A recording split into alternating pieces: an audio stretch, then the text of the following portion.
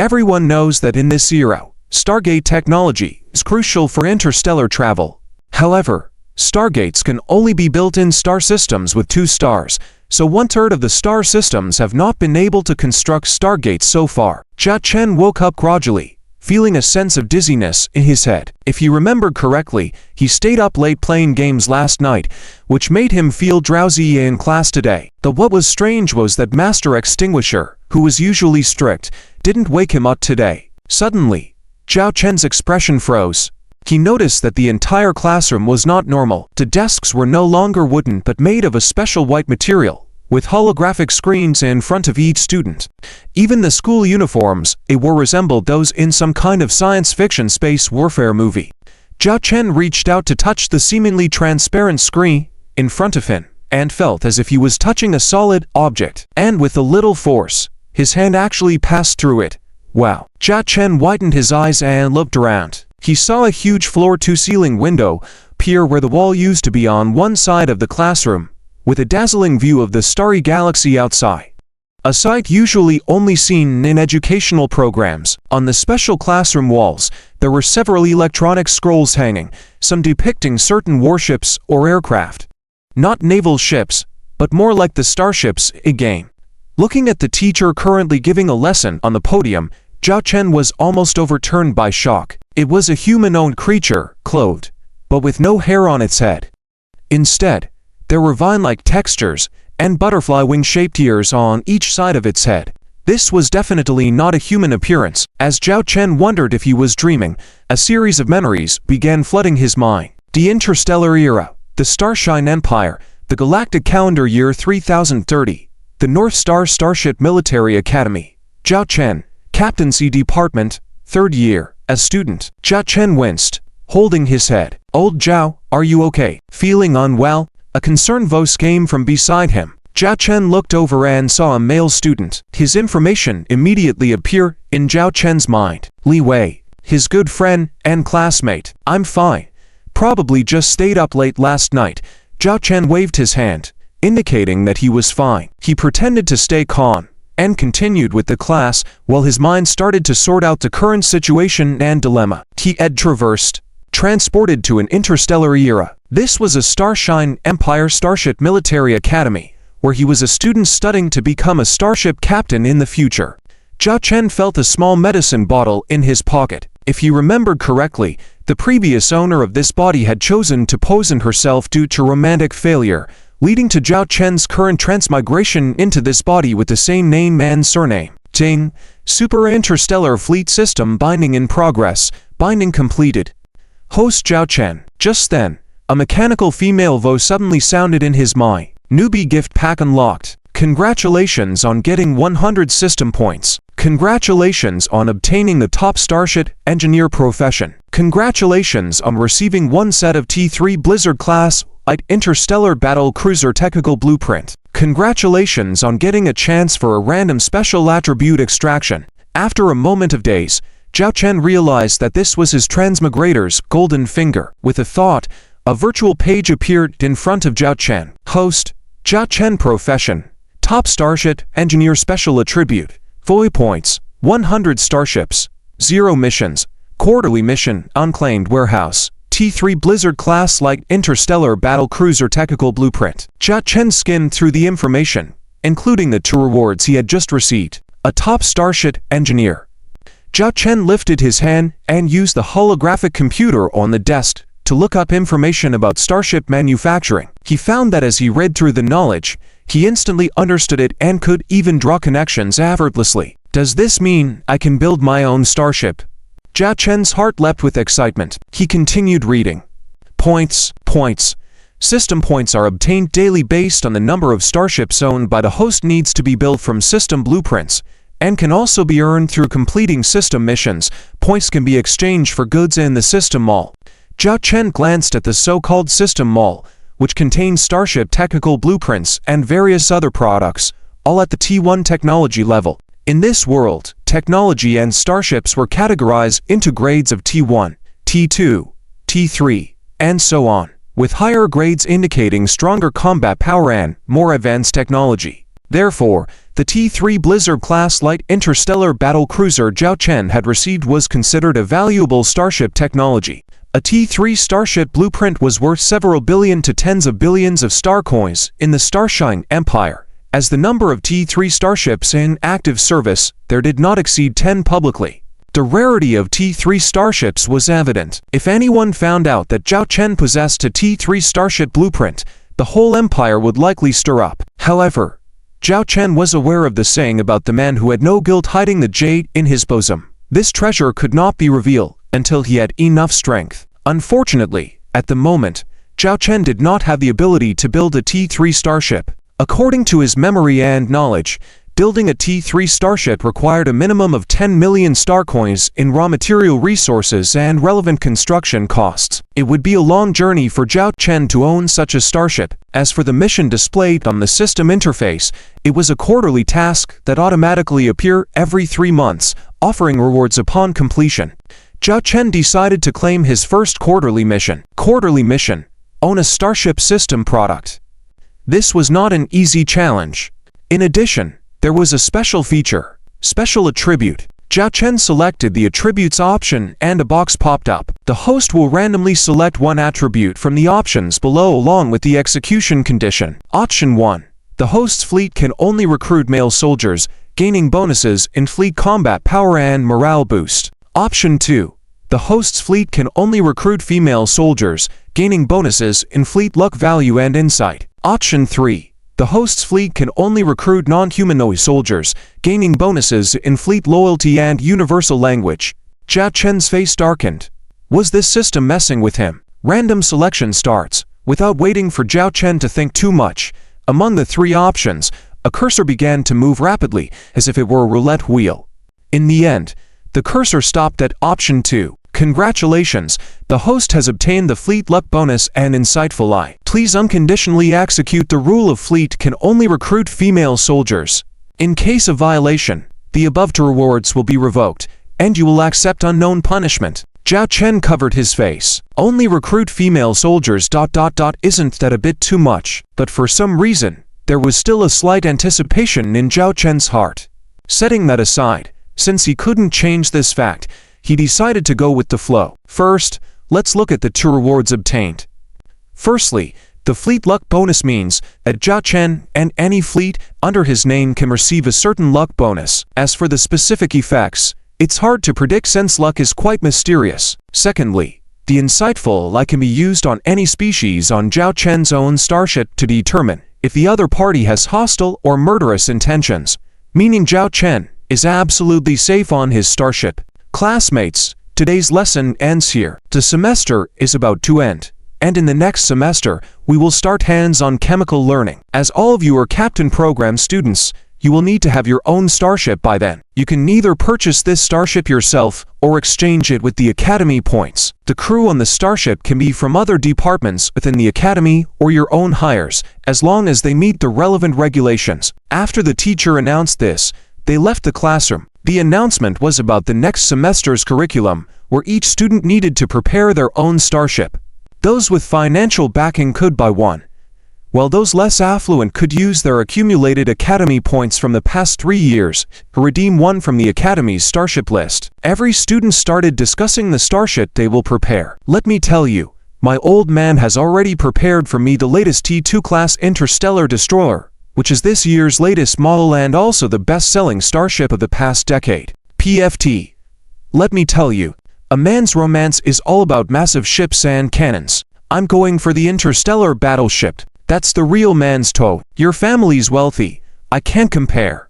I'll be fine as long as I get an interstellar escort that helps me complete my studies. Listening to the students around discussing, Zhao Chen couldn't help but imagine his own starship. As a boy who didn't have a dream of exploring the universe when they were younger. Lao Zhao, have you decided on which starship to exchange for? You need to get ready quickly. Although there are many starships on the exchange list provided by the Academy, the good ones might be taken if you delay. Besides, you'll need to form a team. Li Wei approached Zhao Chen.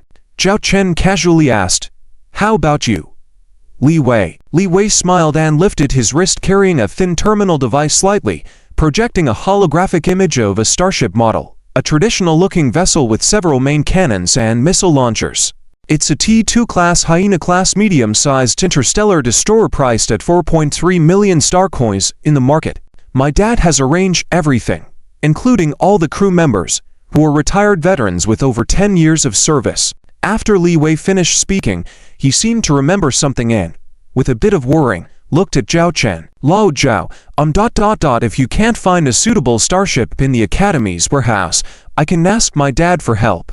It's all right. I already have ideas about the starship. After dinner, we'll collect my starship. Zhao Chen laughed. Knowing Li Wei's family background in interstellar trade in the northern sector of the Starshine Empire, reputed to rank among the top 10, it wasn't surprising for them to present a T2 class Hyena class medium-sized interstellar destroyer worth 4 million star coins. The chit-chat ended, and Zhao Chen and Li Wei headed to the Academy's cafeteria together. Along the way, Li Wei noticed Zhao Chen's distracted look, assuming he was thinking about the starship. In reality, Zhao Chen's status was not inferior to Li Wei's. Since Zhao Chen's father died early, Zhao Chen had now inherited the title of a baron and owned the stellar estate. Unfortunately, his stellar estate was resource-poor and belonged to a single star system, meaning they cannot build stargates. Without a stargate and lacking special resources, this star system was essentially labeled as worthless. The baron title of Zhao Chen's family was inherited from his grandfather,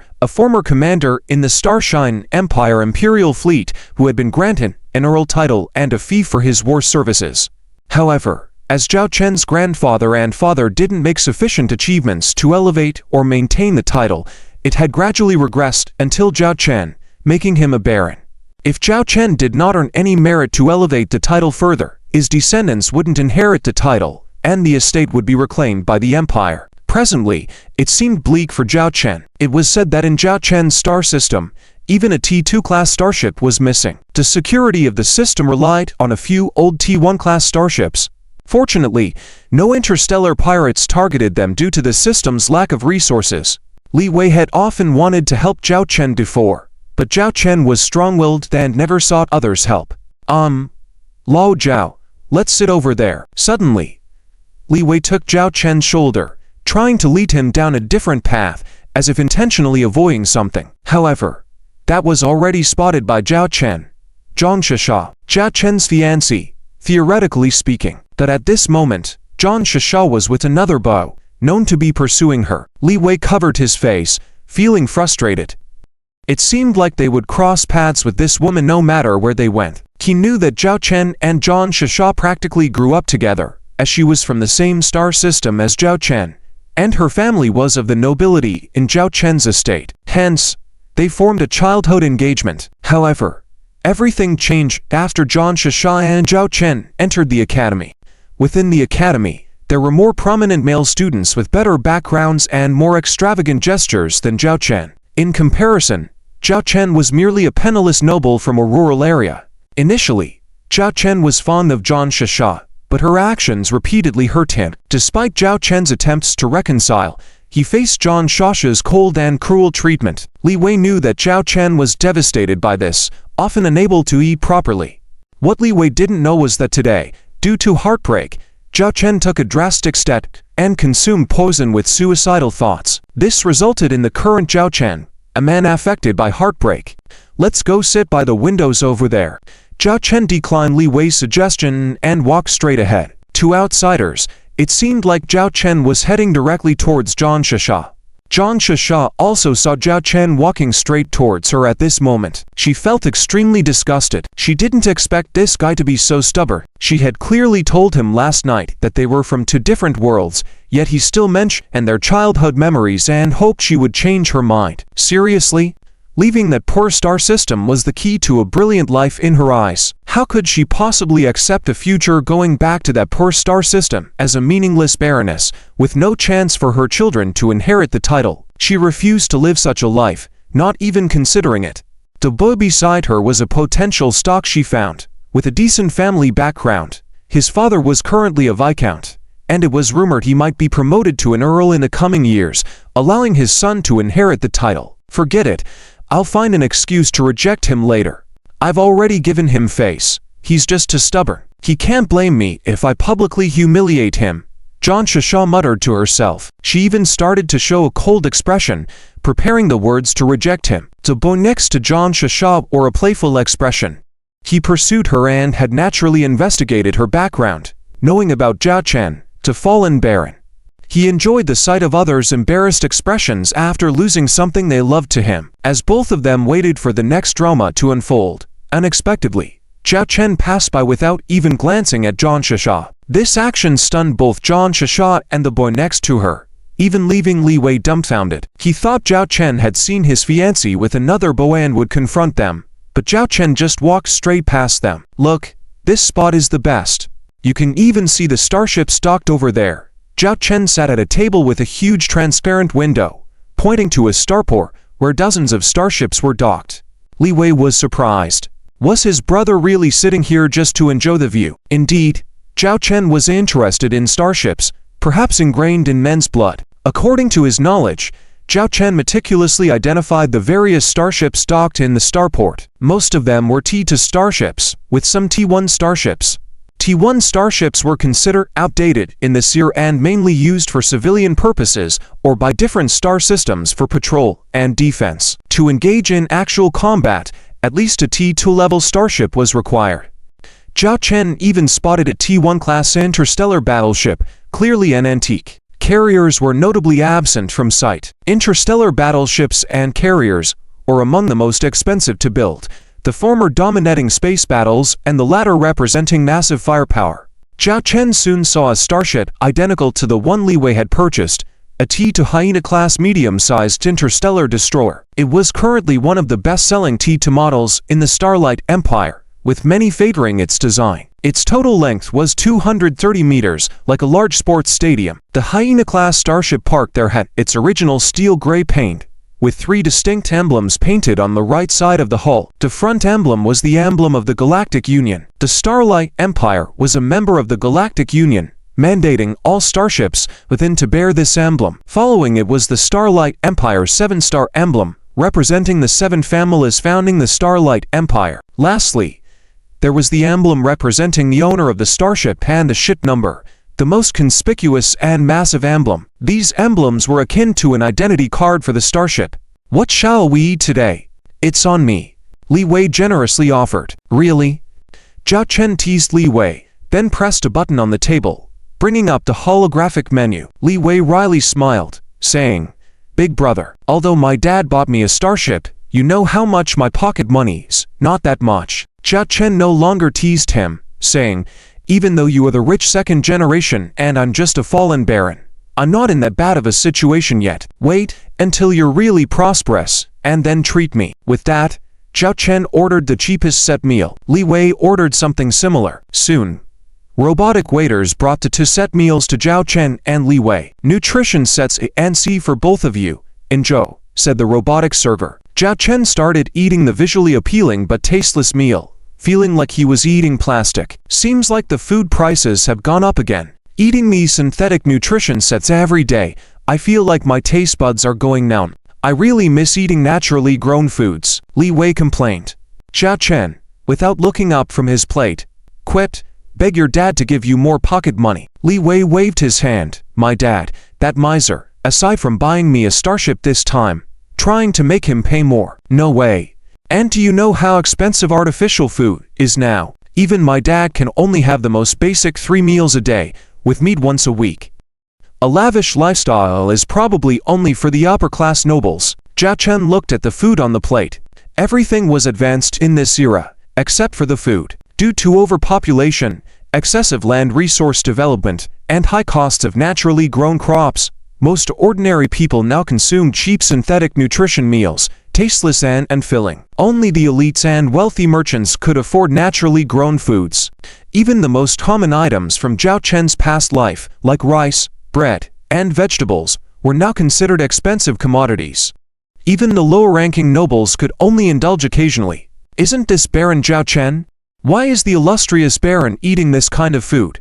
A disdainful voice came from beside them. Li Wei frowned and looked over. The person Zhao Chen had previously disregarded, Zhang Shasha, and the man were now sitting next to them. This man, Zhang Haoran, came from a notable background. His father was a viscount. Zhao Chen paid no attention, continued eating his food without a word. I forgot to inform Baron Zhao Chen of one thing. Shasha has agreed to be my girlfriend. As for the engagement between you and Shasha, be sensible and nullify it yourself. Do you even deserve Shasha? Have you reflected on your own worth? Zhang Haoran mocked, looking down on Zhao Chen. He enjoyed the feeling of humiliating others. Before, Zhao Chen ignored them, which made Zhang Haoran very unhappy, so he took the opportunity to nitpick and even brought up his own relationship with Zhang Shasha. Zhang Shasha frowned slightly on the side, as she had only agreed to spend some time with Zhang Haoran first, and now he was claiming they were in a relationship, which made her a bit displeased. It was only at this moment that Zhao Chen raised his head, casually glanced at Zhang Haoran, and uttered a single word, "Oh." Zhang Haoran's mouth twitched. How could this guy be like this? Wasn't it rumored that he really liked Zhang Shasha before? Why was he provoking like this now? And Zhang Haoran remained unfazed. Zhang Shasha also looked at Zhao Chen in surprise, feeling that he seemed different from before. Heh. Truly a worthless noble. A failure who has achieved nothing. Zhang Haoran attacked once again. Li Wei couldn't bear it anymore and pointed directly at Zhang Haoran, saying, "Zhang Haoran, don't push your luck. What are you? Then, if I'm a worthless noble, you aren't even worth trash. If I remember correctly, you failed all your end-of-term exams for the past 3 years. If it wasn't for your father pulling some strings, you would have been expelled long ago." Zhao Chen glanced at Zhang Haoran and spoke with a flat tone, delivering powerful words. Zhang Haoran, humiliated and angered, faced his sore spot. He least liked people mentioning it in front of him. So what if I have connections? My old man even arranged a tea to starship for me next semester. I bet you'll only be able to pull out a T1 starship then. I recall there'll be real combat training at that time. Your T1 starship is probably going to be a target. Ha ha ha. Zhang Haoran burst into laughter. Triggered random mission. Challenge Zhang Haoran to a starship duel and defeat him during the duel. Would you like to accept? Zhao Chen's expression tensed, unexpectedly triggering a random mission at this moment. Defeating Zhang Haoran.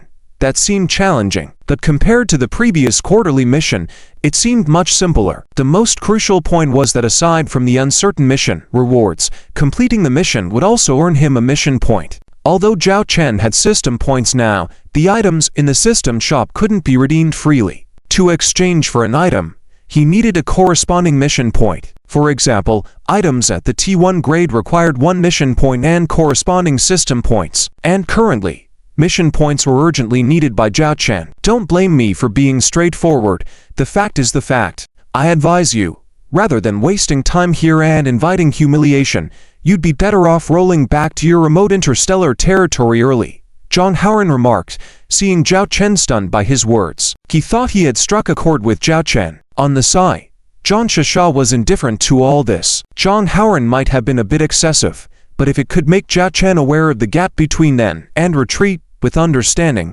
then it wasn't too bad. At that moment, a smirk appeared on Zhao Chen's lips, whose inviting humiliation remains to be seen. Zhao Chen lifted his head, meeting Zhang Haoran's eyes directly for the first time, his gaze teasing and playful. Simultaneously, Zhao Chen's mind stirred. Confirm mission reception. Random mission reception completed. Mission details.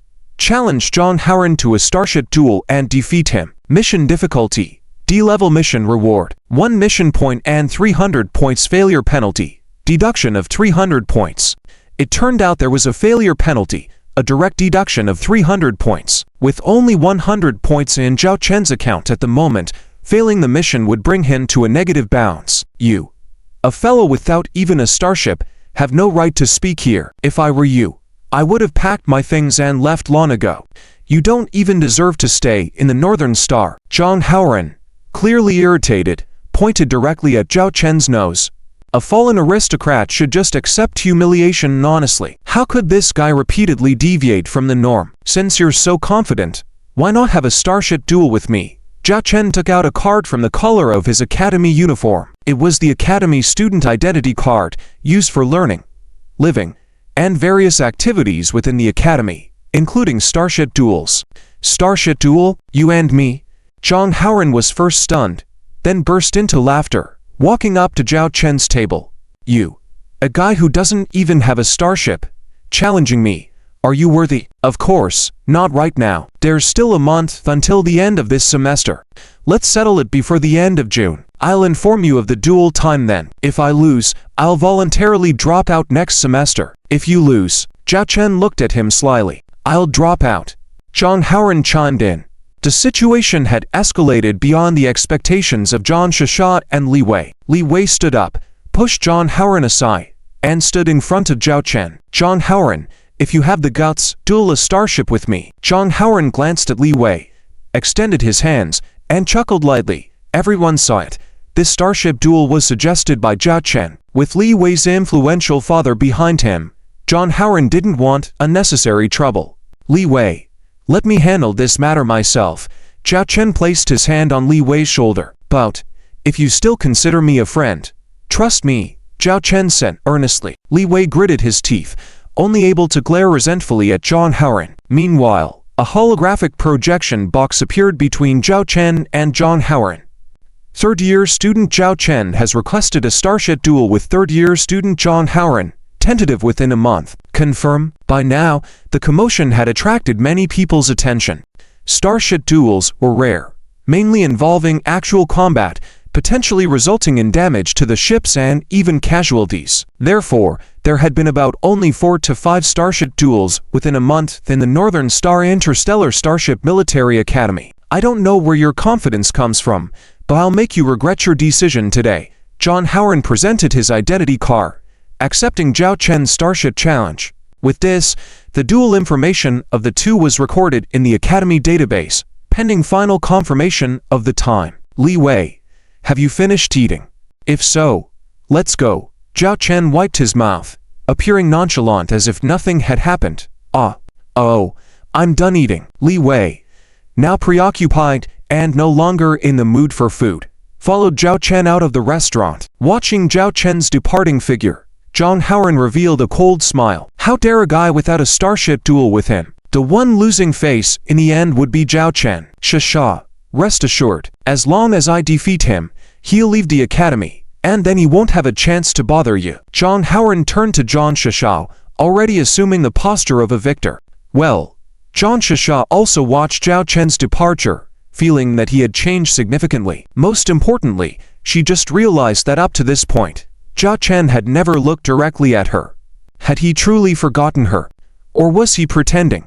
For some reason, Zhang Shishao felt a hint of dissatisfaction. Zhao Chen, you were really impulsive just now. I know you hate that Zhang Haoran for taking away Zhang Shishao, but you can't challenge him to a starship duel. The application for the starship duel has already been submitted ...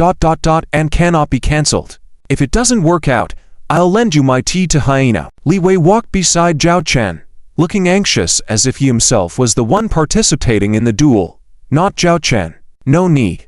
I have a starship. Zhao Chen looked at Li Wei's worried expression and felt touched. Li Wei truly saw him as a brother. Since the day Zhao Chen helped this second-generation wealthy trader at the school, tutoring him and helping him with his studies, their relationship had been good. You have a starship? How come I didn't know? Li Wei looked at Zhao Chen surprised. Zhao Chen spent practically every hour of the day with Li Wei except when sleeping or using the restroom, so how could Li Wei not know that he had a starship? Well, let's go exchange it now. Zhao Chen's mouth curled up. What? Exchange it now? Li Wei was stunned. Then he rubbed his head. My lord, you're playing too big of a joke. Are you planning to duel with Zhang Haoran using a starship from the Academy's warehouse? 30 minutes later, Zhao Chen and Li Wei arrived at the Academy's starship warehouse. Unlike the starport, where starships were ready to depart at any time, the starship warehouse was used for storing starships, with some ships seeming to have accumulated dust for who knows how many years. Hello, I'm here to exchange a starship. Zhao Chen approached the warehouse manager's desk. The warehouse manager glanced at Zhao Chen, perhaps realizing that the third-year students were beginning to prepare for the next semester's starship needs, and got used to students coming to exchange starships here. Take a look by yourself. Here's the list. It has data on each type of starship and the corresponding academy points needed. The warehouse manager opened the search box for Zhao Chen to look at the list. There were nearly 300 starships listed, mostly T1 level ships and mostly second-hand. After all, who would park new starships here? Zhao Chen, your previous academic performance was good. You should have accumulated around 30,000 Academy points over the past 3 semesters. That should be enough to exchange for this T2 Hyena-class medium-sized interstellar destroyer. It's a starship from 20 years ago, with slight damage to the hull. Although the design is a bit outdated, the core technology is quite comprehensive. Li Wei knew that the starship duel was inevitable, so they had to figure out a way to deal with it now. Zhao Chen shook his head and continued to browse on his own. Li Wei then introduced several other T2 starships with good value for money, but Zhao Chen shook his head each time. Young master, how long are you going to take to choose? Well, there are over 300 starships here. Only a few are suitable for you. Li Wei looked at Zhao Chen, who couldn't seem to decide. I have made my choice, Zhao Chen said. You've made a choice. Which one? Li Wei looked curious. Zhao Chen looked at the warehouse manager. Teacher, as long as I have enough points, can I exchange for several starships? There's no limit to the number of exchanges, the warehouse manager nodded. Zhao Chen selected several starships in the search box. Then I'll take these 3. 3. Li Wei and the warehouse manager were both stunned. They both looked at the data for these 3 starships. T2 Hyena-class medium-sized interstellar destroyer, been in service for 59 years. Hull and 3 main cannons have been heavily damaged, now repaired. Requires 9,000 points. T2 Grey Wolf-class light interstellar cruiser, been in service for 65 years. Requires 7,000 points. T2 Devil Crocodile-class medium interstellar battleship, been in service for 80 years. Requires 11,000 points. Seeing the data of these 3 starships, Li Wei and the warehouse manager were left speechless. These 3 starships were undoubtedly old-class ships in the warehouse. Are you sure you want to exchange for these 3 starships? Aren't you reconsidering? While these starships were good in their time, after so many years, their modules have severely deteriorated. The warehouse manager tried to advise. Li Wei also quickly said, Zhao Chen, you're kidding, right? The starship duel is one-on-one, so even if you choose 3 ships, it wouldn't help. I'm sure.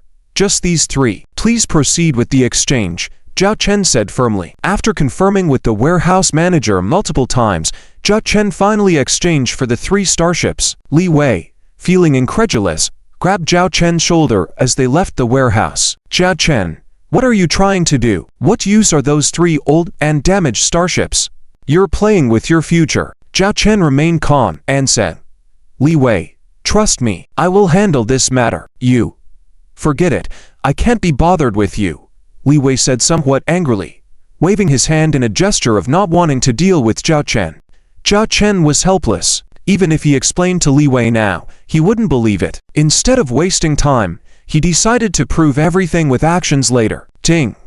Third-year student Zhao Chen has been granted access to Workshop 17 of the mid-sized Starship Workshop.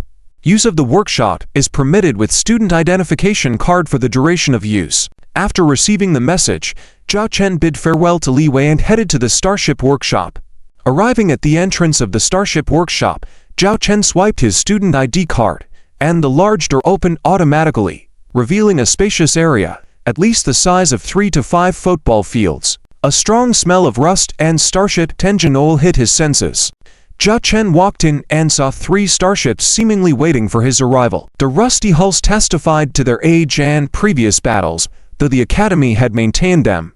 They had been in service for many years. Zhao Chen first went to the control panel in the workshop, activated several holographic screens, and quickly entered data, one after another. Finally, the data of the 3 starships clearly appeared on the screens, and Zhao Chen even edited a 3-dimensional model. If one looked closely, they would see that the models of the 3 starships were divided into gray and red areas. Putting these areas together will do. Zhao Chen enthusiastically overlapped the red areas to form a vague starship shape, looking mismatched. He then took out a top-secret document from his handheld terminal, which contained data on another starship model. It was the T3 Blizzard-class light interstellar battleship. Actually, Zhao Chen's purpose in exchanging these 3 starships is very simple. With Zhao Chen's current abilities, it is impossible to build a T3 starship that qualifies for the system rewards. However, based on the technology blueprints provided by the T3 Blizzard-class light interstellar battleship, perhaps by modifying and assembling these 3 starships currently available, A simplified version of the T-3 Blizzard-class-like interstellar battleship could be assembled. In Zhao Chen's mind, who already possesses the title of top starship engineer, after countless calculations, the feasibility of this plan was determined to be as high as 80%. Using the hull of the T-Devil Crocodile-class medium interstellar battleship, combined with some performance modules from the T-Lynx and T-Grey Wolf, Zhao Chen murmured excitedly, his eyes flickering with madness. After finalizing the assembly plan, Zhao Chen immediately began the operation. He approached the control station and personally operated the mechanical arms to start cutting the 3 starships. This was Zhao Chen's first time modifying starships, but as soon as he started, he felt as if he had done this many times before, as he adeptly handled the tools. Even the most advanced starship engineers in the academy would be impressed by this young man's skills and techniques. Without the practical experience of 5 or 6 decades and top-notch knowledge reserve, it would be impossible to handle the task so smoothly. Dismantling 3 starships alone was quite a significant workload. It would be very helpful to hire repairmen or engineers for assistance. However, Zhao Chen couldn't do that. First, because Zhao Chen had no more academy credits, all of his credits had been used to exchange for parts.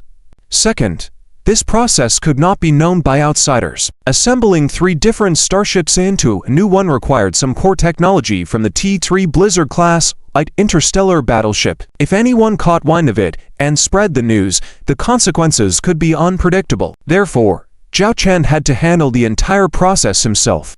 Zhao Chen estimated that it would take about 20 days. Over the next 3 weeks, Zhao Chen basically cancelled all his classes, but it had little impact as many assessments had already concluded, and Zhao Chen had enough credits to qualify for the 4th year. However, the news of Zhao Chen challenging John Howard spread throughout the 3rd year, and many students would come to Zhao Chen's classroom to see the rumored fallen nobleman, only to leave disappointed. The door to the Starship workshop flashed red, with a notification sound indicating someone requesting entry. At first, Zhao Chen ignored it for a few minutes, but the persistent notification continued for about 10 minutes.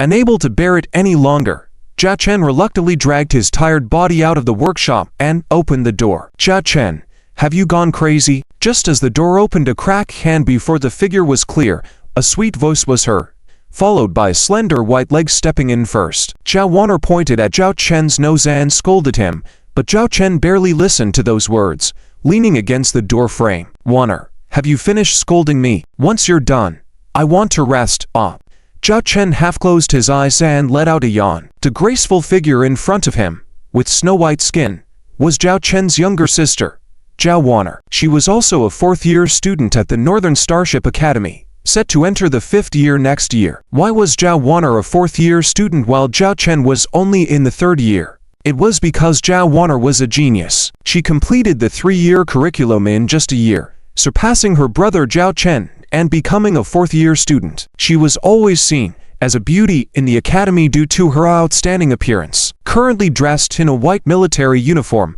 it seemed that Zhao Warner had only come to find Zhao Chen after being absent for almost half a month, probably due to the end-of-term assessments requiring her to pilot a starship for combat assessment. She had returned to the academy just now. Upon her return, upon hearing the news, she came to find Zhao Chen immediately. Seeing Zhao Chen with dark circles under his eyes, messy hair, and even a hint of odor, along with the makeshift bed and scattered meal packages on the floor, and several sets of academy uniforms in disarray, it was evident how Zhao Chen had been living in the past half-month. "You still have time to rest. Do you even know the trouble you've caused? Dueling with John Howard over a woman, and even wagering that whoever loses must drop out of the academy. Have you lost your mind?" Zhao Warner seized Zhao Chen's ear, a force that would normally cause discomfort. But Zhao Chen, now overwhelmed by sleepiness, collapsed towards Zhao Warner. "You." With a thud, Zhao Warner was left sitting on the ground as Zhao Chen, like a child, fell on her lap. "You." Zhao Warner, feeling helpless, dragged Zhao Chen into the starship workshop. But when she looked up and saw the several football field-sized starships parked inside, she was dumbfounded. One starship stood prominently there. The aged exterior and visible imperfections, even evidence of being hit by projectiles, were apparent. Despite that, Zhao Warner could still sense something formidable hidden within this starship. More importantly, Zhao Warner felt a sense of familiarity with this starship in front of her. yet she couldn't recall ever studying this particular starship in her academic materials. Warner. A voice from behind brought Zhao Warner back to reality. Zhao Chen was awake by now, sitting cross-legged on the floor, looking much better despite having only slept for about 10 minutes. What is this?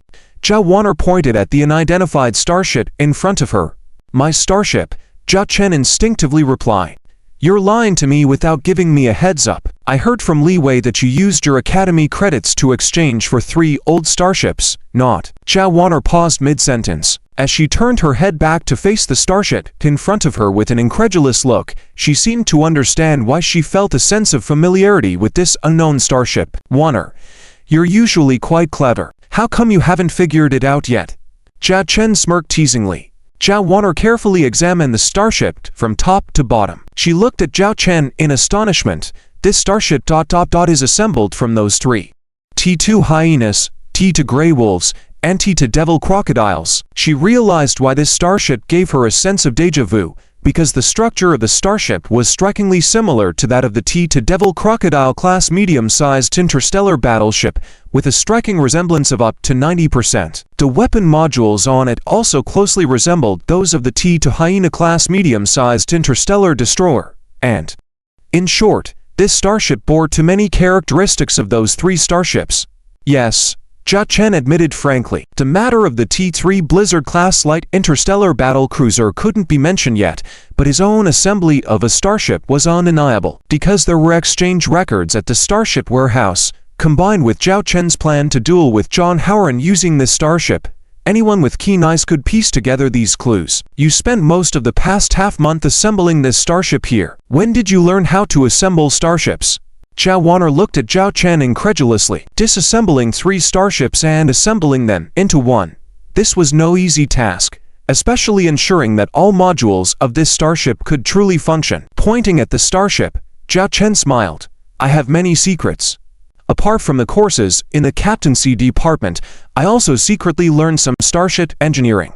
This is my first starship, and I have named it Blizzard 0, being a simplified version of the T3 Blizzard-class light interstellar battle cruiser.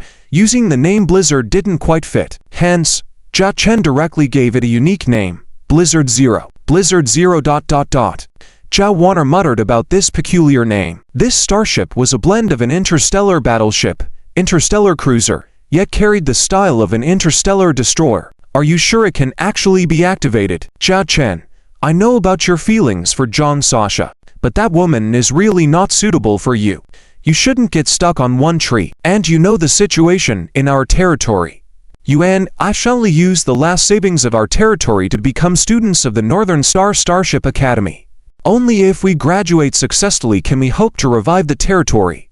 You wouldn't want your title to be taken back by the Empire, right? If you are expelled ... can you face the spirits of our parents in the afterlife?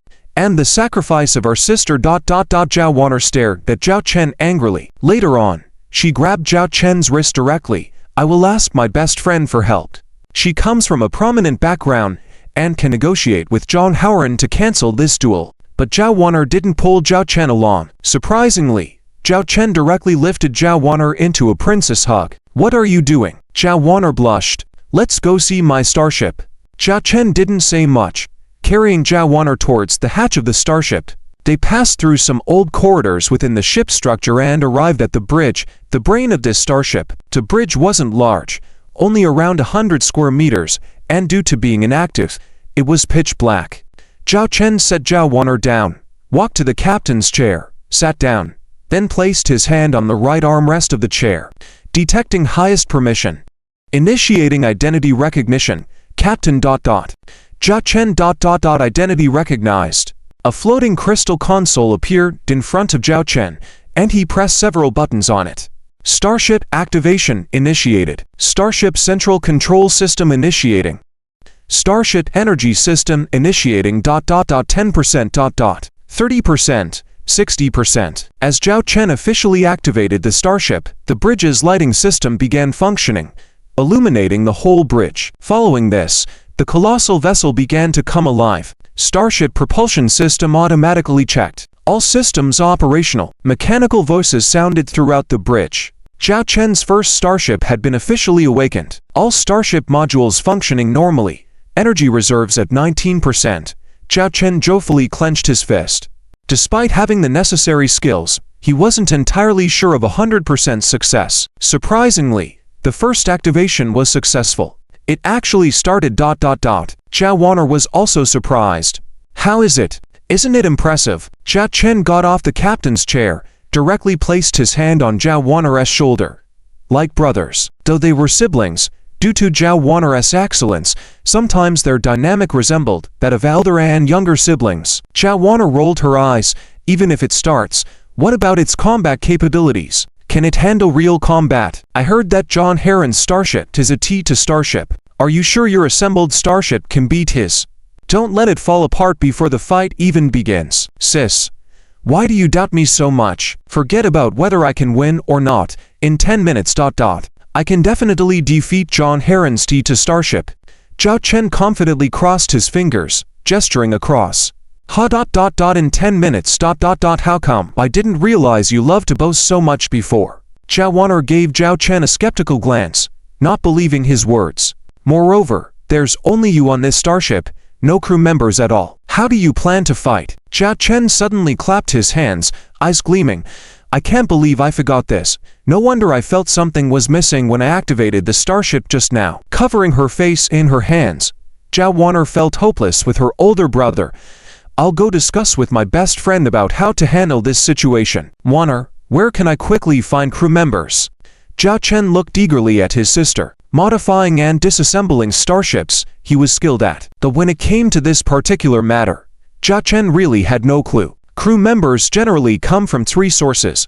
First, students from other specializations at the Starship Academy. Besides the one we both attend, there are various other departments at the Starship Military Academy. Second is recruiting ex-soldiers from the Empire's army.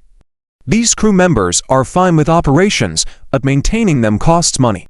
Third is some irregular sources, such as individuals involved in the gray market, pirates, slaves, etc. The Academy does provide channels for recruiting crew members. By using your identity card to connect to the Academy network, there are specific channels available. While Zhao Wanner was explaining, Zhao Chen had already connected to the Academy network using his identity card and found an option for slaves in the crew recruiting channel. Clicking on it brought up a list of slave options. After a quick glance, Zhao Chen suddenly fixated on the slave list as if he had discovered a treasure. This one. Zhao Chen decisively clicked on an exchange option, since he had exhausted most of his academy points. This time Zhao Chen used his account to make the payment. What have you done? Seeing Zhao Chen contentedly closing the holographic interface, Zhao Wanner had a foreboding feeling. I recruited a group of crew members, and the message said to deliver them within a day. Zhao Chen said, crew members? What crew members? Slave crew members. You said this was the cheapest option, responded Zhao Chen. How much did it cost? Didn't you say you've used up all your academy points? It's not expensive, just 3,000 stars. If I remember correctly, you only have a little over 3,000 stars left in your account. That's right. Zhao Wanner's face was already showing a dark expression. How did she not realize how unreliable her brother was before? Look, here is the list. Zhao Chen showed Zhao Wanner the list of slaves he had purchased, which even included pictures. Seeing these images, Zhao Wanner was even more astonished. All of them were beastmen, and even more surprisingly, they were all female beastmen. Zhao Wanner glared at her brother, Zhao Chen. Zhao Wanner scolded Zhao Chen in the end and left angrily. In her eyes, her brother was being reckless and stubborn. She had to prepare for the worst, which meant cleaning up after Zhao Chen. After Zhao Wanner left, Zhao Chen washed up, slept well, and changed into clean clothes. At that moment, the slave crew members Zhao Chen ordered had also arrived. Hello, are you Mr. Zhao Chen? Here are the 100 slaves you ordered. Please show your identity card.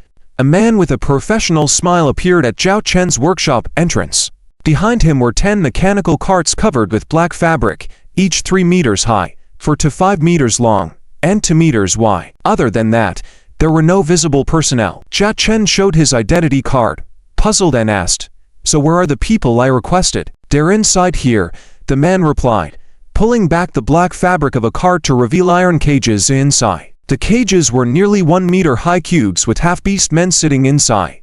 dressed in tattered clothes, with electronic restraints on their necks and feet, looking tired and scared. This software controls the electronic restraints on their necks, which have shock and self-destruct functions. Unless you enter the password to unlock them, any external damage will trigger self-destruction, the man explained. I see. Are these cages also included in what I purchased? Zhao Chen pointed at the tools. Of course, the man replied with a smile. These half-beast people had been held in their hands for a long time, so it was a relief to finally have someone willing to buy them, including the carts and cages. I'll just bring them in myself, Zhao Chen said, as he pushed the dozen or so mechanical carts into the workshop and removed all the covers. The half-beast men were fully exposed to Zhao Chen. There were various types of half-beast men, some fully covered in fur like wild animals, some more human-like but with beastly ears or tails. Among them, those resembling dogs, pigs, and sheep were the most common with beast traits. One stood out the most.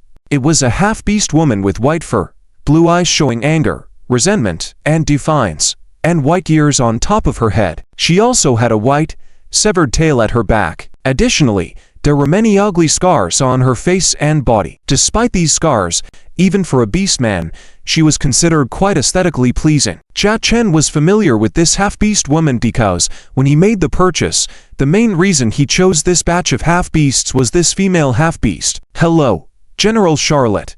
The white-haired half-beast female looked surprised that the person in front of her could pronounce her name, especially the title. General Charlotte was born in the Black Jaguar star domain of the Hammer Interstellar Tribal Republic. She is of the White Tiger lineage. Dissatisfied with the local lord's oppression of the half-beast tribes in the star domain, she rebelled and formed an interstellar resistance army. Over 3 years, she fought in over 50 interstellar battles and once commanded a fleet of 300 ships against a lord's fleet of 500 ships, ultimately emerging victorious. She even destroyed one of their T3 starships. However, 3 months ago, due to a traitorous betrayal, their operation was compromised, leading to an ambush by an enemy fleet several times their size. Their interstellar fleet was completely destroyed, and their whereabouts since then have been unknown. It's surprising to see her reduced to a slave, being sold to the Starlight Empire.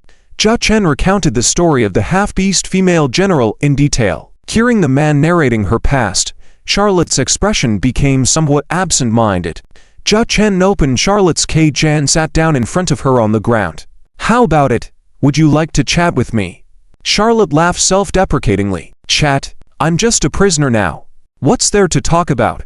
For example, talk about your freedom, and the freedom of the half-beast soldiers to have fallen to the same fate as you. Zhao Chen's words attracted Charlotte's attention, and she stared at him warily. What do you mean?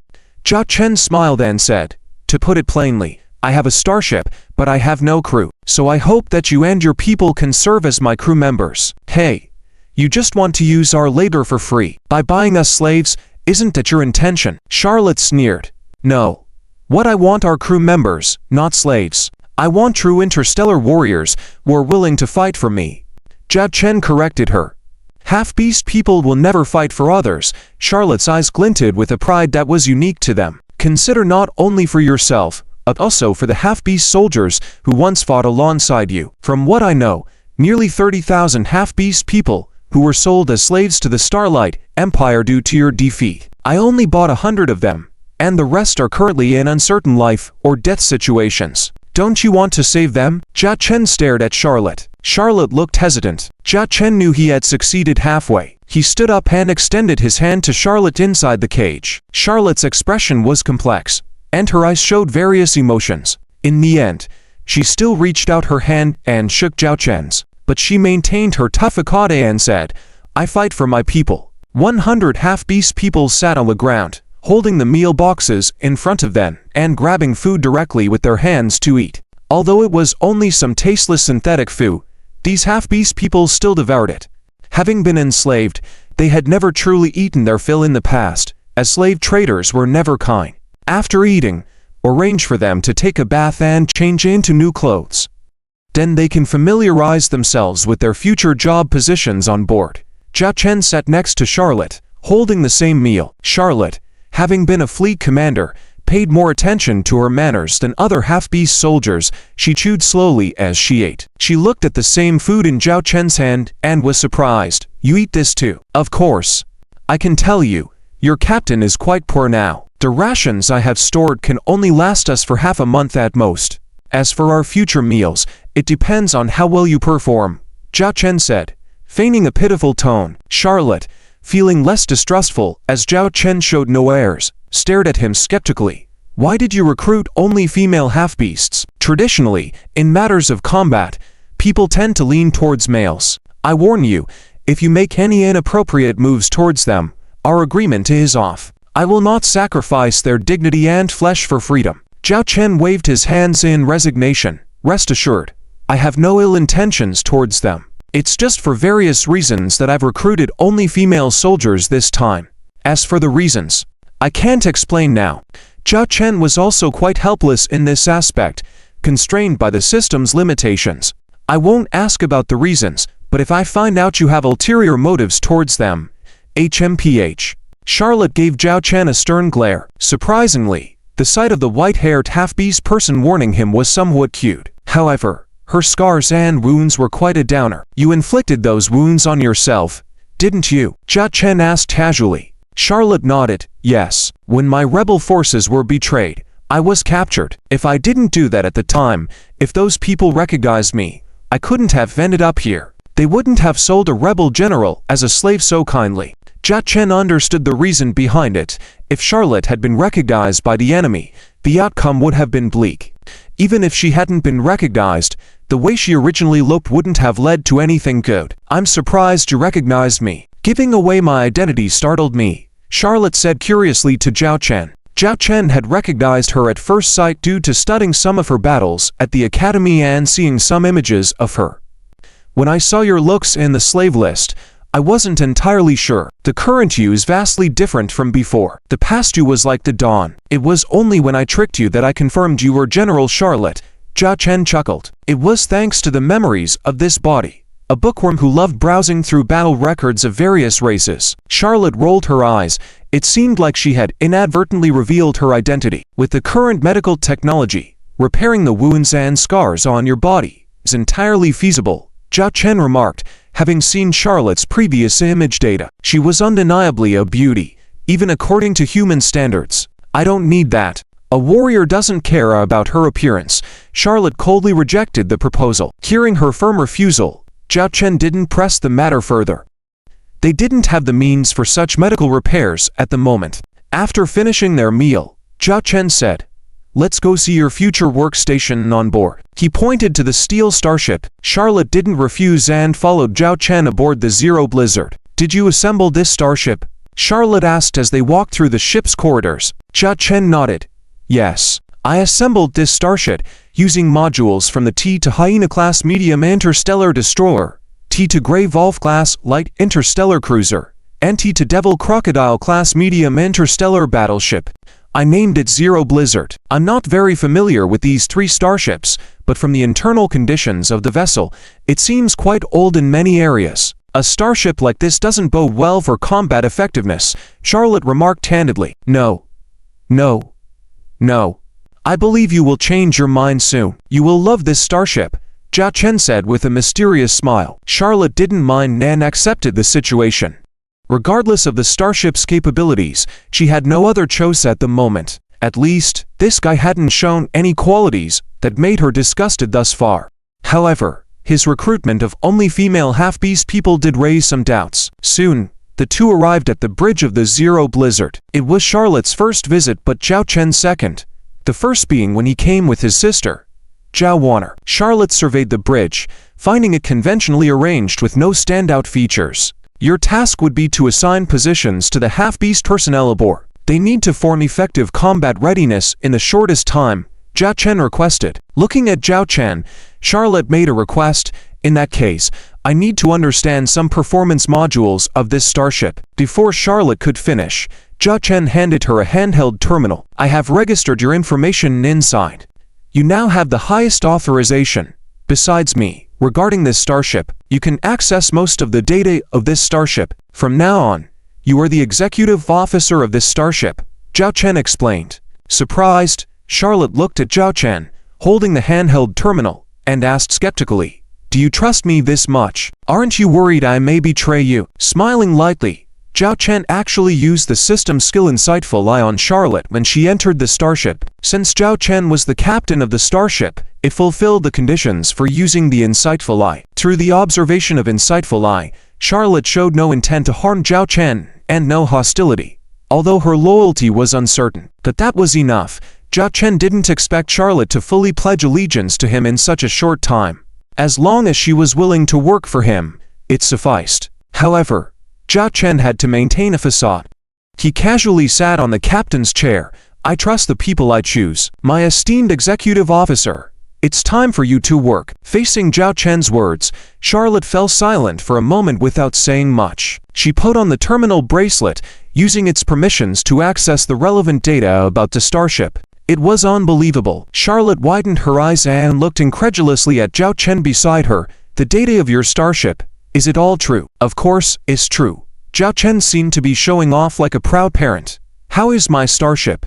Charlotte said solemnly, "If the data displayed here is true, then this starship is almost unbeatable in a T-to-starship duel. Unbeatable existence. What a terrifying evaluation." If Zhao Wan'er and Li Wei heard this evaluation, they would definitely scoff at it. 3 shabby starships assembled together could become an unbeatable T-to-starship. That's a joke. Wait. Let's go for a trial voyage. You can arrange the positions of the crew while we're at it. Zhao Chen scratched his nose awkwardly. "Because I don't have much capital right now, so this trial voyage is for you to familiarize yourselves with the starship, a training phase. I hope you can quickly grasp the control of this starship. Can I see the list of slaves you purchased?" Charlotte asked. "You can. It's within your permissions," Zhao Chen replied. Charlotte opened the list of crew candidates, and there were the 100 half-orc slaves. All of them were Charlotte's companions, which softened Charlotte's gaze a bit, but also filled her with guilt. Just the thought that many of her king were still being held as prisoners below deck made her uncomfortable. That's okay. These are all experienced crew members. Plus, this starship is just a T2 class starship. With a little practice of 3 to 5 hours, they can almost go into battle, Charlotte replied. Zhao Chen smiled with satisfaction. After a while, Charlotte familiarized herself with the Zero Blizzard, with the other half-orc crew members also ready. "This is how I've arranged the positions for these half-orc crew members. To operate the Zero Blizzard, only 50 crew members are needed." Charlotte handed Zhao Chen a list. "The extras can serve as backup for each post. Let them get familiar with the work environment first." Zhao Chen instructed, this being his first starship, not his last. Afterwards, these crew members could be arranged on other starships. "I have already applied for departure permission from the starport. The time I've rented for this starship workshop is almost up. I use the little capital I have left to rent a berthing space at the Academy starport. Once the trial voyage training is over, we will return directly to the starport berth. I've bought some basic bedding and living supplies, so you all will be living on this starship from now on. As for living materials and such, I'll figure something out later," Zhao Chen said, feeling a pang in his heart. His account funds were getting lower and lower. He had to figure out how to make money to support these 100 half-orc women in the future. Thinking about it, a dignified interstellar lord being this poor was truly pathetic. Yes, Charlotte accepted Zhao Chen's orders and gradually assumed her own role. Zhao Chen sat in the captain's chair, looking at the old bridge. He was resolute in his heart. He was determined to have a real T3 Blizzard-class light interstellar battlecruiser. "This is your living area. 5 people to a room. As for meals, there are currently 2 per date. Pick them up at the dining area on time. Each work position operates on a 3-shift system. Do you understand?" Charlotte looked at the 100 half-orc crew members in front of her, feeling as if she had returned to the days when she fought in the interstellar fleet of the rebel army. Half a year felt like a lifetime ago. "General, are we really going to fight for that human race?" A female half-orc crew member raised her hand at this moment. The emotions of the other half-orcs also weren't high. After all, they were still slaves, which put a lot of mental pressure on them. "You are all once my subordinates. It's because of my incompetence that you have fallen to this point. If you are willing to believe in me, I promise to restore your freedom." Captain Zhao Chen promises that as long as we fight for him for 3 years, he will grant us freedom by then. At the same time, If we achieve military merit, he will also seek out companions sold to the Starshine Empire. Perhaps you don't believe in the human race, but I, Charlotte, am willing to believe in that man. So, please believe in me. I swear in the name of the White Tiger Clan's honor that I will bring you all back. Charlotte's words and emotions infected the half-orc warriors in the room. And at this moment, Zhao Chen on the bridge saw this oath unfolding before him. The bridge had control over 80% of the starship's area. It must be said that Charlotte's words were straightforward. She was fighting for Zhao Chen now, not out of loyalty but for freedom. Zhao Chen didn't dislike this.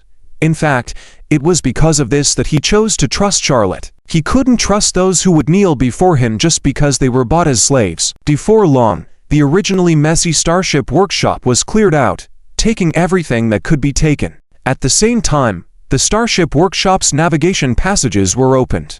Number 0 Blizzard. Permission to enter auxiliary route D13's navigable waterway. Zhao Chen sat in the captain's chair, looking at his first mate, Charlotte, and the dozen or so half-orc crew members who appeared on the bridge at this moment. Let's go, Zhao Chen said. First mate Charlotte relayed the order. Activate the starship's engine and enter auxiliary route D13. The half-orc crew members were a bit unfamiliar with operating the starship, but things went smoothly. A few minutes later, the Zero Blizzard sailed out of a channel in the star city of Bazi. The bridge of the Zero Blizzard was fully enclosed, relying on image capture equipment on the outer hull to project images inside the bridge. Watching the cosmic scenes projected on several screens in front of them, Zhao Chen felt a bit excited.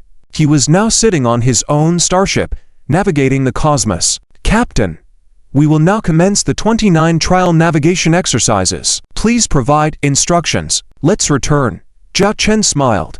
I think someone is already impatient to start hitting. The following text you provided is from a story involving characters in a space academy setting. It depicts a tense situation between different classes and individuals preparing for a simulated space duel. The main character, Zhao Chen, is challenged by another student, John Howren, to a duel. Despite facing criticism and doubts from classmates, Zhao Chen remains determined to prove himself. The story builds up to the anticipated duel between Zhao Chen and John Howren, with tensions running high. On the second date, the dueling zone of Starship No. 3 under the jurisdiction of the North Star Starship Academy has been arranged in advance. It is a star zone located on the outskirts of the North Star Starship Academy, consisting of dozens of abandoned and desolate small asteroids. It is specifically used for starship simulation battles and starship duels at the North Star Starship Academy. At this moment, the duel is being broadcast throughout the Academy network, as is customary for starship duels. In Classroom 8, someone has specifically tuned into the broadcast channel, projecting it as a hologram in the center of the classroom. When will Zhao Chen and John Howren's duel begin? I checked the announcement, and it was scheduled for 10 o'clock, which it is now. According to the rules of the duel, both starships must arrive in the designated combat area within half an hour of the designated time. Look, isn't that John Howren's starship? It's a T-2 Eagle class light interstellar cruiser. That's the most excellent T2 class interstellar cruiser of our Starlight Empire, with a speed second only to the same class of T2 interstellar escort ships. I heard that the current price of this T-2 Eagle class light interstellar cruiser is at least 7 million star coins, and it's currently unavailable for purchase. Even if you want to buy it, you might not be able to get it. It's over. Zhao Chen is finished this time. The students in Classroom 8 are all looking down on Zhao Chen at this moment. With that starship there, how can he compete? Can Zhao Chen bring out a starship more excellent than this one? Sergeant Shen Bing is staring at the T-2 Eagle class light interstellar cruiser, without the envy displayed by the other students, because she had researched this starship and found it to be a beautiful but impractical product. Its only advantage is speed. Other than that, its configuration can only be considered a modified version of an interstellar destroyer. Due to being a light starship, the armor isn't particularly strong, and the firepower equipment doesn't meet the standard for a T-2 interstellar cruiser. But in a one-on-one starship duel, as long as the captain of the T-2 Eagle class light interstellar cruiser commands meticulously enough, they can use a hit-and-run combat style, relying on high speed to defeat most starships. However, in a real interstellar battlefield facing fleet-level battles, this starship basically has no significant effect. Class leader, Do you think Zhao Chen stands a chance? Shen Bing's close friend whispers to her curiously. Sergeant Shen Bing, not chosen based on her appearance as the class beauty, is actually one of the most outstanding students in classroom 8. If she hadn't come from a common background, she could have easily been in one of the top-ranked classes. Nevertheless, in the theoretical exams of the past 3 years, Shen Bing has always been in the top 10 of her year level, known as the commoner genius. Very low, Shen Bing blandly replies. He was so confident yesterday, and now he's just making a fool of himself. If I were him, I'd probably have run back to my own territory by now and lived as a useless baron. Her friend mocks without reservation. At this moment, there's also a lot of cold ridicule within the class. Because Classroom A is a commoner class, the vast majority of students are commoners or come from interstellar trade families. Zhao Chen is the only exception. Zhao Chen's status is a subject of mockery and disdain among the nobles, while among the commoner students, he's seen as arrogant, naturally causing everyone to be repelled by this barren student. Shen Bing remained silent, recalling Zhao Chen's confident expression from yesterday. Was it just his arrogance? Why hasn't Zhao Chen's starship appeared yet? There's less than 15 minutes left until the half-hour limit. Could this guy really have run away? I don't care if he wins or loses, but this is embarrassing for our Class 8. Forget it. If he loses, we won't have to see his face again next semester. The students of Class 8 taunt and mock.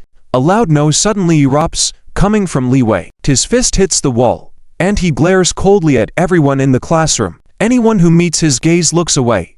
Li Wei is considered a high-ranking figure within Class 8, given that his father is a wealthy merchant. Regardless of how Zhao Chen behaves, he's a student of our Class 8. If you're not going to cheer for your classmates, at least stop mocking and ridiculing here. Where is the comradeship you learned in military education? Li Wei rebukes. The students in the classroom don't respond directly to Li Wei, but many engage in whispers, mostly not speaking well of the situation. Asterisk cough cough. Asterisk. At this moment, a voice comes from the teacher of this class. All right, it's time for class. Get back to your seats. The teacher glances at Li Wei, walks into the classroom, and stands on the platform, ready for the upcoming lesson. Li Wei clenches his fist, silently retaking his seat. He is very concerned about Zhao Chen, but has been unable to contact him since this morning. Look, that strange starship.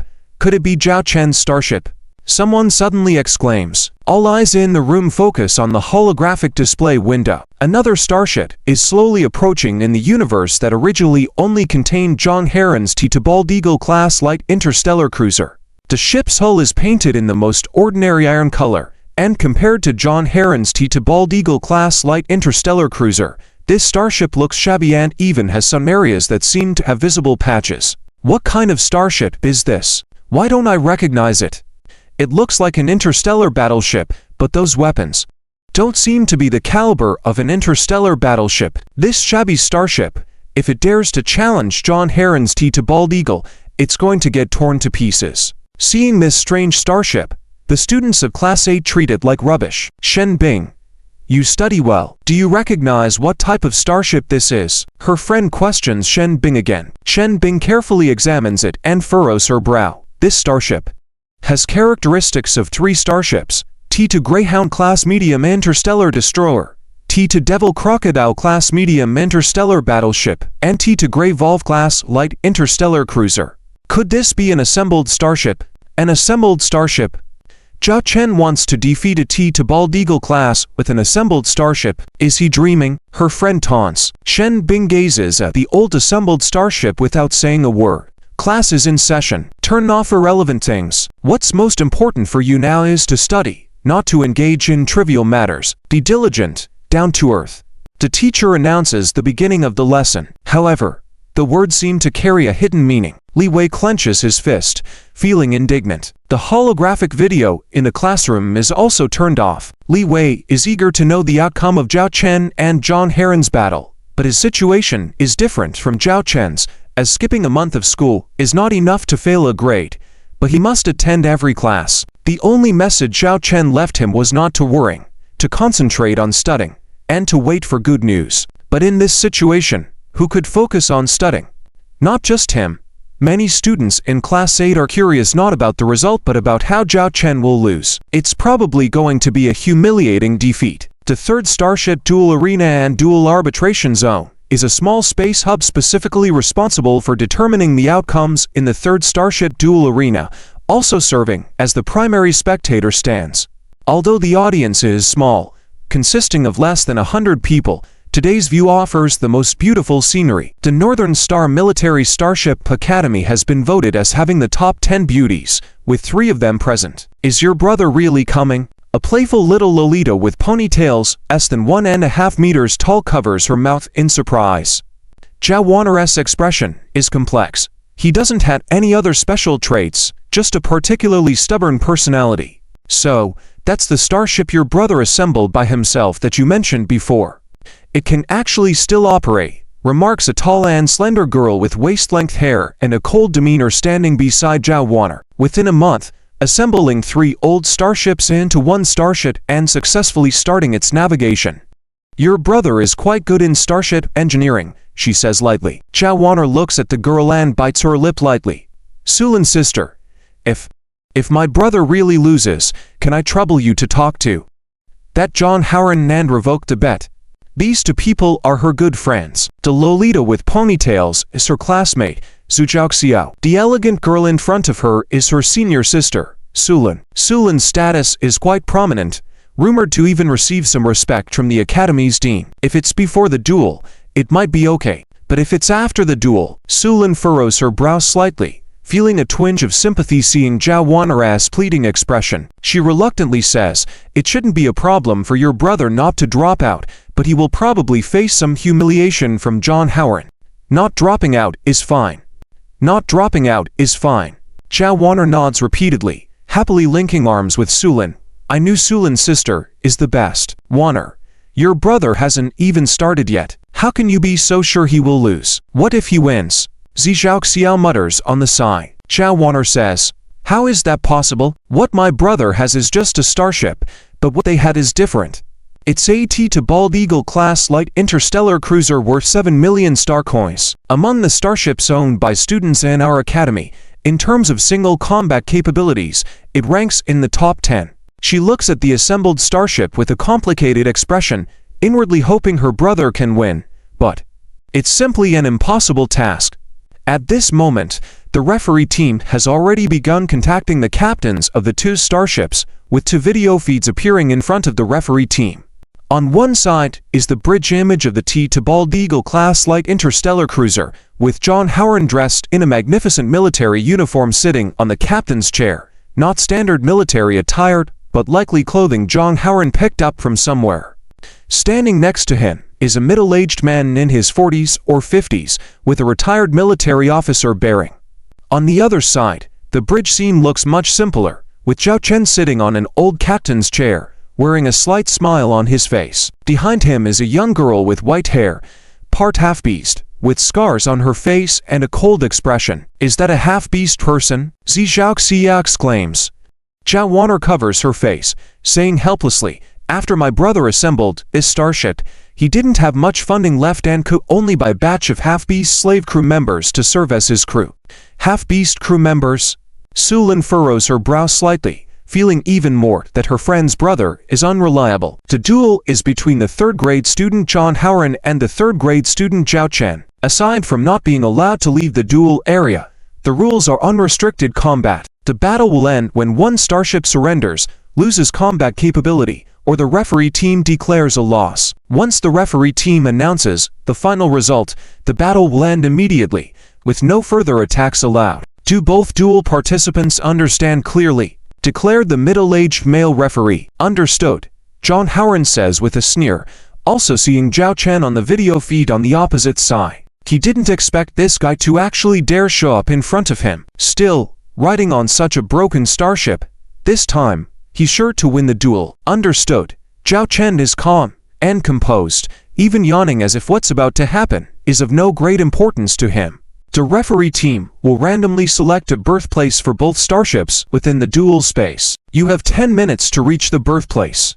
The referee team will then announce the start of the battle, the referee says, then triggers a device. Soon, 2 blue and red circles appear on the star map in the duel area, showing the birthplace for both sides. The starships also receive this location information and begin navigating toward the designated area. At this moment, John Howard begins mocking Zhao Chen through the video feed window, clapping his hands while taunting. "Zhao Chen, I admire your courage. I didn't expect you to really show up. Where did you find this broken starship?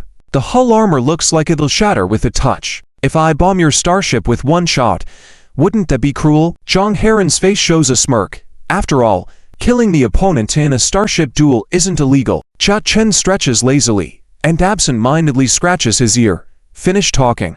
Once you're done, you might want to book a flight home." John Howard's mouth twitches, pointing at Zhao Chen. "You don't shed tears until you see the coffin, right?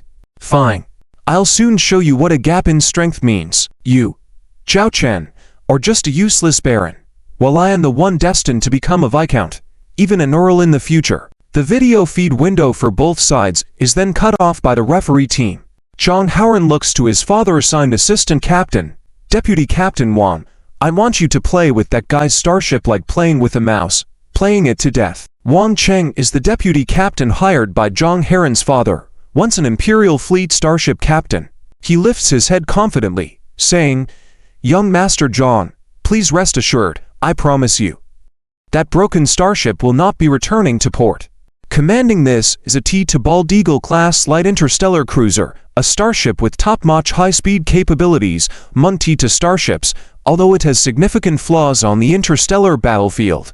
That in a starship duel like this, with a mere academy student against a broken starship, he has 1,000 ways to play it to death. On the other side, in the Zero Blizzard's bridge, Zhao Chen looks to his deputy captain Charlotte. "Charlotte, are you confident? Finish the battle within 10 minutes. One more minute, and my surname is yours," Charlotte says lightly. Her expression seems to show no interest in the upcoming battle whatsoever. Zhao Chen is somewhat excited, touching the somewhat antiquated armrest of the captain's seat. This will be his first starship battle. The battle begins. At the same time, the bridge of Zero Blizzard and the DRIZZLE class light interstellar cruiser both echoed the sound of the referee chief announcing the start of the battle. In the mediation area, people who supported John Howard cheer. "John, go for it. John, teach that overconfident guy a lesson." I hope Zhao Chen can put up more of a fight, otherwise if the battle ends in a few minutes, it would be such a waste for us to come all the way here just to watch, right? These words were spoken by John Howard's friends, who believed wholeheartedly that the victory in this starship duel would belong to John Howard. Among the spectators was John Shasha. She coldly watched the video feed that was being broadcast, captured by unmanned drones on the battlefield, showing both starships departing from their birthplaces and heading towards the enemy's starship. If their courses remained unchanged, both starships would enter each other's firing ranges in 10 minutes. "Zhao Chen, if you are overestimating yourself this time and end up getting expelled, it's your own doing. Don't blame me," John Shasha thought to herself. In her mind, there was no suspense in this duel. Besides John Howard's victory, what other possibility was there? Zero Blizzard Bridge, with the current course, maintain a speed of 40 knots in star velocity. Vice Captain Charlotte, under Zhao Chen's authorization, was now in charge of the starship's battle logistics. 40 knots in star velocity. Are you planning to eat an elephant with the speed? Zhao Chen teased Charlotte. The vice captain. Charlotte calmly replied, "I just don't want to waste time on trivial matters." Zhao Chen was also bored at the moment and raised his hand to display the data page of Zero Blizzard through holographic projection. Zero Blizzard ship type: Starship Cruiser Interstellar Destroyer. Interstellar Battleship. Technology level: T2 armor strength 210 units minus 270 units cruising speed. 100 knots in star velocity warp engines. Level 3 warp engines mass 85,000 tons crew. 50 starship weapons. 1T to heavy 1,200 mm Devil Crocodile howitzer once per shot. Interval of 300 seconds. 5T to medium Hyena laser cannon once per shot. Interval of 180 seconds. 30T to medium 130 mm point defense turrets to shots at a time, no interval. The three weapons carried by Zero Blizzard, the latter to being directly equipped on the hull surface, and the first one designed in a concealed manner, which Zhao Chen had kept as an ace up his sleeve. "Can I guess your battle plan?" Zhao Chen rubbed his chin and looked at Vice Captain Charlotte. "You are the captain.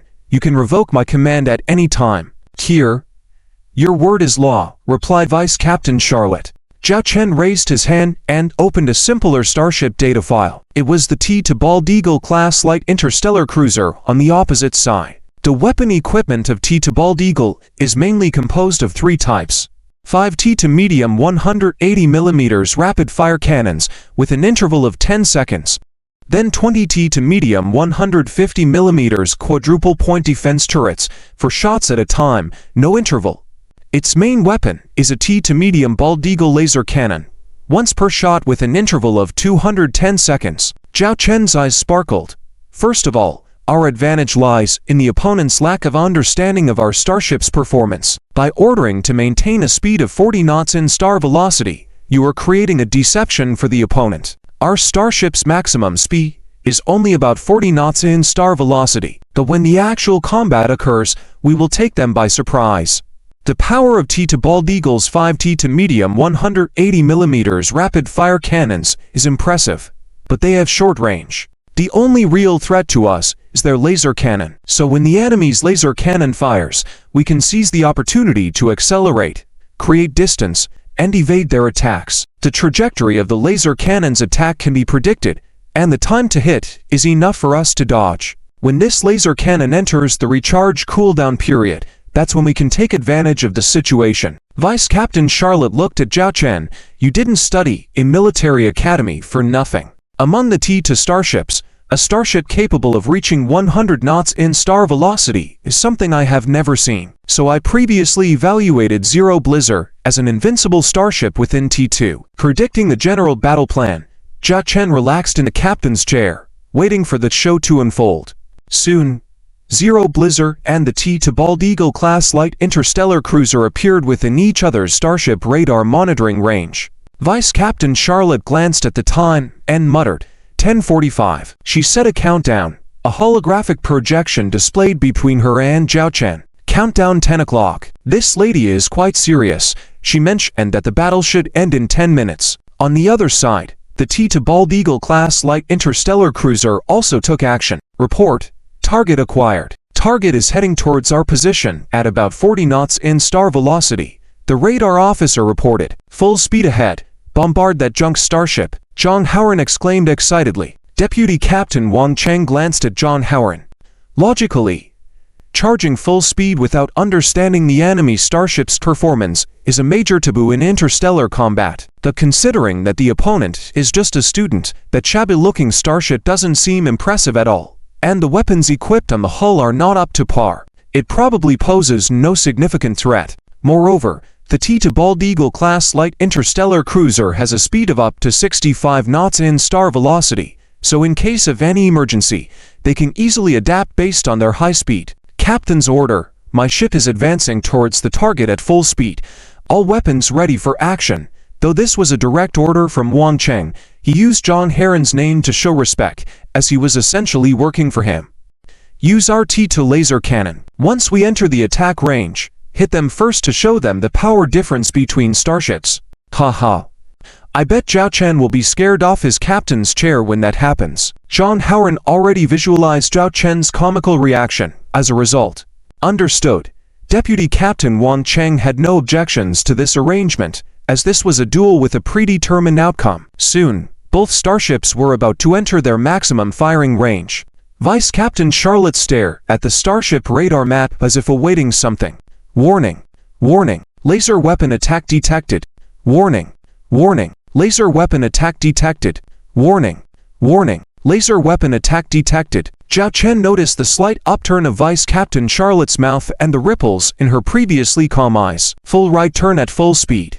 Vice Captain Charlotte barked. The audience in the dual arbitration zone watched as two starships approached each other, signaling the beginning of their confrontation. Look, it's the T-to-Bald-Eagle class light interstellar cruiser's laser main cannon. Fire. Zhao Chen better brace himself. I doubt his shoddy starship can withstand this shot. Look at Zhao Chen's unidentified starship. What weapons does it have? Just a few dozen close-range cannons and 5 T-to laser cannons. How can it compete against the T-to-Bald-Eagle? The audience eagerly anticipated the showdown. Sitting in the corner, Joanna clenched her fists with a worried expression in her eyes. The T-2 Bald Eagle-class light interstellar cruiser's laser main cannon's power isn't extraordinary. At this distance, a hit would at most cause serious damage. As long as your brother knows when to give up, there's no real danger, Sister Sulan said. She no longer believed Zhao Chen could win, only hoping he would surrender gracefully. She didn't care about the man's fate, she just didn't want to see her best friend heartbroken. Stubborn old brother, you better be safe. There's always firewood to burn as long as the green hills are kept. Joanna muttered to herself. The audience watched as John Heron's T-2 Bald Eagle-class like interstellar cruiser's T-2 medium Bald Eagle laser main cannon at the bow began to shimmer with electrical energy, a sign that it was about to fire. A few seconds later, a laser shot out and headed straight for the target starship. But an unexpected scene occurred. On the broadcast screen, speed detection records of the two dueling starships were shown. The Zero Blizzard, which initially traveled at 40 knots, suddenly made a sharp right turn and accelerated. In less than 3 seconds, its speed increased from 40 knots to 80 knots. Its trajectory drew an arc on the circle centered around the T-2 Bald Eagle, causing the laser to miss its mark and not hit the Zero Blizzard. The audience buzzed in surprise. What's happening? Was that my imagination? How did the Zero Blizzard's speed suddenly increase so much? It must be a coincidence. Or maybe our instruments are malfunctioning. How could that shabby starship have a speed of 80 knots? It's impossible. The T-2 Bald Eagle only goes up to 65 knots. But how did it manage to evade the T-2 Bald Eagle's main cannon laser? Faced with this question, the onlookers who had previously doubted Zhao Chen fell silent. What just happened? Twin-tailed Lolita Zhujiaxia stared wide-eyed at her two sisters. 80 knots. How is that possible? Joanna swallowed nervously. Sister Sulan's gaze became serious as she focused on the live feed. The Zero Blizzard completed another turn and aimed directly at the T-2 Bald Eagle-class like interstellar cruiser, while its speed continued to increase. 85 knots, 90 knots, 95 knots. Everyone watched intently as the speed data on the Zero Blizzard continued to rise, finally settling at 100 knots. Incredulous. Unbelievable. These were the thoughts running through everyone's minds. Even the instructor referees showed expressions of astonishment. While a speed of 100 knots was not unheard of for T-2 starships, it was rare and usually found on unique or specially modified starships. The fact that this unassuming assembled starship had achieved 100 knots left everyone baffled. Fire in return. Show them our 1,200mm caliber cannon. Blast them. Zhao Chen, now slightly excited, stood up and pointed ahead. Vice Captain Charlotte immediately issued the command. Target the enemy vessel. Full speed ahead. Activate T-2 Heavy 1,200mm Devil Crocodile Cannon. Understood. Full speed ahead. Initiating T-2 Heavy 1,200mm Devil Crocodile Cannon. Requires 10 seconds. 10. At the bow of the Zero Blizzard, a gate suddenly appeared, revealing a dark cannon barrel upon opening. The audience could no longer stay seated. Everyone stood in awe. Even some of the instructor referees couldn't believe their eyes. One middle-aged referee exclaimed, "Dad, that's the T-2 Devil Crocodile class medium interstellar battleships. 1,200mm caliber cannon. How did it end up on this starship? Retrieve this student's record within the academy." The head referee ordered the person nearby. The record was promptly accessed. As the head referee reviewed the record, he realized T-2 Grey Wolf, T-2 Devil Crocodile, T-2 Hyena. They all match up. This guy actually assembled a starship using these three models and installed the T-2 Devil Crocodile's main cannon on his starship. Some observant student spectators in the audience heard this conversation. My goodness, it's the T-2 Devil Crocodile class medium interstellar battleship's main cannon. T-2 Devil Crocodile class medium interstellar battleship. What starship is that? You should have studied harder. It's a model released over a century ago, equipped with the largest caliber at the time, the 1,200mm bow super cannon, featuring a naval gun. Legend has it that none of T-2 starships could withstand a hit from it. 1,200mm caliber. Isn't that only found on T-3 starships? Why haven't we heard of this starship before? Because it has significant design flaws. In the pursuit of firepower, the creators overlooked whether T-2 starship systems could support such heavy firepower, resulting in various malfunctions. In addition, its construction costs were significantly higher than regular T2 interstellar battleships, and it was discontinued within less than 30 years of release. Sister Sulan was also moved at this revelation. She looked at Zhao Wen'ai and asked, "You didn't mention that your brother had installed this cannon on his starship, did you?" "I wasn't really aware." Zhao Wen'ai's expression was just as puzzled. She couldn't quite fathom what her brother was up to. Super cannon. Super cannon. I love super cannons the most. Twin-tailed Lolita Zhuxiao suddenly became ecstatic, jumping and shining with excitement in her eyes. Sister Sulan and Zhao Wen'ai could only sigh, knowing Zhuxiao was once again falling into her super cannon obsession, her intense love for battleships and large-caliber super cannons. At this moment, under the gaze of everyone, Zero Blizzard is hurtling towards the T2 Bald Eagle-class light interstellar cruiser at an astonishing speed. Observing the gleaming 1,200mm caliber Devil Crocodile cannon, everyone guessed Zero Blizzard's intentions. All held their breath, waiting for what was about to happen. Damn it! Why does that starship have a T2 Devil Crocodile class medium interstellar battleships, 1,200mm caliber Devil Crocodile cannon on board? Full evasive maneuvers, all close defense guns prepare for interception. Vice Captain Wan Cheng's expression was grave as he issued the command. "Wan. Vice Captain Wan. What's going on? That cursed giant cannon, and the speed of that dilapidated starship. We won't be in danger, will we? The victory in this battle belongs to us, right?" Zhang Heron's face was now pale. Although he was a pampered child, he had spent 3 years at the Starship Military Academy. He still had some basic knowledge. The power of a 1,200mm caliber giant cannon.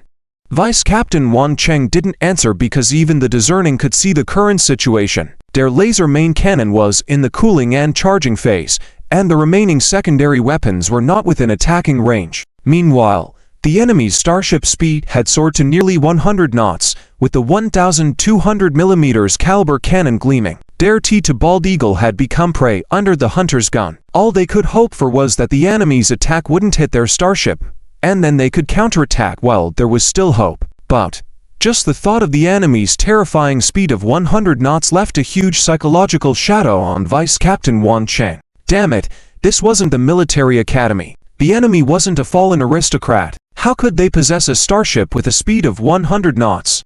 Bridge of the Zero Blizzard. 1 minute later, we will be within the maximum range of the enemy's secondary weapons. Before that, we will fire first. Deputy Captain Charlotte looked at Captain Zhao Chen and said, "I'll directly control the targeting. You give the fire command." "No problem." Zhao Chen nodded. "I'll take over the targeting work of the Devil Crocodile cannon."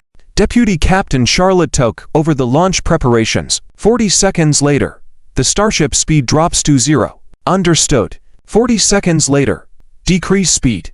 The crew responsible for navigation responded. While lower the speed, does a starship have a higher hit rate when firing while moving or when stationary? The answer was obvious. In the blink of an eye, 40 seconds passed. The crew immediately began operations. Start reducing speed. Activate the engine reverse thrust system. Current speed 80, 60, 40, 20. 5. Report. Current speed of the starship is 0. The starship is in a stationary state. Completed.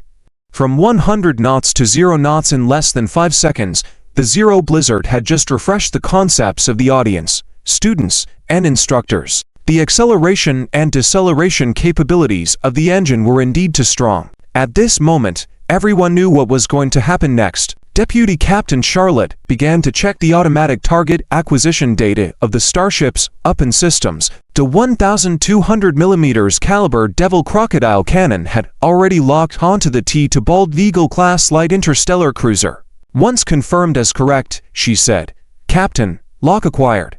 Ready to fire at any time." Fire. Zhao Chen's roar resounded throughout the bridge. This feeling was truly exhilarating. Almost simultaneously, after more than 80 years, the 1,200mm heavy Devil Crocodile cannon let out its roar again. A titanium alloy high-explosive shell with a diameter of 1,200 shot out from the barrel at an extremely fast speed. At the moment of firing, Zhao Chen could even feel the entire bridge vibrate. If observed from the outside, It would be noted that this firing caused the Zero Blizzard to shift tack tens of meters, and the bow slightly lifted. The chemical smoke from the 1,200 mm heavy Devil Crocodile cannon's barrel had not yet dissipated. Warning! Warning! Warning! Detecting an attack targeting this ship. Please evade. Evade. Evade. The bridge of the T-Bald Eagle class light interstellar cruiser was flashing with red lights, and the system's warnings were incessant. All starship closed defense guns. Quickly fire interception rounds. Hurry. Hurry. Hurry. Vice Captain Wan Cheng urgently issued the interception order. The 20,150 mm T to medium quadruple close defense guns mounted on the T-Bald Eagle class light interstellar cruiser were at full firepower, forming a dense interception barrage. Unfortunately, facing the 1,200 mm caliber giant cannon, these small caliber close defense gun barrages were like a mantis trying to stop a car. A deafening sound echo in the bridge of the Bald Eagle class light interstellar cruiser as the entire bridge tilted to one side. John Heron's body was lifted off the ground, flying 3 meters away, and his head hit a corner heavily, blood flowing down his face. He sat on the ground, holding his bleeding head, terrified, saying, "What? What is happening? Am I going to die? I don't want to die. Mom, save me." Vice Captain Wan Cheng was currently too preoccupied to care about the delicate young man. The bridge was now filled with all kinds of bad news. How can this be? Vice Captain Wan Cheng looked shocked. He hadn't expected that one shot from the enemy could have such an effect. Now the T-Bald Eagle class light interstellar cruiser was already in a dire state, and if the battle continued, there was a high possibility of ship destruction and loss of life. "Wan, we've lost. Surrender." Vice Captain Wan Cheng walked up to ManhwaRecap, speaking in a deep voice. Lost? How is that possible? How could this happen? Aren't you a very excellent captain? My dad paid you to come. How could you let me lose? Do you know that if I lose, I'll be expelled from the North Star? You useless. With the explosions having stopped, John Howard snapped out of his panic and stood up shakily, slapping Vice Captain Wan Cheng across the face. Vice Captain Wan Cheng remained silent with his head hung low. At that moment, various explosion sounds resounded once again in the ship. What's happening? What's happening? John Howard immediately crouched down in fear. He looked up at the view window in front of the bridge. The bridge of the T-Bald Eagle class light interstellar cruiser was equipped with a special material glass window with a 100-degree viewing angle, allowing a direct view of the scenery in space. This bridge window was not ordinary glass. Its strength even exceeded the armor of the starship, making it one of the most heavily defended areas of the starship. However, it was expensive, so only a few areas were equipped with it. At this moment, spiderweb-like cracks appeared on the window. Report. Enemy ship is rapidly approaching our ship, and the enemy ship's secondary weapons are damaging our ship. The crew hurriedly reported. Report. Front armor damage level at 20%. Report. Front armor damage level at 40%. Whether it was an illusion or not, John Howard could almost hear the sound of glass shattering. In his mind, he could already visualize the entire bridge window shattering and his dire situation. At that moment, he felt a chill in his lower body. He cried out in panic, "I surrender! I surrender!" The arbitrators, mentors, and audience were all stunned in the arbitration zone. A soul-stirring moment.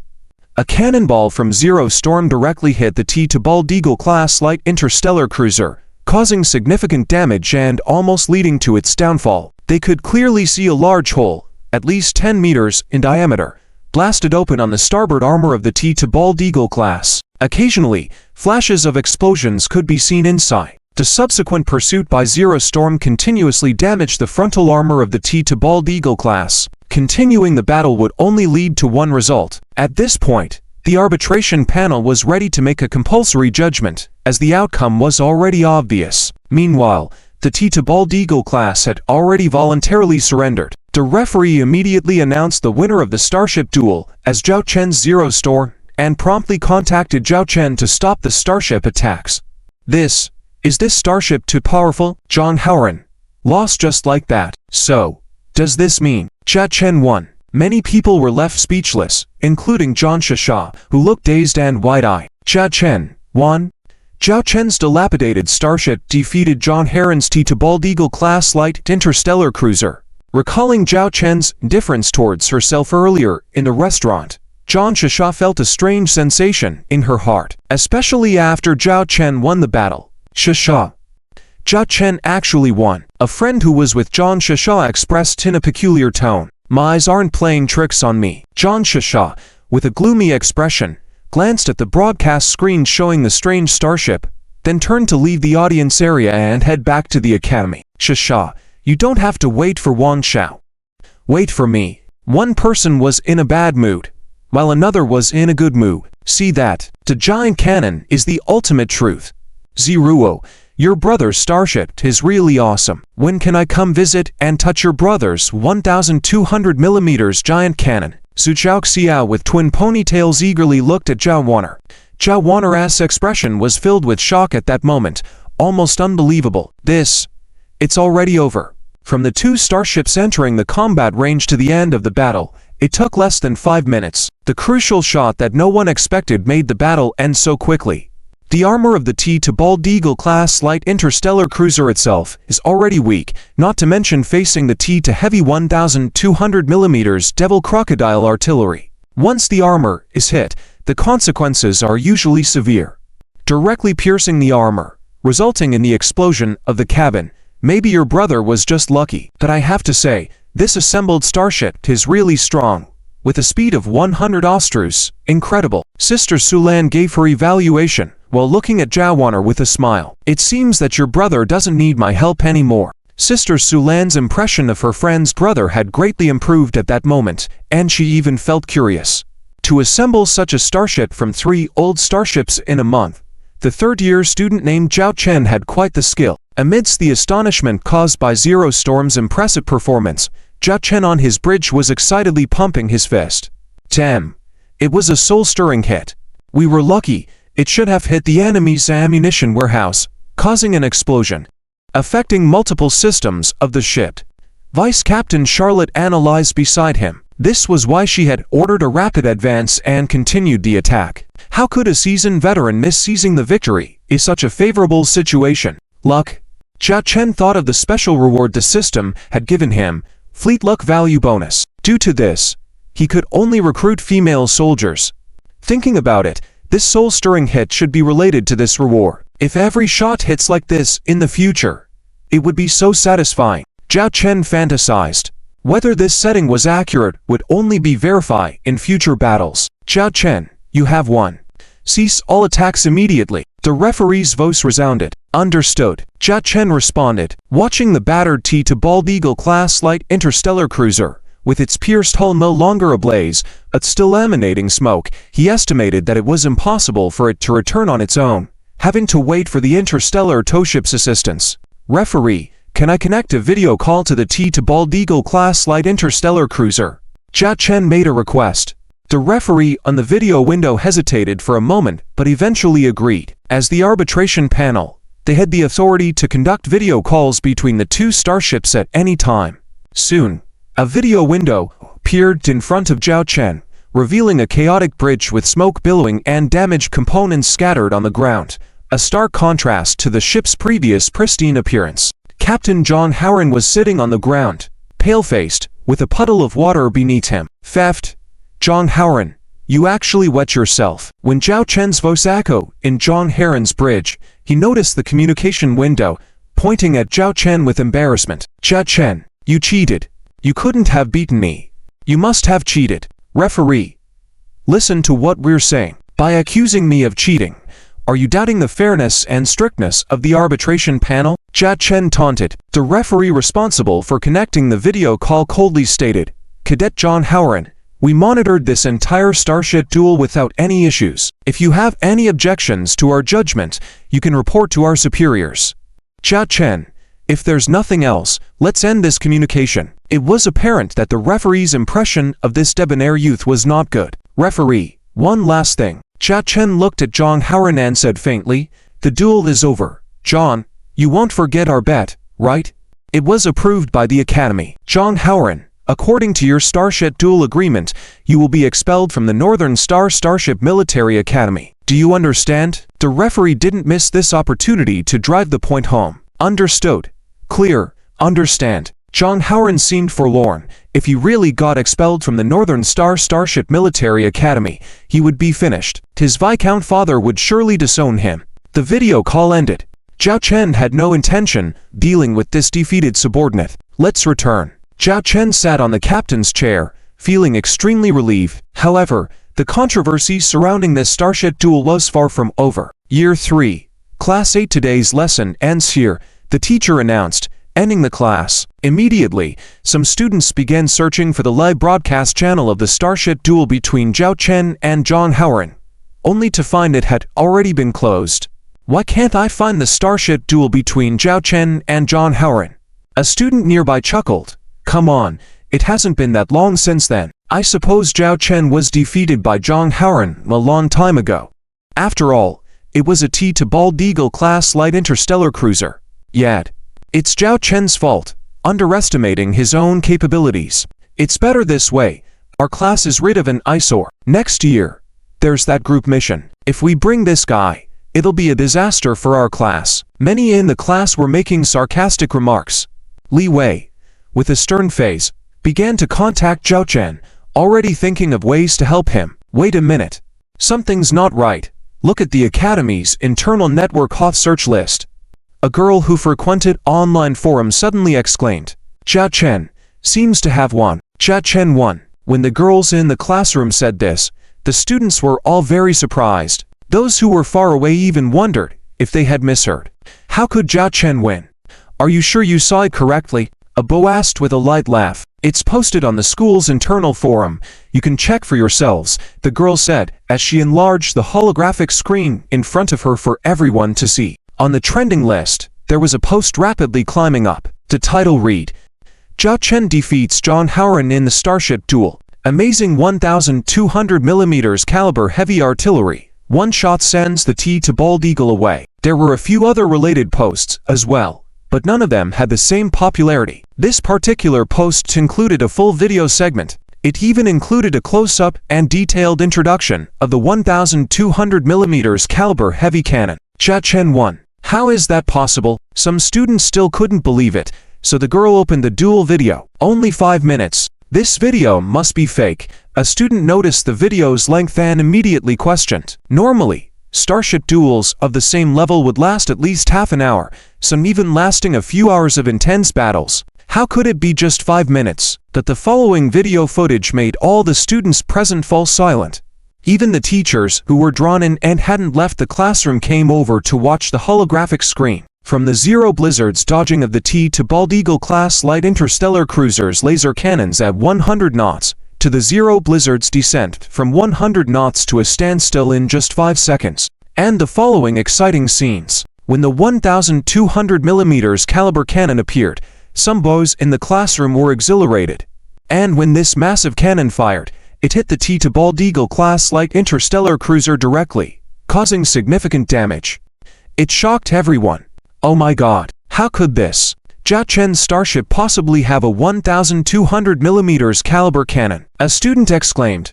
At this moment, the teacher stood up, swallowed nervously, and said with some amazement, if I'm not mistaken, that should be the T to heavy 1,200mm caliber cannon mounted on the T to Demon Crocodile class medium interstellar battleship. Students began discussing upon hearing the teacher's words. But it wasn't until someone found the announcement of the victory in today's Starship Duel on the school's official website Starship Duel channel that the authenticity of the matter was confirmed. Match number 3,030,062,701 Starship Duel. The contenders were Zhang Haoran and Zhao Chen. Winner, Zhao Chen. Even the class monitor, Shen Bing, was now playing the video on his handheld terminal repeatedly. His eyes filled with disbelief, as if he had actually won. Damn. My bro is awesome. My bro won. It took a while for Li Wei to react, his excitement as if he had won himself. Pointing at the people in the classroom without reservation, he said, "See, this is my brother, Li Wei. You all used to mock and ridicule him one by one, wishing my brother would leave. And what's the result?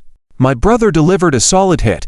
That guy Zhang Haoran isn't even worthy to carry my brother's shoes. You, each and every one of you with such shallow motives, can just leave where it's cooler." After speaking, Li Wei didn't bother with the unimpressed faces in the classroom and ran out directly. He wanted to find Zhao Chen and get a clear understanding. This guy actually won. There must be something he's hiding. After Li Wei's mocking remarks in Class 8, no one dared to speak up. Even the teacher's face was devoid of light because he had also believed Zhao Chen was sure to lose. Now, Li Wei's words felt like a slap in their faces. The Zero Blizzard was docked at the North Star Starship Military Academy's starport, in a berth reserved by Zhao Chen early on. Since the Zero Blizzard's body suffered almost no damage in this battle, there was no need for any repairs. Alright, the mission's completed.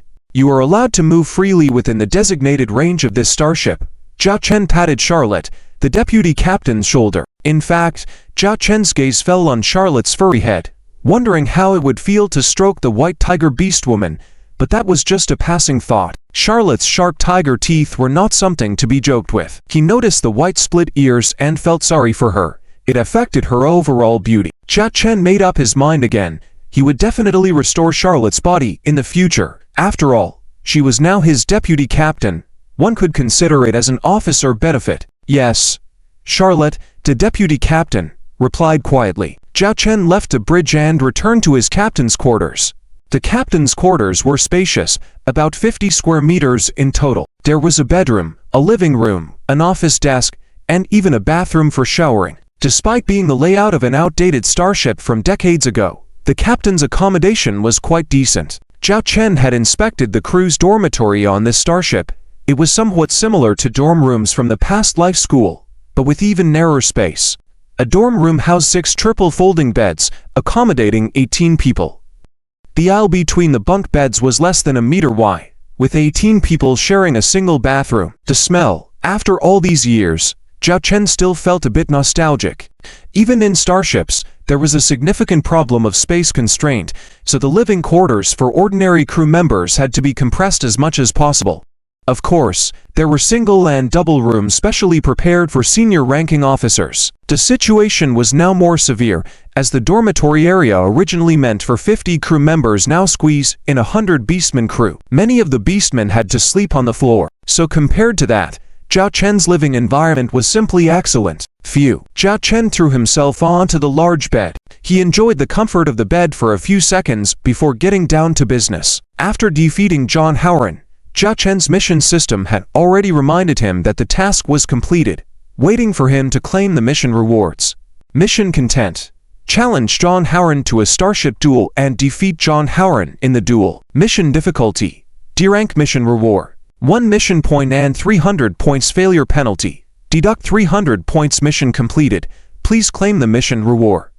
Zhao Chen's thoughts flickered. Mission reward claim completed. 300 points and 1 mission point. At this moment, Zhao Chen's interface expanded with these rewards. Host, Zhao Chen profession.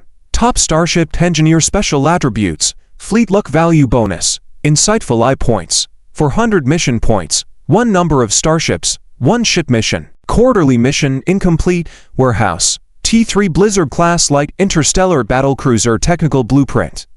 His points had increased from 100 to 400, and he also gained an additional mission point. With a mission point, let's see if I can exchange it for some good stuff from the store. Zhao Chen opened the system store and began searching for items. T1 Grey Rat class medium interstellar destroyer. T1 Shield Soldier class medium interstellar escort. T1. Zhao Chen's excitement gradually dissipated. As he continued to scroll down, it was basically all T1 starships. The exchange conditions were not high either. You could exchange a T1 product with just 1 mission point and several tens of system points. The problem was that Zhao Chen didn't fancy these T1 starships. Although, according to Zhao Chen's understanding, these system starships all surpass starships of the same class and type in reality. They were all highly cost-effective starships. However, no matter how high the cost-effectiveness and combat power were, they were still T1 starships. The old starships that Zhao Chen currently assembled were all T2 class starships. How could he possibly go back to building a T1 class starship? But the issue was that the system store only sold T1 technology level products. Let's see how to upgrade. If it's a T2 class, that's fine, but T1 class is really lacking. Zhao Chen directly checked how to upgrade the system store. T1 system store upgrade conditions. First item. Exchange for 1 T1 class product not completed. Second item. Completed D-class system mission completed. Third item. Consume 100 system points to upgrade. The store requires meeting the first two requirements, so there were upgrade conditions. The duel between Zhao Chen and John Howard earlier was because of a D-class system mission, so he considered it successfully completed. Zhao Chen now had enough 100 system points. The only requirement he hadn't fulfilled was to exchange for a T1 class product. It has come back to this. I still have to exchange for a T1 product. Zhao Chen frowned. After some contemplation, he suddenly had an idea. If he exchanged for a T1 starship, he didn't necessarily have to build it himself, he could sell it instead. Excellent starship technology had always been in high demand, but few people sold them due to their rarity. Zhao Chen didn't have such concerns. Even though selling directly would yield less profit than building and then selling, he didn't have the time to bother with that now. It would be simpler to sell it directly and make a quick profit. If I rashly put a T1 starship technology up for sale, even though it's the lowest level of T1 starship technology, being a student, I'm bound to attract attention. I need to conceal my identity before selling starships, and it should be hassle-free. Zhao Chen pondered. Suddenly, a person came to his mind. Li Wei.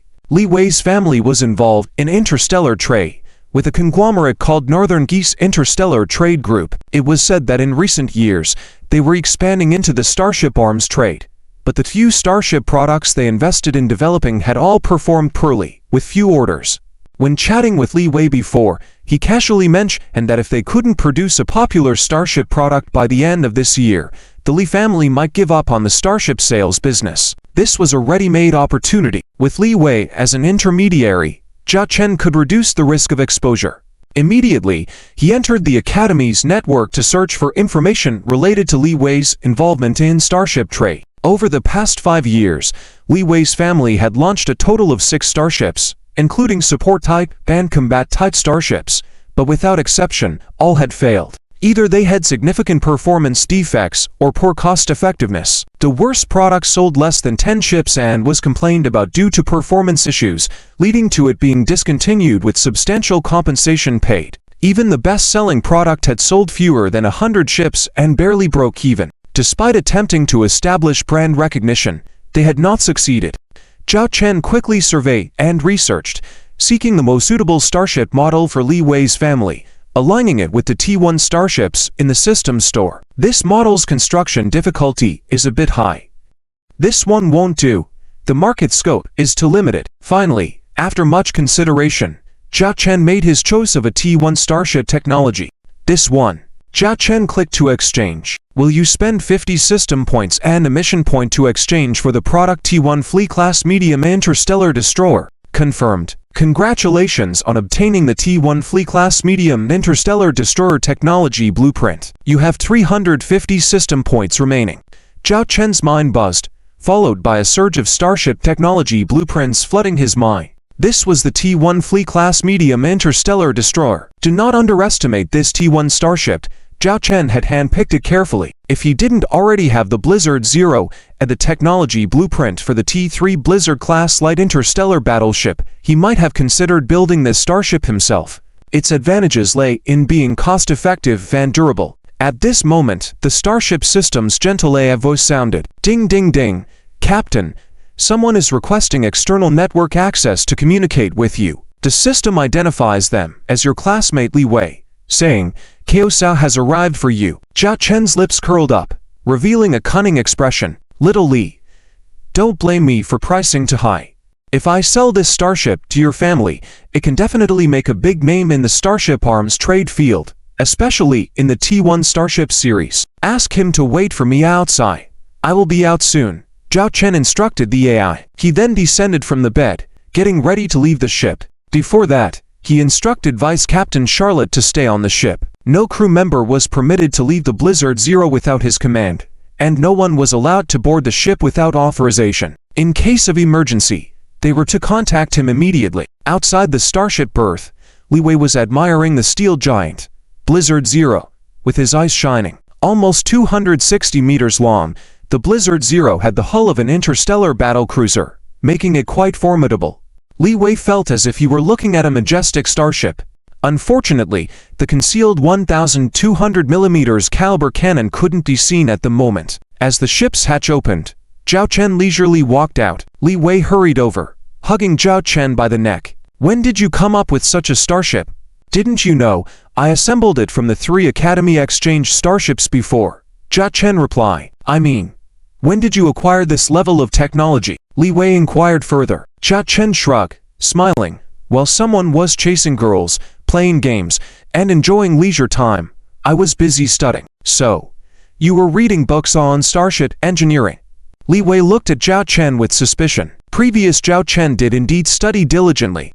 At least, he was among the top 5 in theoretical knowledge in their class. So, Li Wei didn't doubt Zhao Chen's excuse, but was surprised at the extent of his self-study. "Brother, let me go up and have a look. I'd especially like to see that 1,200mm cannon," Li Wei requested. "It's fine, but I need you to help me with something," Zhao Chen replied, now seeing Li Wei as a big shot. "Do you want me to provide the 1T blockbuster with 720 species of emotions?" Li Wei grinned, then leaned in and whispered to Zhao Chen, "I've got you covered. Recently, I collected some excellent videos. We can watch them together later."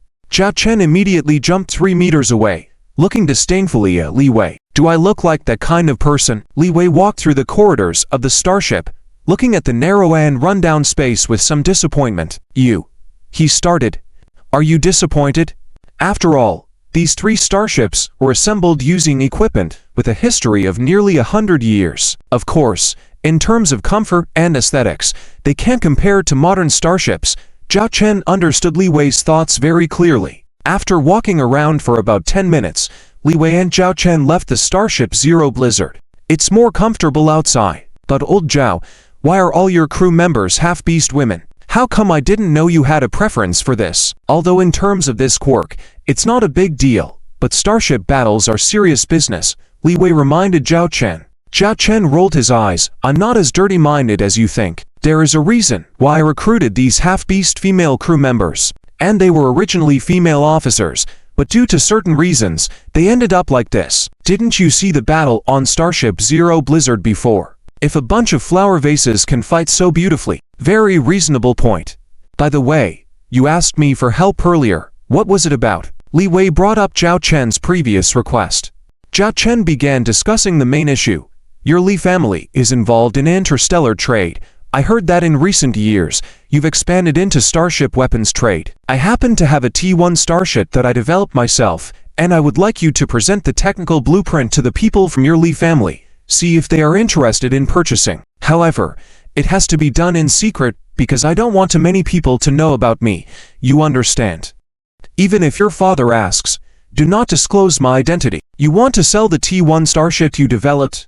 Li Wei was surprised. "You can develop starships yourself." However, upon further thought, if Zhao Chen could assemble 3 old starships into a battle-ready starship, developing a T1 starship was not impossible. After all, the technical difficulty of a T1 starship was not very high. Some of the starship technical blueprints were even publicly available for learning purposes. "I cannot intervene in the family business, so I can't guarantee if we can buy your starship. But I can mention it to my sister. She was the one who initially proposed expanding into starship weapons trade, and she is currently in charge of this business within our group. However, our company is not optimistic about this business. It has been losing money for consecutive years. Even the T1 starship that was supposed to be launched this year is still pending. The shareholders are already pressuring to abandon this business." "No worries, I have encrypted the documents inside. When you send them over, let me know. I will decrypt remotely so you can view them. You can go back and send it now. I'm short on time," said Zhao Chen. Zhao Chen couldn't wait until the end of the semester. He planned to use the T1 starship technology to exchange for funds and then figure out a way to build a real system starship. Although Starship Zero Blizzard was excellent, it was ultimately just an assembled starship. "All right, I will do as you say. You don't have to worry about what happens next." Zhao Chen smiled. As long as Zhao Chen's sister wasn't foolish, she would definitely see the value of this starship. Li Wei bid farewell to Zhao Chen and returned to his dormitory, following Zhao Chen's request to send the data in the storage device to his sister. The content of the document was not small, Coupled with interstellar information transfer, it would take about a day. Li Wei sent a text message to his sister in advance, mentioning this matter. Zhao Chen also returned to his dormitory, although he now had a captain's bedroom on Starship Zero Blizzard. Many things were still in his dormitory. He needed to move those items onto the starship. The semester was ending, so he wouldn't need to book a ticket, just board the starship back to his territory. The dormitory was a single room. Of course, the space could not be compared to the captain's bedroom. Zhao Chen sat on the single bed. He opened the system page and entered the upgrade page of the system mall. T1 system mall upgrade condition. The first item exchanges for a T1 level product completed. The second item, complete 1D level system mission completed. The third item, consume 100 system points for the mall upgrade. First 2 items completed. Can upgrade anytime. Zhao Chen didn't hesitate and clicked to upgrade the system mall. Confirm consumption of 100 system points. Upgrade the T1 mall to T2 mall. Confirm consumption of 100 system points. Upgrade T1 mall to T2 mall. Your remaining system points, 250 points. Congratulations on opening the T2 system mall. You get a chance to exchange any product without needing mission points. An unexpected surprise appeared. Initially, Zhao Chen was pondering how to earn more mission points to conveniently exchange for a T2 starship. After all, the system mall required corresponding mission points to exchange for products. Now, Zhao Chen checked the T2 series products, and they still required 3 mission points. In Zhao Chen's situation, it was uncertain how long it would take to accumulate those 3 mission points. It seemed that products of higher levels not only required more system points, but also more mission points. Zhao Chen glanced at the conditions to upgrade the T2 mall to T3 mall, which required completing to C-level tasks, exchanging to T2 system products, and consuming 2,000 system points, significantly increasing the difficulty. But for now, the important thing was choosing a starship. Let me see, which one will be our first real starship? Zhao Chen began carefully selecting, more than just scanning missions this time. This selection was for his truly first starship. Would it be an interstellar destroyer? Or an interstellar cruiser ... or an interstellar battleship? Zhao Chen carefully considered various options until he settled on one choice. The T2 carrier starship. That's it. T2 Queen-class heavy aircraft carrier starship. Zhao Chen's eyes sparkled. In the past life, an aircraft carrier was definitely the dream of every member of a species. In the interstellar age, there are also aircraft carriers. If, in this era, one type can be called a giant ship, then it is probably 2 types of starships. Interstellar battleship and aircraft carrier starship. Zhao Chen immediately chose to exchange. Do you want to consume 250 system points and exchange for the product opportunity without any mission points? Exchange for the product T2 Queen-class heavy aircraft carrier starship. Confirm. Congratulations on obtaining the technical blueprint for T2 Queen-class heavy aircraft carrier starship. Your remaining system points, 0 points. Fortunately, Zhao Chen's system points were able to exchange for this T2 aircraft carrier starship. At this moment, Zhao Chen's mind presented the data of this T2 Queen-class heavy aircraft carrier starship. Typically, in an interstellar fleet with an aircraft carrier starship, large numbers of escort starships are needed. Unlike interstellar battleships, which can operate independently. Therefore, the number of operational aircraft carrier starships in reality is far fewer than interstellar battleships, as building an interstellar fleet based on an aircraft carrier starship core requires massive costs. Otherwise, a single aircraft carrier starship cannot form combat capabilities. However, this T2 Queen-class heavy aircraft carrier starship is completely different. It has the ability to fight alone, which is why Zhao Chen chose to exchange it. The combat methods of aircraft carrier starships mainly consist of 3 types: interstellar fighters, interstellar drones, and medium-sized starships. In the case of the latter, they can carry at least T3 level and above starships. Returning to the topic, let's discuss the T2 Queen-class heavy aircraft carrier starship. This starship uses interstellar drones as its primary combat method. Zhao Chen looked into the detailed introduction. Queen-class heavy aircraft carrier starship. Ship type: aircraft carrier starship. Technology level: T2 ship armor strength 300 units minus 350 units. Cruising speed 40 knots. Star speed. Warp engine level: for warp engine length 460 meters. Mass 400,000 tons. Crew 200 people starship weapons. T2 Young B-Class Light Interstellar Drones Interstellar Interceptors. T2 Killer B-Class Medium Interstellar Drones Interstellar Fighters. T2 Big B-Class Heavy Interstellar Drones Interstellar Bombers. Hangar Standard Configuration. Can store 300 T2 Young B-Class Light Interstellar Drones, 100 T2 Killer B-Class Medium Interstellar Drones, and 20 T2 Big B-Class Heavy Interstellar Drones. Just by looking at the volume and mass, you can tell that this will be a huge vessel. With a length of 460 meters, it's almost twice the size of a Blizzard Class 0. With a mass of 400,000 tons, it's almost 5 times that of a Blizzard Class 0. It can carry 3 types totaling 420 interstellar drones.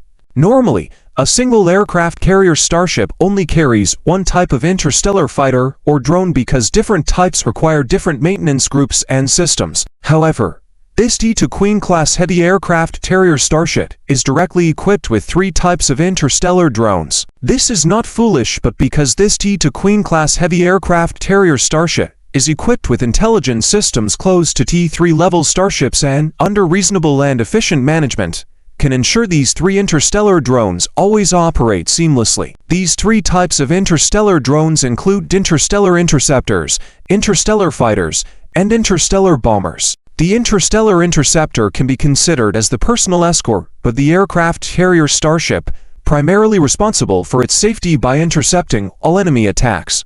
The interstellar fighter seizes air superiority in interstellar combat and can strike enemy ships.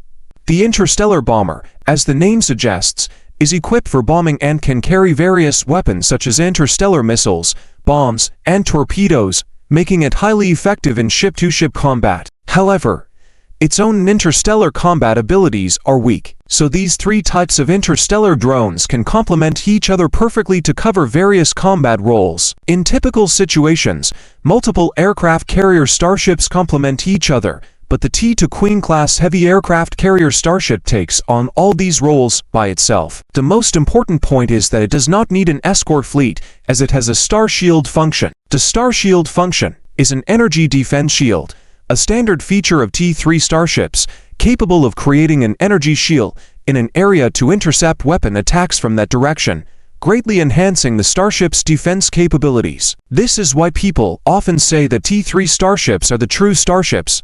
Moving forward, as a T2 starship, the Queen-class heavy aircraft carrier starship also possesses a star shield, significantly increasing its defensive capabilities. When combined with the T2 Young B-class light interstellar drones, it becomes a versatile force capable of both offense and defense. While facing an interstellar fleet of T3 starships poses some risks, facing T2 starships is truly terrifying. Even outnumbered, it could still potentially pose a threat. Therefore, Zhao Chen chose this T2 Queen-class heavy aircraft carrier starship. The construction cost is 1.3 million star coins. Zhao Chen calculated the cost to build this starship and took a deep breath. After all, his total savings didn't exceed 100,000 star coins. Regarding his interstellar territory, due to poor system management, the yearly tax revenue and other earnings totaled only 1 million star coins. This is why John Howard referred to him as a fallen baron. Even a T2 Hyena-class medium interstellar destroyer priced at 4 million star coins was beyond Zhao Chen's reach. However, if Zhao Chen were to sell this T2 Queen-class heavy aircraft carrier starship, it could easily be valued at 20 to 30 million star coins. Selling starships could be a path to wealth, as the arms trade has always been lucrative in any era. But currently, Zhao Chen lacks the capacity and time to consider these matters. 1.3 million star coins. With the funds from selling the T1 Hyena-class medium interstellar destroyer, it should be enough to complete the construction of a T2 Queen-class heavy aircraft carrier starship, Zhao Chen murmured. Now he just had to wait for news from Li Wei's side. Asterisk cough cough, asterisk. The middle-aged man sitting at the main seat swept his gaze around at the people present. All of you are from the same generation as Yaki's uncles. Yaki's expansion into interstellar arms trading is also for the sake of our northern wild goose. This is considered breaking new ground. Everything is difficult at the beginning. When my father started Northern Wild Goose, he didn't see returns until after the first 10 years, before we had the current Northern Yin Interstellar Trading Group. This middle-aged man is the chairman of the Northern Wild Goose Interstellar Trading Group, the current head of the Li family, and Li Wei's father. Chairman, the past is the past, and the present is now. Everyone here has families to support. We believe in you, and we believe in you as the head of the Li family. That's why we have invested all our wealth and lives in Northern Wild Goose. But now, we are barely making ends meet. The investment in Starship Arms trading is like a bottomless pit. If things continue like this, we will be ruined sooner or later. The second director snorted. Stubborn adherence to rules, lack of innovation, afraid to step out of our comfort zone. This is why we are being dragged down in Northern Wild Goose. Yaki couldn't help but stand up and rebuke. Hearing Yaki speak out like this, the director started discussing and criticizing her for being immature, disrespectful to elders, and so on. I've said it before. Girls are not suitable for business. You're almost 40, Yaki. If you had listened to me and married that count's son, you wouldn't have to work hard like this now. You could have been the countess and enjoy your life. The second director said with a light laugh. Enjoy life? Second uncle, I don't want to end up like my cousin, being controlled by someone else. Even my cousin's husband doesn't dare to say a word when he goes philandering outside. If that's enjoying life, then I, Yaki, would rather have none of it. Yaki retorted without backing down. The second director's expression was grim. This second director is Yaki's second uncle, the younger brother of Yaki's father, and the second largest shareholder of the Northern Wild Goose Interstellar Trading Group. All right, let's give Yaki some more time. We agreed on 5 years before. The term of 5 years. As long as within 5 years, Yaki's Starship Arms Trading Department can turn losses into gains, we will continue to sustain the department. There is still half a year left now. There's no rush, the head of the Li family said cheerfully. Then we will give our niece half a year. At that time, I will arrange a good marriage for her. The second director snorted and left the meeting room. The other directors also left one after another. The head of the Li family looked at his daughter, who seemed resentful and frustrated, and sighed deeply. Yaki, it's not that father won't help you. This is how business is. Everyone cares only about profits. You have half a year left. If within that time, your arms trading department can turn losses into gains, or at least break even, I will allow your department to continue. But if you fail, then so be it. If you still want to do business, you can go back to your previous interstellar transport trading. Half a year. How could she turn losses into gains within half a year? She didn't even have a decent starship product in her hands. She couldn't believe she could make a profit within half a year. I understand, father. I'm a little tired. I'll go back now, Yaki said softly as she left the meeting room. Yaki threw herself onto her bed in her room, and her fluffy pet, resembling a cat, jumped in front of her. Meng, I'm really tired today. Go play by yourself. Yaki covered her eyes with her arm, trying to prevent her tears from falling. 5 years of preparation, 5 years of effort, over a decade of youth. Was it all going to end here? Asterisk. Ding ding ding. Asterisk. At that moment, Yaki's handheld terminal rang. She glanced at it. It was a communication request from her younger brother. She sat up, adjusted her emotions, and clicked to accept. Sister, why are your eyes so red? Yaki greeted her brother through the video screen. Due to the cross-galactic communication, there was a nearly 10-second delay. It's nothing. Just been tired these past few days. Why did you suddenly contact me? Running out of living expenses again? If I remember correctly, aren't you on break in a few days? Or did you fail your grade level assessment and have to repeat a year? Yaki looked at her brother suspiciously. Li Wei rolled his eyes. Sister, why do you always think the worst of me?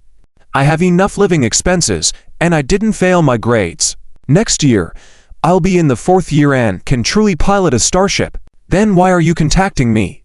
Yaki looked at her brother, who always seemed to visit her for a reason. Li Wei began to talk about the main purpose. I sent you a set of starship design data yesterday. You should have received it by now. It was made by my friend. He was wondering if you would be interested in purchasing it. Starship design data? Yaki continued to scrutinize her brother. Are you in debt and trying to fool me into buying something? Sister, why do you always look down on your brother like that? Anyway, just take a look. If you're interested, contact me. I'll help you connect with that friend. Don't aim too high. If it's barely usable, get it a fair price. It would be helping your little brother out. Li Wei didn't trust Zhao Chen's starship design at this time, so he said some nice words. I won't say more. Contact me after you've reviewed it. Li Wei didn't want to talk more with his sister, who always underestimated him, and he ended the communication. This Bo, where would he find friends who can design starships? He is definitely trying to fool me. Yaki completely distrusted her brother's words, but she sat on the bed for about 10 seconds, and oddly enough, she opened her email, where indeed lay a data file that was already decrypted. Well, she had nothing to do now. Her starship design department had no progress at all. Might as well take a look at what Li Wei had sent. Yaki comforted herself as she opened the file. As she read the huge starship blueprint information, her expression gradually changed. From casual indifference at the beginning to extreme seriousness later on, her breathing even quieted down. After more than half an hour of reading, she suddenly snapped back, raised her hand, copied the starship technical data onto a data disk, then ran out of the bedroom to her established starship design research department. What would normally take an hour to travel, she manually piloted her flying car, arriving in just 10 minutes. She didn't bother changing into the attire of a researcher. She rushed into the R&D department, stood in front of her team of researchers and engineers, pointing to the data disk. Quickly, check the feasibility of this starship blueprint technology for me. Yaki was so excited. It was hard to contain. Within 5 hours, I want a reliable feasibility report. No. Within 3 hours. In a 3-hour span, the entire team of researchers in the lab went from confusion to shock and surprise. Director Li, where did you get this starship technology from? Even though only 80% of the data is available and crucial information has been deleted, this starship technology is definitely feasible, and the cost-effectiveness of this T1 Valkyrie-class medium-sized interstellar destroyer is very high. I never thought such a low-cost starship could have such high performance. If this is put on the market, it would definitely be a hot-selling starship product. The head of the lab's technical department, an elderly man with white hair, stood excitedly in front of Li Yaki. Li Yaki held the data disk, now treasure in her eyes. If she had already fallen into the abyss before, this data disk was like a rope dropped from heaven. You all cancel all your research tasks and conduct in-depth research on this starship technology. Li Yaki handed the data disk to the head of the technical department. Director Li, where did this starship technology come from? Before the elderly head of the technical department could finish asking, Li Yaki had already run out of the lab. Sitting in her flying car, Li Yaki immediately began contacting her younger brother. First contact, hung up. Li Yaki was puzzled. Second contact, hung up again. Li Yaki felt a bit uneasy. Third contact, still hung up, but this time Li Wei replied with a text message. Sis, I'm taking a shower. Can you wait until I'm done bathing to talk? Li Yaki's face showed a few black lines. She gritted her teeth and replied to the message. If you don't want to die, pick up right now. If you dare to hang up again, the day you, Li Wei, come home will be your anniversary next year. Li Yaki sent a fourth communication request, this time without being directly hung up on. And after waiting for about half a minute, the call was finally answered on the other end. Li Wei, wrapped in a towel and looking like he had just finished showering, said hurriedly. Sis, what's the rush? Li Wei had a resentful expression, as if something important had been interrupted. Who gave you those blueprints of starship technology? Li Yaki asked directly. You mean that it's... Li Wei paused, recalling Zhao Chen's instructions, then coughed and said, Sis, my friend is low-key and can't reveal his identity. Just say directly, what do you think of that starship technology? Do you want it or not? If you don't, I'll give my friend an answer. You can't even tell your sister. Li Yaki stared at her younger brother, then tempted him, saying, as long as you tell me the person's identity, I'll triple your living expenses for next semester. Li Wei hesitated for a moment internally, but he remained firm, saying, sorry, I promised him. And sis, think about it, if he finds out I leaked his identity, and he refuses to deal with you, what will you do? Thinking about this, Li Yaki also found it reasonable and had to suppress her curiosity. She thought it might be a product from a mentor in the Starship Engineering Department of the North Star Starship Military Academy. Then help me contact this gentleman. I'm very interested in this starship technology. Can we arrange a time to meet in person? Li Yaki asked. Huh, you're interested? Li Wei was surprised. Didn't you see the contents inside? I didn't see it. I'm not like you. Sis, I'm not from the Starship Engineering Department. I wouldn't understand that stuff even if I looked at it. Li Wei waved his hand. His older sister, Li Yaqi, graduated from the Starship Engineering Department, so she was very interested in starship research and manufacturing, combined with being from a family that specialized in starship trading. This made her want to engage in the starship arms trade. Go quickly, once you have information. Forget it. Don't hang up this time. I'll be here waiting for your message, Li Yaqi urged. Without the authorization for that starship technology, she felt like she couldn't rest even for a moment. This was her only lifeline now. Under Li Yaqi's urging, Li Wei contacted Zhao Chen. After about 15 minutes, Li Wei reappeared in the video communication window, saying, "Sis, my friend said, forget about meeting in person. If you have any ideas, discuss them in this online virtual room." After speaking, Li Wei sent a link to Li Yaqi. Discuss in an online room.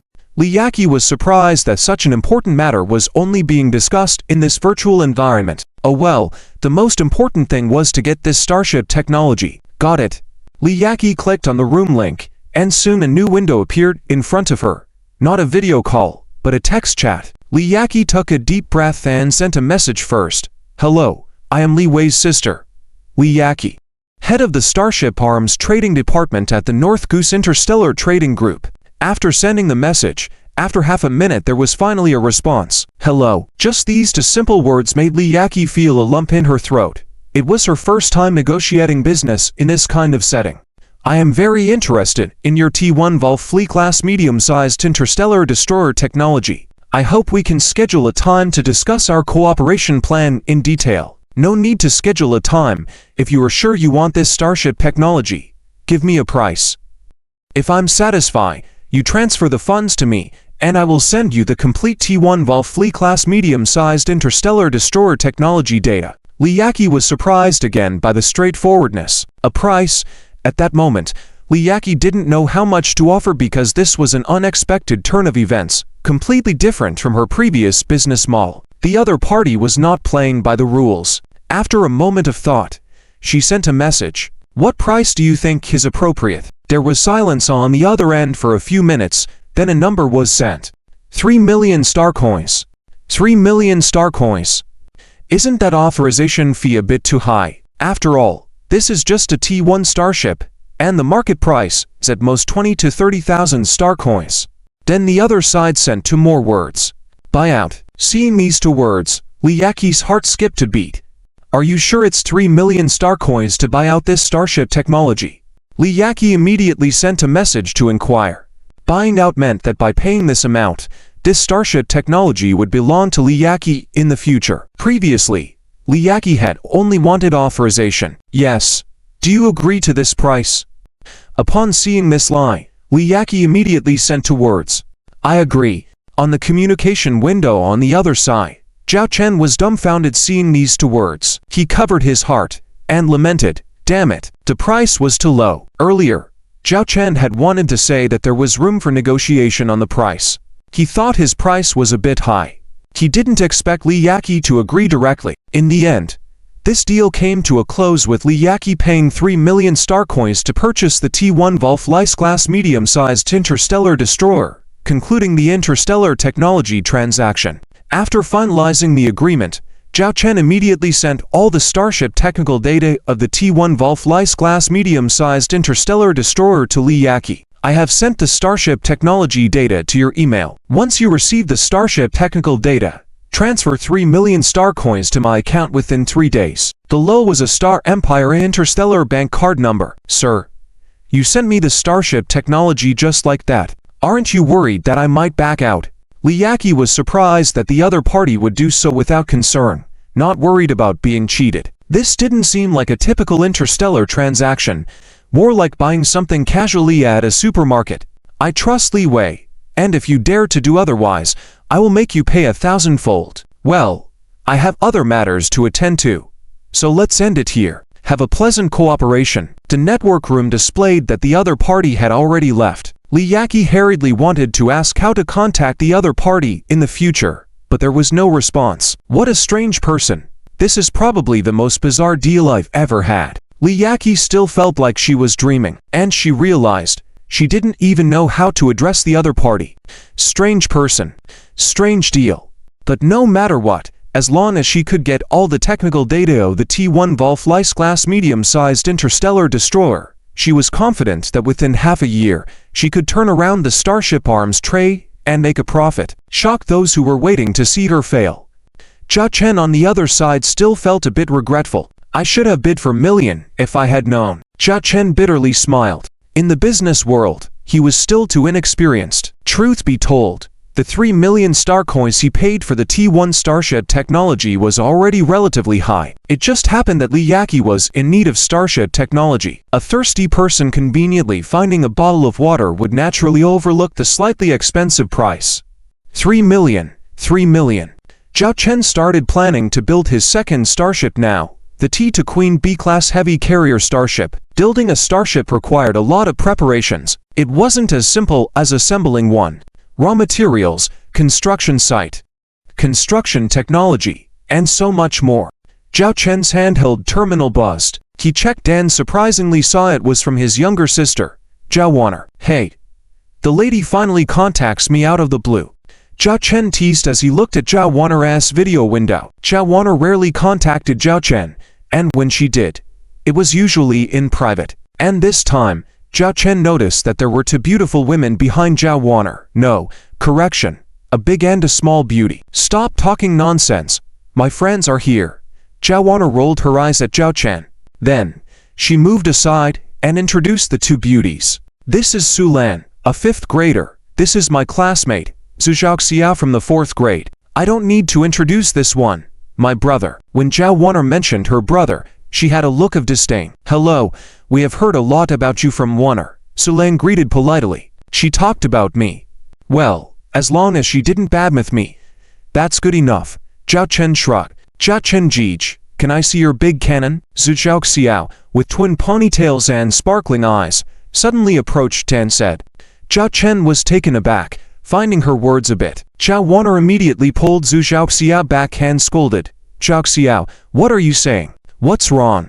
I just want to take a close look at Zhao Chen Jij's 1,200mm heavy mass driver of the Blizzard Class 0 Hurricane. Zhu Xiao pouted. Su Lan, do you have any business with me that you find? Zhao Chen changed the topic, finding the little lowly's words a bit. Su Lan continued. Let's get straight to the point. We are here today because of the incident at the Starship duel yesterday. Zhao Chen squinted, didn't speak, waiting for Su Lan to continue. Su Lan went on to say, Zhang Haoren reached out to me looking for connections, knowing that I am familiar with your sister Zhao Wanner, so he came to me. He hopes you can revoke the expulsion penalty for him. In fact, when Su Lan mentioned the Starship duel incident, he knew it was about Zhang Haoren. Zhang Haoren wouldn't just straightforwardly drop out of the Northern Star Naval Academy. It concerned his future. The expulsion penalty is recorded as part of the Starship duel. Can it be revoked? Zhao Chen curiously asked. Su Lan said, according to the regulations of the Academy,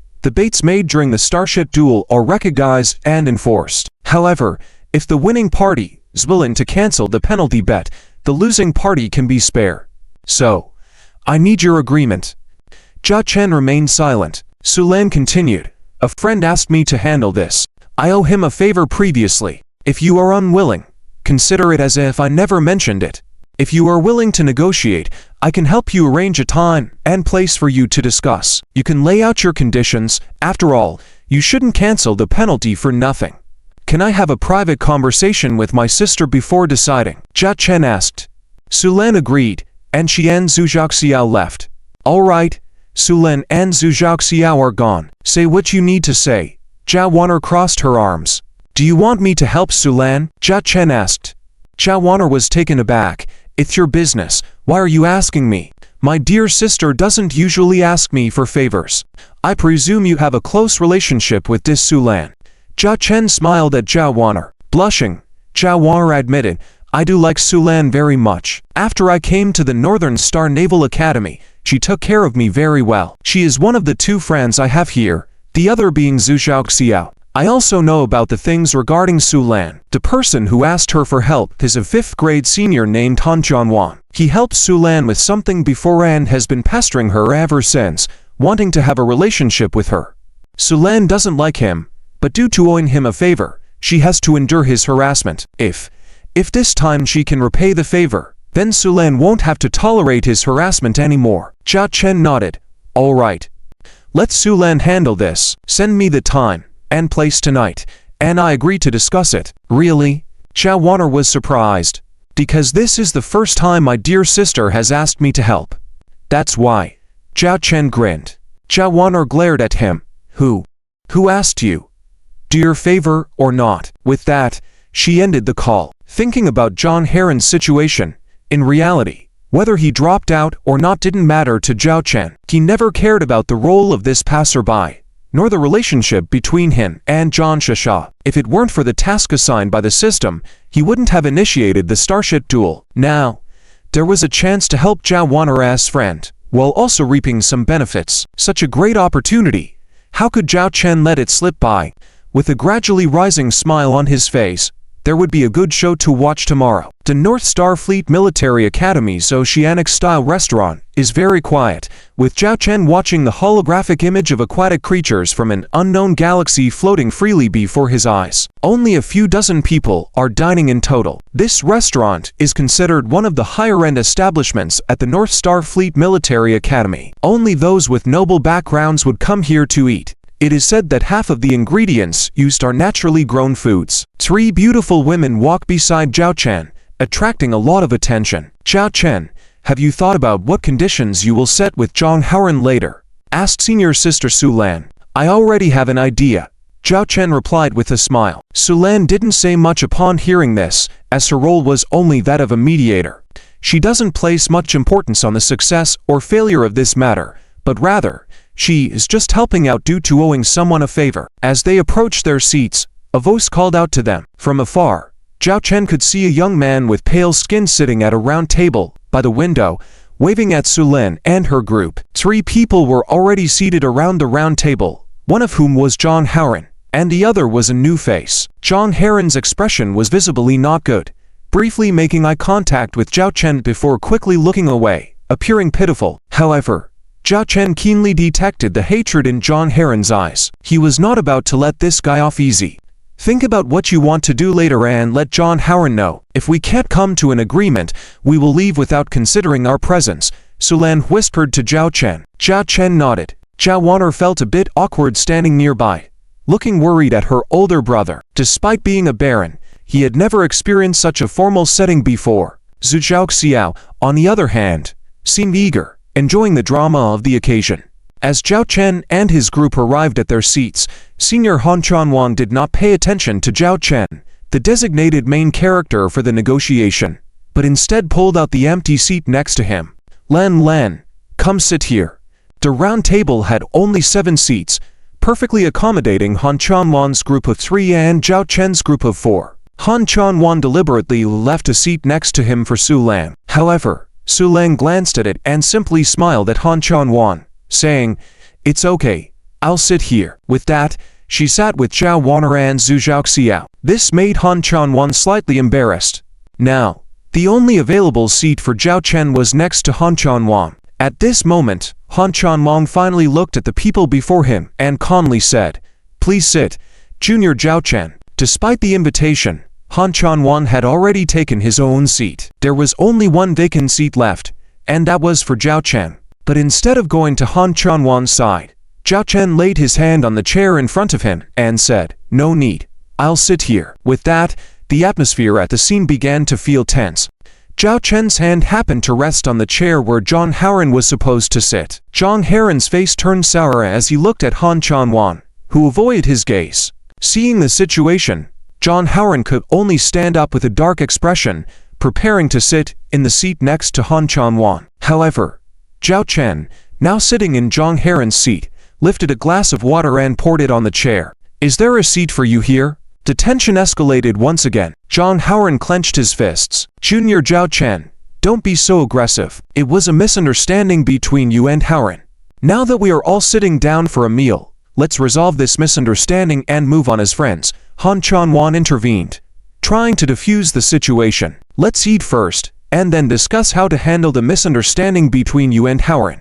I will give you a satisfactory answer." Han Chanwan's suggestion was met with skepticism by Zhao Chen, who then turned the tables, suggesting that it was Han Chanwang who should apologize by kneeling. The situation escalated further when John Howard eventually knelt down. Zhao Chen's unexpected actions shocked senior sister Sulin and Zhu Xiao, who realized that this junior was indeed different from others. Han Chanwang's expression darkened, but he agreed to Zhao Chen's request to proceed with the meal. Zhao Chen took charge, quickly placing orders and emphasizing the importance of enjoying the meal together. The scene ended in an unexpected turn of events, leaving everyone on edge.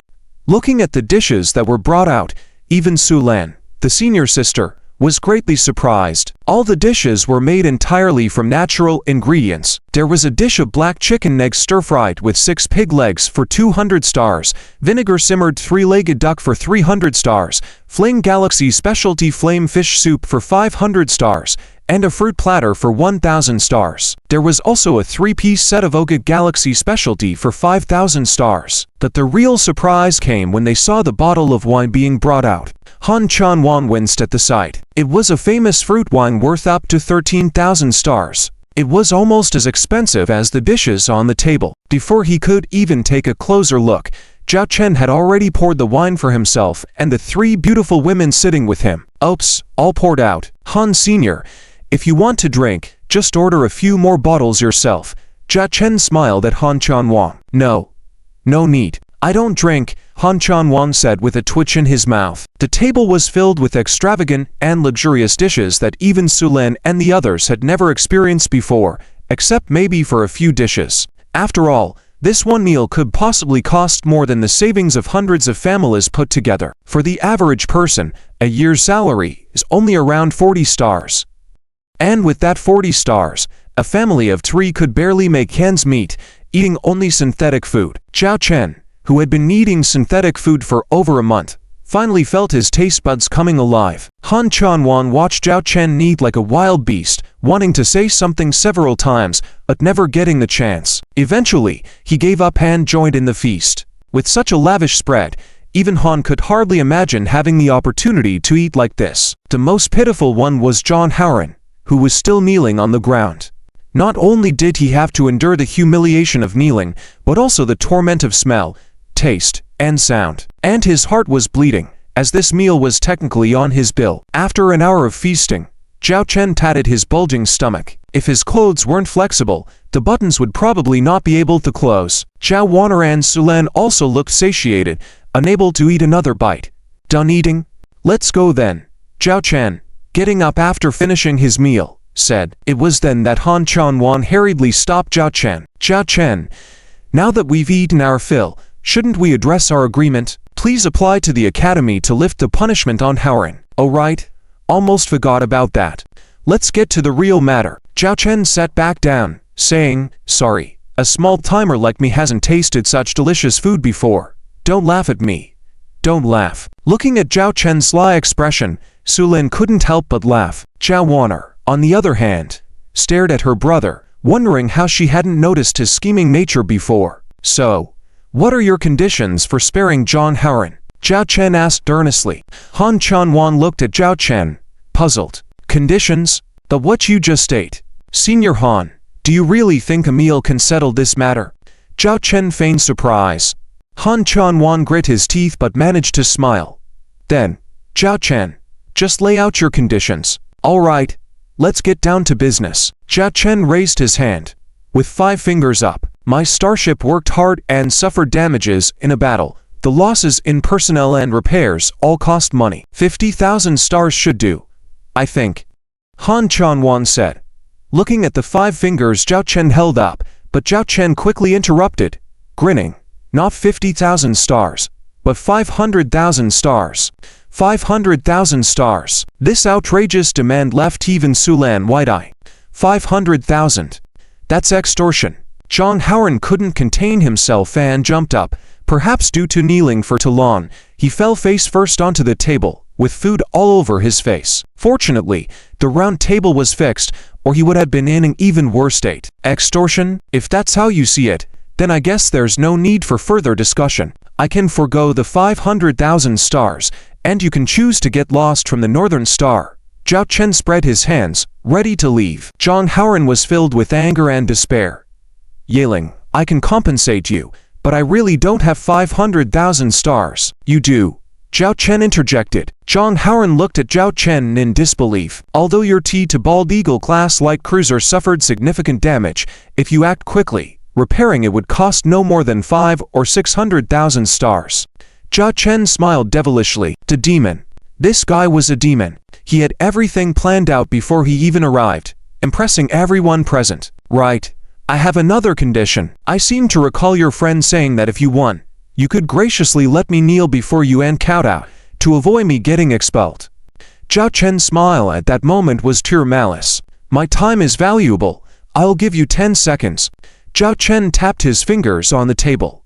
In that moment, everyone looked at Zhang Haoran, as if silently counting down. In the end, Zhang Haoran knelt on the ground. That one act told everyone the answer. Zhao Chen, I was wrong.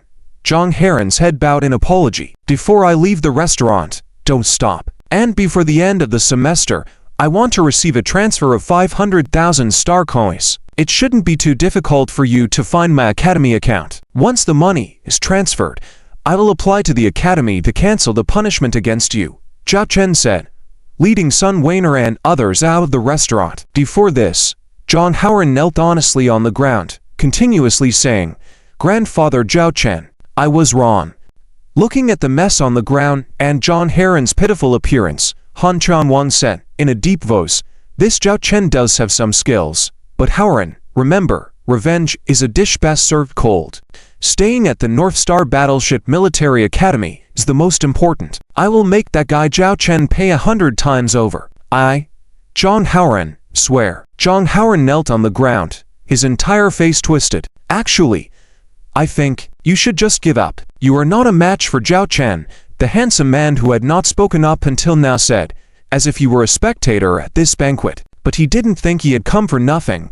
This was quite a good show. Sun Zi, human actions can change things, and I think that Zhao Chen has indeed gone too far and deserves to be taught a lesson. Han Chanwan's eyes flashed coldly. The Zhao Chen just now didn't give him face, especially in front of Sulan. Sun Zi smiled, then didn't say anything more. Who is paying the bill? At this moment, a restaurant manager walked over, looking somewhat surprised to see Zhang Haoran kneeling on the ground. How much is it? Zhang Haoran stood up, his legs still trembling slightly. It is a total of 53,000 star coins. We can round it down for you, the restaurant manager said with a professional smile. Zhang Haoran almost slipped and fell to the ground again. He looked at the other person in shock. 50,000 star coins. How is that possible? How could we have 50,000 star coins at this table? This table only had 25,000 star coins, but the customer who left just now not only ordered alcohol, but also had 2 extra orders of the same meal. So, it is 50,000 star coins. The restaurant manager explained with a smile. Take away. Anger surged in Zhang Haoran's heart, and he spat out blood directly, shouting, Zhao Chen. Watching Zhao Chen carrying 2 or 3 bags in each hand, it was quite comical. Brother Wyfan, you were really amusing just now. This meal, *burp**, was really worth it. Not only were we full and satisfied, but we also got to see a good show. You are still packing up now. I just glanced at the bill. A total of 50,000 star coins. I guess Zhang Haoran's face must have turned green when he paid. Zhao Xiao with double ponytails patted her own belly and said, Don't call me Brother Wyfan. Just call me Zhao Chen. Zhao Weiner rolled her eyes, then stared at Zhao Chen. By targeting Zhang Haoran like this, and not even giving Han Chanwan face, aren't you worried they will retaliate against you in the future? You talk as if I kindly negotiated with them. They won't retaliate against me in the future. Since I can't change it, why wouldn't I go all out against a drowning dog like him? Zhao Chen shrugged indifferently. Sulan covered her mouth and chuckled. Weiner, your brother is really unique. He doesn't seem like the bookworm you described before. If being like him is considered dumb, then there probably aren't any smart people in the world. I didn't know he was hiding so deep. Zhao Weiner pouted. Sulan looked at Zhao Chen and said, Zhao Chen, Jr., but let me remind you, today you have offended Zhang Haoran and Han Chanwan badly. I don't know much about Zhang Haoran, but Han Chanwan is a wolf in sheep's clothing, a person with a narrow mind. Today, you didn't give him face, so he will definitely find ways to trip you up in the future. I will be careful. Zhao Chen nodded. Do you have any plans for this holiday? Xiao Xiao with double ponytails asked curiously. Weiner and I are going back to the estate. After all, I am the nominal baron, and a bunch of things are waiting for me to handle, Zhao Chen said helplessly. A bunch of things. The matters in the estate are all arranged by your sister anyway. Zhao Weiner rolled her eyes. Speaking of your sister, I remember she should be serving in the Imperial Army of the Starlight Empire. I heard she performed excellently and even became the captain of the Princess's Guard starship, Su Lin said. Thinking of this sister of his, Zhao Chen actually had very little impression of her. Since his parents passed away when he was young, and his sister was already studying at the Starship Academy at that time, and then went on to serve in the Imperial Army. In the 1 month he spent back at the estate each year, the number of times they met was very few. But what Zhao Weiner said was true. If it weren't for this sister arranging the estate matters, Zhao Chen's estate would have probably been in chaos. Yes, you don't need to book a ticket this year. We'll take my starship back, Zhao Chen said to Zhao Weiner. In previous years, Zhao Chen and Zhao Weiner would book starship tickets to return to the estate. Taking a starship back is much more expensive than booking a ticket, Zhao Weiner said to Zhao Chen in an undertone. Zhao Chen smiled and said, "Don't forget, your brother is a rich man now." Thinking of the 500,000 star coins, Zhao Weiner rolled her eyes. Fine then. Honestly, using his own starship for the return journey was indeed at least 3 times faster than buying starship tickets. You go back first. We will set off the day after tomorrow. Let me know if you have any items to move. I'll go back first. This much food won't taste good when it gets cold, Zhao Chen said, bidding farewell to Su Lin and the others and leaving quickly. Your brother is a foodie. How long can he eat all this food by himself when he goes back? Xiao Xiao with double ponytails said, swallowing involuntarily because the food really smelled good. Zhao Weiner looked at her brother's back and felt that he had changed a lot. She felt like she no longer knew him. Your brother is quite interesting, Su Lin commented. Zhao Weiner and Xiao Xiao were very surprised because a man whom Su Lin would find interesting was rarer than exotic animals. Zero Storm. Zhao Chen panned in and walked onto the starship cabin. Vice Captain Charlotte, following Zhao Chen's orders, had been waiting here early. Help me, carry these. Zhao Chen handed several boxes of food to Vice Captain Charlotte. He looked at his arms and wrists, all marked with red imprints, with some fingers even turning purple from lack of blood flow. Captain, what's inside? Vice Captain Charlotte looked at the bags in his hands. It's a secret. Notify all crew members to assemble in the dining hall. Zhao Chen smiled mysteriously. Vice Captain Charlotte didn't ask further and relayed Zhao Chen's command. Then the two of them walked towards the starship dining hall. Don't you need me to help you carry them? Zhao Chen looked at Vice Captain Charlotte, who was carrying so many things steadily and calmly, without a change in expression. Is it very heavy? Vice Captain Charlotte asked lightly. Zhao Chen was stunned. Well, this was the strength of the half-beast White Tiger tribe, after all. Zero Storm Snowstorm. Starship Restaurant followed Captain Zhao Chen's orders, and all 100 female orc officers were present. Why are you all standing? Sit down quickly. Zhao Chen looked at the row of standing female officers and waved for them to sit down. In a somewhat restrained manner, the female officers slowly sat down. Charlotte, come help me distribute these meals. Zhao Chen opened the bags of meal boxes that Vice Captain Charlotte had brought over. In an instant, a fragrant smell filled the entire restaurant. It's important to note that orcs have much keener senses of smell than humans, so they were even more attracted to these scents. Vice Captain Charlotte stared at the enticing meal boxes for several seconds. Don't just stare. Start serving. Otherwise, the food will get cold and won't taste as good, Zhao Chen urged. He personally took on the role of kitchen mama, evenly dividing the food from the meal boxes into 100 portions, and then had Charlotte distribute the plates of food. In fact, if it was just the dishes, dividing them into 100 portions would be just a bite for each person. But besides that, there was a large pot of food taking up space. Rice.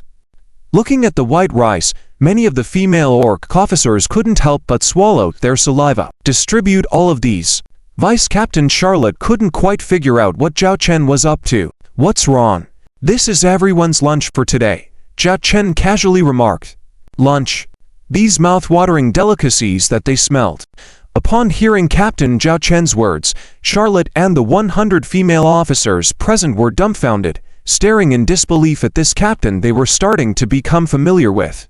"Serve them quickly. Everyone is waiting," Zhao Chen urged Charlotte, who was still dazed. It was only then that Vice Captain Charlotte began to serve the food to the female officers. In no time, more than 30 portions had already been distributed. When Zhao Chen lifted his head to look, he noticed that none of the female officers who received the food had started eating. While some were already salivating at the sight of the food in front of them, they remained seated, not making a move. "What are you standing there for? Eat.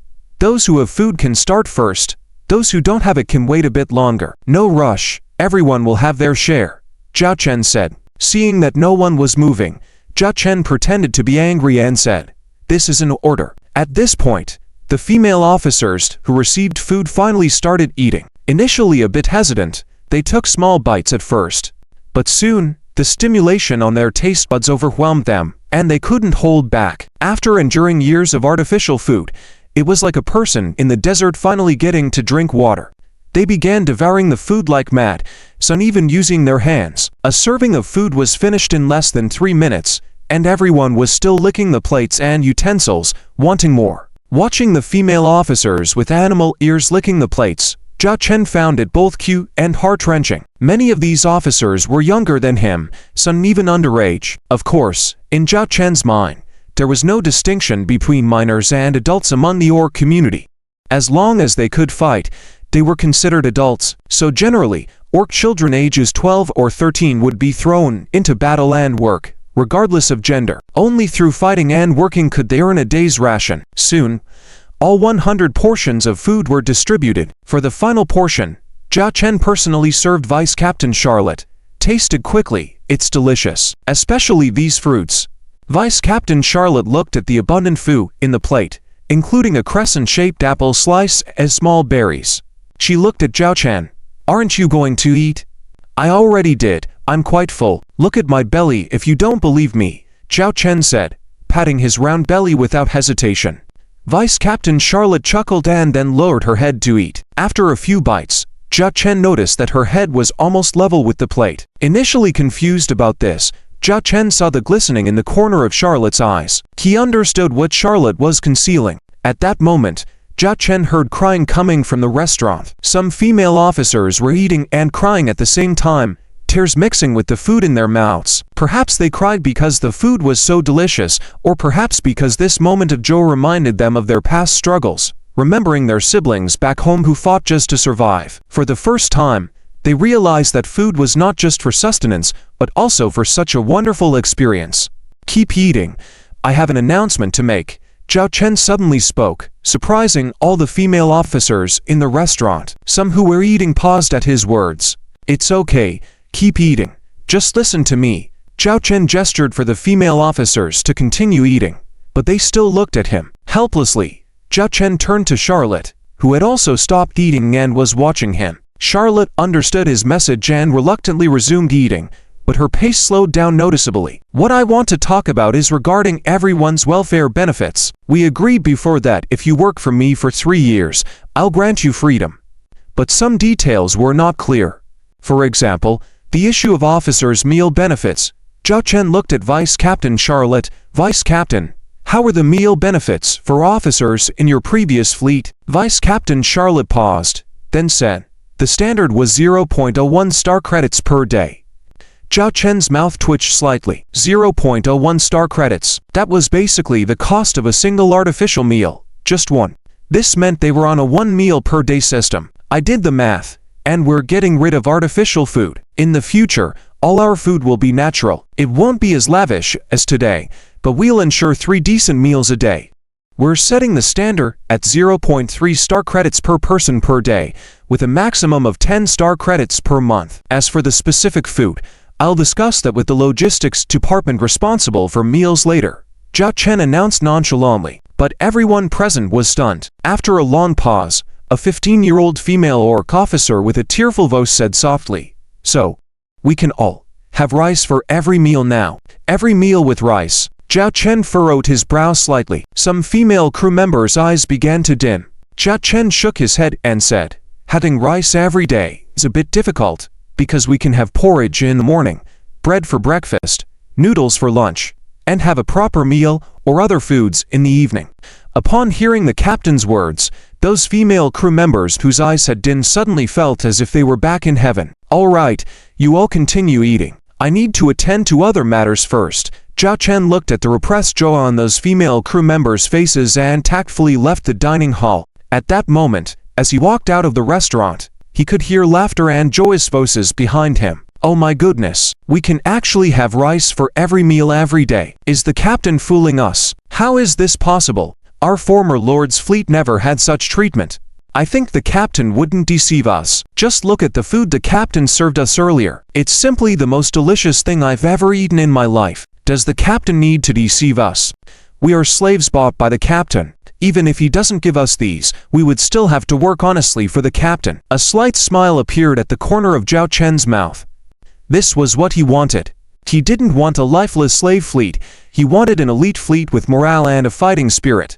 Although in this era, the technological advancements of Starship somewhat surpass the morale of the crew on board. However, in situations of the same level, a fleet with high morale will always be stronger than others. And a fleet with high morale can create miracles. How to have such a fleet? It's simple. Give the crew what they want. Let them be full of hope for the future. In this way, anyone who tries to destroy their hope will be seen as a mortal enemy. Tapping sounds of hurried footsteps approach from behind. "Captain, I think your decision is very inconsiderate." Vice Captain Charlotte intercepted Zhao Chen. "What's wrong? I think it's good, and everyone seems to like it." Zhao Chen shrugged. Vice Captain Charlotte said gravely, "I appreciate your efforts to improve the crew's meal standards, but the daily meal standard of 0.3 stars per person, do you know what that implies? I can do the math on that. It's 10 stars per month. We currently have 100 crew members, so the monthly cost would be 1,000 stars, Zhao Chen casually remarked.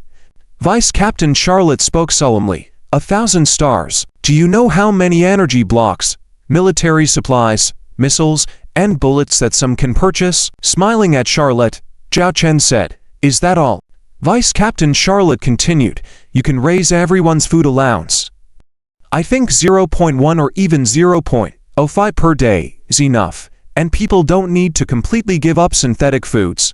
Waiting for Charlotte to finish speaking, Zhao Chen then said with a smile, "I know what you're worried about, but in my eyes, none of that is as important as making everyone happy and content. The previous women were a group of lifeless slaves, but do you know what I saw in them just now? Hope. What I want is a fleet with hope, not one that looks like walking corpses." Well, discussions are unnecessary on the issue of welfare and meal standards. This is the captain's order and will not be modified or downgraded. It might even gradually increase in the future. If a captain can't even fill his crew's stomachs, then he's not a qualified captain, Zhao Chen stated firmly. As he spoke, Zhao Chen suddenly reached out and brushed Charlotte's lip with his finger. Charlotte was stunned as she saw a grain of rice on Zhao Chen's finger, and then she watched as he put it in his mouth. "Wait. Have the logistics department hold a meeting. Discuss in detail how much daily necessities need to be procured and propose menus for the future Starship restaurant." After finishing his statement, Zhao Chen left without paying attention to the blushing cheeks of Charlotte. Charlotte took a while to regather her senses, holding her chest.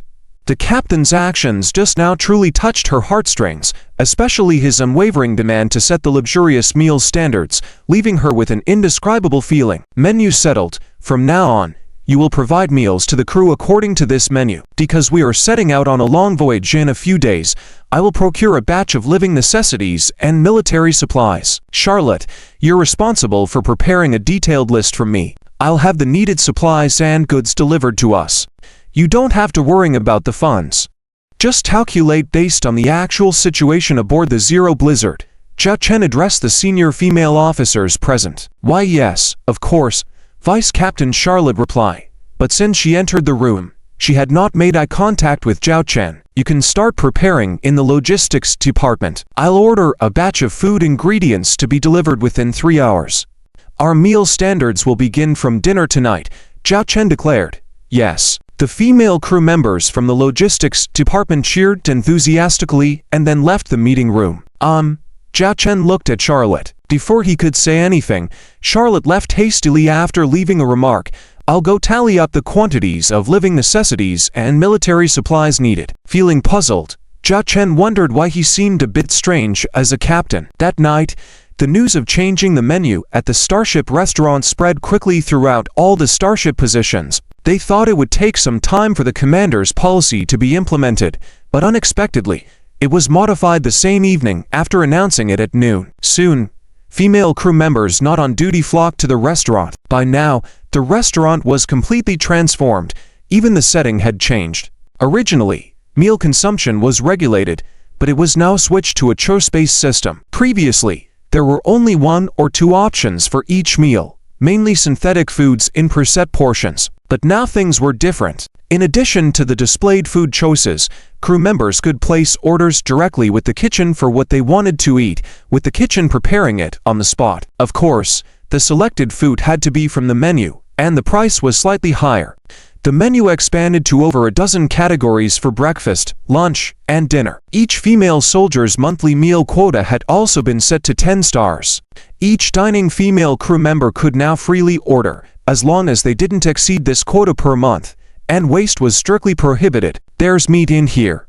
A female crew member pointed at a plate of shredded pork with vegetables, her eyes widening. Though the dish was relatively expensive, equivalent to 3 days of meal standards, as long as they were slightly frugal, eating meat once a week posed no problem. "Excuse me, can I place an order now?" a timid yet slightly eager female crew member inquired. "Of course, you can order anything displayed in the menu and the showcase cabinet," the head chef personally walked out and said. This half-orc head chef had previously worked as a cook for a certain half-orc lord and was skilled in cooking. He then held the position of the logistics head chef on Zero Blizzard. "Give me fried rice. I want to have a pork chop.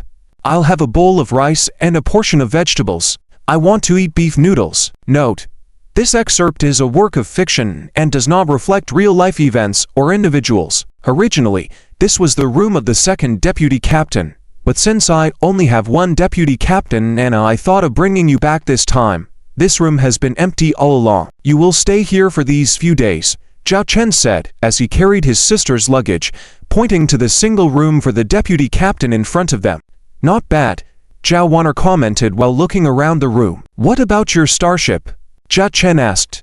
Zhao Wanner, a 4th-year student, also had her own dedicated starship. Senior Sulan has a long-term rented berth at the starport, and during this holiday period, she is going home, so my starship is parked at her berth. My crew are all academy students, and they have been given time off, Zhao Wanner explained while sitting on the bed. "If I remember correctly, your starship is a T-2 Raven-class heavy interstellar battle cruiser," Zhao Chen recalled.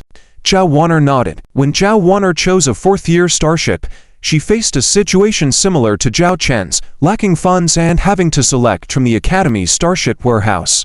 Fortunately, due to Zhao Wanner's outstanding academic performance, the Academy specially prepared for her a T-2 Raven-class heavy interstellar battle cruiser, a second-hand ship with a 30-year service history. Despite being a used ship, it was considered a top-tier T-2 starship. In addition to Zhao Wanner's academic reputation, students from other departments were eager to join her starship. However, considering the salary offered, Zhao Wanner recruited civilian students. The T-2 Raven-class heavy interstellar battle cruiser is go, but it is an old ship after all. "In the future, I will get you a new ship," Zhao Chen muttered to himself. Zhao Wanner rolled her eyes. "New ship? Forget it.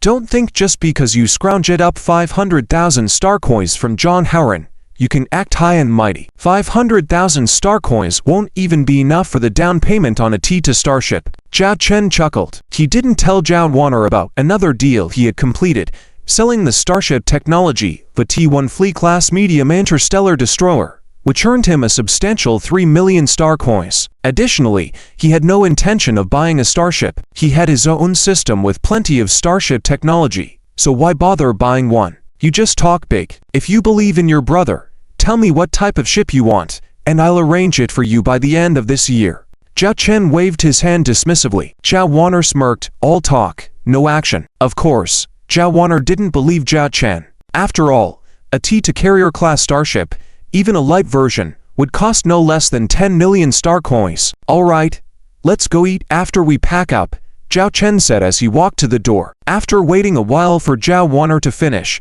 They headed to the starship cafeteria together. As they reached the corridor outside the starship cafeteria, Zhao Wan'er sniffed, "I think I smell something good." Zhao Chen smiled but remained silent. "By the way, I've noticed a change in those half-beast female crew members compared to before, but I can't quite pinpoint it." Zhao Wan'er suspiciously looked at Zhao Chen. "You didn't do anything to those half-beast female crew members, did you?" Zhao Chen tapped Zhao Wan'er's head. "You silly girl, overthinking things as always." Zhao Wan'er stuck out her tongue, noticing a significant change in her relationship with Zhao Chen during this time. Previously, Zhao Chen would never dare to touch her head or act so relaxed around her. As they entered the cafeteria, Zhao Wan'er suddenly stopped in her tracks, her expression one of shock. Steaming noodles, fragrant bread, fluffy steamed buns, and appetizing chunks of meat greeted them. There was even a white, crescent-shaped food, the legendary dumplings. "Is this your starship cafeteria?" Zhao Wan'er asked in astonishment. "Of course. Go ahead and order." Zhao Chen gestured towards the chef behind the counter and pointed to Zhao Wan'er standing behind him. "She's with me." "Captain, you don't have to pay for hers," the chef said with a strange expression. According to the regulations Zhao Chen had set, even dining in the starship cafeteria had food standards. As the captain, Zhao Chen's food standard was 3 times that of an ordinary female crew member. Higher-ranked officers enjoy even better food standards, providing an incentive for excellent performance and promotion. "Follow the rules." Zhao Chen continued his order. "I'll have the pork and cabbage dumplings."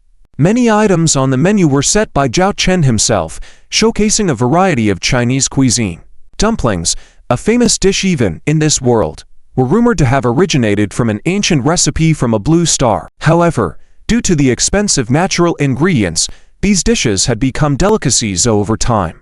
"Hurry up and order. People behind us are waiting in line," Zhao Chen urged as Zhao Wan'er blurted out a hurried order for fish-flavored shredded pork over rice. A floating robot scanned Zhao Chen's face, signifying the payment. "Please wait at your table. The meal will be delivered shortly," the chef said. As Zhao Chen and Zhao Wan'er found a seat, Zhao Wan'er couldn't resist asking, "Are these all natural ingredients?" "Yes." Zhao Chen nodded. Pointing to the holographic menu on the table, Zhao Wan'er inquired, "Can ordinary crew members order these foods?"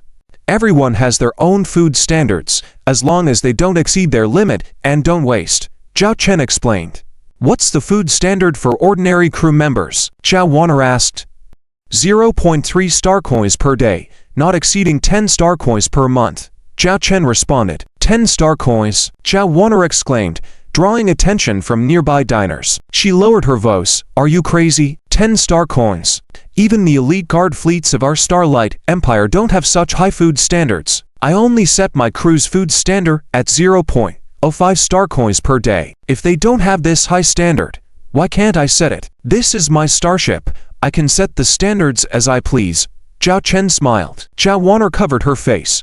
"Don't think that just because you have that 500,000 star coins, you can do whatever you want. You're going to get into trouble sooner or later. We'll cross that bridge when we get there."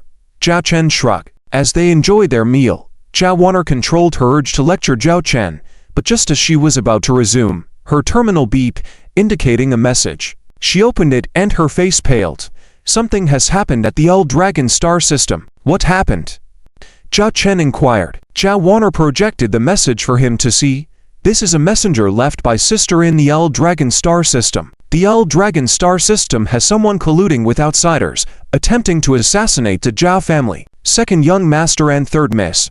Do not return. The Xiaolong galaxy has people attempting to kill themselves." Zhao Chen frowned.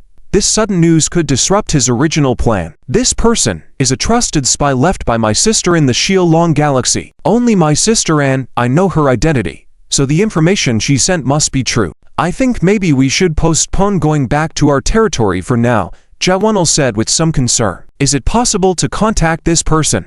Zhao Chen inquired. Zhao Wan'er thought for a moment and said, "I have a private communication channel to contact her, but I can't guarantee she will reply in time." Zhao Chen began to think. This return to his territory was not as simple as going home for a vacation. It was for the consideration of his future development. To strengthen himself and have the ability to protect himself, he needed to have a strong foundation, and the Xiaolong galaxy was a ready-made existence. However, Due to the decline in recent decades, the internal situation of the Xiaolong galaxy was both bad and complex. Therefore, Zhao Chen wanted to take advantage of this opportunity to tidy up the Xiaolong galaxy and prepare for his future. But if he were to cancel this plan due to this sudden news, then in 3 months, when the academy resumed, the following year's academic arrangements would make it difficult for him to find time to deal with the Xiaolong galaxy's affairs. This delay could mean wasting a year or more. "We must go back," Zhao Chen said seriously. Zhao Wenle exclaimed anxiously, "Hey, are you out of your mind? Now that you know there are people in the Xiaolong galaxy coming after us, do you still want to go back and hand yourself over?" "Who said we are going back to hand ourselves over?" Zhao Chen smirked and said coldly, "Our situation in the Xiaolong galaxy has always been chaotic. Due to the decline of our Jia family's power, some of the internal nobles in the galaxy do not take us seriously. If we want to truly control the Xiaolong galaxy, we must get rid of those sores and tumors. Originally, I had planned to proceed gradually, but now that they have given me an opportunity, why should I waste it?" Zhao Wenle understood Zhao Chen's idea. He wanted to take advantage of this opportunity to eliminate the forces behind the attempted assassination and conduct a major reshuffle in the Xiaolong galaxy. "I don't oppose your idea, but you should also consider your strength." Zhao Wenle expressed her concern about their safety. "We are going back, but not immediately. You contact this person and try to gather more information from her, such as who organized this assassination attempt, what assassination plan was arranged, and whether there is an organized interstellar fleet." Zhao Chen said sternly. "That's not a problem, but our strength." Zhao Chen smirked. "Don't worry, I'll be prepared." Zhao Chen raised his hand and opened a star map. He marked his current location and the location of the Xiaolong galaxy, then started filtering between the 2 points. Eventually, he chose a location. Pointing to the place, he said, "Let's go here first." Arctic Fox Starport. Zhao Wenle looked at the place name in surprise. "Why are we going there?" "You'll know when you get there." "Do we need to bring my tea to Crow?" "No need." "Zhao Chen, what do you want to do after all?" "Build the ship." After some preparation, Zero Storm officially left the starport of the North Star Starfleet Military Academy. Before this, Zhao Chen received funds to his 2 accounts, 50,000 star coins from Zhang Haoran and 3 million star coins from Li Yaqi, the former from the Academy account, and the latter from a private account Zhao Chen opened before selling starship technology to conceal his identity. Originally, he planned to leave on July 1st, but because of the Xiaolong galaxy situation, Zhao Chen needed to seize the time and set off 2 days earlier. He bid farewell to Li Wei and hurriedly said goodbye to senior sister Su Lin and others. The coordinates are in the Arctic Fox galaxy at the Arctic Fox starport. We will first head to the Stargate in the North Star galaxy, then proceed through the Stargate to the Arctic Fox galaxy, and finally arrive at the Arctic Fox starport. It is estimated to take 5 hours. Vice Captain Charlotte reported the route plan she had formulated. "Just handle it. I just want to arrive at the Arctic Fox starport in the shortest time," Zhao Chen said, sitting on the captain's chair. Next to him was Zhao Wenle, who was pouting, displeased that Zhao Chen did not explain clearly what he wanted to do. "Next, we will engage the Level 3 warp engines. During the warp engine navigation phase, all crew members will enter deep-sea sailing mode and enter hibernation cabins," Vice Captain Charlotte said. Zhao Chen nodded in agreement. To reach the North Star Starfleet starport quickest, using warp engines was necessary. A starship generally had 2 to 3 sets of engine systems. One set was for regular engines, like Zero Storm that had a cruising speed of 100 knots, using the regular engines. The other set commonly used was the warp engines. Warp engines were usually used for long-distance voyages, allowing for extreme acceleration. During warp engine usage, most starships had to enter deep-sea mode, or else the side effects of warp travel would cause non-rested crew members to collapse. Human bodies could not withstand warp travel. Furthermore, combat could not be carried out during warp sailings. Warp engines were also classified based on the speed, from level 1 to level 9. Zhao Chen's Zero Storm was equipped with a level 3 warp engine. The warp engine navigation route is ready, and we will enter the acceleration phase next. In 10 minutes, we will enter the warp sailing phase. Within 10 minutes, all crew members will enter deep-sea mode. Repeat, within 10 minutes, all crew members will enter deep-sea mode. At that moment, within the starship, every post echoed Vice Captain Charlotte's voice will a light purple glow shimmer. This was an indication of entering warp sailing. At this time, several hibernation cabins appeared near Zhao Chen's captain's chair. These were vertically cylindrical transparent chambers. Setting up hibernation chambers on the bridge was to allow crew members leaving the warp mode to return to their posts quickly and resume combat mode. This was crucial in real combat, especially during battles in enemy territory, which severely tested the reaction capabilities of the starship's crew. Zhao Chen stood among the hibernation chambers, watching Zhao Wen'el entering one. "Don't be nervous, it'll be over in the blink of an eye. Come on. I've carried out 4th-year combat missions at the academy. No need for your teaching."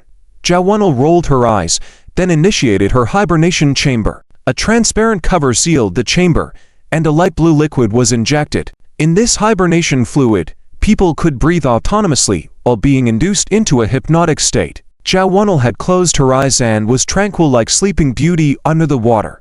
Zhao Chen did not immediately enter hibernation. He watched Charlotte, who was still waiting at the console. By now, most of the Zero Storm's power supplies had been cut off, directing almost all energy to the warp engine, while the starship itself remained in a low-consumption state. When there were 3 minutes left from the 10-minute time frame, Charlotte turned to Zhao Chen and reported, "Report. Of all 100 crew members, 100 have entered hibernation. We will officially enter the warp sailing phase in 3 minutes. It's our turn." Zhao Chen crossed his hands on his chest, took a deep breath, and started the hibernation chamber. The light blue liquid began to envelop his whole body with no discomfort. Instead, it made Zhao Chen feel very relaxed, and eventually, he fell into a deep sleep. The zero-category storm, system alert, has arrived at the scheduled, currently in automatic pilot mode. Between the haze, Zhao Chen felt like there was some sound ringing in his ears. The zero-category blizzard intelligence system, the zero-category blizzard has, in navigation mode, has arrived at the scheduled, in automatic pilot mode. The voice gradually grew louder, and memories seemed to return to his body at that moment. The zero-category blizzard intelligence system alert, the zero-category blizzard has disengaged from warp navigation mode, has arrived at the scheduled location, currently in automatic pilot mode. Zhao Chen suddenly opened his eyes wide, panting heavily as he watched the slowly opening transparent cabin door. The lighting on the bridge had been restored, and familiar figures had begun working on the command bridge. All personnel on the bridge returned to their stations within 1 minute. Check the starship data. All personnel on the starship returned to their positions within 3 minutes. Stand by at all times. Vice Captain Charlotte continued to give orders, while Zhao Wen'el assisted her. Zhao Chen subconsciously took a few steps forward, but found his legs feeling weak, almost falling to the ground if he hadn't grabbed the nearby handrail. "Captain, you've awakened.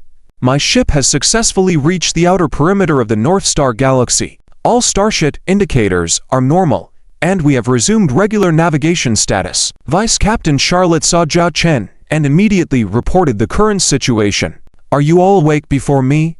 Zhao Chen looked surprised at them. Zhao Wen'el, seeing Zhao Chen's trembling legs, lightly chuckled and said, "We woke up a minute before you. I told you, your physique isn't enough. Driving a starship isn't just about mental work. Sailing through the stars requires both intelligence and physical development." Zhao Chen didn't pay attention to Zhao Wen'el's teasing. He asked Charlotte, "How long have we been in hibernation?" 32 minutes, Vice Captain Charlotte replied. 32 minutes made Zhao Chen feel like it had been a very long time. Don't think that these 30 minutes didn't cover much distance. Without using warp engines, just regular engine speed might take nearly 100 days. The development of warp engine technology has propelled civilization towards interstellar voyages. It is a technological breakthrough similar to Stargate technology. Suddenly, Zhao Chen felt uncomfortable in his stomach and subconsciously vomited. Vice Captain Charlotte seemed prepared, and a floating trash can appeared in front of Zhao Chen. After a while, Zhao Chen recovered. He realized how painful warp travel could be for the first time. "Is this your first time using military hibernation pods?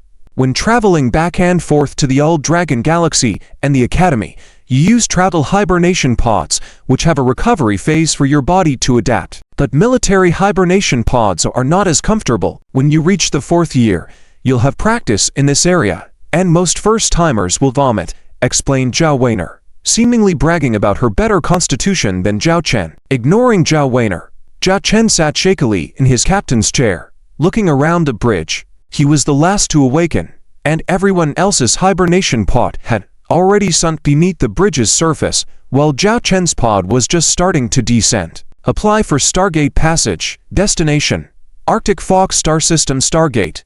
Zhao Chen instructed. The application has been sent, and we will receive a reply within 10 minutes, replied Vice Captain Charlotte. In less than 10 minutes, the Zero Category Blizzard was granted passage, but this was only after Zhao Chen paid a Stargate usage fee. Zero Category Blizzard followed the navigation route sent by the North Star Stargate Management Department, and soon Zhao Chen saw a row of starships waiting to pass through the Stargate, and others coming into the Arctic Fox star system through the Stargate. However, these details were unimportant to Zhao Chen, as his eyes were drawn to the massive Stargate. Although he had studied Stargate technology, his academy courses and seen pictures, experiencing it firsthand was a first for Zhao Chen. The North Star Stargate looked like 3 connected temple gates, emitting blue, red, and golden halos in between, resembling a tricolored lake surface.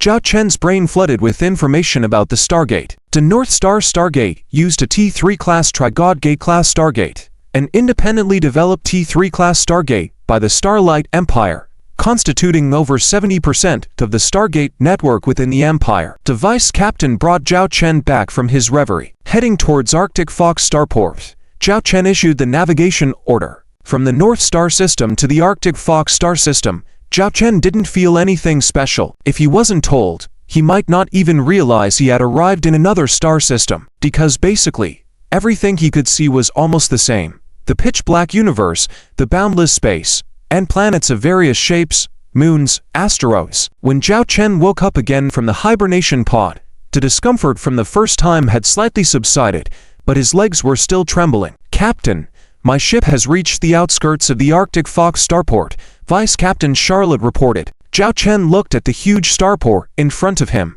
which was much larger than the starport at the North Star Naval Academy. Because this was a real starport, it could also be called an interstellar city. "Contact this person. Tell them it's Storm Zero Zhao Chen." Zhao Chen raised his hand and sent a communication link to Charlotte. Charlotte complied, and soon a video window popped up. On the other side was a beautiful woman in what looked like work uniform. "Mr. Zhao Chen, hello. I am the person in charge of the Arctic Fox Starport, designated as CC-11. It is an honor to serve you. According to your previous request, a large-scale starship refitting and construction workshop has been prepared for you. I will send you the address. You have booked 2 months of usage for a price of 100,000 star coins. In addition, the goods you ordered for a total of 1.5 million star coins have all arrived and have been placed in your starship workshop as requested," the female manager said with a smile. 1.5 million star coins, Zhao Wanner exclaimed, looking surprised at Zhao Chen, who remained composed. Vice Captain Charlotte also cast a surprised glance at Zhao Chen, but her years of composure prevented her from reacting like Zhao Wanner. "Thank you, miss. I will invite you for tea another day," Zhao Chen smiled. The female manager chuckled and said, "Mr. Zhao, you are kidding. During your stay, I am your exclusive service manager. If you need anything, you can contact me anytime. I am at your service 24 hours a day." After saying that, she even flirtatiously tossed a look. This was a major client. The commission from this deal would be equivalent to half a year's salary for her. Vice Captain Charlotte obtained the berth location at the starport and, under the coordination of the starport, navigated slowly towards it, preparing to dock. "What's with this 1.5 million star coins?" Zhao Wanner couldn't help but ask again. "I sold the T1 starship technology." Zhao Chen didn't hide anything, as there was no need to hide it for long. "You sold T1 starship technology?"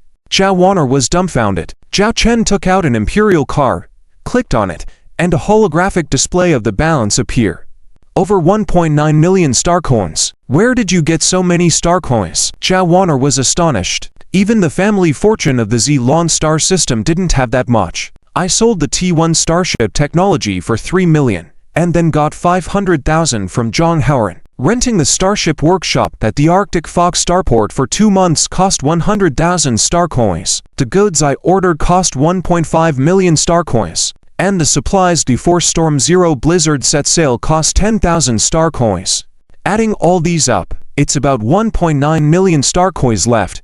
Zhao Chen shrugged. Zhao Wanner listened to this and couldn't recover from her shock for a long time. She also caught the key points. T1 Starship Technology. When did you develop Starship Technology? You saw me assembling a starship, right? Assembling and developing are completely different things. To me, it's just a slightly more challenging task. Zhao Wanner held her head, finding it hard to believe that developing a completely new starship was just a slightly more challenging task. Just as Zhao Wanner was about to ask more questions, her handheld terminal blinked. She glanced at it, her expression changing. It's the undercover agent arranged by Sister. Ask if she can do video communication, Zhao Chen said. Zhao Wanner inquired and then said, she says she can, but only for 5 minutes. 5 minutes is enough.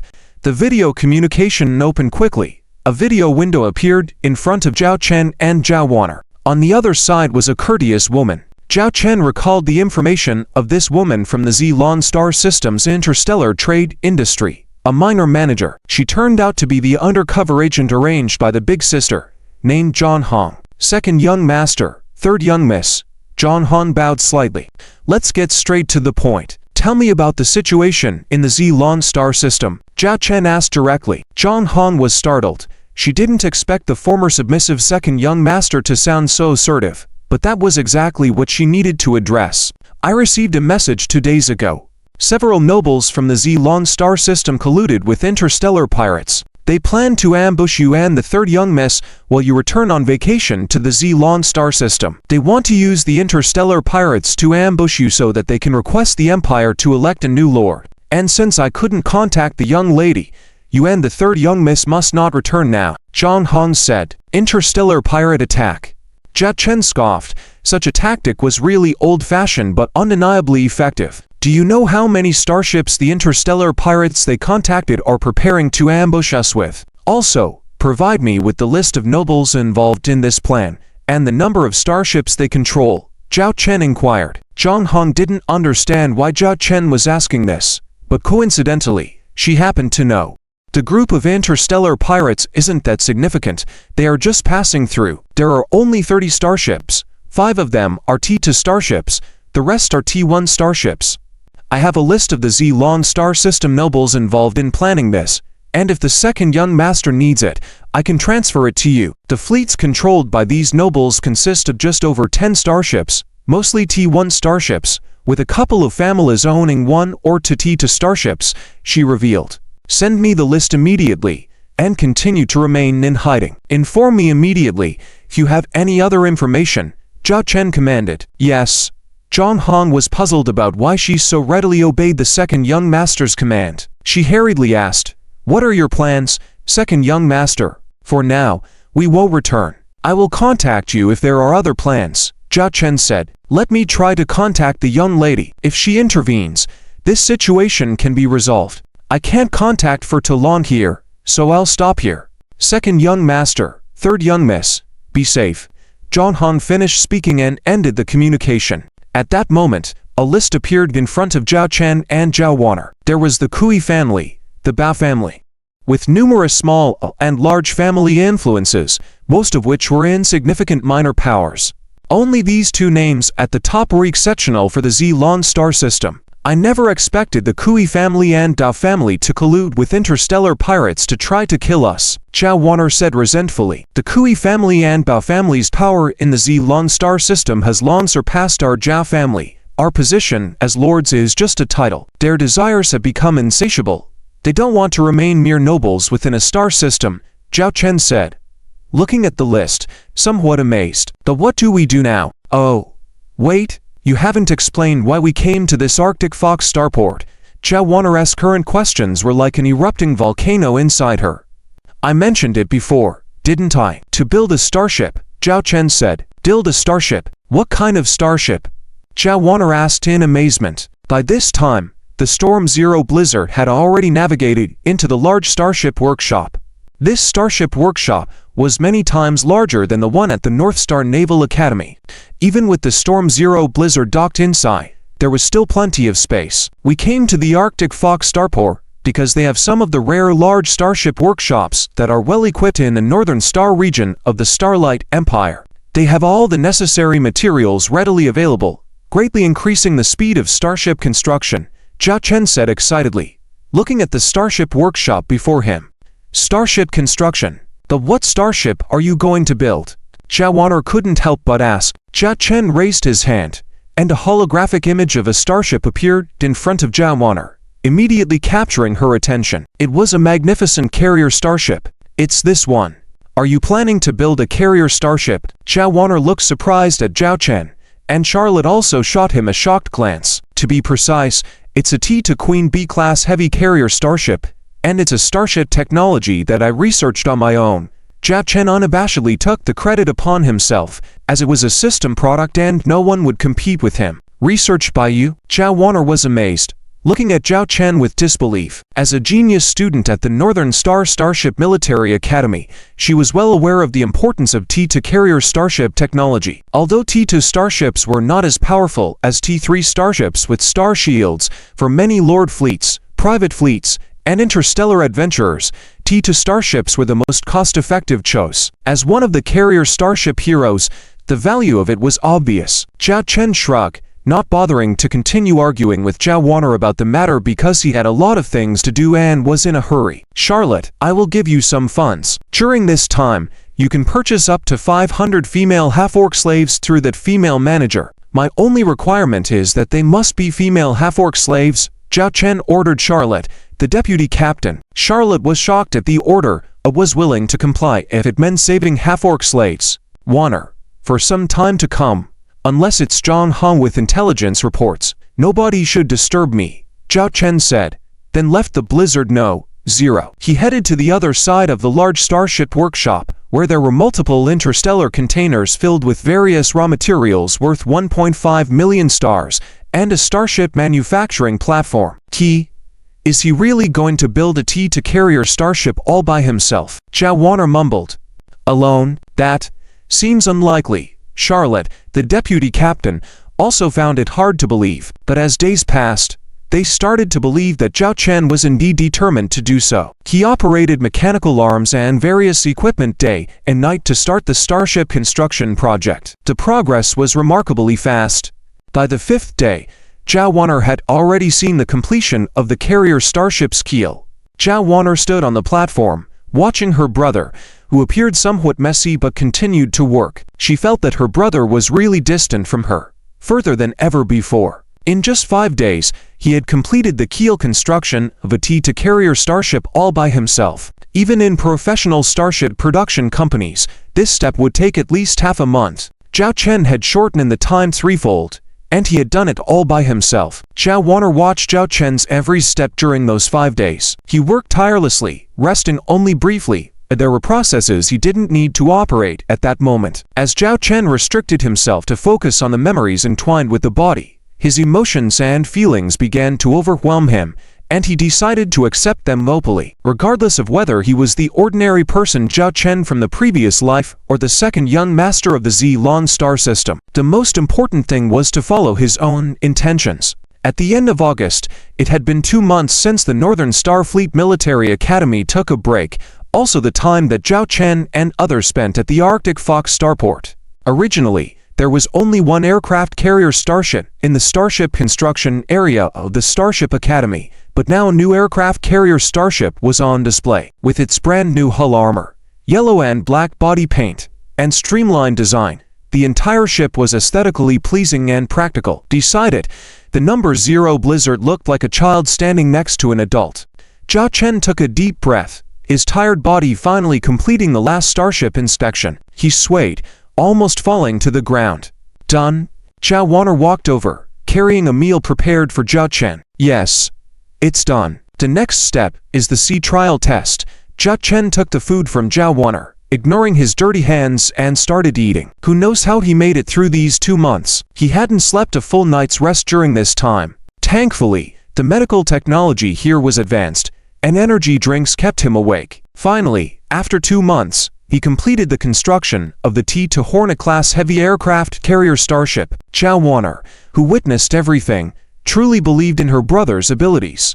Building a T2 Hornet-class heavy aircraft carrier starship by oneself, especially one designed and researched by oneself. If the instructors at the Northern Starfleet Military Academy knew, they would feel inadequate. How come I didn't realize you had such amazing abilities before? Asked Zhao Waner curiously. Before this, Zhao Chen was just an ordinary person, at most good at studying, with no outstanding traits. Our family already has a big sister who's a genius, and now we have a little genius like you. If I show my talents, do you think some people might target us? I suspect the people from the Old Dragon Galaxy know you're growing stronger, and that's why they chose this time to act. Great trees catch the wind. Zhao Chen made an excuse for himself. So you've been hiding yourself all this time? Zhao Waner was surprised. It's called being low-key. Zhao Chen crossed his arms. At that moment, Charlotte walked over. Captain, did you call me? Charlotte's condition as the vice captain had improved a lot compared to 2 months ago, and she had become accustomed to life with Zhao Chen. After all, who wouldn't enjoy 3 natural meals a day? How are the training of the 500 semi-orc female staff members going? Zhao Chen asked. Charlotte spent a month purchasing 500 semi-orc female staff members through the Arctic Fox Starport's slave trading network and had been training them since. Fortunately, they recognized the legendary General Charlotte, so they obeyed her commands. Combined with the benefits Zhao Chen provided for his female staff members, they seemed content when they saw the food, resembling white bread. The training of the 500 semi-orc female staff members is going smoothly. If we had 5 Blizzard-class ships now, they could be put into combat immediately, Vice Captain Charlotte replied. What about this T2 Hornet-class heavy aircraft carrier starship? Zhao Chen pointed to the heavy aircraft carrier starship behind him. Vice Captain Charlotte looked at the yellow and black giant starship and stated confidently, within 3 days, we can have control over this starship and form an effective combat force. Zhao Chen patted Zhao Waner's shoulder. Charlotte, take Waner and a selected 100 crew members on board. Conduct a test flight for this T2 Hornet-class heavy aircraft carrier starship. Am I coming too? Zhao Waner asked in surprise. You said you wanted to have an aircraft carrier starship before. This starship is my gift to you. Though when we return to the academy, you should continue using your original starship for now. We shouldn't reveal this aircraft carrier starship yet. Great trees catch the wind, Zhao Chen explained. Zhao Waner, astonished, pointed at the T2 Hornet-class heavy aircraft carrier starship and then at herself. You want to give me this starship? Of course, it's not for free. You'll need to be my captain. How about it? Not interested? Zhao Chen joked. Zhao Waner rolled her eyes. I'll help you for a bit. Who cares about your starship? With that, Zhao Waner didn't wait further and, with Charlotte, started to bore and familiarize herself with the T2 Hornet-class heavy aircraft carrier starship. The interior space of the T2 Hornet-class heavy aircraft carrier starship was much better than that of the Blizzard ship. Everything was brand new, unlike the Blizzard ship, with traces of its age everywhere. Arriving at the bridge of the T2 Hornet-class heavy aircraft carrier starship, Zhao Waner saw that the entire bridge was a round enclosed structure. When activated, the bridge would display all the surroundings of the starship using a 360 panoramic projection technology. Charlotte, let's get ready now. I can't wait to take this starship out for a test flight, Zhao Waner impatiently said. Commanding an aircraft carrier starship had always been Zhao Waner's dream, and she couldn't believe it was about to come true. It will take some time to prepare, about half a day. First, we need to familiarize the crew with the ship's environment and positions. Luckily, some of the semi-orc female crew members recruited had previous experience on aircraft carrier starships, so they should adapt quickly. Besides, this is just a T2 class aircraft carrier starship, so the technical difficulty shouldn't be too high, Charlotte explained. They then started selecting the crew to serve on the T2 Hornet-class heavy aircraft carrier starship, and the chosen crew members quickly received notifications to board and prepare on the starship. Standing in a large cabin, Charlotte looked at the 100 semi-orc female crew members gathered there, each dressed neatly and smiling. Just a month ago, they arrived as slaves, dressed in fear, resembling caged birds. As Captain Zhao Chen said, they now had light in their eyes. I am now announcing that from this moment on, you are the official crew members of this T2 Hornet-class heavy aircraft carrier starship. Detailed job assignments will be sent to each of you. During the past month, you were probably quite happy living on the Blizzard ship. But do you know who provided all this to you? Perhaps you still question that man, doubt that man, but no matter what, now you fight for him. If anyone at their battle station slacks off, I will remove them from this starship even if they were once my comrades in arms. Vice Captain Charlotte looked at everyone present. Remember 2 words: gratitude. That man gave you a second life, and without him, you wouldn't be living in clean rooms and eating delicious food now. We semi-orcs must remember to repay kindness. Do you understand? Understood. Zhao Chen lay on the large bed in the captain's room of his blizzard ship, watching the scene where Charlotte was lecturing. Through the insightful eye, he could tell that these semi-orc female staff members were not only loyal, but also grateful to him. He believed that before long, the outlook would change completely. Let's see what I've gained now. Zhao Chen suppressed his drowsiness, opening the system page. When he completed the construction of the T-2 Hornet-class heavy aircraft carrier starship, a system mission prompt was also completed. Quarterly mission. Acquire a starship system. Completed. Reward can be collected. Zhao Chen clicked to receive the task rewards. Quarterly mission rewards claimed. Awarding 5 mission points. Acquiring a T-2 Hammer-class heavy interstellar industrial ship technology blueprint. Obtaining 500 system points. Receiving a T-1 Super Warrior potion. Zhao Chen's drowsiness was suddenly gone. An interstellar industrial ship. Interstellar industrial ship. It is a type of auxiliary starship, with a nickname, Interstellar Mobile Factory. As the name suggests, the interstellar industrial ship can carry out the vast majority of industrial production operations, and even be used to manufacture starships. Previously, Zhao Chen had been mulling over the interstellar industrial sector. Without this foundation, Zhao Chen would have to look for this type of Star Harbor rental workshop every time he needed to produce a starship. Inconvenient and safe at the same time. If there was a personal interstellar industrial ship, all these troubles would be eliminated. And now Zhao Chen has the opportunity to own an interstellar industrial ship. This means that with the necessary materials and technology, Zhao Chen can produce starships anytime, anywhere. Establishing a fleet of starships belonging to Zhao Chen is not a dream. T-2 Iron Hammer class heavy interstellar industrial ship type. Interstellar industrial ship technology level. T-2 ship armor strength. 100 units cruise speed. 20 knots star speed warp engine. Level for warp engine ship length. 500 meters mass. 200,000 tons crew size. 200 people starship weapons. 50 light anti-aircraft gun emplacements. Zhao Chen reviewed the data information of this T-2 Iron Hammer class heavy interstellar industrial ship, and found that its size was significantly larger than the T-2 Queen Bee class heavy carrier starship. It had a poor amount of weapons aboard, given that it was not a combat-type starship, with only the most basic defensive firepower. However, when looking at its core function, namely interstellar industry, Zhao Chen's mouth practically watered. This was a semi-intelligent interstellar industrial ship, requiring only a small number of personnel to carry out production work, and boasting extremely high production efficiency.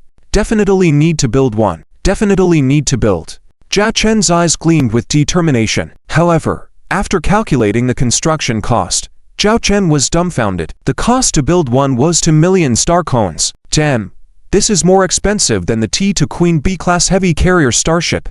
Zhao Chen glanced at his account. He had 1.9 million star coins left, even after giving Charlotte tens of thousands to purchase half-orc slaves. There was still a surplus of over 1.8 million star coins, but there was still a shortfall of over 200,000. And this didn't even account for the cost of renting Star Harbor workshops. Plus, there was also the need to maintain the Zero Blizzard and T-2 Queen Bee class heavy carrier starships in the future, requiring some financial reserves. When all this was considered, Zhao Chen didn't even have 2.5 million star coins, making him ineligible to construct the T-2 Iron Hammer class heavy interstellar industrial ship. Short of money again, Zhao Chen scratched his head, realizing that shipbuilding was a costly affair. Hence, it had always been said that starships were toys for the wealthy. What to do about this shortfall? Ask Li Yaqi to sell starships again? But she's currently preparing to put one starship into production, with no need for a second one in the short term. Seek other starship salespeople? That might cause trouble with individuals Zhao Chen can't afford to provoke. It's common sense that the guilty person bears the stolen goats. Zhao Chen furrowed his brow. As he pondered, he suddenly slapped his own head, realizing that the money he needed was right there waiting for him. The nobles in the Owl Dragon system had deep pockets, despite the poverty of the system not hindering them from accumulating wealth. Zhao Chen's lips curled into a smirk, revealing a hint of coldness. Besides receiving one starship technology reward, Zhao Chen obtained 3 other rewards. Acquired 5 mission points. Acquired 500 system points. Acquired T1 Super Warrior Potion. The mission points and system points filled Zhao Chen's needs perfectly. However, the third reward caught Zhao Chen's attention. T1 Super Warrior Potion. T1 Super Warrior Potion. A potion that can modify the human body, used by direct injection. Just a simple sentence, but it explained that it modified the human body. Zhao Chen was speechless, but since it was a gift from the system, there shouldn't be any problems. Besides, his current body was indeed very weak, having fainted 5 times in the past 2 months while working. The last time he used a military hibernation chamber, he made a fool of himself in front of Zhao Waner. As a man aiming to conquer the stars, how could he be so weak? Zhao Chen didn't hesitate and retrieved the potion from the system warehouse. A 20-centimeter long cylindrical vial with faint blue glowing liquid appeared in Zhao Chen's hand. Swallowing his saliva, Zhao Chen silently prayed, "System, please don't cheat me." With those words, he injected the liquid directly into his arm. In a split second, the blue liquid inside the vial was completely injected. "I don't feel anything." Zhao Chen was puzzled, but the next moment, his pupils dilated, and his body felt as if every cell was exploding, causing him excruciating pain. He tried to scream but found his throat blocked, unable to make a sound. This feeling seemed to last an eternity for Zhao Chen. Huff, huff. Zhao Chen suddenly gasped for breath and sat up, the discomfort in his body vanishing. He glanced at the time. Only 3 minutes had passed. He felt his body. There was no pain, and even the previous fatigue had completely disappeared. Zhao Chen stood up and grabbed a mirror, looking at his reflection. His face seemed more chiseled, more defined. Lifting his shirt, he now had visible abdominal muscles, even muscles on his arms. Zhao Chen attempted to punch, hearing the sound of air being displaced. He tried to jump and effortlessly touched the ceiling. Zhao Chen excitedly did push-ups, effortlessly completing 500 without feeling any strain. "I've become a superhero," Zhao Chen exclaimed in delight. The T1 Super Warrior Potion was truly effective. Wait, if there's a T1, does that mean there's a T2? Zhao Chen seemed to have realized something and opened the system store. After checking the T1 products aisle, he found the T1 Super Warrior Potion he had just used. T1 Super Warrior Potion requires 1 mission point and 30 system points. It turned out to be available in the system store. However, when Zhao Chen had previously browsed, he had only looked at starship blueprints, not paying attention to these potions. Moreover, at that time, he valued his mission points and didn't want to spend them on this. Zhao Chen quickly looked at the T2 product section and soon found his target. T2 Super Warrior Potion requires 3 mission points and 600 system points. I'm not in a hurry to improve my physical qualities now. The current situation is already sufficient.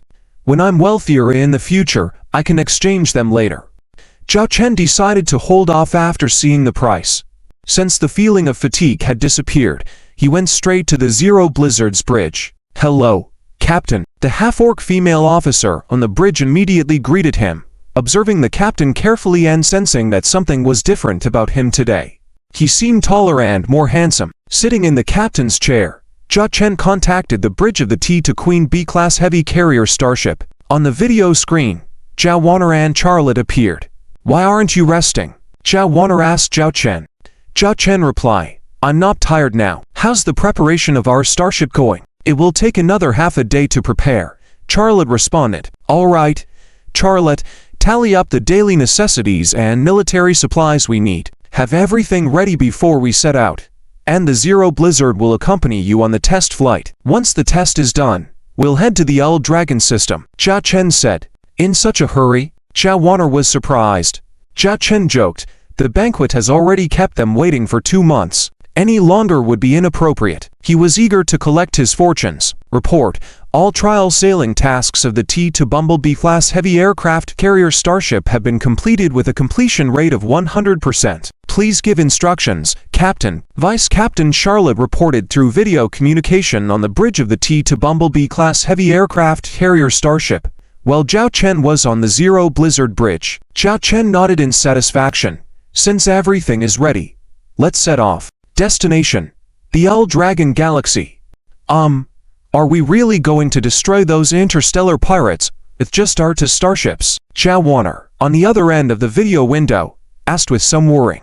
Zhao Chen smiled at Zhao Warner. You should have seen the performance data of the T-2 Bumblebee-class heavy aircraft carrier starship. How come you still don't believe it? It's not that I don't believe. I'm just worried about the risks with just two starships.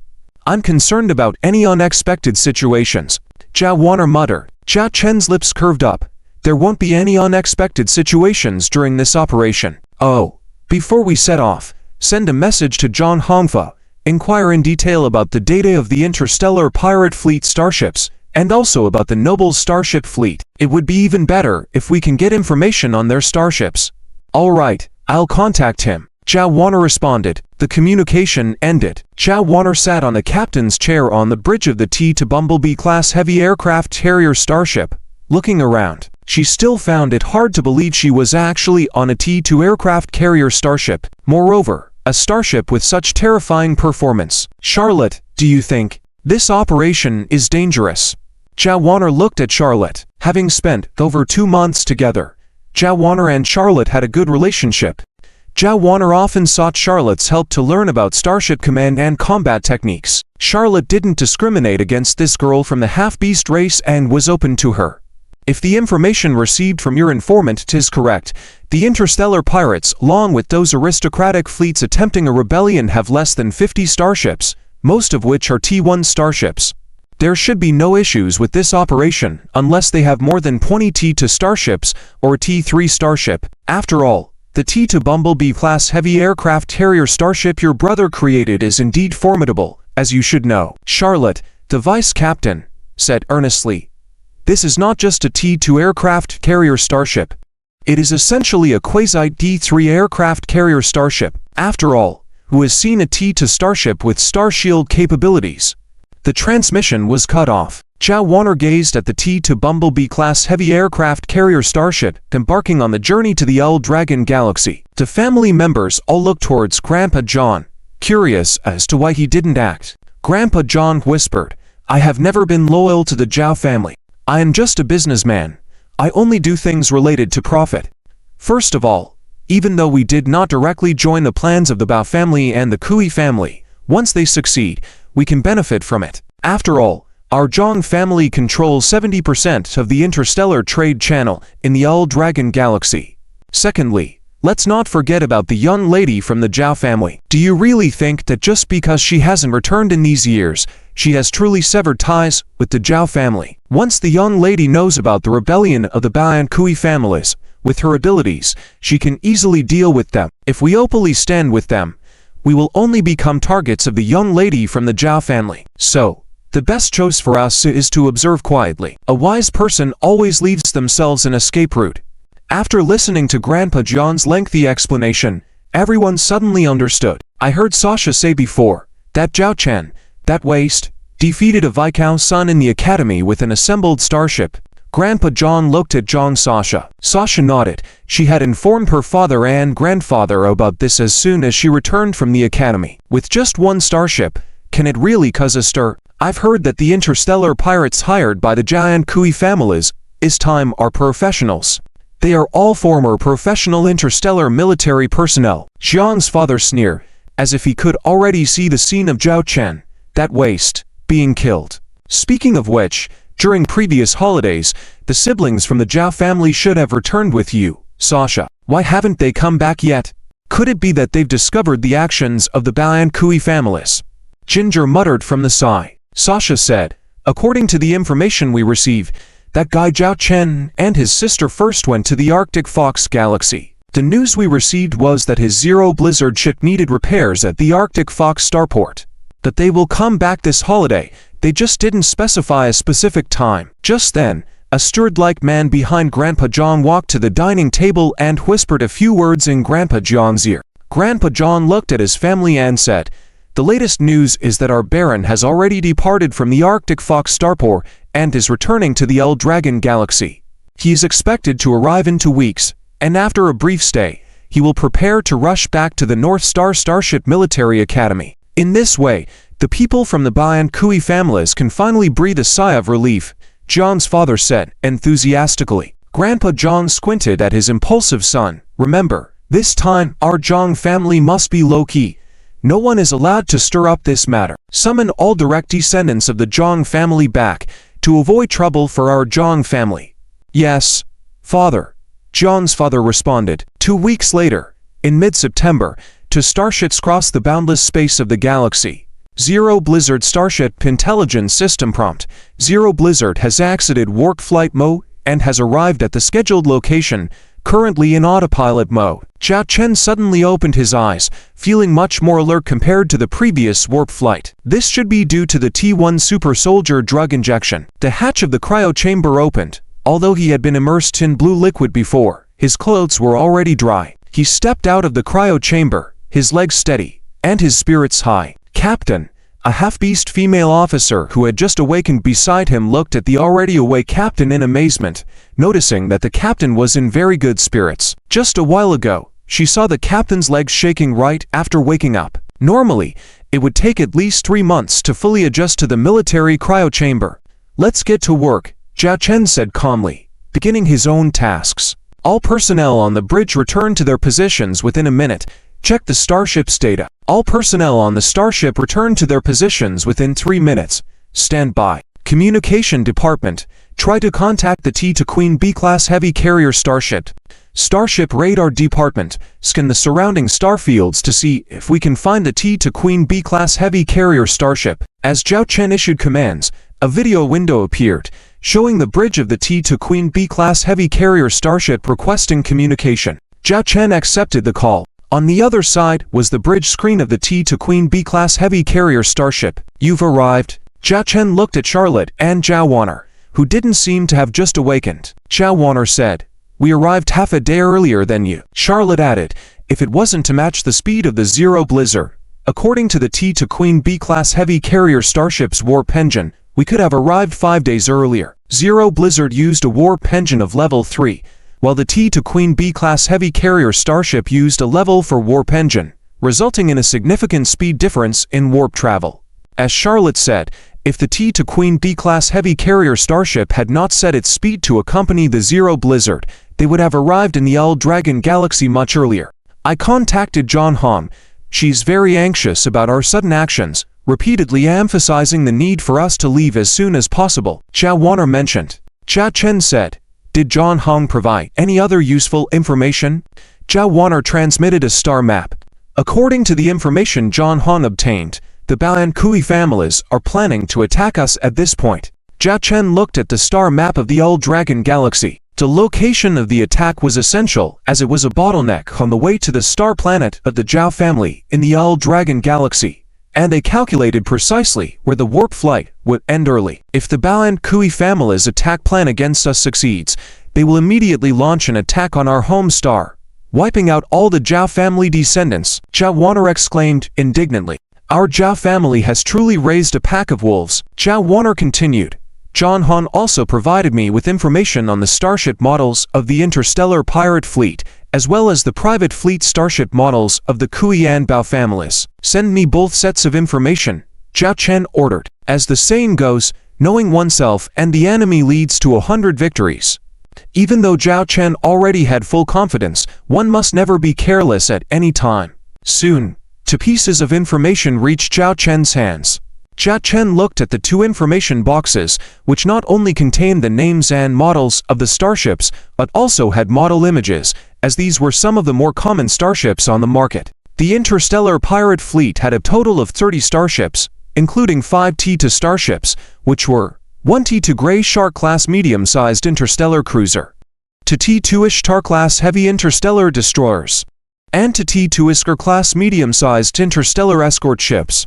The remaining 25 T1 starships were 15 T1 Bald Eagle-class medium-sized interstellar escort ships, 10 T1 Scythe-class medium-sized interstellar destroyers, and 5 T1 Bluebird-class medium-sized interstellar cruisers. Looking at the rebellious aristocracy's side, there were only 16 starships, showing the poverty and fragility of the Dragon star system. Among these 16 starships were 2 T2 starships, namely the T2 Grey Wolf-class light interstellar cruiser and T2 Hyena-class medium interstellar destroyer. The remaining 14 T1 starships were all T1 Bald Eagle-class medium-sized interstellar escort ships. Jia Chen couldn't help but laugh as he looked at these starships, realizing that most of them were older than he was. Even the relatively newer T to Hyena-class medium interstellar destroyer was purchased second-hand by the Kui family patriarch using decades worth of family savings. As for the starships used by the interstellar pirates, they were mostly commonly used and inexpensive ships that were easy to repair. Among them, the most common were the T-1 Bald Eagle-class medium-sized interstellar escort ships, a design developed by the Starlight Empire centuries ago. Although not particularly powerful in combat, they were affordable to produce with low technological barriers. The Starlight Empire openly shared the technology for these starships, leading to lower market prices, making them popular among minor nobles, interstellar pirates, and adventurers. Simply by the information on these enemy ships, winning this battle should be easy for us. The real question now is where and how we will fight, said Charlotte. Jia Chen rubbed his chin thoughtfully before looking at the star map of the Dragon Star system and muttering, "We shouldn't fight in their expected battlefield. Even if we'll win wherever we fight, we need to keep our losses to a minimum. Plus, what if collateral damage reaches our Zhao family's homeworld?" Suddenly, Jia Chen had an idea and, squinting his eyes, pointed to a location on the star map, saying, "Who says we have to go find them? Let's make them come to us." Charlotte and Zhao Warner looked at the spot Zhao Chen had pointed to and almost simultaneously understood what Zhao Chen intended to do. Interstellar Pirate Fleet Flagship. This is a T to Grey Shark class medium-sized interstellar cruiser. Looking at the scars and repaired marks on the hull of the ship, one could easily see history. A bearded man lounged in the captain's chair, with his feet resting on the console in front of him. "Damn it, I've been waiting here for 2 months. If those guys hadn't brought some women over, I wouldn't want to wait here at all." This outspoken man was the captain of this interstellar pirate fleet, who referred to themselves as the Three-Clawed Snake Pirates. Their ship was adorned with the emblem of a three-clawed snake. At that moment, another man emerged from a nearby room, adjusting his trousers. From the room behind him, the sounds of women pleading and crying could be heard. These women are as skinny as bones. They give out after a few rounds. Useless. It's more fun playing with those noble ladies. We should just attack the nobles in this star system. The man complained, unsatisfiedly. The bearded captain glanced at the man, who was his deputy. "Though the fleet in this wretched star system is weak, don't forget who invited us. If we really mess with this star system, we won't have it easy. Let's earn our commission honestly. Don't stir up trouble," the bearded captain said. The deputy pinched his nose, saying, "We don't have to plunder these planets, but we can squeeze them on the commission.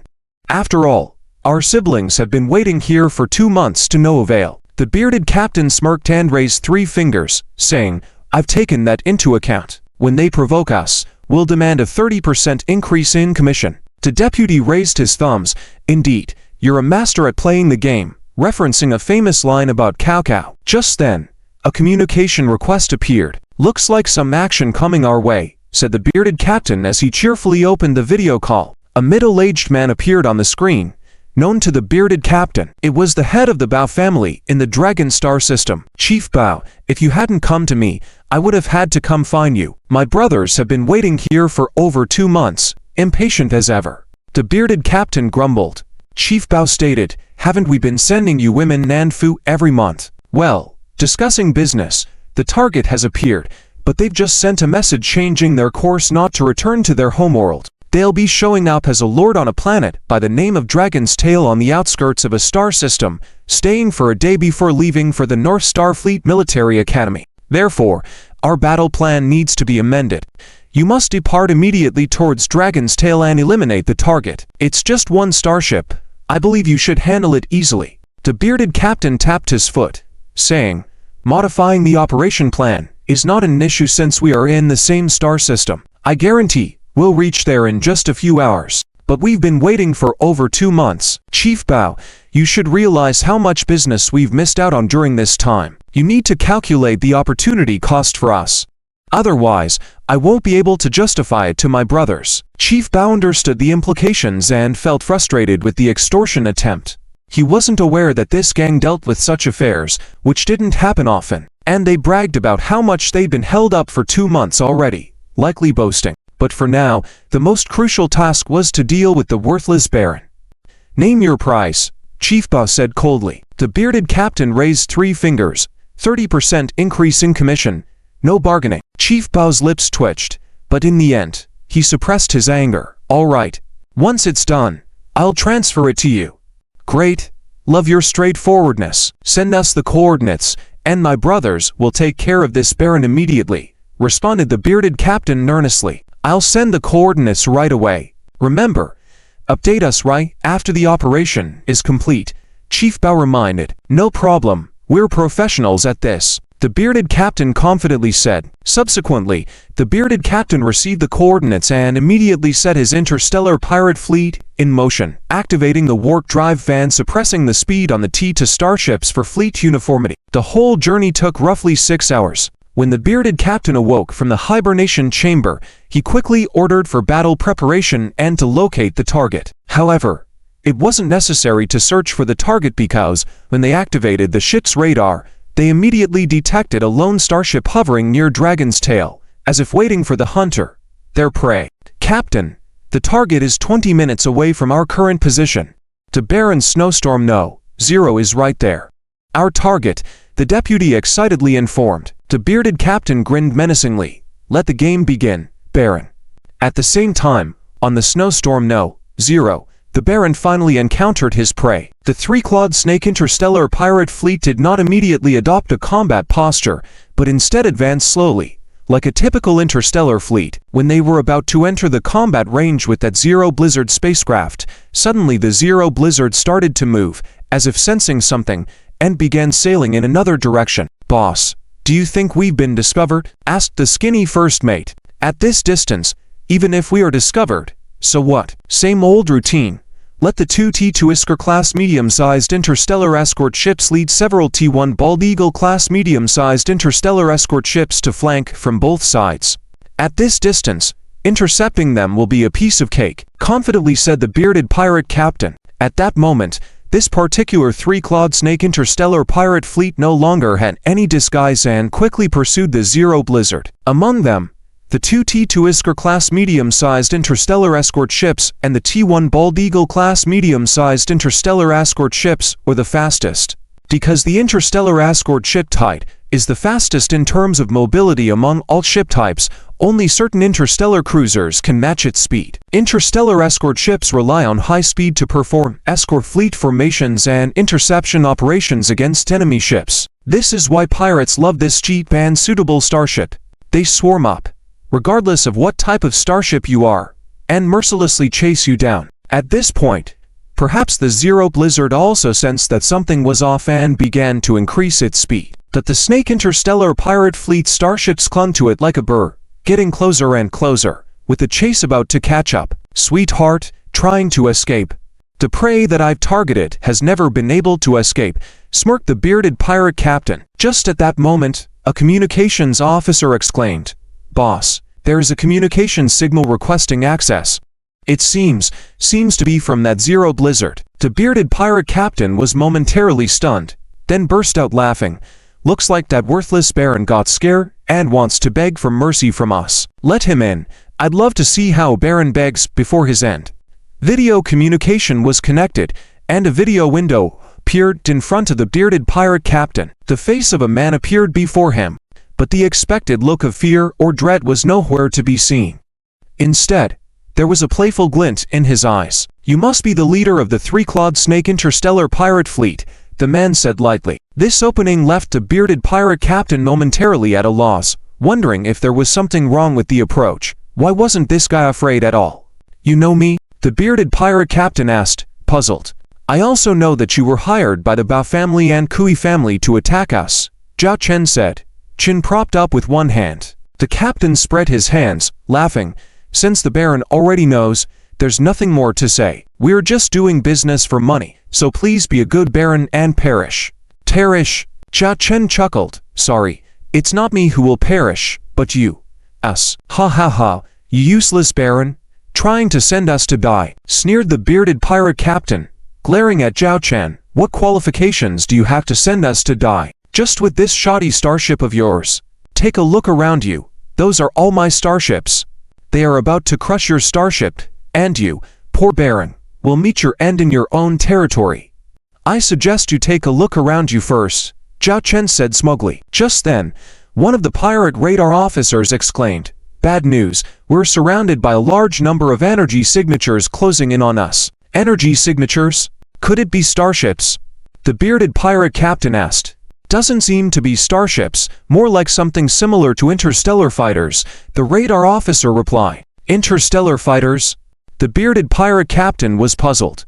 He activated the Deep Space Telescope, quickly realizing what those numerous dots on the radar were. An interstellar drone swarm. Hundreds of interstellar drones had already surrounded their three-clawed snake interstellar pirate fleet. As the ongoing video communication continued, Zhao Chen, without hiding his words from the enemy pirate leader, coldly gave the orders to attack. Attack, eliminate all interstellar pirate starships, not even one should be left. Subsequently, the interstellar drones began locking onto their targets. The first to launch an attack was 100T to murder Hornet-class medium-sized interstellar drones. Equipped with laser cannons, although their power could not compare to starship weapons, they were able to get close to enemy ships, find the most suitable positions, and attack. And most importantly, these were T2 grade interstellar drones. "Boss, we're in trouble. My starship is under heavy attack by the interstellar drones. Damn, these interstellar drones are too fast.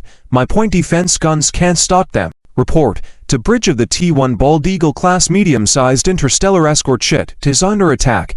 Captain dead on the spot. The ship lost its command system. Report, the T1 Side class medium-sized interstellar destroyer is under siege by enemy interstellar drones. Requesting support. Requesting support.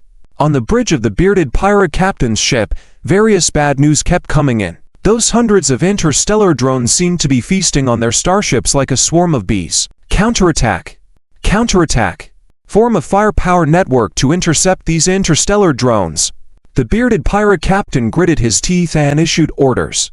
Just then, a massive fireball appeared, with the shockwave even reaching his flagship, and the armor hull could be heard vibrating loudly. That is, the bearded pirate captain was dumbfounded. One of our T2 Bluebird-class medium-sized interstellar cruisers appears to have been bombed by the enemy's interstellar bombers. The starship has fallen, the pirate crew reported.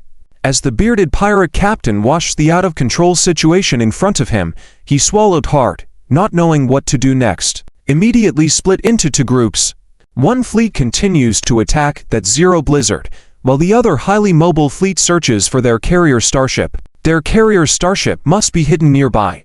As long as we destroy that carrier starship, these interstellar drones will no longer pose a threat.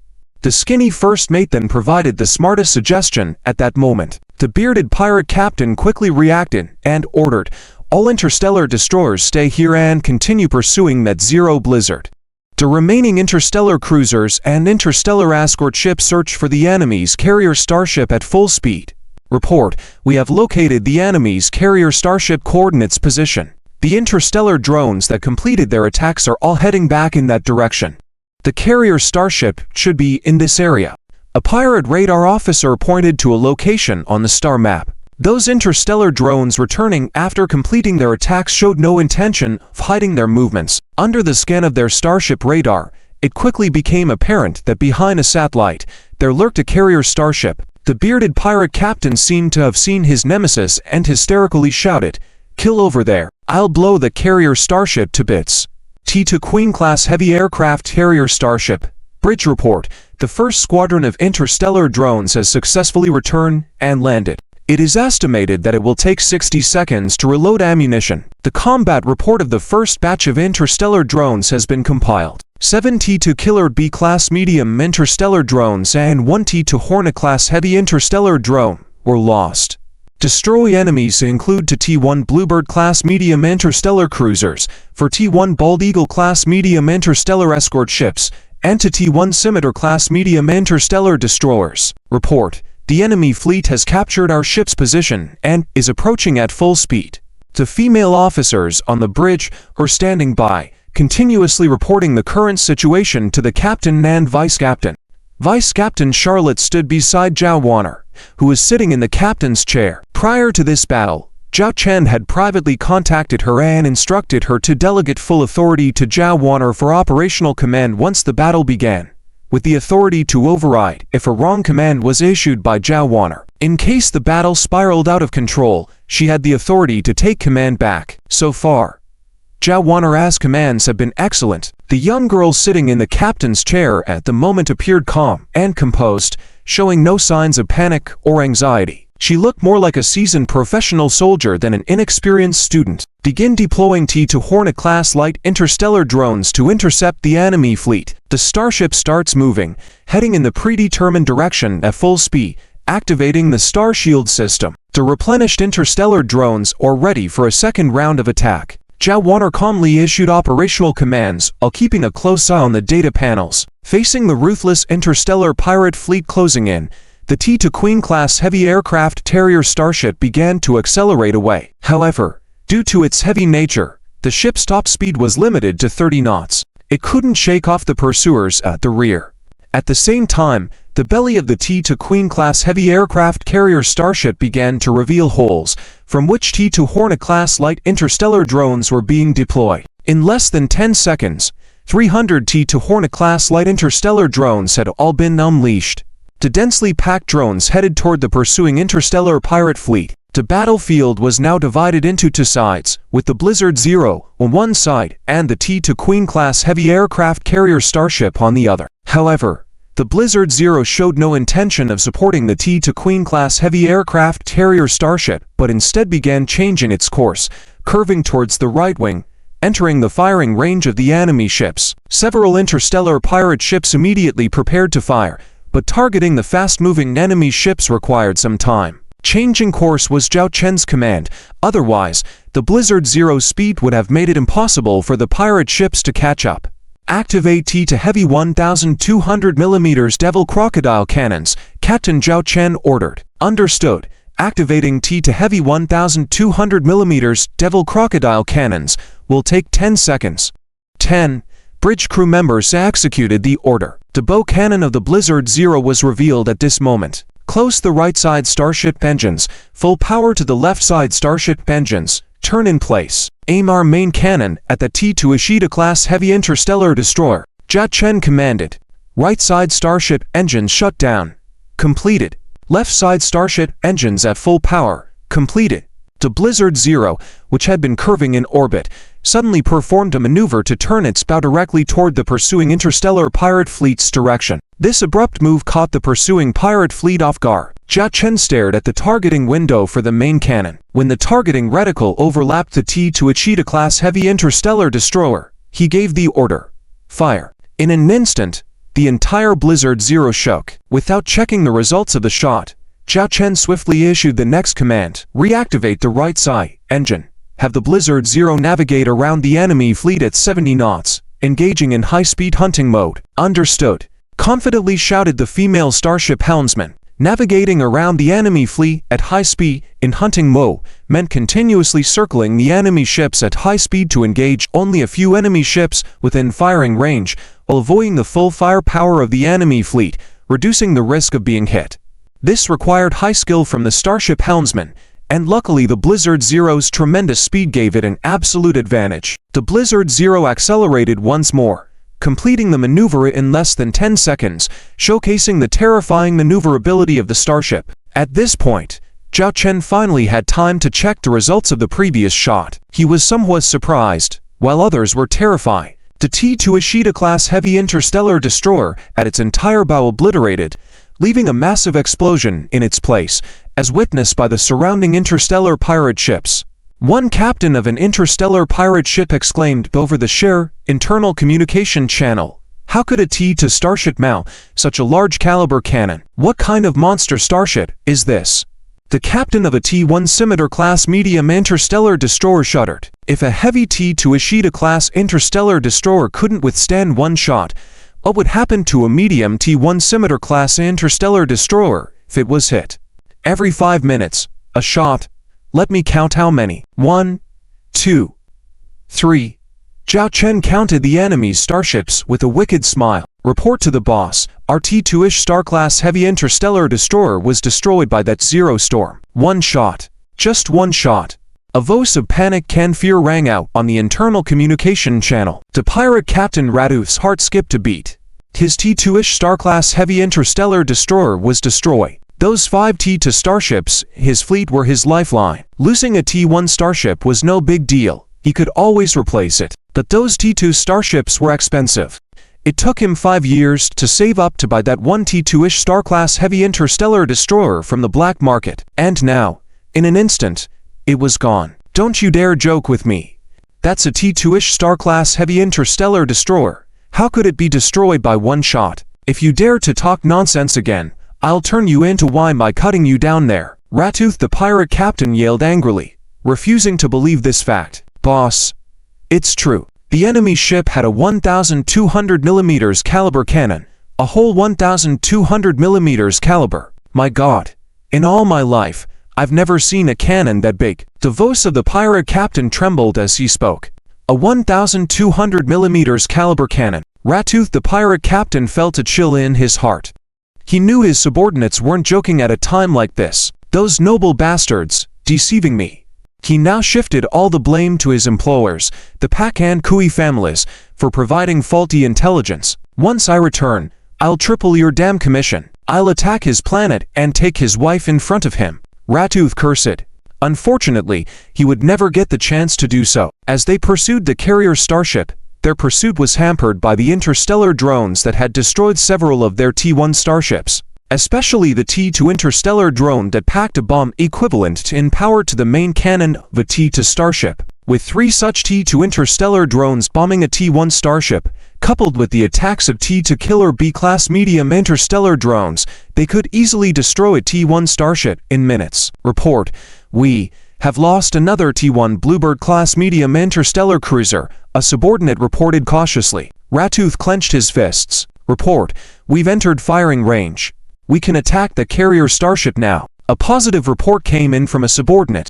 Ratooth immediately ordered, fire, fire, fire. Tear that damn carrier starship apart. Yes. The laser main cannon on the T2 Grey Shark class medium interstellar cruiser locked onto the carrier starship and opened fire. Since the carrier starship's speed was slow, it could hardly evade such a laser. As the pirates awaited the scene of the carrier starship being hit by the laser hit a light screen at a distance from the carrier starship and exploded harmlessly. The carrier starship was unscathed, leaving the pirates dumbfounded. What's happening? Ratooth the pirate captain hysterically grabbed the pirate officer responsible for the weapons module. I don't know, the pirate officer said innocently. The skinny first officer, unable to believe it, muttered two words: star shields.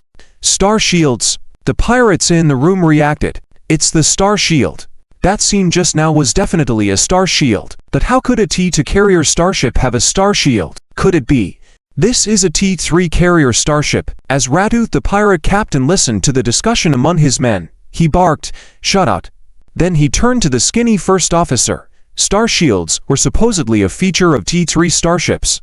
This doesn't look like a T3 carrier starship. From the size and combat capabilities of the deploy interstellar drones, it does not seem to be a T3 carrier starship. But that was indeed a star shield just now. The skinny first officer was sweating. The course of this interstellar battle had already exceeded their expectations. What do we do now? Ratooth asked.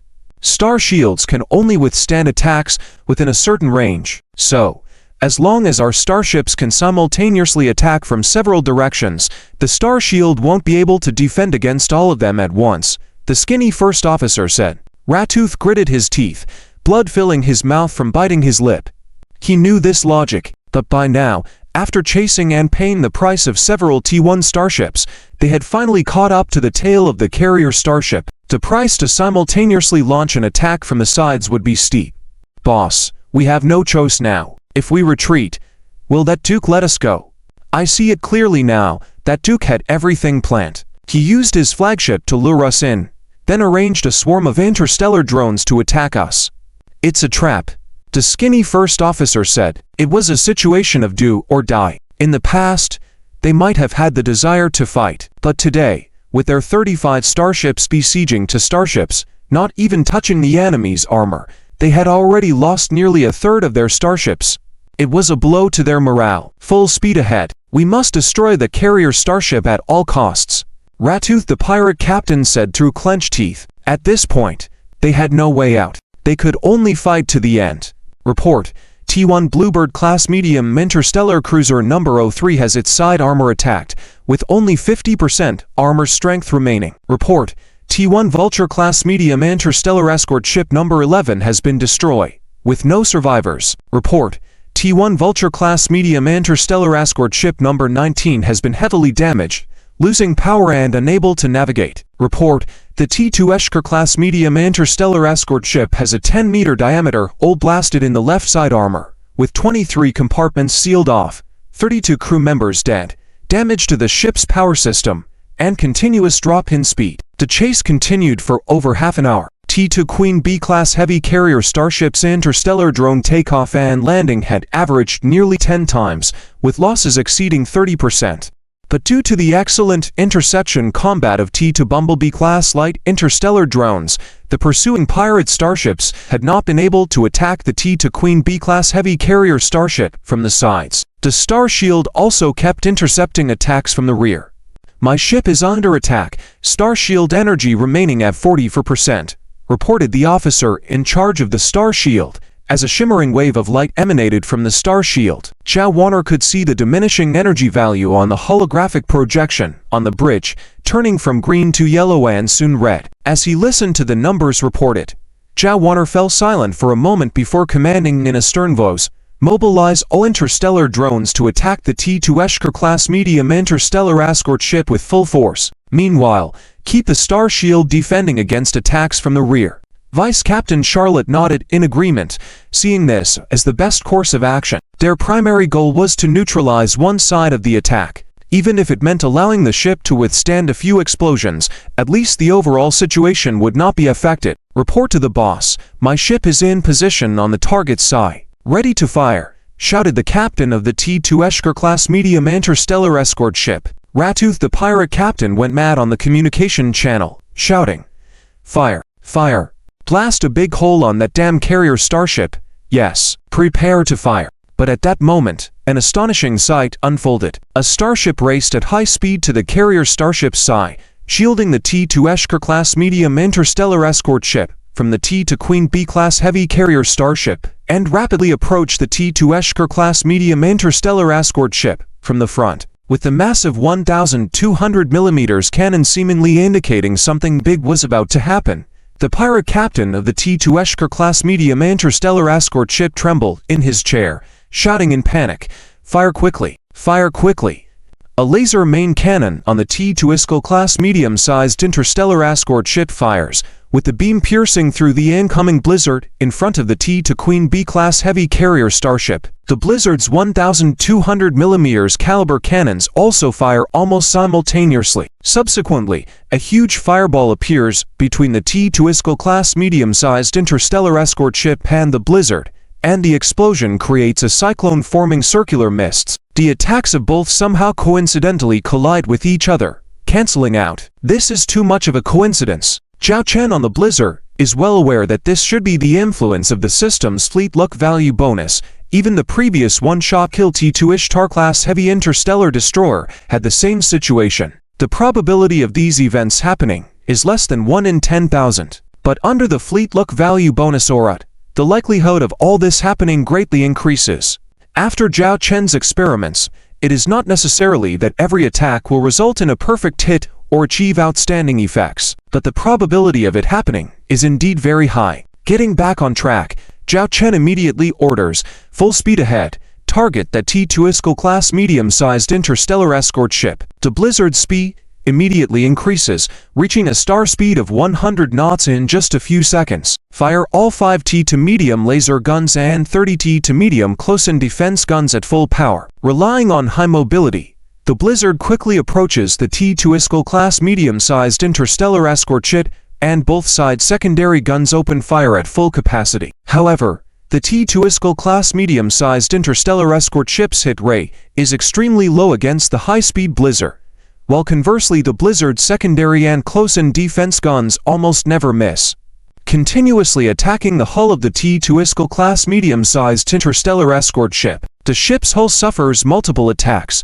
and Zhao Chen hears a loud noise, with the deck of the bridge shaking. Report: our port side hull armor has been hit by gunfire. Hull armor strength remaining 90%. Report, our portside hull armor has been hit by gunfire. Hull armor strength remaining 80%. Report, our portside hull armor has been hit by gunfire.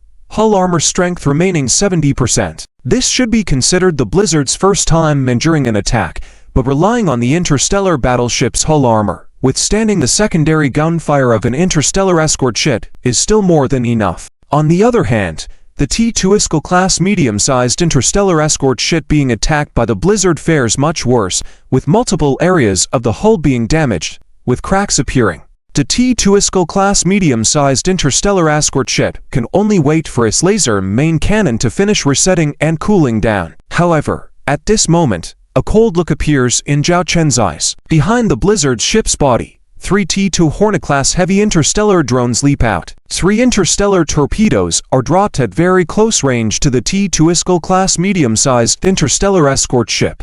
Due to the intense battle with the Blizzard moments ago, most of the T-2 class medium-sized interstellar escort ships' weapons are in the cooldown reset stage and cannot stop the 3 attacking T-2 Hornet-class heavy interstellar drones. They can only watch as the 3 interstellar torpedoes respectively hit the starship's bridge, hull belly, and the position previously attacked by the Blizzard's secondary guns. 3 explosions appear around the T-2 class medium-sized interstellar escort ship, and then the starship breaks apart and falls completely. Report, our T-2 class medium-sized interstellar escort ship numbered to ...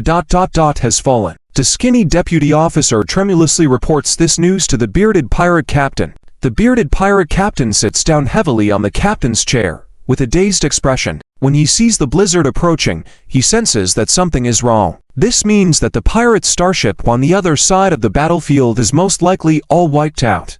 He looks at a data panel in front of him, which registers the information of all starships in his fleet. Sure enough, at this moment, the vast majority of starship icons have turned gray, especially the starships responsible for attacking the Blizzard. None survived. This includes the 2 T-2 Ishtar-class heavy interstellar destroyers and the T-2 class medium-sized interstellar escort ship. This means that the Serpent Star Pirates fleet now only has the T-2 Grey Shark class medium-sized interstellar cruiser as their last T-2 starship. Besides that, there are only 4 T-1 Buzzard class medium-sized interstellar escort ships and a T-1 Bluebird class medium-sized interstellar cruiser left. Although in terms of numbers, the Serpent Star Pirates fleet still holds a threefold advantage. But these interstellar pirates are well aware of their impending fate. Seeing the T-2 carrier starship and the Blizzard turning their gazes towards them, their end is crystal clear at this moment. Boss, shall we surrender? The skinny deputy officer cautiously suggests. Surrender? The bearded pirate captain is stunned, never expecting that what he thought to be a sure-win assassination mission would end up like this. But continuing this battle now would be utterly meaningless. It's only a matter of time before the remaining 6 pirate starships are destroyed. Contact the Baron. We are willing to surrender. The bearded pirate captain mutters faintly, a shadow of desolation in his voice. An hour ago, he never imagined that he would now be reduced to a surrendering failure seeking survival. Captain, the enemy's flagship has sent communication.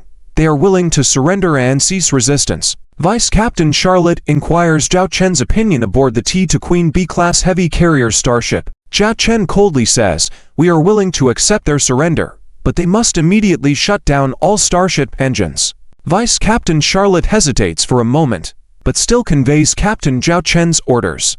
Soon, all 6 starships shut down their starship engines. Within the darkened starships, those interstellar pirates are pondering what fate awaits them. Imprisoned in dungeons, sold into slavery, or escorted to mining areas, condemned to mine or in the mines until death. Whatever the outcome, at least they will live for now. Report, the enemy's 6 starships have shut down all engines. Vice Captain Charlotte reports. However, Zhao Chen suddenly issues an unexpected order that catches everyone off guard. The Blizzard and T-2 Queen B-class heavy carrier starship are to immediately launch an attack on the remaining 6 pirate starships, destroy them at once. With an indifferent gaze, he looks at the 6 pirate starships. Their presence here has already sealed their fate. Annihilation. Upon hearing the command issued by Zhao Chen at this moment, everyone's mindset varied. Zhao Warner was startled, then exclaimed, they have all surrendered. Why do we still need to destroy them? Zhao Chen's face remained indifferent. Surrender. When they initiated this battle, surrender was not an option in their end. If we were defeated at this moment, have you considered the situation we would face without us surrendering? Chow Wanner's expression was complex. She thought of that ending. Perhaps it would be better if they all died in battle. Once captured, she and the female crew members on the ship would suffer a fate worse than death. Cha Chen continued, I just took a moment to connect to the communication network of the Dragon star system. During the 2 months these interstellar pirates stayed in the Dragon star system, the nobles sent at least 500 women from various planets. How do you think these women would be treated when they are sent to those pirate starships?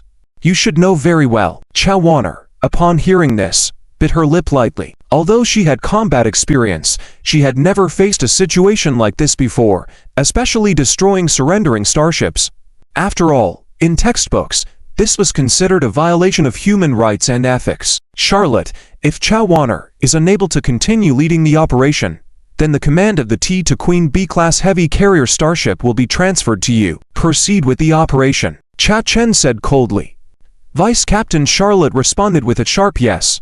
At that moment, the complicated expression in Vice Captain Charlotte's eyes disappeared completely, replaced instead by strong support for Captain Chow Chen's decisive command. With extensive battlefield experience, she knew very well that to survive on the interstellar battlefield, one had to be ruthless. Miss, Captain Chow Chen's command is not wrong. In this battlefield, there can be no trace of mercy, especially when dealing with these unprincipled scum. They have no morals, no boundaries. If they survive, they can do anything. The guilt on their hands is enough for them to die 100 times over. The dirty deeds they have done are beyond your imagination. Vice Captain Charlotte stood beside Chow Wanner and advised her. But those captured women on the pirate starships, Chow Wanner expressed her concern. Vice Captain Charlotte said firmly, for those women, death would actually be a relief. Understanding Vice Captain Charlotte's meaning, Chow Wanner took a deep breath and looked at Charlotte. Can I continue to lead the operation? Vice Captain Charlotte showed a slight smile of relief. Chow Wanner stared at the 6 pirate starships in front of her with a newfound coldness in her eyes. All interstellar drones prepare for the final round of attacks. The bearded pirate ship captain was waiting for the enemy starships to take over theirs, but instead, they were met with a swarm of interstellar drones attacking from afar, along with the 1,200mm railgun of the Storm Zero. The shudder of the ship being attacked made the bearded pirate captain realize what was happening. Cha Chen, you treacherous scum, you're going back on your word. The bearded pirate captain roared in anger, his final words. The next moment, his T2 Grey Shark-class medium interstellar cruiser was hit by the 1,200mm railgun of the Storm Zero. The other 5 starships also fell victim to the barrage. They were too late to try to restart their starships. Under the attack of the Storm Zero and the bombardment by the interstellar drones of the T2 Queen B-class heavy carrier starship, these 6 pirate starships fell one by one. In the end, they all became wreckage on this battlefield. The battle was over. Stay in place and rest for 10 minutes. Charlotte, assess the combat consumption of the 2 starships. If there are no issues, we will head to the core area of the Dragon star system in 10 minutes. Cha Chen said. Most of those nobles lived in the core area of the Dragon star system, and this matter was far from over. Yes. Vice Captain Charlotte immediately began her work. Cha Chen sat in the captain's chair and let out a sigh. This could be considered his true first star battle. Even though the opponents were only interstellar pirates, it was much more exciting than the starship duels he had before at the academy. 2 starships against 35 pirate starships. This victory was quite satisfactory, especially the performance of the T2 Queen B-class heavy carrier starship in this battle.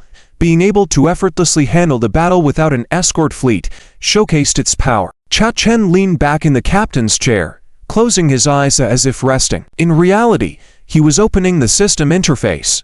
The reason he wanted to exterminate these interstellar pirates was not just for revenge, but also for another reason. The system mission.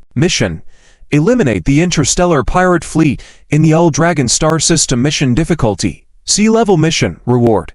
3 mission points and 600 system points. Mission status. Mission completed. Can claim mission rewards. Yes. It was for this system mission. Cha Chen clicked to claim the mission reward, taking all 3 mission points and 600 system points into his possession. Adding the quarterly mission he completed before, Chao Chen now had quite a bit of resources. Host, Chao Chen occupation, top starship, engineer special attributes, fleet luck bonus, insightful eye points, 1100 mission points, 8 number of starships, 2 ships mission, none warehouse, T3 Storm 0 class light, interstellar battle cruiser technical blueprint, T1 Lost class medium interstellar destroyer technical blueprint, T2 Queen B class heavy carrier starship technical blueprint, T2 Hammer class heavy interstellar industrial ship technical blueprint. With 8 mission points and 1100 system points, Chao Chen thought, I can consider exchanging for another T2 item later. With the growth of his strength, he gradually built the foundation for establishing an interstellar fleet. Vice Captain Charlotte's post-battle report interrupted Chao Chen's thoughts. He opened his eyes and looked at Vice Captain Charlotte on the video window. In this battle, the T2 Queen B-class heavy carrier starships hull did not suffer any damage. We lost 107 T2 Tremor-class light interstellar drones, 39 T2 Killer B-class medium interstellar drones, and 5 T2 Great Hornet-class heavy interstellar drones. Ammunition supplies were at 67%, and there were no casualties. The T2 Storm Zero's armor suffered a combined damage level of 7.5%, mainly on the port side, which does not affect the starship's navigation and combat. Ammunition supplies were at 46%, with no casualties. The subsequent repairs for starship armor and drone manufacturing, as well as ammunition consumption, totaling the battle losses to a market value of 8,000 star coins. Vice Captain Charlotte reported, within just an hour of battle, they had spent 8,000 star coins. Although compared to the million star coins Chao Chen had saved, it might not seem like much, but for the average person, this was a fortune they couldn't accumulate in a lifetime. However, in this battle, we destroyed 35 starships, including 5 T2 starships. We can recycle the debris of these starships in the future. It is estimated to generate a value of 600,000 star coins. Vice Captain Charlotte delivered another piece of news that pleasantly surprised Chao Chen. 600,000 star coins. That much? Chao Chen was taken aback. Vice Captain Charlotte explained, while these 35 starships are all old, if sold, their value would be around 6 million star coins. By melting them down ourselves, we can extract a value of 600,000 star coins. However, if sold directly to others, we might only get 300,000 star coins. Right? It seemed like the L Dragon star system did not have industrial facilities to handle these starship remains. Helpless, Chao Chen massaged his temples. After all, the L Dragon star system was quite backward, lacking in many aspects, especially in technology, which was stuck at the T1 level. Let's leave these starship remnants here for now, since no one is likely to claim them. The Storm Zero and the T2 Queen B-class heavy carrier starship are ready to depart. We will set off at warp speed for the core area of the L Dragon star system. It's time to meet my uncles and aunts. They've prepared a grand homecoming gift for us. I should reciprocate their kindness. Chao Chen looked expressionless, his eyes cold and distant. The time to cleanse the L Dragon star system had arrived.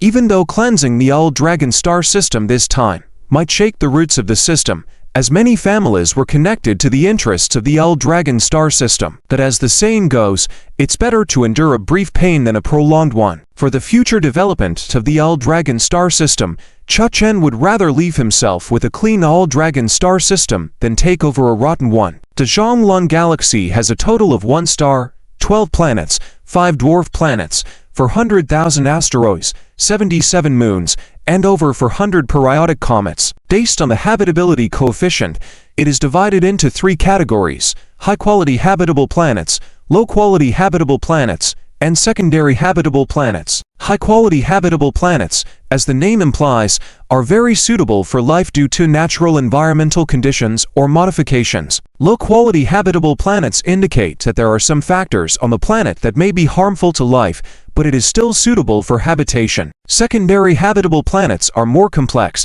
with some interstellar species able to live on them, while most others require special equipment to survive, or need to build small artificial habitable cities under energy shields. The Zhonglun galaxy is resource poor, with only 1 high-quality habitable planet, 7 low-quality habitable planets, and 73 secondary habitable planets. These habitable planets include planets, dwarf planets, moons, and asteroids. The Zhonglun galaxy has a population of 500 million, with 99% being human, and the rest belonging to humanoid interstellar species. The main star of the Xianglong galaxy is called the Xianglong main star. It is a planet where most of the nobility of the Xianglong galaxy resides, and it is the only high-quality habitable planet in the galaxy. Today, the entire Xianglong main star is shrouded in an eerie atmosphere. All space elevators are shut down, and starships within the near-orbit starport of the Xianglong main star are not allowed to depart. These orders seem to indicate that something significant is happening. Dao, the head of the Bao family, is sitting in the main hall, surrounded by anxious family members. Chief, can we attack the Zhao family mansion now? One member of the Bao family couldn't help but speak out. Dao closes his eyes and says in a deep voice, "Not yet." Without any news from Longwei Star, none of our starships, mechas, or soldiers from the Bao family are allowed to move. Watching the composed Bao, many members of the Bao family think he is being too cautious. By now, that worthless baron is probably already dead, so why waste time here? But no one dares to act without Bao's permission. Hundreds of kilometers away from the Bao family mansion, in the best area of the Xianglong main star's environment, is the Zhao family mansion. The Zhao family mansion does not have a technological feel. Instead, it features wooden structures built on hills and rivers, exuding an ancient charm. However, at this peaceful mansion, all members of the Zhao family are ashen-faced, and some have already begun to cry. It's over, it's over. Our Zhao family is finished today. If only I had followed my cousin to leave the Xianglong galaxy in the early days, wandering in a foreign land would be better than waiting to die here. Poor children, to face this fate just after being born. A frail old woman with a dragon-headed cane slowly walks out, hitting the ground heavily with her staff. Look at all of you. What kind of Zhao family members are you showing such despair? She scolds loudly. Beside her is a red-haired woman, Ms. Zhao. Now the people laid by the Bao and Kui families have blocked the entire Xianglong main star, controlling the patrol fleet. And there are rumors. They have hired a pirate fleet, intending to ambush Zhao Chen and Zhao Waner. This is to destroy our Zhao family. A middle-aged man says helplessly. Communication throughout the Xianglong main star has been blocked. Even if we seek help, there is no response. Our Zhao family is going to be wiped out today. Another woman says, holding her child, tears streaming down her face. Ms. Zhao looks at the people with anger, almost gasping for breath. Ms. Zhao, you are not feeling well. You should go back to rest first, the red-haired woman suggests. Zhang Han, still no contact with Zhao. Ms. Zhao whispers. Zhang Han shakes her head. Ms. Zhao, still unreachable. And what about the second and third sons? You mentioned they insisted on coming back, but I urged them not to return. Ms. Zhao asks. Zhang Han hesitates. I did advise them, but after that last contact, there has been no news. I don't know their current situation. Xiao Han, you originally hid your identity, now openly appearing at the Zhao family. Ms. Zhao expresses her concern for the woman in front of her. My mission is to protect the Zhao family. Zhang Han's life was saved by the young lady, so I naturally have to fulfill this mission. Today, I stand with the Zhao family. For better or for worse, the red-haired woman replies calmly. This red-haired woman is Zhang Han, the undercover agent left by the eldest Zhao sister in the Xianglong galaxy. Knowing that her mission as an undercover agent is no longer essential, she has decided to come to the Zhao family, ready for a final battle. Who would have thought that our Zhao family would end up in this situation? Back then, father, cough, cough. Ms. Zhao coughs violently, and Zhang Han prepares to help Ms. Zhao back to the house. At that moment, a loud explosion comes from above. Everyone instinctively looks up to see a starship engulfed in flames crashing down from the atmosphere, with visible damage to the hull. That's a T-1 Bald Eagle class medium interstellar escort ship. Zhang Han recognizes the crashed starship. The T-1 Bald Eagle class medium interstellar escort ship crashes onto the distant sea, causing massive waves and forming a tsunami that surges towards the surroundings. Fortunately, there are no populated areas near the tsunami. What's going on? People from the Zhao family exclaim in surprise. Look, there seems to be a fierce battle in space. A sharp-eyed person from the Zhao family notices red flashes appearing sporadically in the atmosphere. Who is fighting outside the Xianglong main star? This is a question weighing on everyone's mind. Could it be that the interstellar pirates have clashed with the Bao and Kui families, leading to a battle? Someone speculates. Activate the energy shield of the Zhao family mansion. Combat mechas take your battle positions immediately. Zhang Hong steps forward, issuing orders. Soon, a light barrier covers the entire Zhao family mansion. Implementing energy shield technology on the ground is straightforward, but applying it on starships is an advanced technology. 30 T1 combat mechas appear around the Zhao family mansion, representing the Zhao family's last fighting strength, although they are at an overwhelming disadvantage against a starship assault. Look, there's something entering the atmosphere, someone exclaims. A massive figure slowly descends into the atmosphere, with a size of 300 to 400 meters. It looks like a starship. Someone recognizes the shape. It seems to be an aircraft carrier starship. As the majority of the figure enters the atmosphere, everyone finally sees the true appearance of the starship. However, this only deepens their confusion. This unknown starship has never been seen before. So why is it appearing at the Zhanlong main star? Suddenly, a voice echoes across the land like thunder, coming from the carrier starship. I am Zhao Chen, and I have returned. Accompanied by this T2 Queen B-class heavy carrier starship, entering the atmosphere of the Old Dragon main star, unmanned interstellar drones are also being deployed. The combat capability of these interstellar drones is overwhelming on the surface. Ordinary fighter mechs are no match for them. They can easily circle the planet in just 10 minutes. In the bridge of the T2 Queen B-class heavy carrier starship, a list was placed in front of Zhao Waner. This is the task Zhao Chen gave her. After the T2 Queen B-class heavy carrier starship enters the Old Dragon main star, she is to invite all the people on the list to the Zhao family mansion. Zhao Waner still remembers what Zhao Chen said at that time. If the living cannot be invited, the dead will do. This list naturally includes all the families supporting the Bao and Kui families in this assassination plan. The interstellar drones just deployed are heading towards the residences of these families. They are there to invite people. Charlotte, this starship will be under your command in a moment. I will take a shuttle to the Zhao family mansion, Zhao Waner said. All right, leave it to me here. Charlotte nodded, but just in case, I will arrange a team of interstellar drones to accompany you remotely for your safety. All right. Zhao Waner left a bridge and boarded the shuttle in the hangar. The shuttle is actually a small interstellar transport ship that can accommodate about 3 to 10 people with minimal cargo space, unable to perform long-distance interstellar travel. However, because the interstellar warship cannot land after entering the planet's atmosphere, they typically switch to using shuttles to reach their final destination. The shuttle is very small. The smallest one is about the size of a car, and there is plenty of space within the starship to accommodate it. At this moment, Zhao Waner is piloting this shuttle away from the T2 Queen B-class heavy carrier starship. Looking at the familiar scenery on the planet's surface in front of her, she soon arrived at a secluded mountainous area. From a distance, she could see a mansion nestled among the mountains, enveloped by a light curtain. That is her destination. The Zhao family mansion. Zhao Waner's shuttle hovered outside the light curtain, while inside the light curtain, mech suits were aiming their weapons at her. I am the third Miss Zhao Waner of the Zhao family. The situation has been under our control. You can deactivate the energy shield, Zhao Waner shouted through the shuttle's loudspeaker.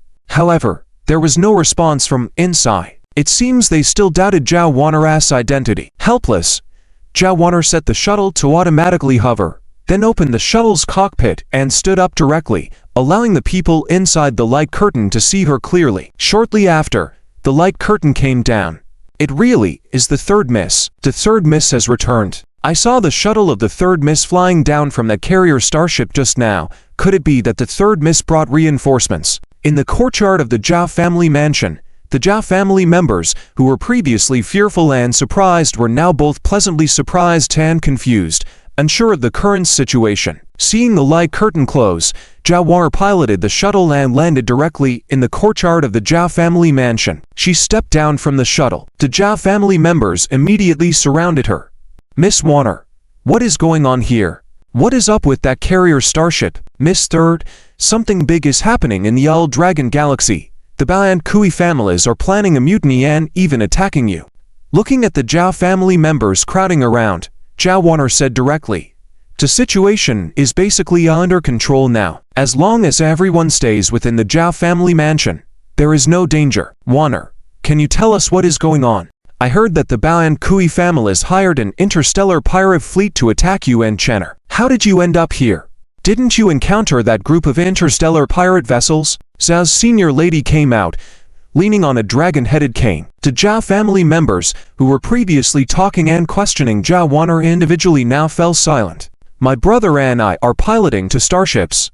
We have already wiped out all those interstellar pirate vessels in the Dragon Tail area, Zhao Wan'er said. With this remark, the entire Zhao family erupted. So, the interstellar pirate fleet has been annihilated. I heard that there were a total of 35 starships in that gang of interstellar pirates, including 5 warships. Just 2 starships wiped them out. How is that even possible? Most people didn't believe Zhao Wan'er's words. In fact, if she hadn't experienced it herself, Zhao Wan'er wouldn't have believed it either. There is no time to explain now. My brother is currently commanding the T2 Storm in the L Dragon main star to clear out those starships following the Bao and Kui families. He instructed me to command the T2 Queen B-class heavy carrier starship to control the L Dragon main star first. Great Grandma, rest assured, everything is under our control. Zhao Wan'er looked respectfully at the elderly Zhao lady. This Zhao lady's status is actually higher than that of Lord Zhao Chen because she is Lord Zhao Chen's grandfather's own sister. However, due to personal reasons, she never married and has lived until now, still in good health. Chener has returned too, and he is commanding starship operations. Grandma Zhao was surprised. The eyes of the surrounding Zhao family members were also filled with amazement. After all, that person is the useless male baron known throughout the L Dragon galaxy. Aside from reading a few books, he has no abilities at all. Now he is commanding starship operations? What a joke. Zhao Wan'er noticed the looks of the people around her, and her face darkened a bit. Grandma, please wait a moment. My brother will be here soon, Zhao Wan'er said. This wait lasted for about half an hour. At this point, everyone witnessed a stunning scene. 2 more starships descended from the outer atmosphere, their bodies burning and showing signs of damage. One of the starships even had a large hole in it. It seems to be the starships of the Bao and Kui families. It's the T2 Hyena-class medium interstellar destroyer and the T2 Grey Wolf-class light interstellar cruiser. Someone recognized these 2 starships and exclaimed. As these 2 starships crashed into a desert and mountains respectively, the explosions generated a significant shockwave, but did not affect the Zhao family mansion. Just as the Zhao family members were still astonished by this event, a shuttle appeared at the Zhao family mansion, larger than Zhao Wan'er's. The hatch opened. A team of female soldiers in combat suits stepped out, followed by a man that the Zhao family members present were all too familiar with, the Baron of the L Dragon Galaxy, Zhao Chen. The female soldiers escorted Zhao Chen through the crowd of Zhao family members, their eyes sharp and filled with murderous intent, causing the Zhao family members to instinctively make way. Zhao Chen paid no attention to the other Zhao family members and went straight to the elderly Zhao lady, kneeling on one knee and clasping his fists. Unworthy descendant Zhao Chen is late, causing second grandma to worry. In the Zhao family, Zhao Chen most respects and is closest to the present mistress. When Zhao Chen was young, his parents had already passed away. The only ones left were his indifferent older sister and his infant sister. Besides them, most people in the Zhao family considered Zhao Chen to be superfluous. His birth had caused the original eldest daughter of the Zhao family, who could have become the family head and a baroness of the Heaven's-Snake star system, to leave for a distant land. Throughout Zhao Chen's childhood, it was this mistress who took care of him, just like his own grandmother or mother. Get up, get up. You are now a baron. How can you kneel to me, an old lady? Madame Zhao hurriedly helped Zhao Chen up, looking at the young man affectionately. It's been over a year, and you've grown taller and stronger. After helping Zhao Chen up, he supported Madame Zhao as they walked towards the house. You are getting old. You shouldn't be walking around outside at this time. Let me help you back to the house. At this moment, I cannot rest peacefully. I heard from Wayner that you have eliminated the interstellar pirate fleet and are now clearing the remnants of the ships assisting the Bao family and the Kui family. Madame Zhao asked with concern.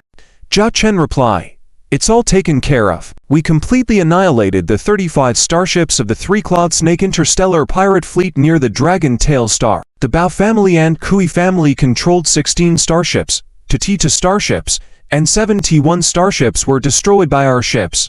The remaining 71 starships all surrendered. The Bao and Kui families, stripped of their fleet power, can no longer cause trouble. Hearing Zhao Chen casually announce this matter, The Zhao family members were shocked internally. Originally, it was a disaster that affected the Heavensnake primary star for 2 months, making the Zhao family believe that a great calamity was imminent. But now, Zhao Chen seems to have resolved it with just a few words. John Han, help me contact all the nobles of the Heavensnake star system. Within 5 hours, have all those clan leaders come to the Zhao family mansion to see me. Tell them it's the Baron's command. Those who dare not come will bear the consequences. Zhao Chen looked at John Han, whom he was meeting for the first time, and gave a direct order without hesitation. John Han was momentarily surprised, casting a glance at Zhao Weiner subconsciously. Zhao Weiner said, John Han, follow my brother's instructions. Yes. John Han began to implement this matter. Chenner, are you planning to handle this matter? Madame Zhao sensed the direction of Zhao Chen's words. Zhao Chen nodded. Madame Zhao then asked, allow this old lady to be a little presumptuous. How do you plan to proceed? The Heavensnake star system has been corrupt for years. It's time for a thorough cleanup, Zhao Chen said. Madame Zhao looked at Zhao Chen, using her dry hand to touch his cheek. You have grown up.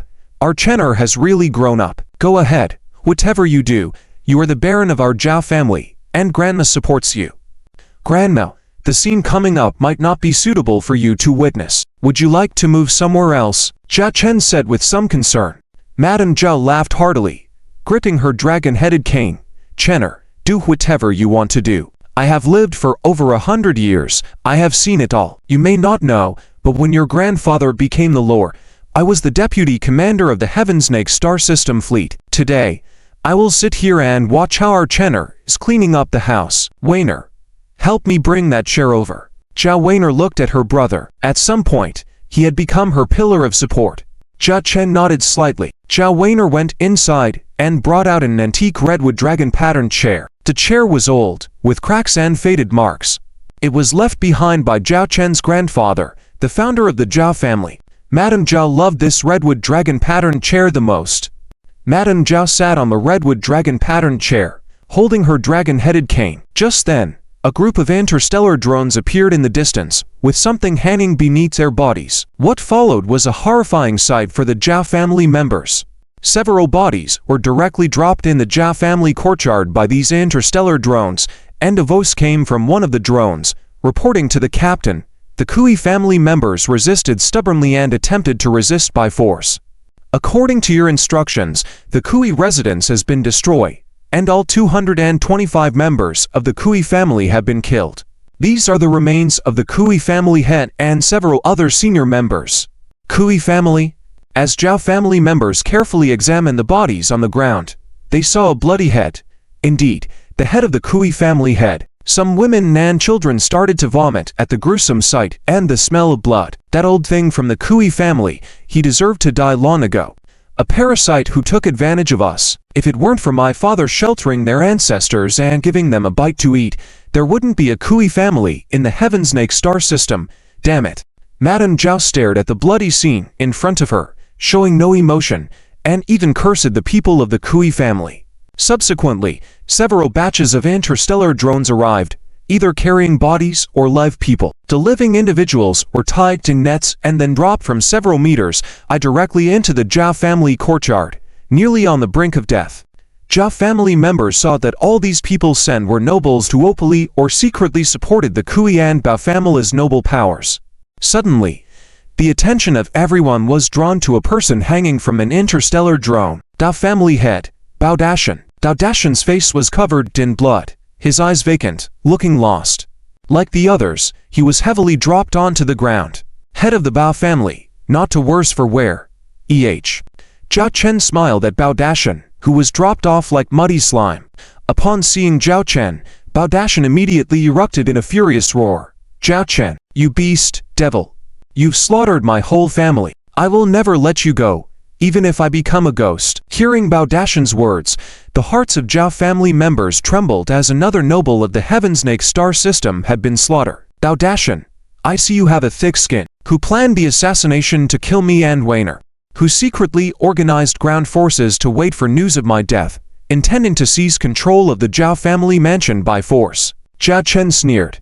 Bao Dashan was left speechless by the retort, but he glared angrily at Zhao Chen, wishing he could tear Zhao Chen into pieces. However, With both his legs broken, he had no chance for revenge. Find a pillar, tie up the head of the Bao family. Also tie up those bodies. They are all lying on the ground. What if they catch a chill? Zhao Chen said casually. Soon, the former head of the Bao family, one of the three major noble families of the Heavensnake star system, was tied to a pillar like an animal. Zhao Chen's behavior was observed by Madame Zhao, who remained silent, even drinking several sips of tea during the ordeal. At this moment, a shuttle arrived outside the Zhao family mansion, but due to interception by interstellar drones, the shuttle could only stop outside the courtyard. Report: the head of the Zhang family has arrived. A servant of the Zhao family reported. The Zhang family is the only surviving family among the three major noble families of the Heavensnake star system. It is also the family of Zhao Shisha, Zhao Chen's fiancé. At this moment, the old man Zhang Shang from the Zhang family was walking slowly into the Zhao family mansion with his son and daughter. Father, what you just said, is it true that two starships have annihilated the pirate fleet in the interstellar sea? Zhang Zhang's son, Zhang Ziwen, whispered to his sister, Zhang Shisha. Zhang Shisha's face was extremely grim, as she lightly bit her lip, seemingly pondering something. The battle took place in Dragon Tail Star, where our relatives are. The news is absolutely true. The wreckage of those pirate starships, still drifting outside Dragon Tail Star, Zhang Shang said, in a deep voice. Sis, were those two starships both Zhao Chen's? Where did Zhao Chen get such awesome starships from? Zhang Ziwen curiously asked. Upon recalling the images of the two starships his father had shown her earlier, Zhang Shisha noted that one of them was the carrier starship floating 20,000 kilometers above their heads in the sky. One is called Storm Zero, with which Zhao Chen won the starship duel at the Northern Starfleet Military Academy. The other carrier starship I haven't seen before, so I'm not sure, Zhang Shisha said quietly. Suddenly, a strong smell of blood hit them. As they wondered where the scent of blood in the Zhao family mansion came from, the scene before them widened their pupils. Stone pillars stood in the courtyard, each bound with a person, some alive, some barely breathing, some already lifeless. They knew the identities of these people. Among them, they recognized the head of the Bao family and the head of the Kui family. Passing through this forest of stone pillars, Zhang Shan and his companions arrived in front of the Zhao family. Zhang Shisha looked at the man in front of her. He seemed unfamiliar. Although his appearance was familiar, his gaze, expression, and/or were completely different. She felt that the Zhao Chen she had known for over 20 years was fundamentally different from the Zhao Chen in front of her. Zhang family, Zhang Shang, accompanied by his children Zhang Ziwen and Zhang Shisha, here to pay respects to Lord Baron. Zhang Shang bowed to Zhao Chen first. Zhang Ziwen and Zhang Shisha followed suit. Uncle Zhang Shang arrived early. Zhao Chen smiled as he looked at Zhang Shang. Upon receiving the message from Lord Baron, I rushed here immediately, not daring to delay, Zhang Shang said humbly, bowing his head. Do you know about the rebellion of the Bao and Kui families? Zhao Chen came straight to the point. Zhang Ziwen and Zhang Shisha felt a lump in their throats, sensing as if a knife was at their throats. I do, Zhang Shang replied. Were you involved? Zhao Chen asked plainly. No, Zhang Shang answered. If you weren't involved, what were you doing during that time? Zhao Chen stared at Zhang Shang. I only found out about the rebellion of the Bao and Kui families a month ago. At that time, they had already gained control of the main star of the Zolong star system. They had also forcibly taken over the starships under my command. I didn't want to be associated with them, but I was powerless to stop them, so I could only watch it all happen. Fortunately, Lord Baron was safe and resolved the crisis, Zhang Shang said, then dropped to one knee. But as a vassal, I took no action during the rebellion of the Bao and Kui families, which was akin to being an accomplice. I, Zhang Shang, am willing to accept any punishment from Lord Baron. I only ask for mercy for my family. Zhang Shisha looked worriedly at her father, then at the unfamiliar man. You're not at fault, and I don't blame you for this matter. You take your children and step aside. I will convene a meeting of the Zolong star system nobility. Zhao Chen redirected the conversation. He did not directly punish the Zhang family in this matter. Time passed slowly. The number of bodies and prisoners in the Zhao family courtyard continued to increase, with more noble clan leaders arriving upon receiving the message. Each one's face turned pale upon witnessing the bloody scene. Everyone is here, Zhang Hong said as she approached Zhao Chen. Zhao Chen glanced around the Zhao family courtyard. Aside from the people bound to the pillars, every major and minor noble family in the Zolon star system had gathered, totaling around 20 to 30 people. Among them, the Zhang family was one of the most powerful remaining families among the three major families. I have cleaned up the rebellion of the Ba and Kui families. Anyone involved has been tied to those pillars. Zhao Chen pointed at the bloody pillars. I know many of you didn't respect me, the lore, in the past, thinking I was incompetent. Zhao Chen shrugged. It doesn't matter. You can gossip about me behind my back. If you feel I am unworthy to be your lord, you are free to leave the Zolon star system and seek opportunities elsewhere. I won't stop you. Zhao Chen's tone shifted, and he emanated authority. But I detest two-faced people. Since they chose this path, they must pay the price for their choices. John Han. Here, John Han stepped forward. Zhao Chen produced a list. All families on this list, if they are still alive, are to be arrested. The leaders are to be executed, and all family members are to be sent to the mines for indefinite labor. Upon seeing Zhao Chen's list, the people present showed fear. It was essentially a death list. For the families not on the list, however clean you believe yourselves to be, you know in your hearts the truth. I didn't care about the small things you've done in the past. From today on, remember that the Zolon star system bears the Zhao surname. If you disagree, pack up and leave. Otherwise, I fear one day you may end up on those pillars. Zhao Chen turned his back to the crowd. That's it for the meeting. Grandmother, it's getting late. We should go eat. I've prepared dinner for you. You'll love it.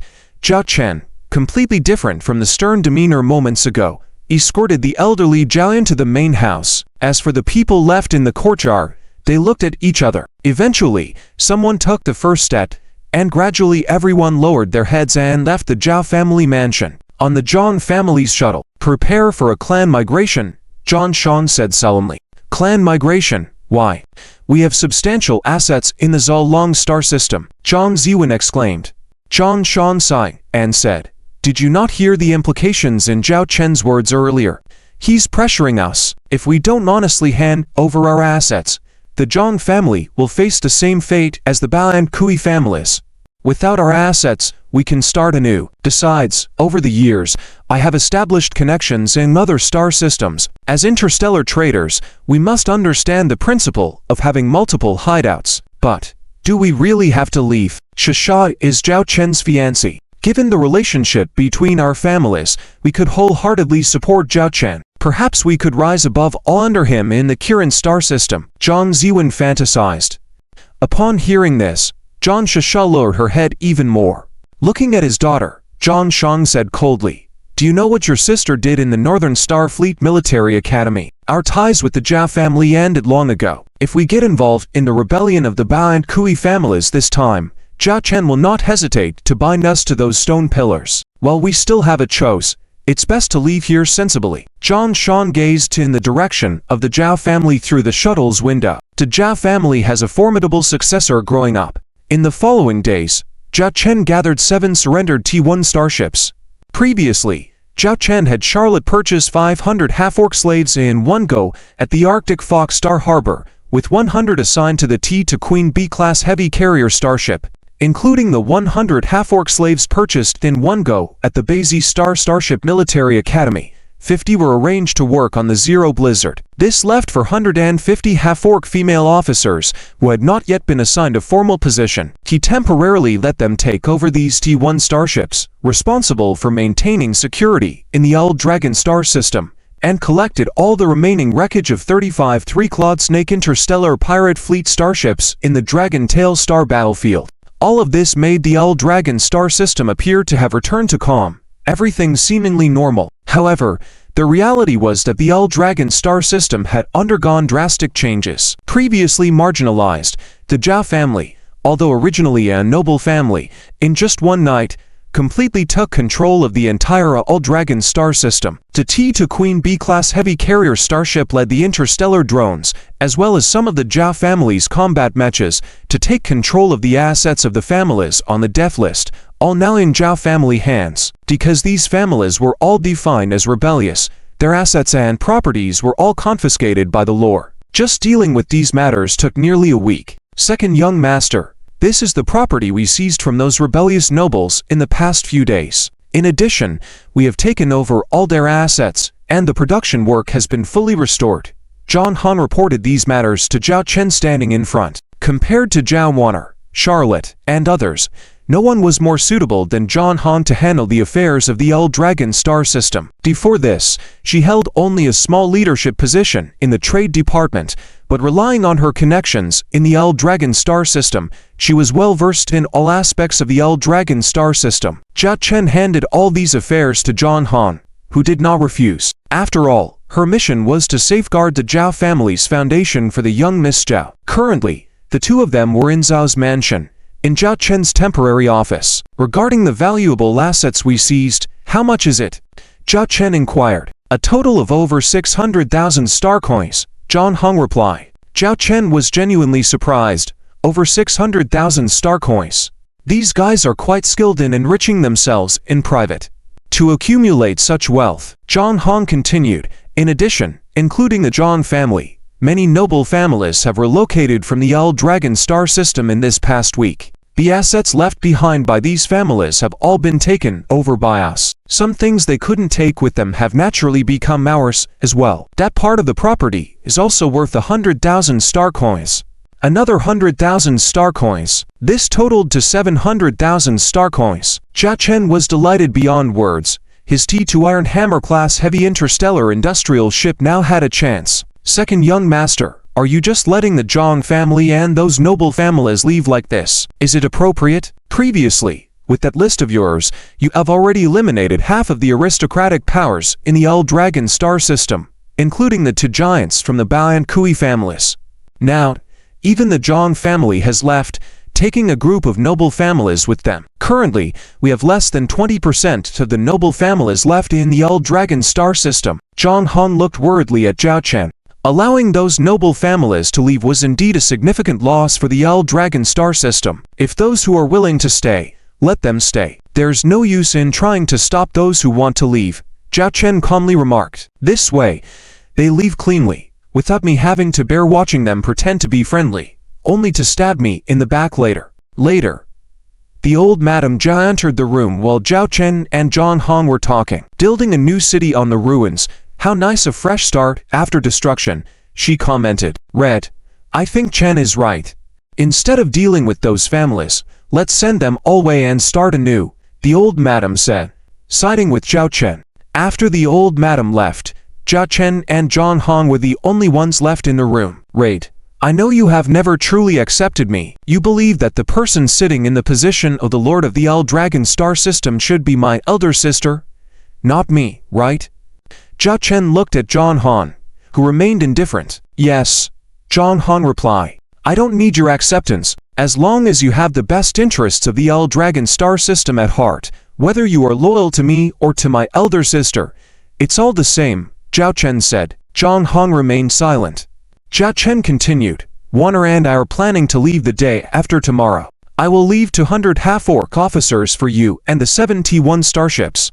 You can have full command. All the affairs of the L Dragon star system will be entrusted to you. Before I leave, I will announce that you are the acting lord of the L Dragon star system, and seeing you will be seeing me. John Han was astonished by Zhao Chen's decision. She had not expected this arrangement. Despite knowing she was not truly loyal to him, he was willing to leave the L Dragon star system in her hands. During this time, Zhao Chen was also observing John Han and came to know about her background. John Han was a young girl Zhao's family found on an alien planet, and she was out playing as a child. At that time, she was lying on her starving mother, unable to cry as she was too weak. Zhao's family took in John Han and buried her mother. Since then, Zhao's family treated John Han like a younger sister, teaching her to read and write and imparting various knowledge to her.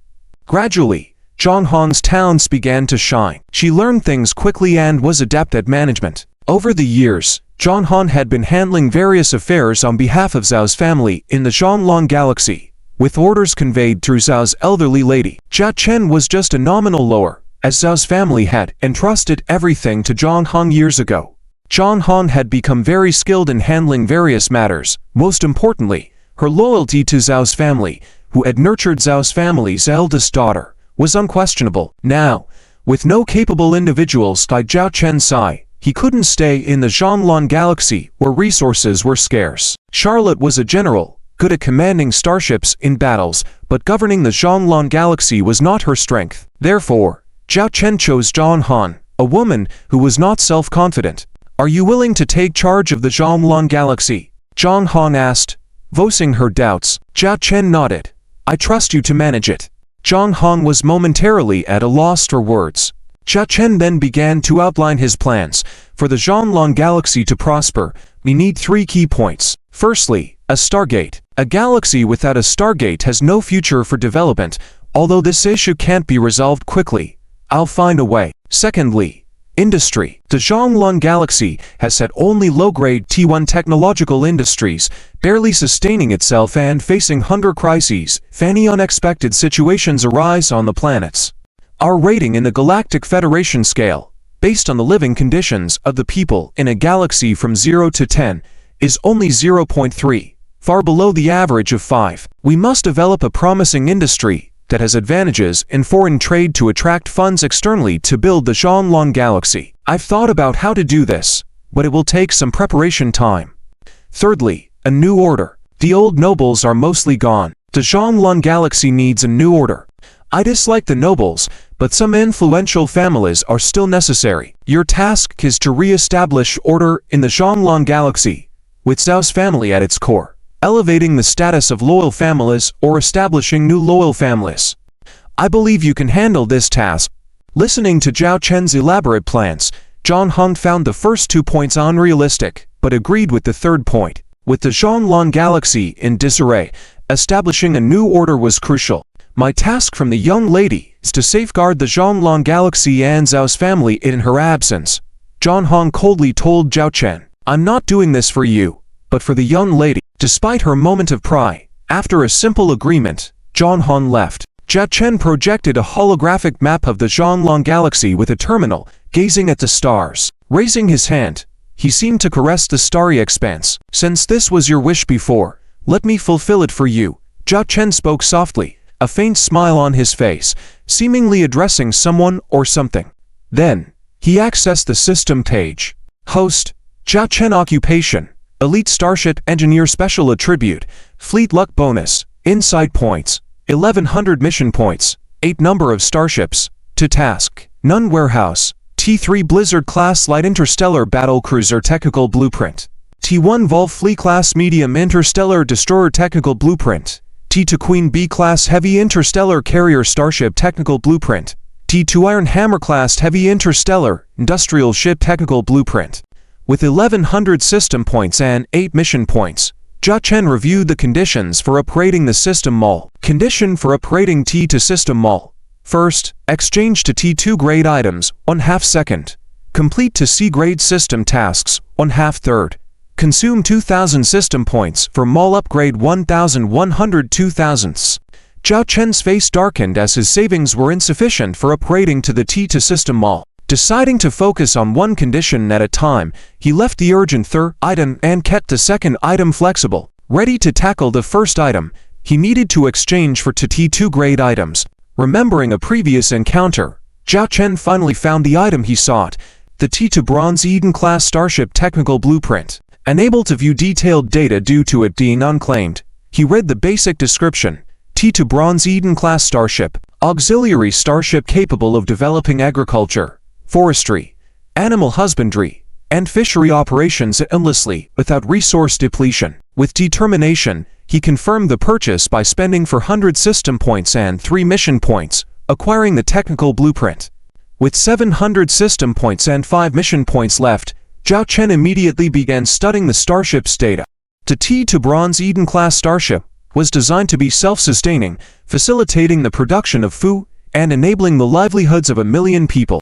Zhao Chen saw the potential in this technology to end food scarcity in the Xianglong galaxy. As natural food resources are integral to interstellar trade, this starship could be a key player in the galaxy's external trade network, aligning with Zhao Chen's second point. That was his plan, to achieve food freedom.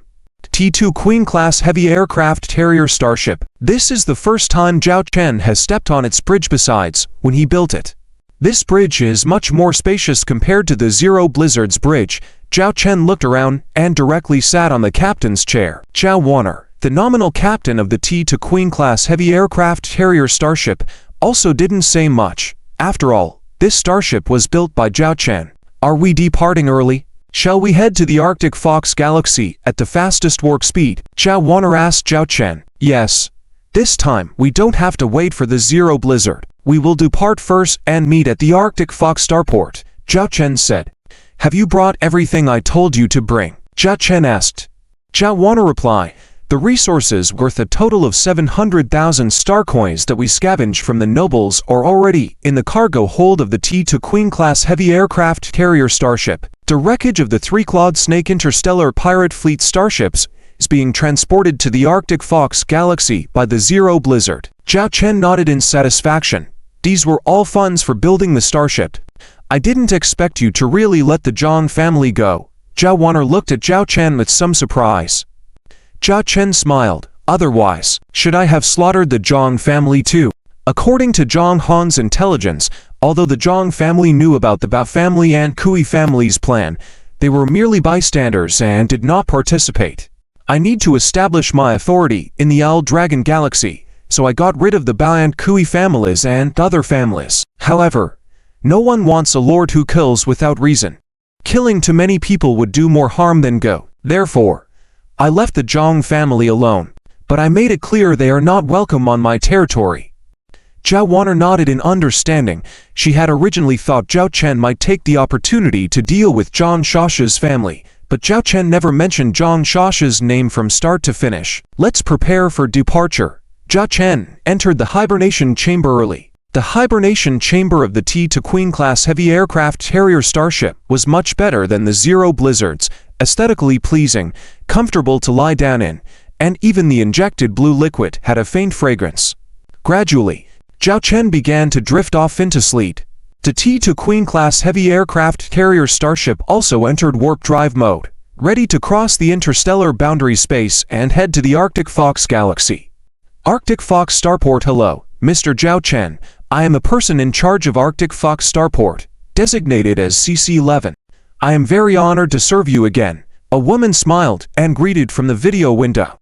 Arrange a starship workshop like the one before. Reserve it for 2 months for now. Also, I will give you a raw material order worth 2 million star coins. Help me purchase the materials listed on it as soon as possible. Finally, book me a ticket to the Northern Star Military Academy starship, Zhao Chen said. Okay, I have already arranged a large starship workshop according to your request, the same one you used last time.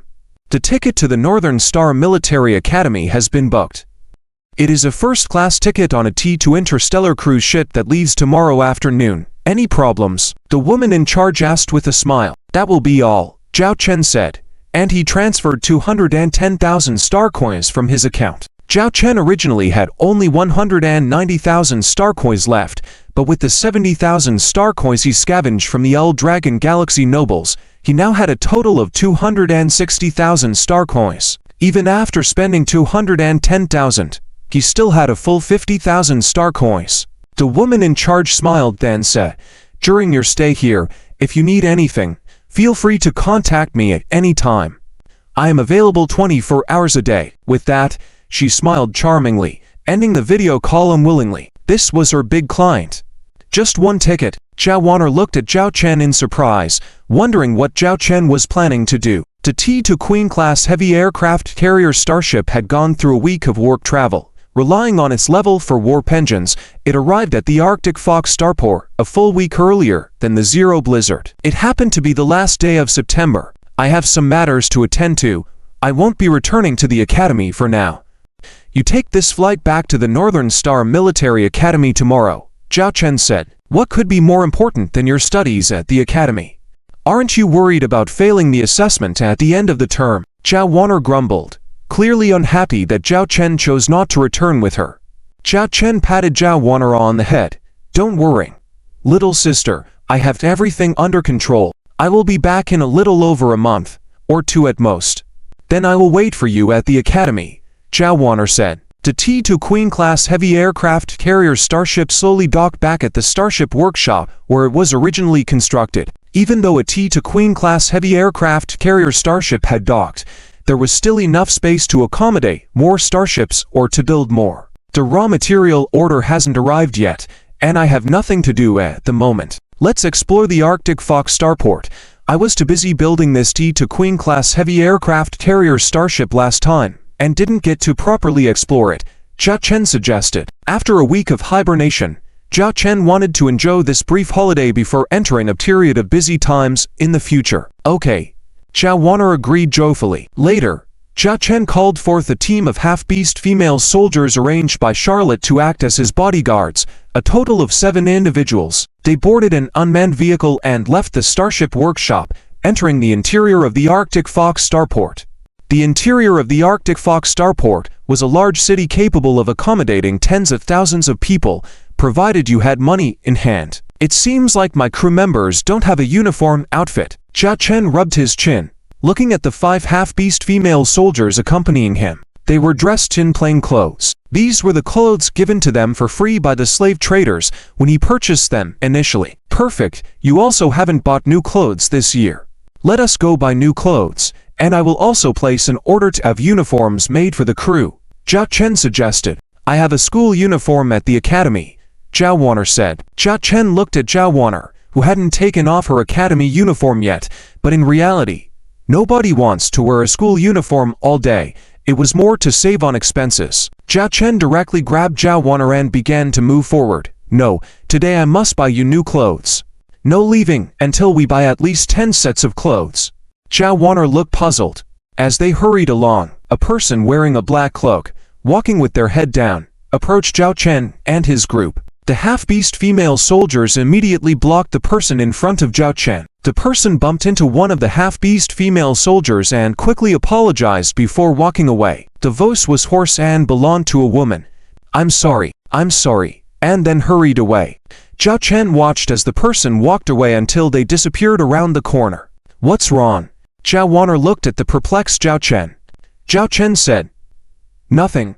Let's go buy clothes. *** in a clothing store. *** Zhao Chen stared at several outfits in front of him, looking conflicted. Body-hugging uniforms, maid costumes, bunny girls. If all the female crew members on his starship were to wear these uniforms, the scene would be beautiful. Don't even think about it. These outfits based on the designs I drew will do just fine, Zhao Wanner said, destroying Zhao Chen's beautiful fantasies. Suddenly, Zhao Chen saw a familiar figure outside the store, but behind that figure were several suspicious figures. Wait here, Wanner. You two stay here as well. You 3 come with me. Zhao Chen abruptly left the clothing store with 3 of his half-beast female soldiers, disappearing into the crowd. Lei Yibing.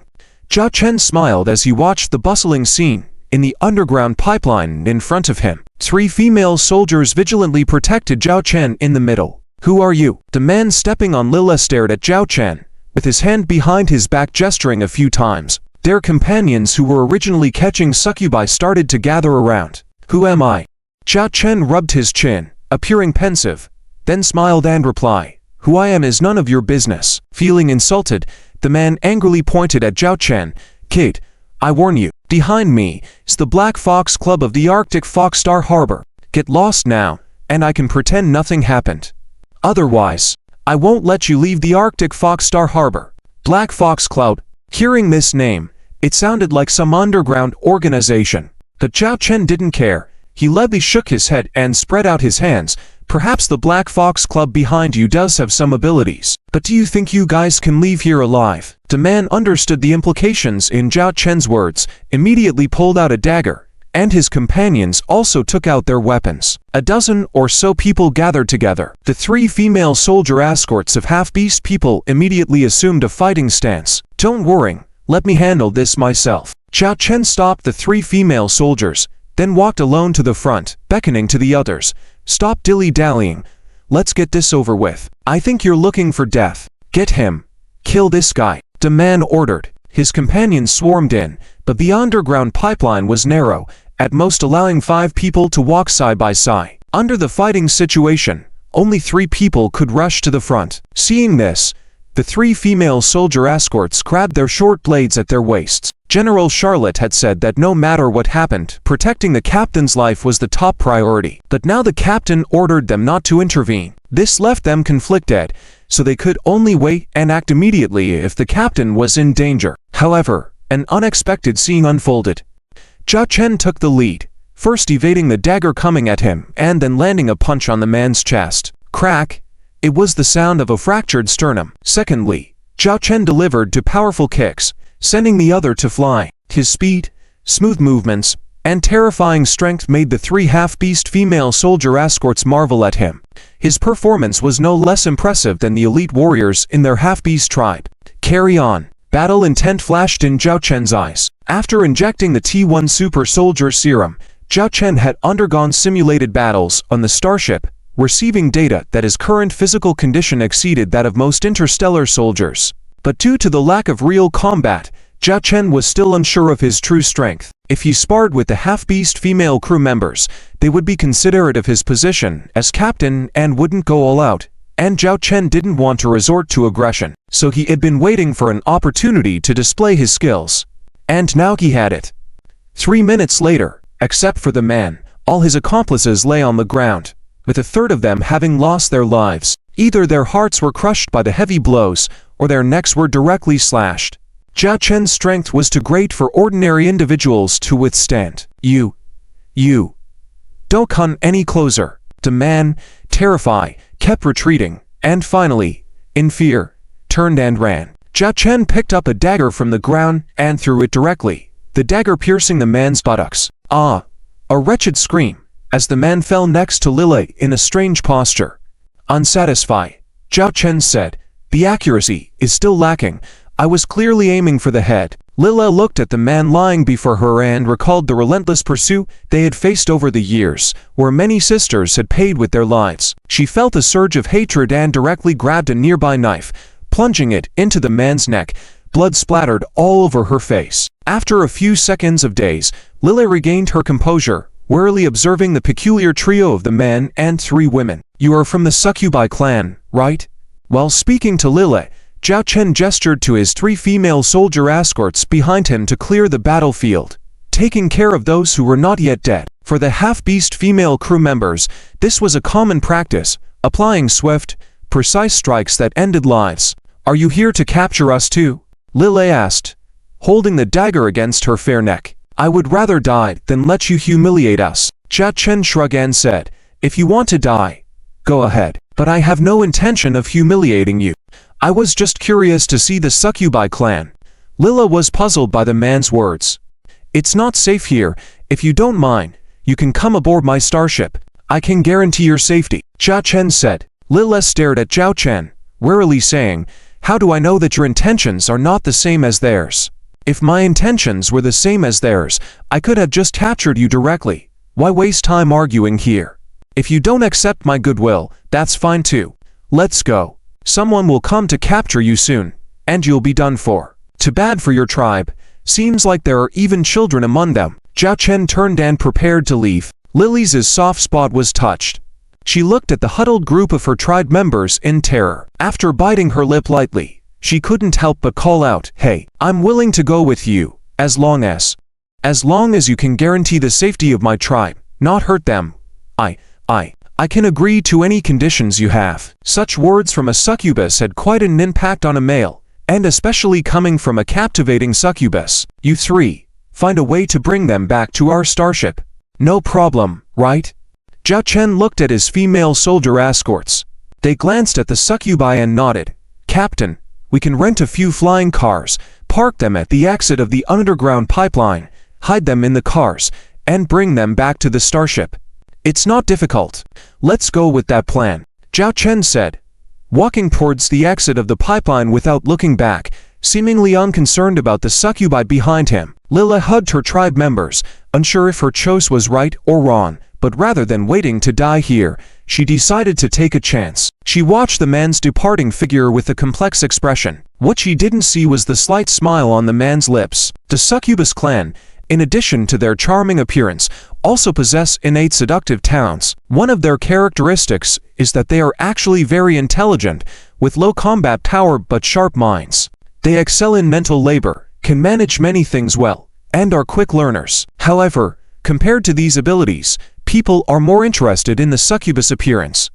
After several unmanned flying cars parked in Zhao Chen's starship compartment during the lease period, this area became completely equivalent to Zhao Chen's private domain. Without his permission, not even the people of the Arctic Fox starport were allowed in. "Come on out, you are safe now," Zhao Chen shouted to the flying cars after getting off. Subsequently, the succubuses cautiously got out of the cars, dressed in cloaks to conceal their identities. Zhao Chen introduced them. "This is my starship compartment, and this is my starship. And I am the captain of this starship. My name is Zhao Chen. I am Lilith, their leader." Lilith stepped forward, visibly nervous, but had to step up for her people. At that moment, a woman came down from another unmanned flying car, Zhao Wanner. Zhao Wanner looked surprised at the additional people in front of Zhao Chen. Upon taking a closer look, she exclaimed, "Succubuses." Lilith immediately looked wary at this woman. "Don't be nervous, she is my sister." Zhao Chen waved his hand and then looked at Zhao Wanner. "You take care of them. They will stay on our starship for a while. Take them to shower first, then to the restaurant for a meal, and arrange clean clothes and dorms for them." "Okay," Zhao Wanner subconsciously responded, but quickly realized and asked, "Wait, you haven't explained where these succubuses came from yet." Despite being a woman, Zhao Wanner also understood what succubuses meant to those male individuals. Hey, what do you mean kidnapped? This is called helping others for fun." Zhao Chen rolled his eyes. "I'll tell you more about it later. My batch of raw materials seems to have arrived, so I need to check first. As for the clothes ordered just now, you take care of that." After saying that, Zhao Chen ran off, leaving Zhao Wanner and the succubuses behind. Succubus or not, Zhao Chen's starship was more important. Lilith led her people onto the giant starship. "I am Zhao Wanner. I am not sure how you were brought here by that person, but you can rest assured, as long as I'm here, he won't do anything bad to you," Zhao Wanner said firmly. I am Lilith." Lilith spoke softly. Her people were still timidly huddled behind her, but also curiously looking around the bright corridors of the starship. Compared to the blizzard of Zero and the internal structure of the T2 Queen B-class heavy carrier starship, it was quite beautiful, almost like a piece of art. Zhao Wanner stepped in for the first time, and immediately fell in love with the starship. "You all have a bit of smell on you. Let's go show her first," Zhao Wanner said to Lilith. Lilith blushed. They had been hiding in the underground pipes of the starport for some time, and they naturally had unpleasant odors. In the spacious bathing hall, misty water filled the air. There were shower compartments with shower heads installed on the sides and a bath pool in the middle. "Go wash up quickly. Clean clothes are over there. Change after your shower. I'll take you to eat later," Zhao Wanner said at the entrance of the bath hall. "Okay. All right."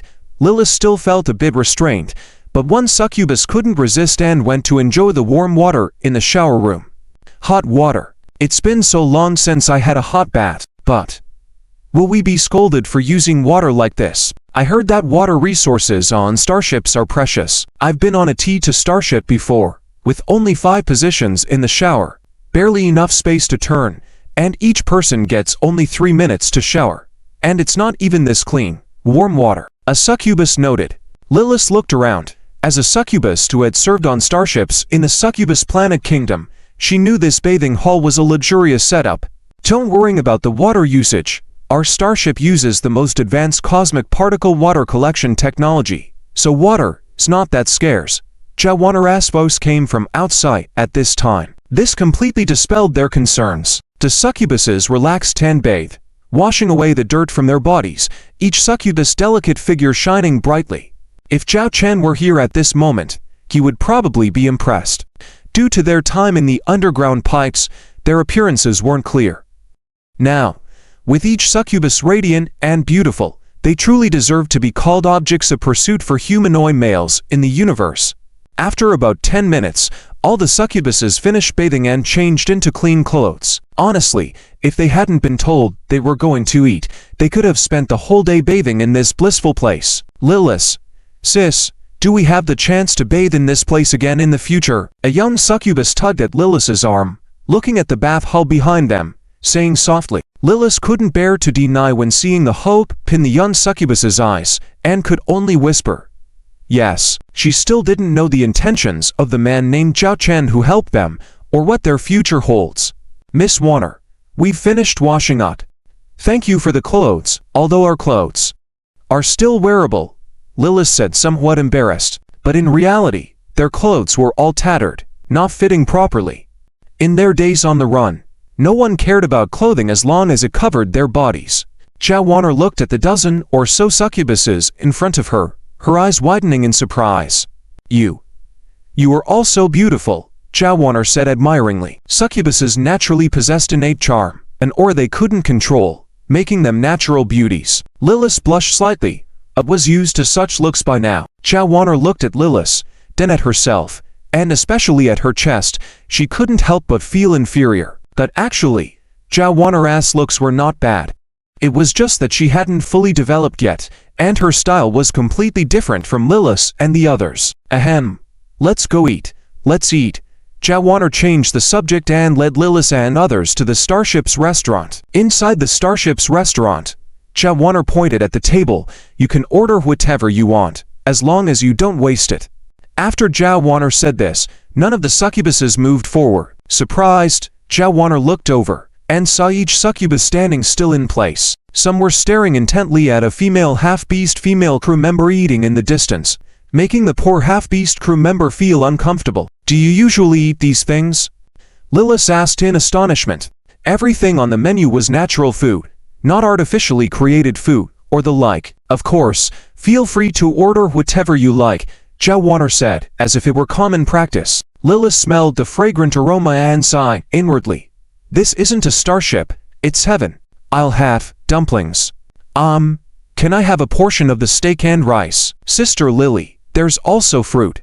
There's fruit. So this is the legendary fruit. The succubi stood in front of the dining table like children who had never been out, excited beyond measure. Lily watched her people, feeling a pang in her heart. After ordering their food, the succubi stood in front of the table, eagerly waiting. The chef inside the dining table laughed and said, "You can find a seat to wait. Once the food is ready, a robotic server will bring it over."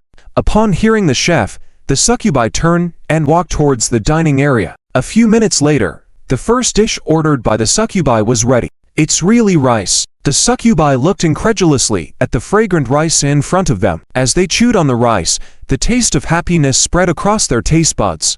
Other succubi looked on enviously, but soon their food was also ready. They started eating voraciously, enjoying the happiness they had never experienced before. Gradually, some succubi started crying while eating. Lily looked at one of the young succubi with concern and asked, "Why are you crying? Is it not delicious?" "It's not that it's not delicious. It's too delicious, but thinking that I may not be able to eat this again in the future, I can't help but want to cry. Sister Lily, I don't want to wander like before, hiding and starving," the young succubi said tearfully. Lily hugged the young succubi speechlessly, not saying a word for a long time. Sad emotions are contagious, and soon most of the succubi were eating and quietly sobbing. A skinny succubi, holding a bowl licked clean, timidly approached the table and said, Can I have another bowl?" The bowl was already licked clean, as if it had been washed.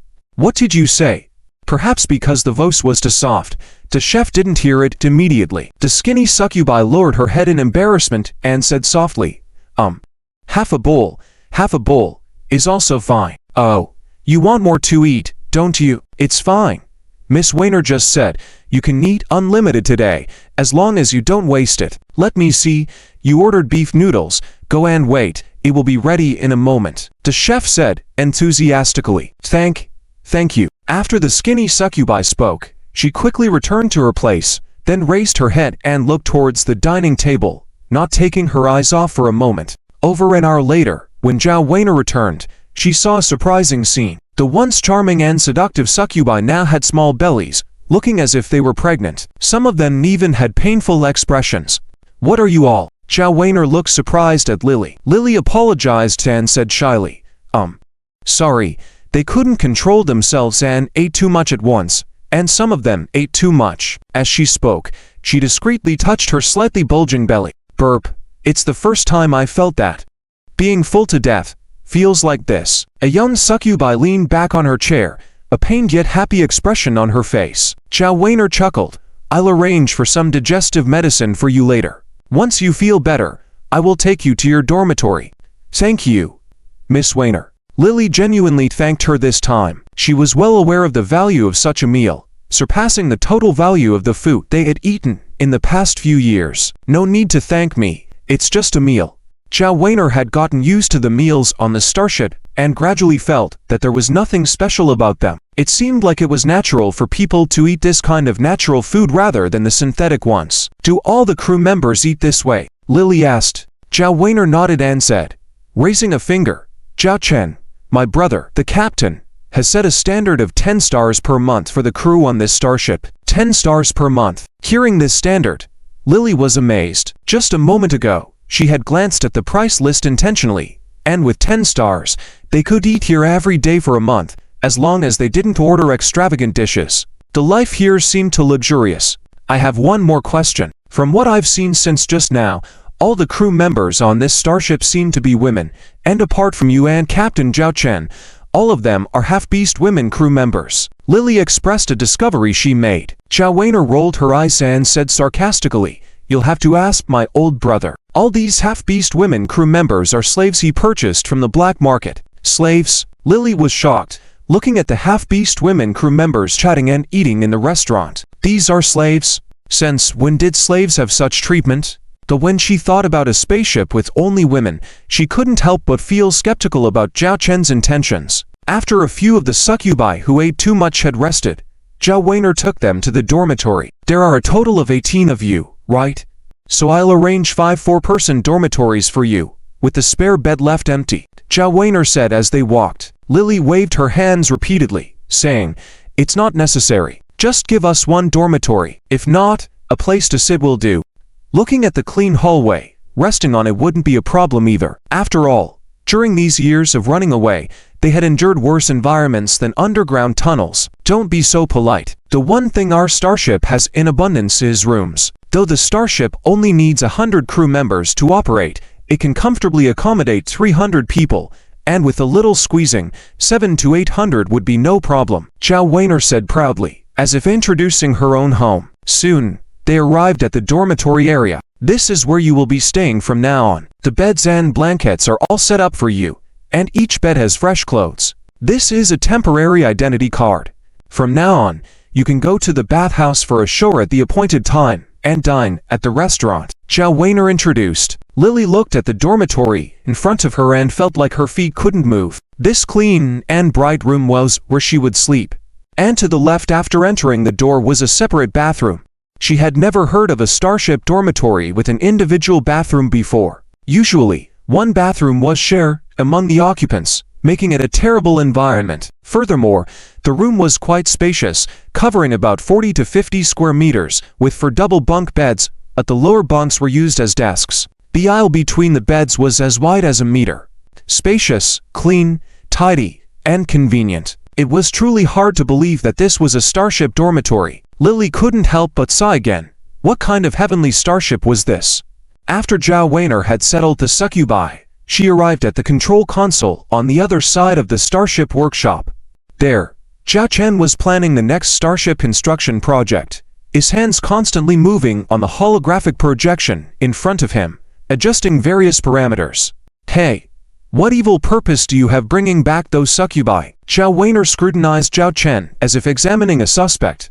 Zhao Chen stopped his work, saying helplessly, "Hey, isn't bringing those succubi back considered an act of kindness? Haven't you noticed how pitiful they are?" Zhao Weiner squinted at Zhao Chen. "They are indeed pitiful, but I don't believe you brought them back just because they are pitiful. There are plenty of pitiful people in the Arctic Fox Star Harbor."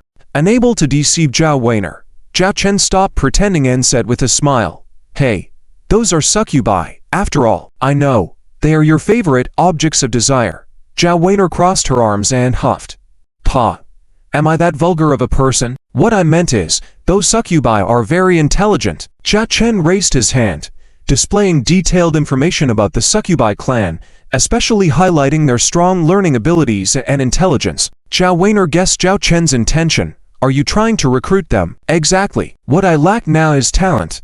Those half-beast female officers, although qualified interstellar soldiers, are not suitable for certain tasks. For example, Charlotte, she's a remarkable fighter, but when it comes to managing fleet operations, she's a mess. On the other hand, Succubi excel in management, have good memory, and can handle many tasks. They are perfect for administrative work on the starship. Zhao Chen's eyes gleamed. Talent. That's talent. What Zhao Chen lacks the most right now is talent. And it has to be female. You say that, but are you really only aiming for that one purpose? Zhao Weiner eyed Zhao Chen suspiciously. Zhao Chen rolled his eyes. Hey, I'm still your brother. If I were that kind of person, have you ever seen me interact with a half-beast female soldier in these months? No. But those succubi are so alluring, I feel tempted just by looking at them. Who knows if you might turn into a beast yourself? Zhao Weiner huffed. All right, I won't argue with you. Go back and rest early. You have to take the interstellar cruise back to the North Star Starship Military Academy tomorrow morning, Zhao Chen said. Are you really not coming back with me? Zhao Weiner asked. Zhao Chen pointed to the holographic starship design in front of him. Look, do you think I'll go back with you? What kind of starship is this? Zhao Weiner curiously asked. Zhao Chen smiled mysteriously.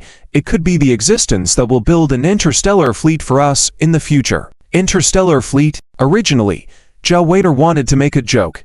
It takes at least 30 starships for the smallest scale interstellar fleet, and he only has about 2 now. Wanting to establish an interstellar fleet seems a bit exaggerated, but thinking about Zhao Chen assembling the Zero Blizzard and building the T to Queen B-class heavy carrier starship, everything he does is extraordinary.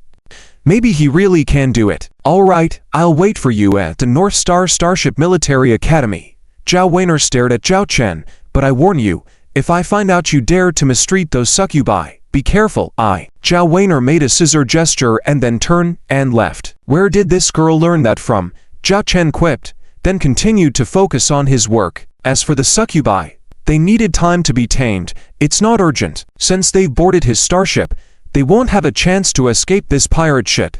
Half a day passed.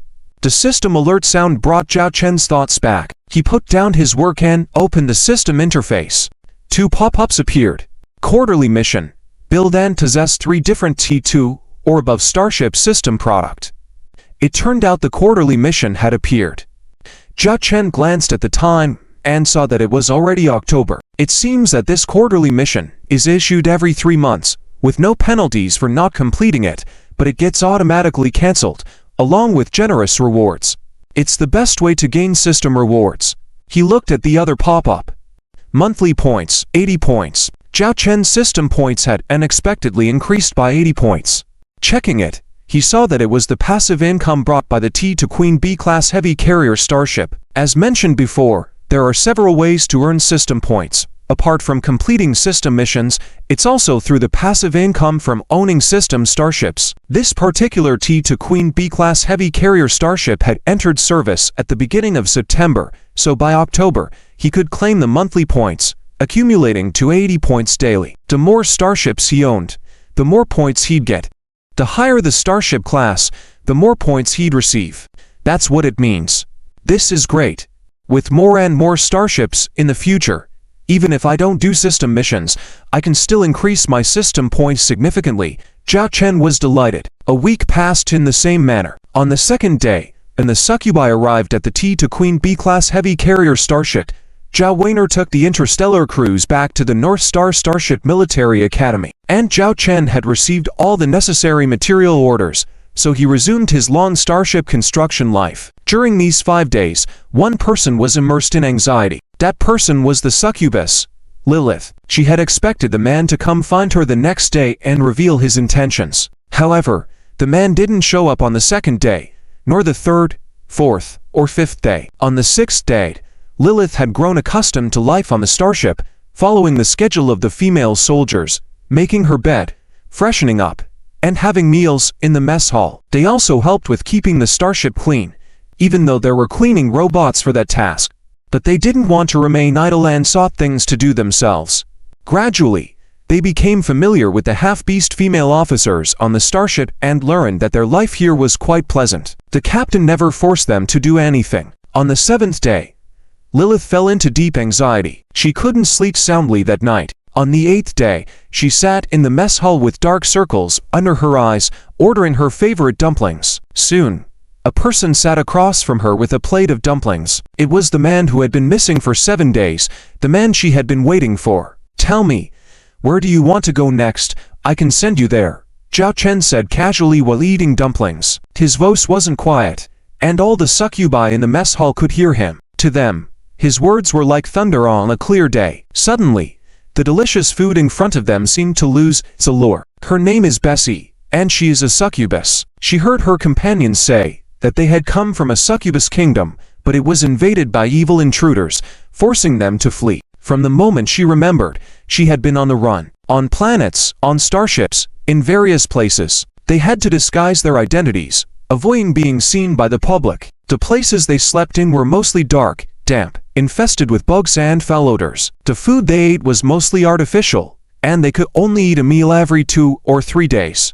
She had seen several companions starve to death. Several times, they had almost been caught by evil people or defeated by hunger. Fortunately, their sister Lily was very capable, always helping them escape danger and find food. But then one day, a group attacked the underground tunnel where they were hiding, and just when they were in danger, a very powerful man appeared. He effortlessly defeated all the villains and then brought them to his starship. She had never seen such a beautiful starship before, and here, they didn't need to hide their identities because the vast majority of those they saw here were female half-beasts. Lily had warned them that succubi had to be extremely careful around men. Men were demons who devoured people. Afterward, they were taken to a bathhouse by a pretty and gentle young woman. It was her first time bathing with clean warm water. Before, they could only clean themselves with dirty water. As she felt the water flow over her body, she fell in love with the sensation. Not just bathing, but there were also pools where one could enjoy soaking in happiness. Later, they were brought to a restaurant, and the lovely young woman said they could order whatever they wanted.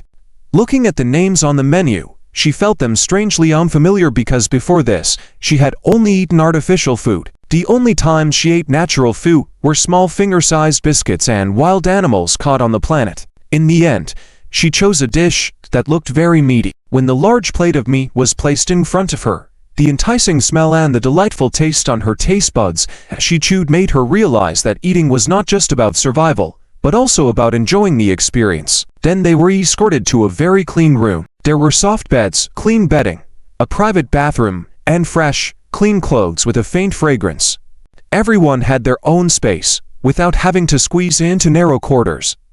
Everything seemed so wonderful, like a dream. If this were really a dream, Bessie hoped it would never end. For the following week, they lived on this starship, staying in clean rooms, eating delicious food, and helping the female crew members clean the starship and do menial tasks. And today, the man who had brought them here appeared once again, but what he said felt like a whisper from the depths of the abyss. Tell me, where do you want to go next? I can send you there. Desi's eyes glazed over in an instant, and the meat she once loved suddenly lost its appeal. There was only one thought in her mind. They were going to leave here. They were going back to their previous life. No, she didn't want to. What do you mean? Lily was stunned, looking at the man in front of her.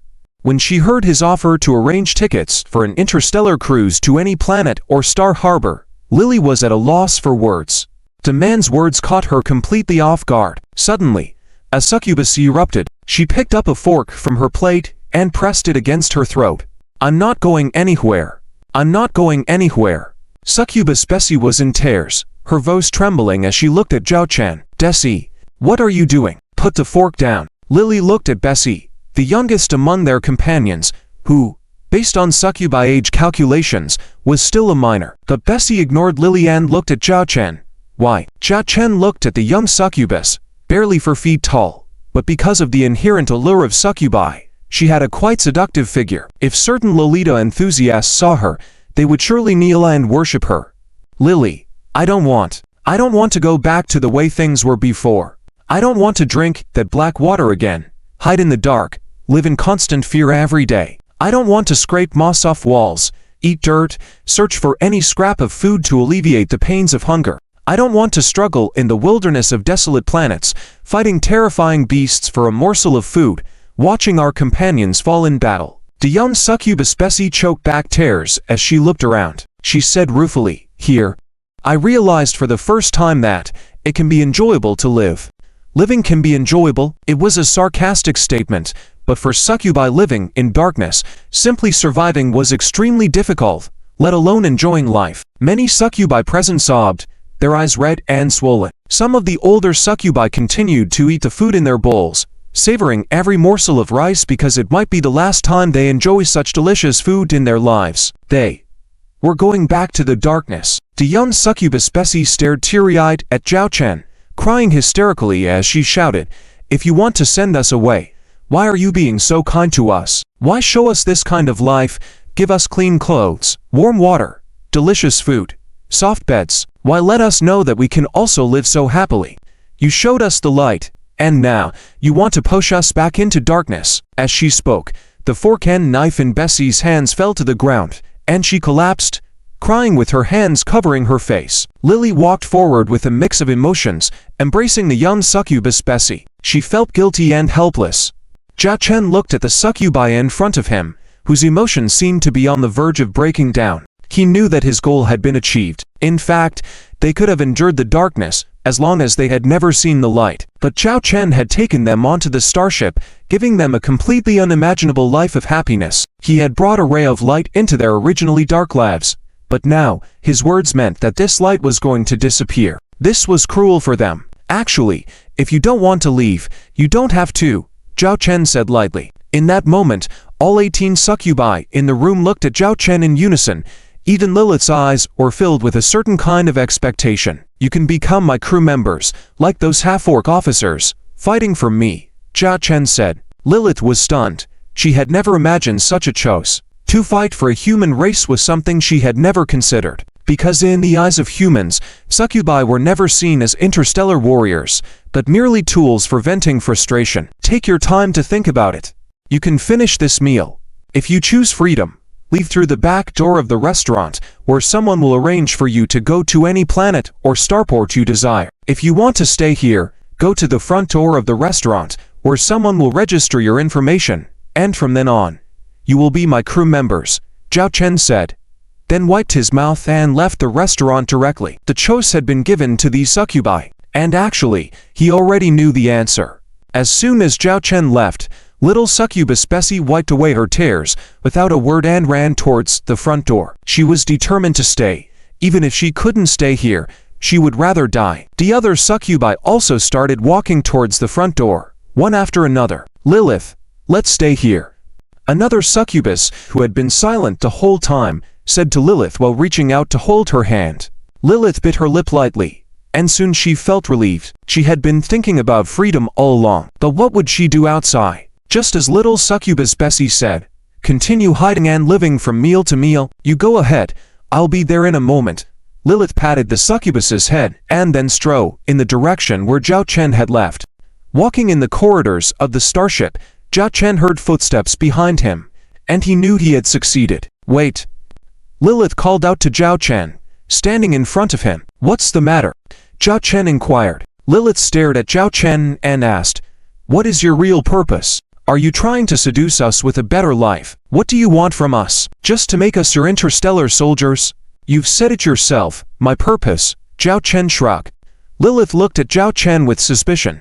Zhao Chen knew that if he didn't give Lilith a satisfactory answer, she wouldn't be convinced. "To be honest with you, my fleet has just been established, with only 2 starships and a total of about 800 interstellar soldiers, all of them half-orcs. The half-orcs have no problem operating starships in battle, but they lack skills in managing internal affairs of starships and fleet operations. I lack talent.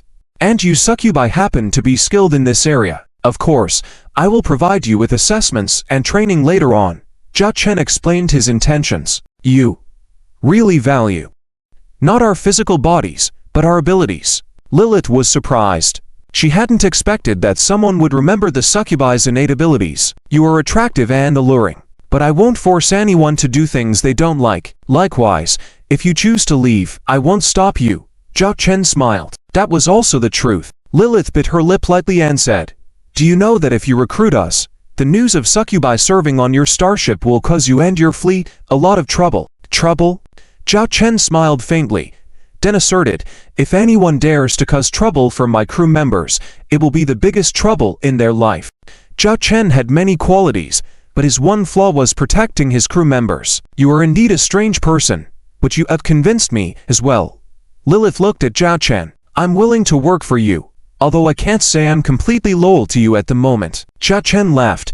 I don't need your loyalty, just your genuine willingness to work here, for all of us, as well as for your own lives. In reality, Jia Chen didn't care about loyalty. As long as they became familiar with and accepted life here, loyalty would become irrelevant, because they couldn't leave all this behind. Jia Chen had given them light, and he was their light. They would naturally follow the light. What do we need to do next? Lilith quickly assumed her role.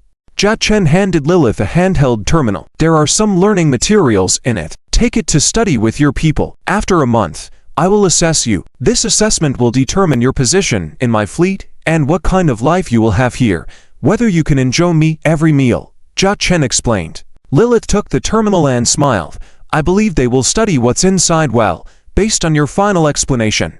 Learning? Succubi were best at learning. After dealing with the succubi for the time being, Jia Chen returned to the construction workshop of the T-to-Hammer-class heavy interstellar industrial ship. The keel of the current T-to-Hammer-class heavy interstellar industrial ship had been laid, but it would still take a considerable amount of time to complete the construction. The quarterly mission involves 3 different types of T-to starships. I already have a T-to-Queen B-class heavy carrier starship in hand. With this T-to-Hammer-class heavy interstellar industrial ship, in order to complete the mission by the end of December, another T2 class starship needs to be built. Jia Chen didn't want to miss out on the rewarding quarterly mission. Inside the Arctic Fox starport, in the underground passage where Jia Chen had taken the succubi, a team was using flashlights to search the area, discovering corpses and signs of habitation in the underground passage. A young man covered his nose, looking around with disgust. Brother, we found the bodies of some RATS members. Half of them seemed to have died from severe injuries, while the other half were probably killed directly after being severely injured. The other side acted very decisively. Also, no trace of the target succubi was found. One of his subordinates reported, I knew something was wrong with RAT's disappearance these days. Turns out there was trouble here. We've been looking for the succubi as well, which was a mission given by the president of our Black Fox Society with many instructions. The relevant clues were hard-earned with several thousand stellars. Who is this, daring to snatch food from our mouths at the Arctic Fox starport? The young man's eyes flashed with cold light. Find it. Send people to search for clues at every exit of this underground passage. You must find out who took the succubi. A month passed in the blink of an eye. Jia Chen's construction project for the T-to-Ironhammer-class heavy interstellar industrial ship was nearly completed. Looks like I'll need to find some soldiers who know how to build starships in the future. Otherwise, I'll be doing all the work myself and end up exhausted, Jia Chen said with a face full of grease as he looked at the new ship in front of him. He laughed. Brother, with you around, my workload won't be so overwhelming. At that moment, a soft voice came from behind Jia Chen. Captain. It was Lily. Jia Chen turned around and was dazzled by the sight in front of him. Lily was dressed in a pure white military uniform with a short skirt and knee-high white stockings. Due to her succubus nature, there were specially designed holes in the skirt and upper back of the uniform to allow her tail and small wings to protrude. The charming succubus looked even more alluring in this outfit, and Jia Chen couldn't help but appreciate his sister's design. Jia Warner had custom-made these starship uniforms, taking into consideration Jia Chen's fleet's unique composition. Soldiers who were either half-orcs or succubi. Captain, Lily called out to Jia Chen again. Realizing that he had been lost in thought, Jia Chen quickly composed himself and asked, What do you need? Lily. Lily informed him that they had completed studying the content he had assigned them a month prior and inquired about when the assessment would begin. Remembering the task he had given a month ago, Jia Chen replied, We'll start the assessment today. Gather all the succubi in the starship conference room. Lily acknowledged and left. Shortly after, Charlotte appeared. Charlotte had arrived in early October aboard the Storm No. 0. After exchanging pleasantries with Lily, Charlotte and Jia Chen, who had developed a camaraderie akin to old friends, delved into a discussion about the succubi's adaptation to life on the ship. Charlotte then shifted the conversation to the construction of the T-to-Ironhammer-class heavy interstellar industrial ship. Jia Chen confirmed that the ship would be completed within a month, then instructed Charlotte to recruit female orc soldiers skilled in starship construction and maintenance. Charlotte teasingly remarked about Jia Chen's supposed peculiar preferences, leading to a jest about succubi and orc women. Regarding the ship construction project, Zhao Chen expressed his intention to build a whole fleet of starships.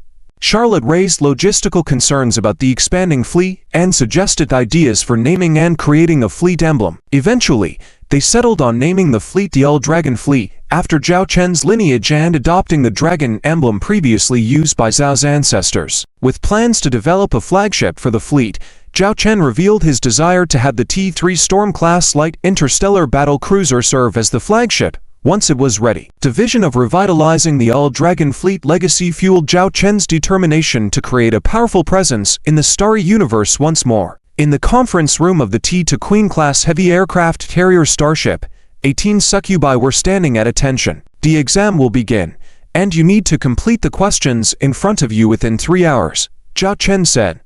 Looking at the 18 succubi, each succubus had a holographic screen in front of them displaying their assessment questions. As Zhao Chen announced the start of the exam, none of the succubi spoke.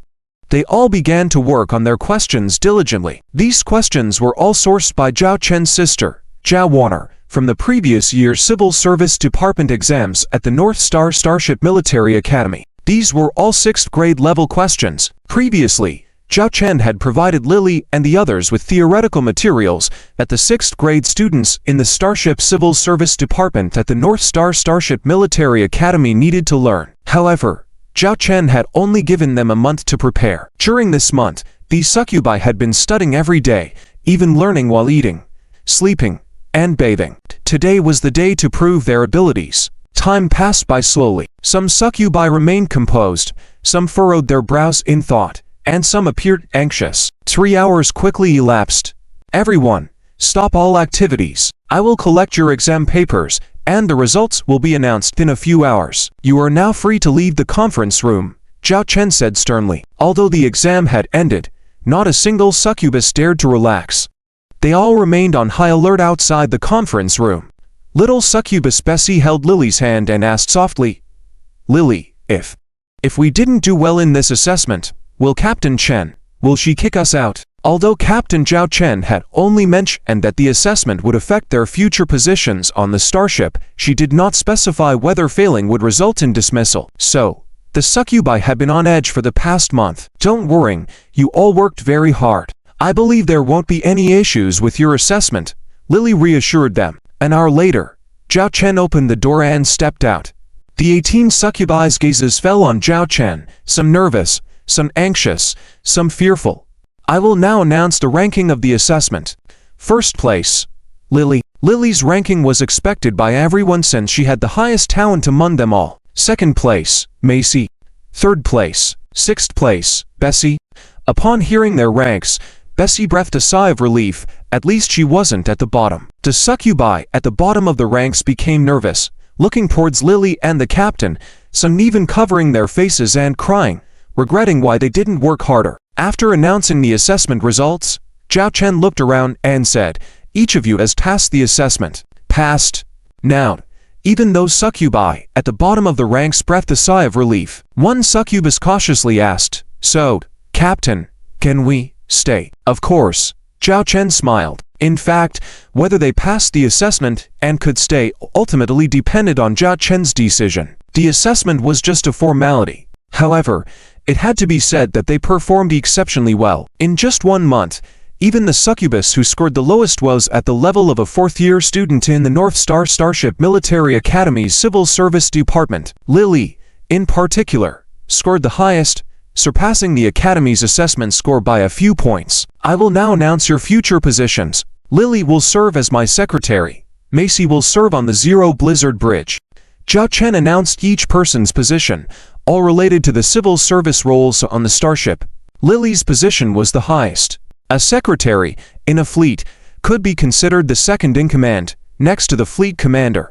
Within a starship, they were among the top 3 in command, equal to the executive officer. Me, as a secretary? Lily was also surprised.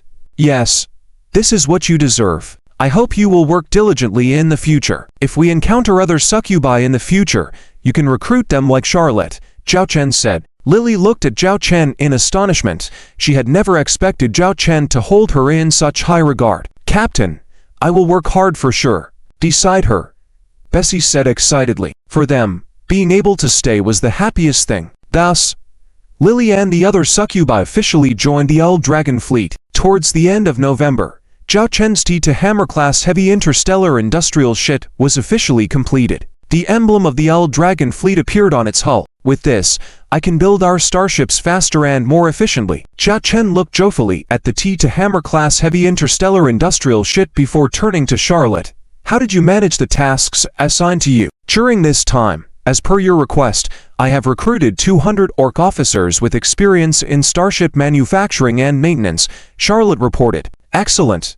Starting tomorrow, have them board the ship to begin learning and mastering the T-Hammer-class heavy interstellar industrial ship as quickly as possible, Zhao Chen said eagerly. However, Charlotte poured cold water on his excitement. Captain, even with the T-Hammer-class heavy interstellar industrial ship now, our fleet's funds may not be enough to build another starship. Previously, we sold off the remnants of 3 Clawed Star Pirate starships, earning us 400,000 star coins. Considering our remaining funds, we only have a total of 900,000 star coins.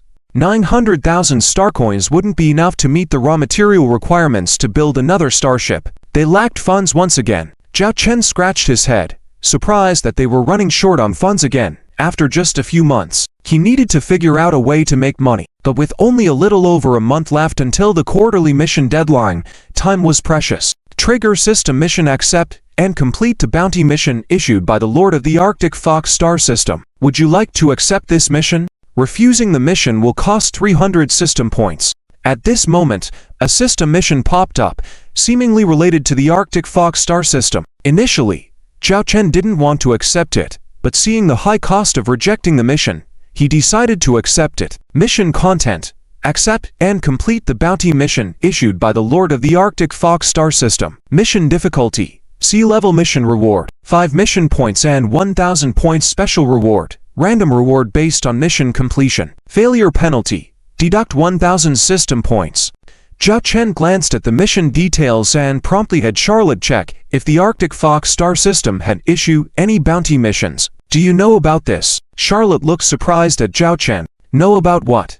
Zhao Chen asked, observing Charlotte, who said, just now, the entire Arctic Fox starport broadcasted a request for private fleets and adventurer fleets to accept a bounty mission. The content is that in a remote asteroid base in the Arctic Fox star system, there is a xenocavern with a significant number of interstellar insects. A small Imperial fleet has already been dispatched, but the situation inside the cavern is critical due to the high number of interstellar insects. The fleets from the Lord of the Arctic Fox star system and another Imperial fleet will take a day to arrive, whereas from our location, it would only take 3 hours. The mission requires covering the evacuation of 5 million residents on that asteroid base. Insects.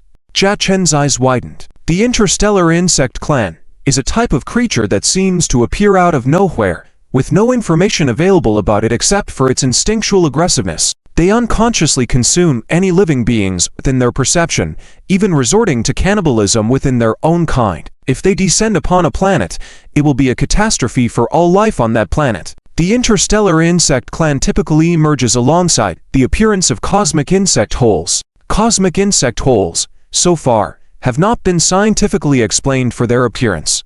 They are also referred to as cosmic rifts, interstellar crevices, and so on.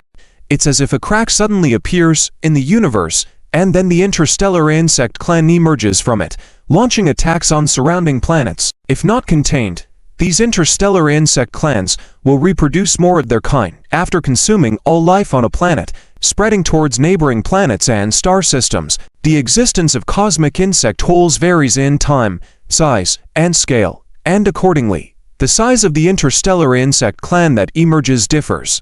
The researchers of the Galactic Union have established a classification system for cosmic insect holes, ranging from Level 1, Level 2, Level 3, to the scale of T1 technology, T2 technology. This is because in battles with the interstellar insect clan, it has been found that some powerful individuals within the clan possess strengths comparable to interstellar battleships. These interstellar insect clan members are also known as Nest Motherships. Nest Motherships carry large numbers of interstellar insect clan members into battle, conquering and slaughtering planets one by one. Zhao Chen recalled the knowledge he acquired at the Northern Starfleet Military Academy about the creatures while inquiring of Charlotte, "Is there detailed information about this mission?" Charlotte shook her head, replying, "I only heard about the basic details, the specifics are still unknown." After a moment of contemplation, Zhao Chen instructed Charlotte, "Prepare immediately. Arrange for Storm 0 and T to Queen Bee heavy carrier starships to be fully equipped with military supplies and ready to depart at the fastest speed." "Depart? To where?" Charlotte asked, and as she spoke, she realized, looking at Zhao Chen in astonishment, "Captain, you wouldn't follow my instructions. I will find out more information on this matter right away," Zhao Chen ordered before heading to the bridge of the T to Queen Bee heavy carrier starship. Charlotte, on the other hand, headed to Storm 0 to issue the mission. During the period when Zhao Warner was absent, the two were in charge of these two starships. Upon arriving at the bridge, Zhao Chen immediately contacted someone. "Hello, Mr. Zhao Chen. I am the head of Star Harbor with the code CC-11. How may I assist you?" The woman in charge smiled at him in their third encounter. "Do you know about the cosmic insect holes?" Zhao Chen inquired. The woman hesitated for a moment before nodding. "You are referring to the cosmic insect hole event that occurred around asteroid P331, right? If there have been two cosmic insect holes in this sector, then that's the one," Zhao Chen confirmed. He urgently needed to understand all the information about the mission and take on the task swiftly. "You want to take on this mission?" the woman in charge asked with surprise, as no one had been willing to accept this mission even after half an hour since its announcement. "Yes," Zhao Chen affirmed. The woman explained, "Taking on the mission is not an issue, but according to the procedure, your fleet needs to be registered, and I need it done quickly." "Get it done within 10 minutes, Zhao Chen insisted, determined to expedite the process. 10 minutes. The woman looked troubled. "These procedures are necessary for the safety of your fleet." Ding ding ding. 1,000 stars credited to your account. The woman received a notification, glancing at it, sharing a knowing look with the holographic image of Zhao Chen. "Due to the nature of this mission, we can expedite the process. I will try to contact and provide you with an answer within 10 minutes. Meanwhile, I will send you all the mission briefing information," the woman hurriedly explained, abruptly ending the communication with Zhao Chen to proceed through urgent channels. True to the world, money could expedite things almost everywhere. Disregarding these trivialities, Zhao Chen delved into the mission briefing information sent by the woman in charge. 3 hours ago, in a remote area of the Arctic Fog star system, a second-level cosmic insect hole abruptly appeared. Upon learning of this, the Lord of the Arctic Fog star system immediately dispatched fleets to eliminate these interstellar insect clan members. However, due to most of the Imperial military deploy elsewhere, only a small Imperial fleet remained stationed in the star system. This fleet rushed to the incident zone, but faced with overwhelming numbers of interstellar insect clan members, they were unable to suppress them entirely. The Arctic Fog star system saw aid from neighboring star systems and the governor of the Northern Wine region, one of the 8 major star regions under the Starshine Empire. However, even the fastest support would not arrive for another 10 hours.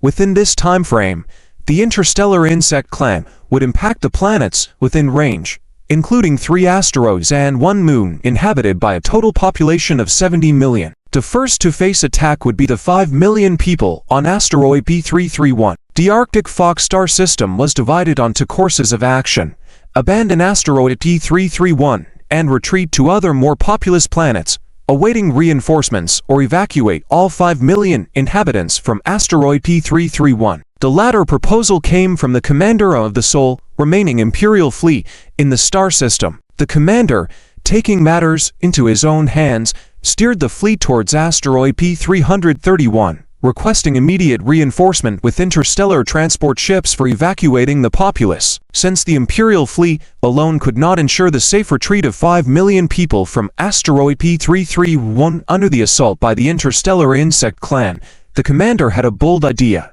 seeking help from civilian fleets, resulting in the current bounty mission. The reward for the mission was a hefty 500,000 stars, with the assurance that all expenses and losses in battles would be borne by the Imperial military. Rubbing his chin, Zhao Chen considered the situation. While saving lives wasn't his main concern, he couldn't risk the lives of so many on his 2 starships. He wasn't about to see himself as a savior. However, the bodies of the interstellar insect clan were valuable, containing various resources, akin to a moving vault. Unfortunately, Zhao Chen was currently short on funds, and with the system's mission, Arctic Fox Star Harbor, Interstellar Mission Headquarters, sir, calling us here is useless. This is a level to cosmic wormhole, with at least 3 or more T2 wormhole motherships and 30 or more T1 wormhole motherships. Just with our adventurer fleet, how could we possibly withstand them for a few hours? Even though there is a bounty of a whopping 500,000 star coins, it's not worth risking our lives.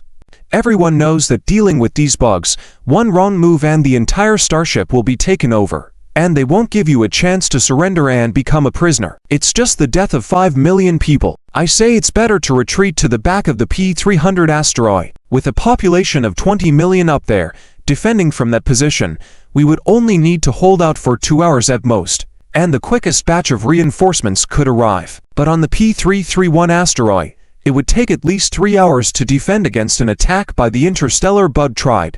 To ensure the safe evacuation of those 5 million people, the risk is too great. In a room, the head of the Arctic Fox Star Harbor was looking with a worried face at the 3 commanders of the largest private fleet in the Star Harbor. All 3 of them, for various reasons, refused to accept this mission. In my personal capacity, I will add another 100,000 star coins. Won't you reconsider? This mission isn't about going all out against the bugs. Just delaying for 3 hours, or maybe 2 hours would be enough. The head of the Arctic Fox Star Harbor persuaded. Forget about the 600,000 star coins. If anyone wants to take this job for 1,000,000 star coins, let them do it. I'm not touching it. Speaking of which, that fleet commander who brazenly brought a fleet to safely evacuate 5 million people from the P-331 asteroid, is he out of his mind? And you guys, just directly let the Lord of the Arctic Fox Star System give the order to withdraw the fleet, that's all. One of them said sarcastically. The head of the Arctic Fox Star Harbor sighed deeply, as he had his own grievances. Naturally, his superior wanted to withdraw that Imperial fleet. Although the Imperial fleet was not under his direct leadership, in general, a lord of a territory still had some authority. Furthermore, the Lord of the Arctic Fox Star System was a count, and the Arctic Fox Star System was one of the most prosperous star systems in the Northern Star Domain, with a position that was out of the ordinary. But unfortunately, the commander of that Imperial fleet had an even more extraordinary status. The Lord of the Arctic Fox Star System said that even if those 5 million people, not to mention the 70 million on several other planets, were all wiped out, he wouldn't bat an eye. But if anything happened to that commander, then he would be in big trouble. Just then, the head of the Arctic Fox Star Harbor received an incoming message on his handheld terminal, and upon seeing the contents, he was overjoyed. He immediately answered, "Hello. You said there is a fleet willing to take on this bounty mission." The 3 people present at the Arctic Fox Star Harbor heard the excited words of the head of the harbor, looking at each other. None of the 3 dared to take on this mission, so who was this newcomer who was willing? Incomplete procedures? It's fine, it's fine. At this critical time, we simplify all processes. They can depart immediately now, said the head of the Arctic Fox Star Harbor. He suddenly asked, who are they? How many starships do they have? Black Dragon Fleet, currently at our Star Harbor. Only 2 starships. The head of the Arctic Fox Star Harbor was stunned. The Black Dragon Fleet. The 3 others muttered this name. They hadn't heard of anyone by that name in the entire Northern Star Domain. And only 2 starships. Though it was possible that most of their starships were not docked at the Star Harbor. But would anyone really risk taking on this mission? Forget it. No matter which fleet it is, tell them to get going immediately. If they successfully complete this mission, the Arctic Fox Star Harbor will reward them with an additional 200,000 star coins, said the head of the Arctic Fox Star Harbor. The communication ended. The head of the Arctic Fox Star Harbor looked at the 3 people present and asked again, "Are you 3 really not going to reconsider? This bounty mission isn't limited to the number of people. The 3 of you can go together. Maybe? Forget it. Forget it. This job is too easy to earn money. Let this Black Dragon Fleet do it." One of them replied with a mocking tone, "I just want to see if they can successfully evacuate those 5 million people." Another person said, with a hint of sarcasm, completely doubting the other's ability to accomplish this task, "T2 Queen-class heavy carrier starship. Bridge Mr. Zhao Chen, we have registered you for this mission. In addition, We have added an additional 20,000 star coins as compensation. As long as you can complete this mission, you can receive a total of 700,000 star coins as a reward. The female leader said to Zhao Chen in a video call. All right. Thank you. Zhao Chen replied. I wish you a triumphant return. The female leader said. The communication ended. Zhao Chen looked at the other end of the video call, where Charlotte was. What's the deal with this Black Dragon fleet? Charlotte asked curiously. Zhao Chen explained. Registering for a mission requires an alias. I thought about it and decided not to use the name of the Shadow Dragon fleet, as that would be too conspicuous. So for now, we'll use the alias Black Dragon fleet. After explaining, Zhao Chen looked at Charlotte. Aren't you curious why I insisted on taking on this mission? Charlotte replied. Accepting any mission is your duty as the captain. As your subordinate, all I have to do is to fight. Charlotte was indeed a highly capable starship commander. Now the T-2 Queen-class heavy carrier starship and the Storm Zero were departing from the Arctic Fox Star Harbor, getting ready to enter the warp speed phase after some time. Zhao Chen continued. What do you think? What are our chances of completing this mission by ourselves? Charlotte's expression turned serious. She raised her hand and summoned a holographic image regarding the mission details. This is a level to cosmic wormhole. Assuming there are 3 or more T-2 wormhole motherships and 30 T-1 wormhole motherships. Going all out, we don't have much of a chance because those bugs. Without interstellar supply ships, even if we use up all our ammunition, we may not be able to destroy all of them. But if we're just buying time to ensure the evacuation of 5 million on the P331 asteroid, the difficulty is much lower. About an 80% chance of success. So high. I thought you'd think I was being reckless. Zhao Chen was surprised by Charlotte's assessment. Charlotte said, if it were just to regular T-2 starships, the chances of success would be less than 30%. But your starships are not ordinary ones. Also, in dealing with interstellar bug tribes, I've encountered them a few times, and as long as it's not a large-scale interstellar bug tribe, the threat isn't that significant. With Charlotte's words, Zhao Chen's confidence soared. Warp engine route preset. We will enter the acceleration phase next. 10 minutes later, we will enter the warp speed navigation phase. Within 10 minutes, all crew members enter deep sea mode. Repeat. Within 10 minutes, all crew members enter deep sea mode. Zhao Chen gave the command. Destination. The edge of the Arctic Fox star system, the P331 asteroid. 20 minutes later, the Zero Blizzard T-2 Queen-class heavy carrier starship arrived at the designated coordinates. Zhao Chen woke up in the first moment, left the hibernation chamber, sat on the captain's chair, and was about to give orders when a voice next to him sounded, all personnel on the bridge return to your posts within a minute. Check the various data of the starship. All personnel on the M starship return to your posts within 3 minutes and be on standby. The starship immediately enters a second-level combat readiness state, and the interstellar unmanned drones are ready to deploy for combat. Zhao Chen looked over and saw the secretary Lily already giving orders. The secretary Lily noticed Zhao Chen's gaze and somewhat awkwardly said, "Did I do something wrong?" "No. You did very well. I didn't expect you to recover so quickly. Your physical fitness is impressive," Zhao Chen complimented. The secretary's duty is to assist the captain in issuing orders and sometimes issue orders that are not designated by the captain when necessary, just like the words just now. Lily answered, "I have previously served on the starship of the Succubus Kingdom and participated in wars against invaders, but ultimately failed." The Succubus Kingdom War. That was more than 50 years ago, right? You were already in service back then, so how old are you now? Zhao Chen started speculating about the age of this secretary. Lily replied, "Yes, I am 75 years old." Zhao Chen was surprised. 75 years old? Looking at Lily's appearance, she could easily pass for 20 years old.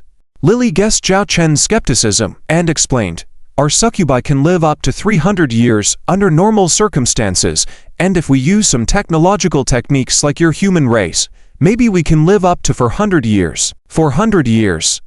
Zhao Chen swallowed hard. So by that calculation, Lily would only be a young girl in the human age scale. The maximum lifespan of the human race is now up to 150 years. Of course, only the privileged class can enjoy that. Captain, the Zero Blizzard has successfully completed warp navigation. Please give the next instructions. Charlotte's communication window popped up. How far are we from the P331 asteroid at our current speed? Jia Chen asked.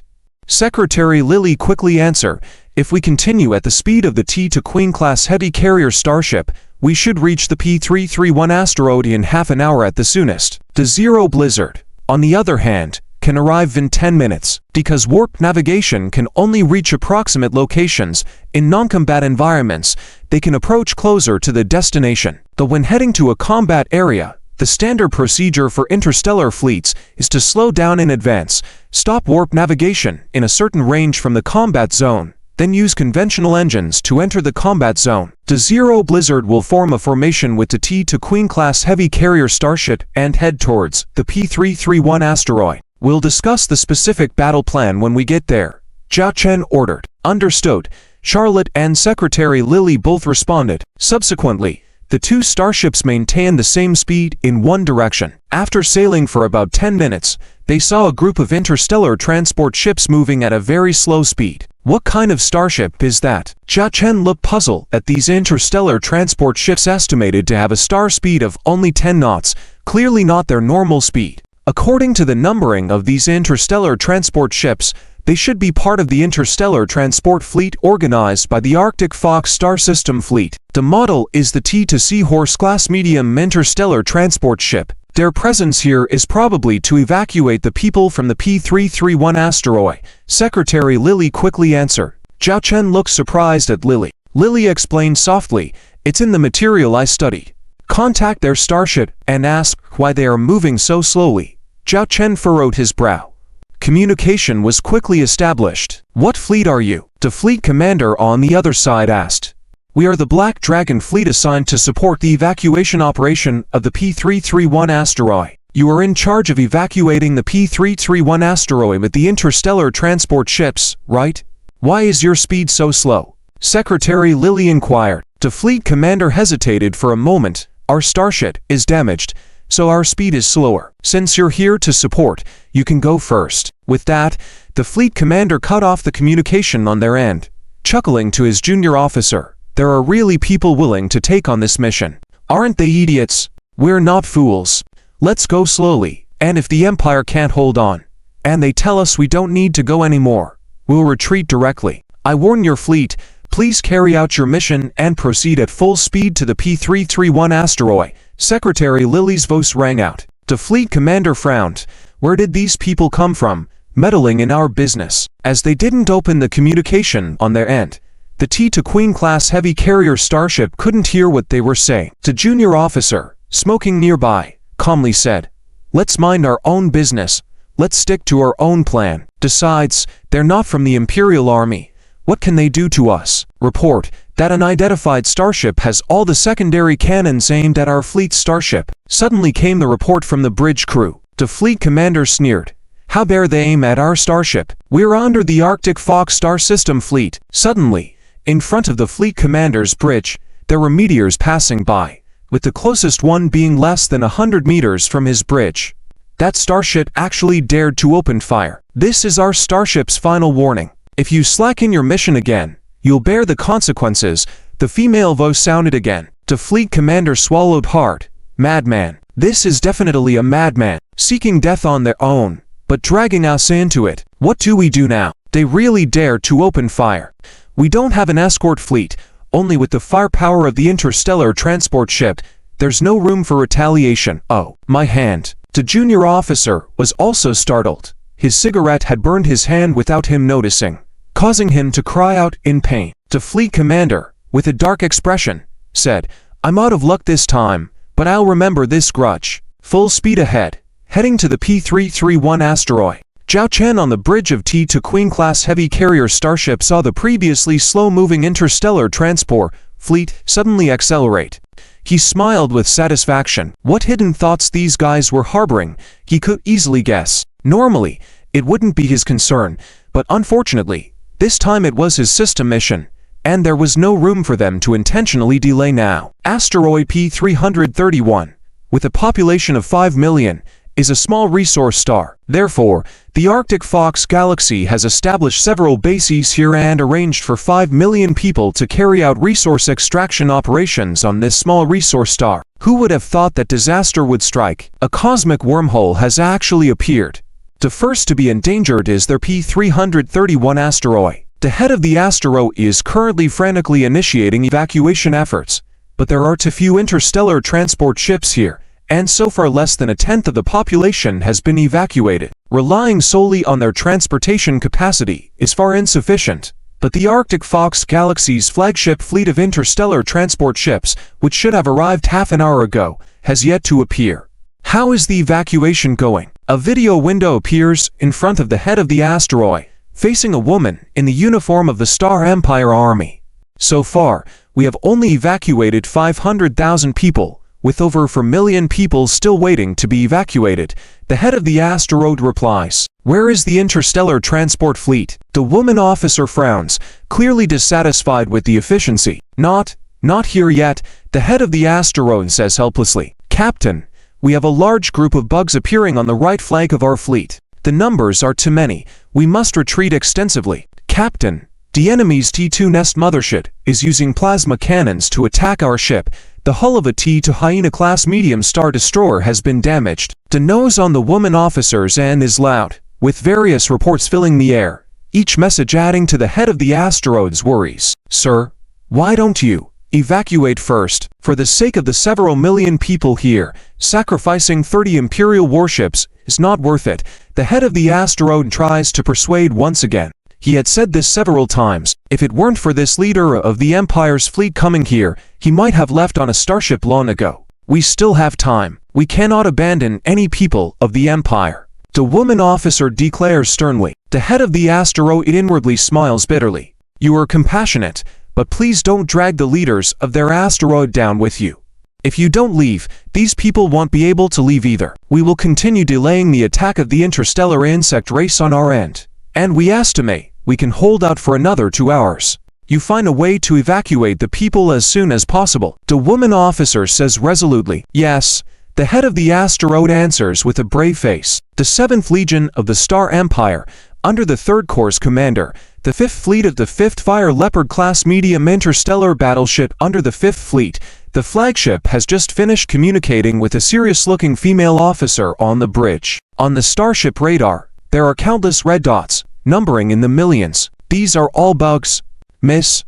We really should retreat. If we continue like this, there is a possibility for our fleet to be swarmed by bugs and perish. We can currently suppress the bug swarm with firepower, but with the increase in their numbers, we will soon be surrounded and won't be able to retreat." An anxious female deputy officer persuades. The female officer grits her teeth, unwillingly saying, "Are we going to abandon the lives of several million people on that planet?" "Miss, your life is much more important than those several million lives," the female deputy officer speaks frankly. "No. We are all the same. As Imperial soldiers, our duty is to protect the people of the Empire," the female officer declares firmly. Internally, the female deputy officer feels like 10,000 grass-mud horses are running wild. "Miss, please don't let your sense of justice go out of control at this time." The female deputy officer has no choice but to bring up the killer. "Miss, you care about those several million people, but have you ever thought about how many people's families would be affected if something happened to you here?" The female officer struggles within, knowing she is being a bit capricious, but her sense of justice does not allow her to easily abandon the several million lives on that planet. 2 hours. We will persist for another 2 hours." The female officer grits her teeth and compromises. "Even 2 hours are impossible. Based on our current situation, we can only hold out for 1 more hour at most. We must retreat after 1 hour no matter what. If necessary, your starship retreats, and I will lead the remaining fleet to hold the line here," the female deputy officer says firmly. "Given the situation, the lives of the troops are much more important than the loss of this 30-warship Imperial fleet. How can I leave and escape without you all?" The female officer rejects the proposal, tightens her fist, and asks, "Why haven't any fleets come to my aid since I issued the bounty mission?" "Miss, it is impossible for anyone to come to our aid." The female deputy officer really wants to knock out the miss at this moment and take her away. The female officer is caught in a dilemma, with her sense of justice clashing with reality. Retreat or not to retreat? Meanwhile, in the distance of the battlefield, several huge, starship-like worm-shaped creatures are gradually approaching. "Hello, Commander of the Black Dragon Fleet. I am Commander Chuk-Suan of the 5th Fleet under the 3rd Division of the 7th Legion of the Starshine Empire. Your support arrived just in time. How many starships have you brought?" Commander Chuk-Suan excitedly inquired. The arrival of reinforcements meant that the 5 million people on that planet could now evacuate safely. "We have 2 starships in our fleet," Zhao Chen stated bluntly. 2. At first, Chuk-Suan doubted if she had misheard, looking to her female deputy quietly asking, "Did I mistake 24 to just now? I think I also heard 2. The female deputy nodded, her expression blank. Chuk-Suan hesitated for a moment and asked again, "Did you say your fleet only has 2 starships?" "Yes," Zhao Chen confirmed. "Are you just a vanguard fleet, with the main fleet on its way?" Chuk-Suan tried to salvage some hope. Zhao Chen responded, "Only our 2 starships came to support this time. Besides us, no one else was willing to accept the mission issued by you, Commander." "Only 2 starships?" Chuk-Suan suddenly felt her hope plummet from its peak to its nadir. Are they T3 starships?" Chuk-Suan persistently inquired. "To T2 starships," Zhao Chen replied. Chuk-Suan, now expressionless, perhaps she shouldn't have chosen to defend asteroid P331, sacrificing her fleet here for her so-called sense of justice and responsibility. "Thank you very much for coming to support, but with just your 2 starships, we cannot turn around the current dire situation," Chuk-Suan said with a hint of sadness. "So, I have decided to give up. Not even willing to try," Zhao Chen interjected. Chuk-Suan was taken aback. Going against the Lord's orders and insisting on evacuating the 5 million people on asteroid P331, even if it puts your fleet in danger and may jeopardize the safety of tens of millions in the rear, risking a small loss for a greater gain. "You may not be a qualified commander, but you are an admirable soldier. I don't believe that without completely losing hope, you would be willing to give up the belief you are holding on to," Zhao Chen said, locking eyes with Chuk-Suan. Though separated by a virtual video communication window, Chuk-Suan felt an electrifying sensation. Goosebumps covered her entire body. Chuk-Suan opened her mouth, but the female deputy next to her cut in. "Captain, perhaps you don't understand the current situation. With just your 2 starships, you absolutely cannot change the outcome here. Remember, there are 30 T2 Imperial Navy starships here, just 2 starships." The female deputy, who had initially admired the man standing before her, now viewed him as a fool trying to incite her young lady into unnecessary risk-taking. After going through the trouble to convince her young lady to retreat, who was this guy suddenly appearing and trying to persuade her young lady with just a few words? Did he not realize her young lady's status? If something went wrong here, the entire Arctic Fox star system could pay a heavy price. "Then, please tell me the current situation." Zhao Chen looked at Commander Chuk-Suan. Commander Chuk-Suan intervened to stop the female deputy from continuing, speaking earnestly. "The current situation is this. This interspecies swarm comes from a level to cosmic hive, which has already been closed. In total, for T2 nest carrier motherships and 35 T1 nest carrier motherships have appeared. So far, we have destroyed 4 T1 nest carrier motherships and severely damaged 1 T2 nest carrier mothership. However, there are simply too many creatures, and we are struggling to maintain our defense line." Zhao Chen asked, "What is the status of your fleet's combat damage, and how much combat power do your starships still have?" Commander Chuk-Suan was taken aback but still replied, "Out of my fleet's 30 starships, all are still intact, with 2 slightly damaged but not affecting combat power. Onboard weapons still have over 50% remaining, but our firepower is insufficient. Given the number of creatures, I understand. I believe we still have a chance for one more battle." Zhao Chen interrupted Commander Chuk-Suan, resolute. The female deputy, unable to bear it, shouted, "Do you even know the current situation? We can't risk 30 starships for your 2 starships here just because of your words." The female deputy omitted addressing Zhao Chen, simply yelling out in frustration. Zhao Chen disregarded the female deputy and continued to stare at Commander Chuk-Suan. "Do you have a plan?" Commander Chuk-Suan questioned Zhao Chen. "There's no time to explain more. You just need to follow my instructions for your fleet. It may not be possible to defeat the interspecies swarm in front of us, but buying about 2 hours for the asteroid P331 in the rear is still feasible," Zhao Chen said firmly. The female deputy covered her face, questioning where this clueless guy came from. trying to urge her young lady into such a risky move. Hey, do you really understand the current situation? We can't risk 30 starships with your 2 starships just because of your words. The female deputy, omitting Zhao Chen's title, continued to shout. Zhao Chen added, if you still don't trust us, I can give you a guarantee. When you truly believe this battle is hopeless, you are free to retreat at any time. All right. I agree.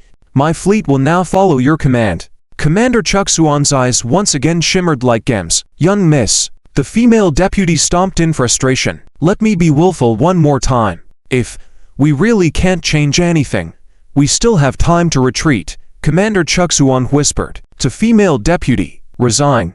Knew once her young lady made a decision, she couldn't change it. Her young lady was full of a sense of justice and an especially stubborn temper. My drone swarm will provide cover for you. Now, full speed retreat for your fleet. Form a single directional carrier battle formation with our carrier starship at the core in the coordinate *** direction, Zhao Chen instructed with seriousness. There are so many creatures. Are you sure your interstellar drone swarm can truly hold them off? Commander Chuck Suan worriedly asked. Zhao Chen replied without changing his expression. Please trust me, Commander Chuck Suan. Commander Chuck Suan looked at the man before her. For some reason, she felt as if there was a light emanating from him. She began to issue orders to her fleet.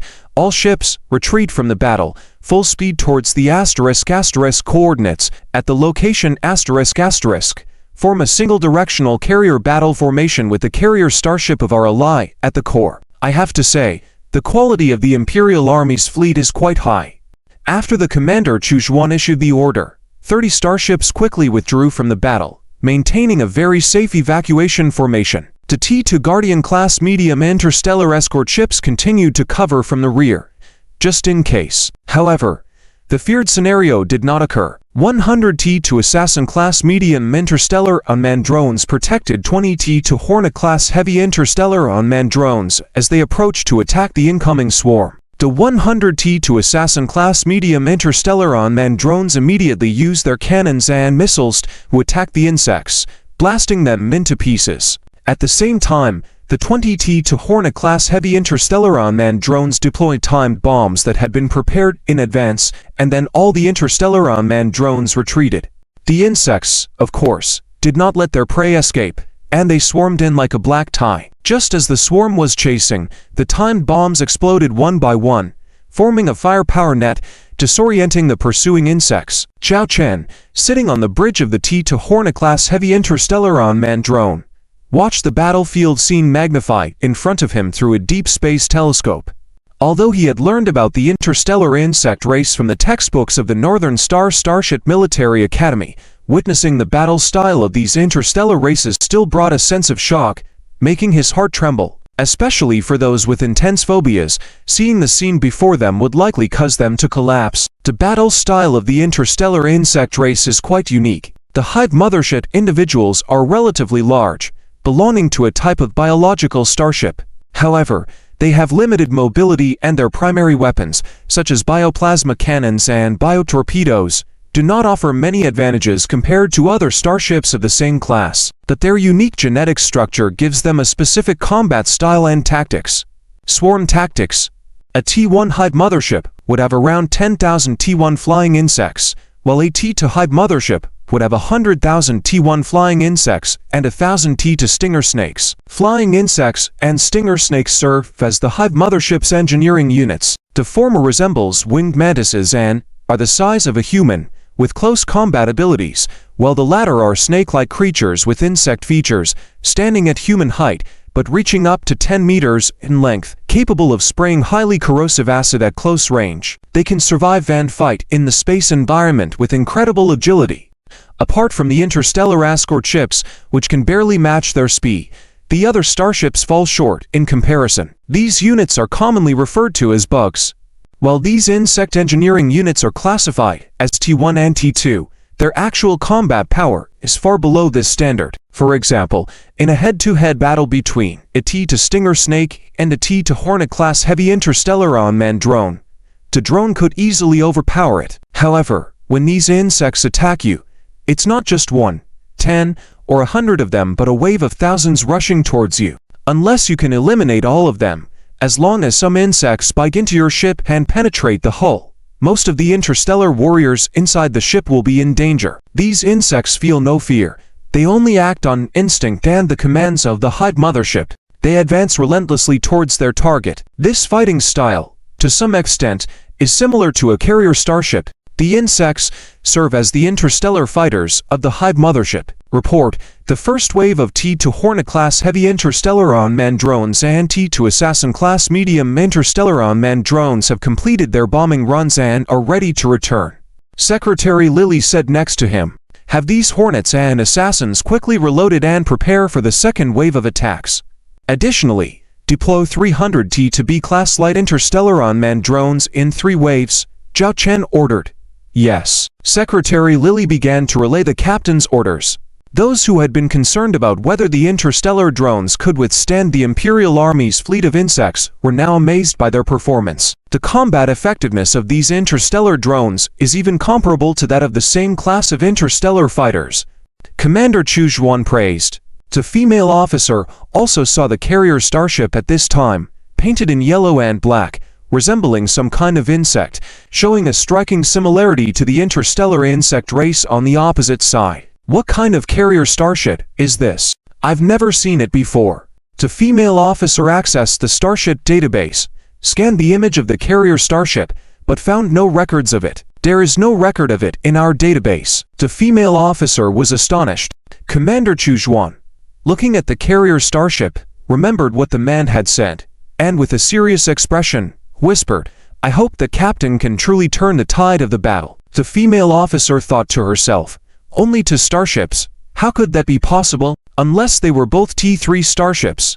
Yeah, it's not to starships. Why is there only a carrier starship here and another starship? The female officer suddenly exclaimed, while looking at the starship radar, which showed no energy signals from a second starship. Where was that starship? On asteroid P-331, dozens of T-2 Seahorse-class medium interstellar transport ships were suspended above the asteroid, with shuttles constantly evacuating people from the transport fleet. Thank goodness, you're finally here. The head of the asteroid almost wept as he looked at the fleet commander of the transport ships. We are here on a mission too.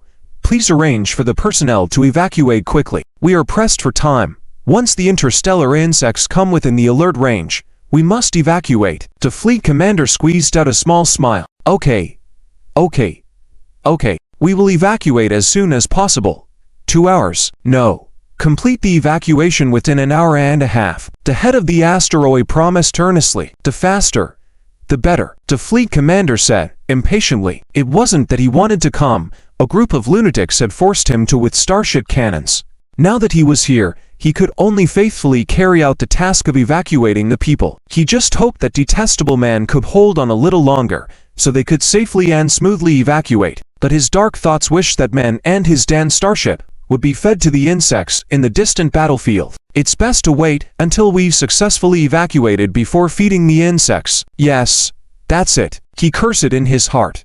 Under the protection of the interstellar drone swarm of the T-2 Queen-class heavy carrier starship, Chu Zhuan's Imperial fleet successfully withdrew near the T-2 Queen-class heavy carrier starship. Utilizing the T-2 Queen-class heavy carrier as the core, they formed a unidirectional carrier battle formation. A unidirectional carrier battle formation means a battle formation built with a facing direction. The T-2 Queen-class heavy carrier starship is positioned at the rear, followed by a T-2 Grey Wolf-class light interstellar cruiser and a T-2 Fire Leopard-class medium interstellar battleship. 8 T-2 Hyena-class medium interstellar destroyers and 20 T-2 Sentinel-class medium interstellar escort ships are in front of them. Facing the approaching swarm, the 31 starships stood ready. Just as the insects entered the firing range, all Imperial starships opened fire simultaneously. With previous combat experience, the Imperial starships were somewhat familiar with the rhythm of combat against these interstellar insect races. Meanwhile, the T-2 Queen-class heavy carrier starship continued to deploy interstellar drone swarms. The third wave, the fifth wave, the seventh wave, the 10th wave gradually revealed a decrease in the number of drones returning each time. Those missing drones had naturally been torn into pieces by the insects. Despite the support of the T-2 Queen-class heavy carrier starship, the combat power of the interstellar drone swarm was unexpectedly formidable. However, Due to the immense size of the insect swarm, the line was gradually being pushed back. From a distance, it looked as though a black wave was about to engulf the 31 starships. Continuing like this will lead to the same outcome. Our firepower is not enough to resist the onslaught of these insects, the female vice officer anxiously remarked by Chuzhuan's side. Chuzhuan, focusing on the holographic interstellar sandbox display, had a grave expression. Judging from the current situation, in less than 20 minutes, the insect swarm would encroach upon their starship formation, posing a direct threat to their vessels. Contact the captain of the Black Dragon fleet, Chuzhuan instructed, in a solemn tone. The female vice officer promptly established contact, and a video window opened, revealing the face of that man once again. Before Chuzhuan could speak, Jia Chen took the lead. Let's wait a bit longer. Chuzhuan and the female vice officer were startled. Wait for what? Chuzhuan instinctively inquired. Time. Jia Chen's gaze was not fixed on Chuzhuan but on his side of the interstellar holographic sandbox, as if waiting for an event to unfold. Chuzhuan and the female vice officer found it bewildering. 10 minutes, just 10 more minutes. Jia Chen reiterated seriously. Chuzhuan, who had considered speaking out, chose to hold back, thinking to herself, let's wait 10 more minutes. If nothing changes by then, I will have to lead my Imperial fleet to retreat. As time passed, the swarm tide gradually approached the fleet's formation. The female vice officer was frantic on her end. Suddenly, a starship radar soldier who had been monitoring the battlefield exclaimed, "Report, a high-energy reaction has appeared behind the insect swarm, and the life signal of a T2 nest mothership is gone." A fast-moving and identified energy signal suddenly appeared behind the insect swarm. Chuzhuan and the female vice officer stared at each other. Was this what the man had been waiting for?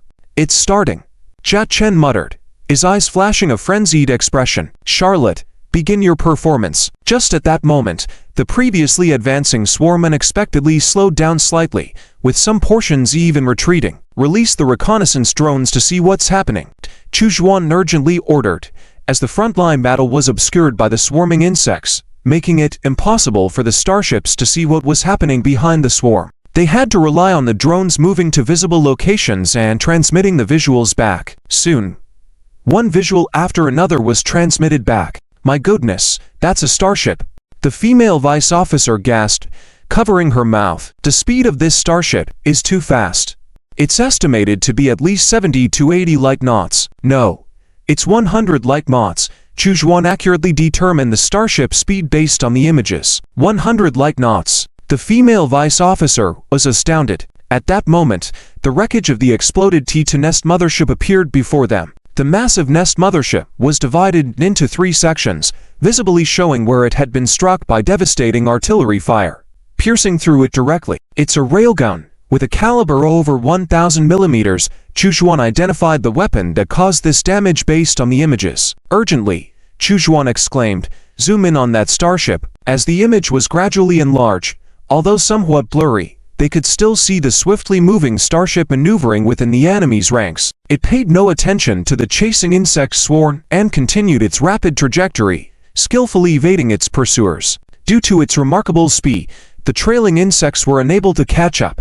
Despite the nest mothership's attempts to attack with their bioplasma cannons, the starship's speed made it nearly invulnerable. Not a single shot landed. Captain, what's going on? Chuzhuan couldn't contain her curiosity this time, and directly asked Jia Chen. With his arms crossed, Jia Chen calmly explained, "That is my fleet starship, the Storm Zero, a T2 starship with high speed and equipped with a 1,200 millimeters railgun." A T2 starship with a 1,200 millimeters railgun, the female vice officer exclaimed. So, this is the second starship of your fleet. From the beginning, you didn't plan to defend against the insect swarm's offensive. Instead, you used us to attract the attacking insect swarm forces from the nest motherships, diverting a large number of forces to attack us, leaving those nest motherships defenseless. Then, your Storm Zero rapidly approached, launching a direct assault on the nest motherships. Chuzhuan directly laid out Jia Chen's plan. Jia Chen nodded. This Imperial Fleet commander not only possessed a sense of justice and responsibility, but also proved to be a talented strategist. You're crazy. You are absolutely insane. Have you even considered that if anything goes wrong, that starship will be completely devoured by the swarm? The female vice officer stared at Zhao Chen in astonishment. Zhao Chen, however, steadfastly stated, "There won't be any accidents, because that starship's name is Storm Zero." Zhao Chen did not mention another crucial point. The legendary Beastman General, the White Tiger's General, Charlotte, was leading the operations on that starship. Zero Blizzard Bridge. Report: the insect swarm on the frontline battlefield has started to retreat one after another, preparing to charge towards us, a bridge officer reported. "Don't worry about it. Continue at full speed." Charlotte was personally steering the starship at this moment, controlling every angle and trajectory of the journey herself. This responsibility is usually handled by a dedicated helmsman on the bridge. But today, after many years, General Charlotte once again took the helm, because she was well aware of the danger of this mission. One careless move and they could be hit by the biological plasma cannon of the Nest's mothership, or be caught up by the swarm, which would result in paying the price of death. Every route and trajectory has been calculated countless times in her mind. "It will take some time for the main forces of the swarm to retreat," Charlotte whispered, her eyes scanning the interstellar sandbox as if searching for a target. Zero Blizzard could escape skillfully for two reasons: the impressive speed of Zero Blizzard and the minimal number of T1 flying insects and T2 spiky snakes guarding the Nest mothership, which were not able to effectively encircle Zero Blizzard. However, once the main forces of the swarm, previously engaged in battle with the Imperial fleet and the T2 Queen-class heavy carrier starship, returned, the threat to Zero Blizzard would greatly increase. Time passed bit by bit. Report: T2 Heavy 1200mm Devil Alligator Cannon has been reset, ready to fire. The officer in charge of the weapon system reported. In fact, there was no need for such a report. These numbers were already engraved in Charlotte's mind. And at this moment, Zero Blizzard happened to be facing the position of a T2 Nest mothership. This particular T2 Nest mothership might have sensed the danger and started to retreat while firing plasma cannons at Zero Blizzard, but failed to hit this high-speed moving starship. Charlotte fixed her gaze on the target. She only had one chance. While not being able to take down the T2 Nest mothership in one shot, at least she needed to severely damage it. The swarm was controlled by the Nest mothership. Though destroying the Nest mothership would not lead to the direct death of the swarm, it would significantly reduce the fighting power of the swarm. Just like an army losing its leader, it would become directionless. "Now is the time. Fire!" Charlotte shouted angrily. A cannonball from the T2 Heavy 1200mm Devil Alligator Cannon glided at an extremely high speed across a comet-like trajectory, ultimately landing on the side abdomen of the T2 Nest mothership. A huge explosion flipped the massive T2 Nest mothership, which was at least a kilometer in size, and chunks of flesh floated in space. After this explosion, another even larger explosion occurred in the abdomen of the T2 Nest mothership, splitting the ship in half, marking its downfall in the universe. Commander Chu Xuan and the female deputy, who witnessed all of this, were dumbfounded. They had previously managed to devastate a Nest mothership through surprise attacks, but they couldn't destroy it on the spot. However, this starship managed to bring down a Nest mothership with just one shot. It was truly unbelievable. And the T2 Nest mothership just hit before was obviously also killed in one shot. This shot, taking down the T2 Nest mothership. Could this be a T3 starship? The female deputy was incredulous. Commander Chu Xuan quickly understood the reason behind it. It hit the organ that stored biological plasma elements of the Nest mothership. It's equivalent to our starship's ammunition store, similar to a starship's engine. Once hit, it produces an effect similar to a detonation, delivering several times or even tens of times more power. But hitting 2 shots in a row, is that possible? The female deputy questioned. Commander Chu Xuan focused on the Zero Blizzard that began high-speed maneuvers again after taking down T2 Nest motherships. It's not about possibility, but that this starship managed to do it. Taking down T2 Nest motherships after 10 minutes was already considered a very outstanding achievement. Report: over half of the enemy insect swarm forces have retreated, and the remaining forces can't break through our firepower blockade, a crew member reported. Commander Chu Xuan couldn't help but admire. This is too crazy. It's truly a battle plan of a madman. But it actually achieved the strategic goal of delaying time. At least we can delay for another hour or even 2 hours without a problem. The female deputy was speechless at this moment, recalling her mocking words towards the 2 starships earlier, feeling like she had just been slapped in the face. But whether this Zero Blizzard can safely retreat now is a question, worried Commander Chuchuan. At this moment, Zero Blizzard had started to withdraw after taking down T2 nest motherships. However, how could the swarmed insects allow the main culprit to escape? Waves of swarm began to encircle the starship, like a black whirlwind trying to catch a little mosquito to crush it. Report: according to the starship system calculation, the probability of us escaping in the current direction is only 16%. A crew member reported nervously. Charlotte closed her eyes. At this moment, she felt like she had returned to the days when she was with Zhao Chen, surrounded by enemies, weak against the strong. But every time, she managed to turn the tide. Turn around, Charlotte suddenly ordered. This command caught all the crew members on the bridge off guard. Originally, the direction for Zero Blizzard to retreat was on the other side of the main battlefield. But now, turning around meant charging straight towards the main battlefield. Turning around now, wasn't she walking into a trap? But on this starship, Charlotte's words were commands. Zero Blizzard swiftly turned around. Full speed ahead, Charlotte said sternly. After a brief turn, Zero Blizzard's speed increased again to 100 knots. At this moment, Charlotte summoned a virtual operation interface, entered a series of numbers, and said, "Remove the starship engine limitation. Continue to accelerate." Remove the starship engine limitation? The crew responsible for navigation was stunned, and then worriedly said, "Removing the engine restriction and accelerating further will put too much pressure on the engines. This is an order. Accelerate further," Charlotte commanded firmly. Yes, removing the starship engine limitation, the starship continues to accelerate. Speed 103, speed 106, speed 110. The set speed of each starship engine was not its peak speed but the optimal speed, meaning that under this speed, the engine's lifespan could be preserved. Exceeding it would cause some operational problems and significantly reduce the engine's life. Therefore, most starship engines have a limit set, accessible only by the captain or executive officer with a password. Report: the engine is starting to overload. Report: the power system is beginning to run over capacity. Report: the speed has reached 120 now. All the crew members on the bridge 10 stopped. The sudden turn of Zero Blizzard, combined with a sharp increase in speed, momentarily caught the swarming insects surrounding them off guard, throwing them far away. As the saying goes, the most dangerous place is the safest.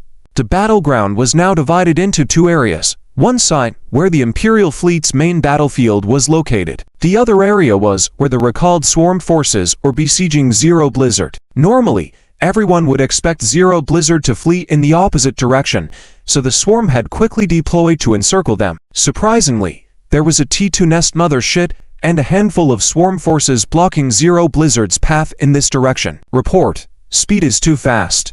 We can't make a sharp turn now, a crew member nervously reported. Charlotte suddenly laughed. It was the first time she had laughed so openly since joining Zhao Chen. If we can't go around, then let's crash through.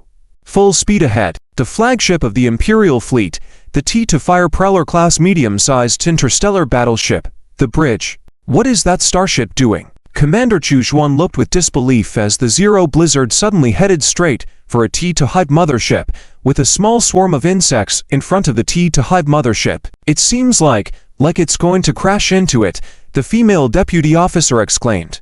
Commander Chuchuan's expression turned grave as she said, "The main cannon of this Zero Blizzard should have a reload time of about 5 minutes. It has only been 3 minutes since the last shot, so it can't use the main cannon yet. It must have released the starship engine restrictions, and its speed should be over 130 knots by visual estimation." In just a few minutes of observation, Chuchuan had already grasped some of the combat information about this Zero Blizzard, and at this moment, they fell silent, their gaze fixed on the screen, where the ancient knight-like Zero Blizzard was charging into the enemy group. The escorting swarm guarding the T2 Hive mothership also sensed the danger and immediately transformed into a black cyclone, rushing to intercept the starship. At the same time, the abyssal giant maw of the T2 Hive mothership slowly opened, targeting the approaching starship. The bioplasma cannon began to charge within its abyssal maw, shimmering with a blue light. Meanwhile, the Zero Blizzard had already clashed with the swarm. In the view of Chuchuan and others, the Zero Blizzard had plunged into the swarm, but due to its extreme speed, It even surpassed the speed of T1 flying insects and T2 thorn snakes. What would happen when two high-speed moving objects collided? One side would be torn apart. And now, playing this role were these insects. As the T1 flying insects and T2 thorn snakes collided with the Zero Blizzard, they turned into a puddle of flesh before they could even attack, and their green fluids became the new paint job of the Zero Blizzard. Inside the starship, the crew could feel the sensation of being in a storm. Constant thud, thud, thud sounds could be heard everywhere on the starship, and the ground beneath their feet was shaking. On the bridge, report, frontal hull armor comprehensive damage level reached 10%, 12%, 14%. The crew reported various hull conditions. The continuous thud, thud, thud impacts made many crew members on the bridge feel a sense of shadow enveloping them. As acting Captain Charlotte, her eyes gleamed with a frenzied look, her blood ignited by the long-dormant battle instincts within her. "What is our current speed?" Charlotte shouted. "Our speed is at 135 knots. Although it's slightly affected by the collision with the swarm, our starship's speed is still gradually increasing. Should we continue to accelerate?" The officer in charge of speed control was already sweating profusely. Observing the red numbers that kept jumping and feeling her heart beating multiple times faster than before, she said, "Continue to accelerate," Charlotte commanded. Charlotte stared at the video feed from outside the ship. In truth, there was almost no image visible now, just pitch-black darkness because the ship was surrounded by the swarm. They were moving against the swarm. Due to the extreme speed, these insects were unable to cause effective damage to the ship's armor, with the only effective damage being the sacrificial impact of the insects. Although they couldn't see, on the starship radar, the Zero Blizzard was getting closer to the largest energy mass. Finally, breaking through the darkness, the Zero Blizzard emerged from the swarm, with the T2 Hive mothership almost within arm's reach. The T2 Hive mothership opened its massive mouth, preparing to fire its bioplasma cannon, which was almost ready to discharge. "All secondary cannons, close-range cannons, fire all weapons," Charlotte shouted. The bioplasma cannon also erupted, forming a splendid fireball visual effect as the two collided, along with a large cloud of smoke, and the shockwave scattered the nearby insects. Seconds later, the Zero Blizzard emerged from the explosion. "Ram into it. Continue firing the close-range cannons," Charlotte yelled. The crew members immediately used ship-wide communication to announce, "All crew prepare for impact." Repeat, "All crew prepare for impact." All crew members on the Zero Blizzard were ready to brace for impact, securing everything around them and stabilizing their bodies. In a swift rush, the T2 Zero Blizzard crashed headfirst into the T2 Hive mothership at the bow. The sizes of the two vessels were vastly different, but don't forget, what kind of hull did the Zero Blizzard use? It was the hull of an interstellar battleship, with hull strength second only to an interstellar escort ship of the same class. With the added speed bonuses, the Zero Blizzard had become an accelerated starship projectile itself. Under the tremendous impact force, the bow of the T2 Hive mothership collapsed, and the entire vessel shifted to one side. At the same time, the Zero Blizzard's close-range cannons continued to fire relentlessly. On the bridge of the Zero Blizzard, several female crew members were thrown out due to the sudden impact, flying and crashing to the ground, but fortunately, they only suffered superficial injuries. Impact with the enemy vessel at the frontal hull is at 50% damage. Speed decreasing to 100 knots. 90 knots, 80 knots. A crew member reported. "Report, the rear swarm is catching up." Charlotte remained silent, her gaze fixed on the T2 Hive mothership in front of her as if at this moment her eyes could pierce through the ship's armor to meet the gaze of the T2 Hive mothership. Eventually, due to the violent impact, the position of the T2 Hive mothership shifted. As the T2 Zero Blizzard and T2 Hive mothership brushed against each other, they passed by. Unobstructed. "Full speed ahead. Continue the charge," Charlotte immediately shouted. The unimpeded T2 Zero Blizzard began to accelerate towards the main battlefield of the Imperial fleet. Behind it, a large swarm of insects chased like a black tidal wave. As for the rammed T2 Hive mothership, one-third of the bow collapsed, with numerous punctures along one side. It seemed that this bioship was on its last breath. Who would have thought a T2 Hive mothership would be rammed to death by a T2 starship? Was it luck? The T2 Queen B-Class Heavy Carrier Starship Bridge. All T2 Worker B-Class Light Interstellar Drones and T2 Bumblebee Class Heavy Interstellar Drones, gather. Tear open a gap for the Zero Blizzard. have the Imperial fleet cooperate with us," Jia Chen commanded as he watched the Zero blizzard approaching on the starship radar. At this moment, there was still a swarm frontline blocking between the two. The situation of the Zero blizzard was still somewhat dangerous, being sandwiched between a swarm frontline in front and a trailing swarm behind. It was like a sandwich cookie. A slight misstep could lead to being devoured by the swarm. On the bridge of the Imperial fleet, T-to-Fire Prowler-class medium-sized interstellar battleship, Commander Chu Xuan already knew what to do without Zhao Chen's transmission. She gave the order solemnly. "Send my command. At all costs, we must tear open a gap." The Imperial fleet starships spared no effort in pouring their firepower onto one point, tearing open a gap. However, how could the swarm easily let the mastermind behind the destruction of 3T to hide motherships escape? They began to converge, forming a siege along with the swarm responsible for chasing down the starship. They presented a pincer movement. At that moment, they even abandoned the goal of the Imperial fleet. Within the swarms was only one command: to eliminate that damn starship by any means necessary. Report, the gap has been sealed again, the female officer said anxiously. Commander Chu Xuan clenched his fist, continued the attack. "We must get that starship out no matter what." In Chu Xuan's mind, that starship now represented a hero's existence. How could he stand by and watch as the hero starship was surrounded and devoured by the swarm? But at this moment, no matter how their starship attacked, they couldn't blast open a gap. And at that moment, the number 0 storm was already approaching the swarm front. Given the current condition of the 0 storm's hull, it was impossible to withstand another impact from the swarm. Commander Chu Xuan bit his lip lightly, feeling somewhat guilty. The female officer sighed, lamenting the fate of that starship. Suddenly, a dazzling light appeared in the swarm's defensive line, consuming a large number of insects and leaving that space vacant. Subsequently, the T-to-Wasp-class light interceptor and T-to-Murder Hornet-class medium interceptor drones, already prepared, surged forward, attacking the insects surrounding the gap to prevent them from sealing it again. Those are the main cannon shells from the interstellar missile ship. They were set to detonate at a precise distance. Commander Chu Xuan, now able to see the distant 0 storm rushing forward through the gap in the swarm front, could immediately understand the situation. "Quick, provide fire cover," Commander Chu Xuan ordered urgently. Under the Imperial fleet's fire cover and the attack of the T-to-Queen B-class heavy carrier starship drones, a ship silhouette raced through the swarm front at an extremely fast speed. It was the highly anticipated 0 storm. At that moment, the Imperial fleet starships could clearly see the traces of the previous swarm impact on that starship. The hull armor had hundreds of depressions from the impacts, resembling 100 holes. Most notably was the massive dent at the bow of the starship, a 20-meter diameter, nearly 3-meter deep pit.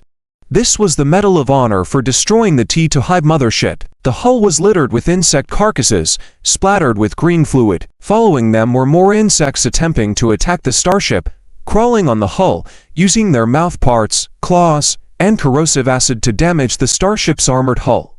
However, these insects were quickly cleared away by the incoming T-to-Wasp-class light interceptor drones. What kind of starship is this? Commander Chu Xuan stared at the starship, feeling somewhat envious. At the same time, he admired the commander on board the starship. The recent battle had been almost insane, but also astonishingly smooth. Simply perfect. Chu Xuan wondered, if he were in that position, could he have done as well? Chu Xuan had no answer. Report, 0 storm has successfully completed the mission. The hull is partially damaged, and 7 crew members are lightly injured, Charlotte reported to Zhao Chen via video communication. Excellent job. Zhao Chen praised Charlotte's performance endlessly. Although they had discussed the battle plan beforehand, Charlotte's precise execution was truly commendable. Zhao Chen approved Charlotte's ideas, but the details of the battle had to be adapted on the fly, given the presence of the interstellar insect swarm. Charlotte had assured Zhao Chen that she was at least 80% confident that she could safely withdraw even in the event of failure. Charlotte had succeeded. The flagship of the Imperial fleet is requesting communication. Lily, the secretary, pointed out the incoming communication request. Connect it, Zhao Chen instructed. Video communication began again, and the female officer appeared once more on Zhao Chen's screen. Captain, we have just received a message from asteroid P331. The evacuation of the asteroid's inhabitants is now 80% complete, and it is estimated that it will take another half-hour to finish the evacuation. If so, we only need to hold out for another 10 minutes or so before we can gradually withdraw from the battlefield, Commander Chu Xuan reported, looking directly at Zhao Chen. She was now full of curiosity about this man. This man seemed like a god descending from the heavens, turning the tables on the hopeless situation with just 2 starships and saving 5 million people on that planet. Who was this man? What were these 2 starships? Commander Chu Xuan was plagued by numerous questions and doubts. All right, then we will fight and retreat. With the destruction of the swarm's 3T to Hive motherships, their command systems will be in disarray for a short period, significantly impairing their combat effectiveness. They won't pose much of a threat, Zhao Chen said blandly. Well, Commander Chu Xuan was about to say more. Let's leave it at that for now. We must remain vigilant until the end of the battle. We cannot let our guard down, Zhao Chen said, ending the communication abruptly. Commander Chu Xuan was left dumbfounded, staring at the now darkened communication screen. It was the first time a man had cut off communication with her so swiftly. An officer within the Imperial fleet. Had she chosen the wrong approach? Zhao Chen, of course, was unaware of the thoughts he had stirred within the Imperial fleet officer. Report on the current status of the 2 starships. Zhao Chen sat back in the captain's chair, finally feeling a sense of relaxation, pressing his temple and taking a deep breath. Although Charlotte had given her assurances, he couldn't deny feeling nervous. Lily, the secretary, had already gathered and prepared the current data on the 2 starships' conditions, ready to report. So far, the T to Queen B-class heavy carrier starship has lost nearly 200 T to Wasp-class light interceptor drones, 60 T to Murder Hornet-class medium interceptor drones, and 7 T to Great Hornet-class heavy interceptor drones. 70% of the interceptor drones were lost. Ammunition supplies were down by 50%, with no casualties. After detailing the T to Queen B-class heavy carrier starship, Lily moved on to report on the Zero Storm. The situation for the Zero Storm was less optimistic. The Zero Storm's frontal armor has been damaged by over 70%. The remaining side armor is damaged by 30%. 3 compartments at the bow have been crushed and deformed, now sealed shut. The main structural integrity of the starship has decreased by 5%, but it does not affect the Zero Storm's ability to continue fighting and navigating. The unrestricted engine is currently functioning normally, but there may be hidden dangers requiring a return to port for a thorough inspection. The power, energy, and control systems are all functioning normally. Ammunition supplies have decreased by 30%. Lilith's secretary looked at Zhao Chen.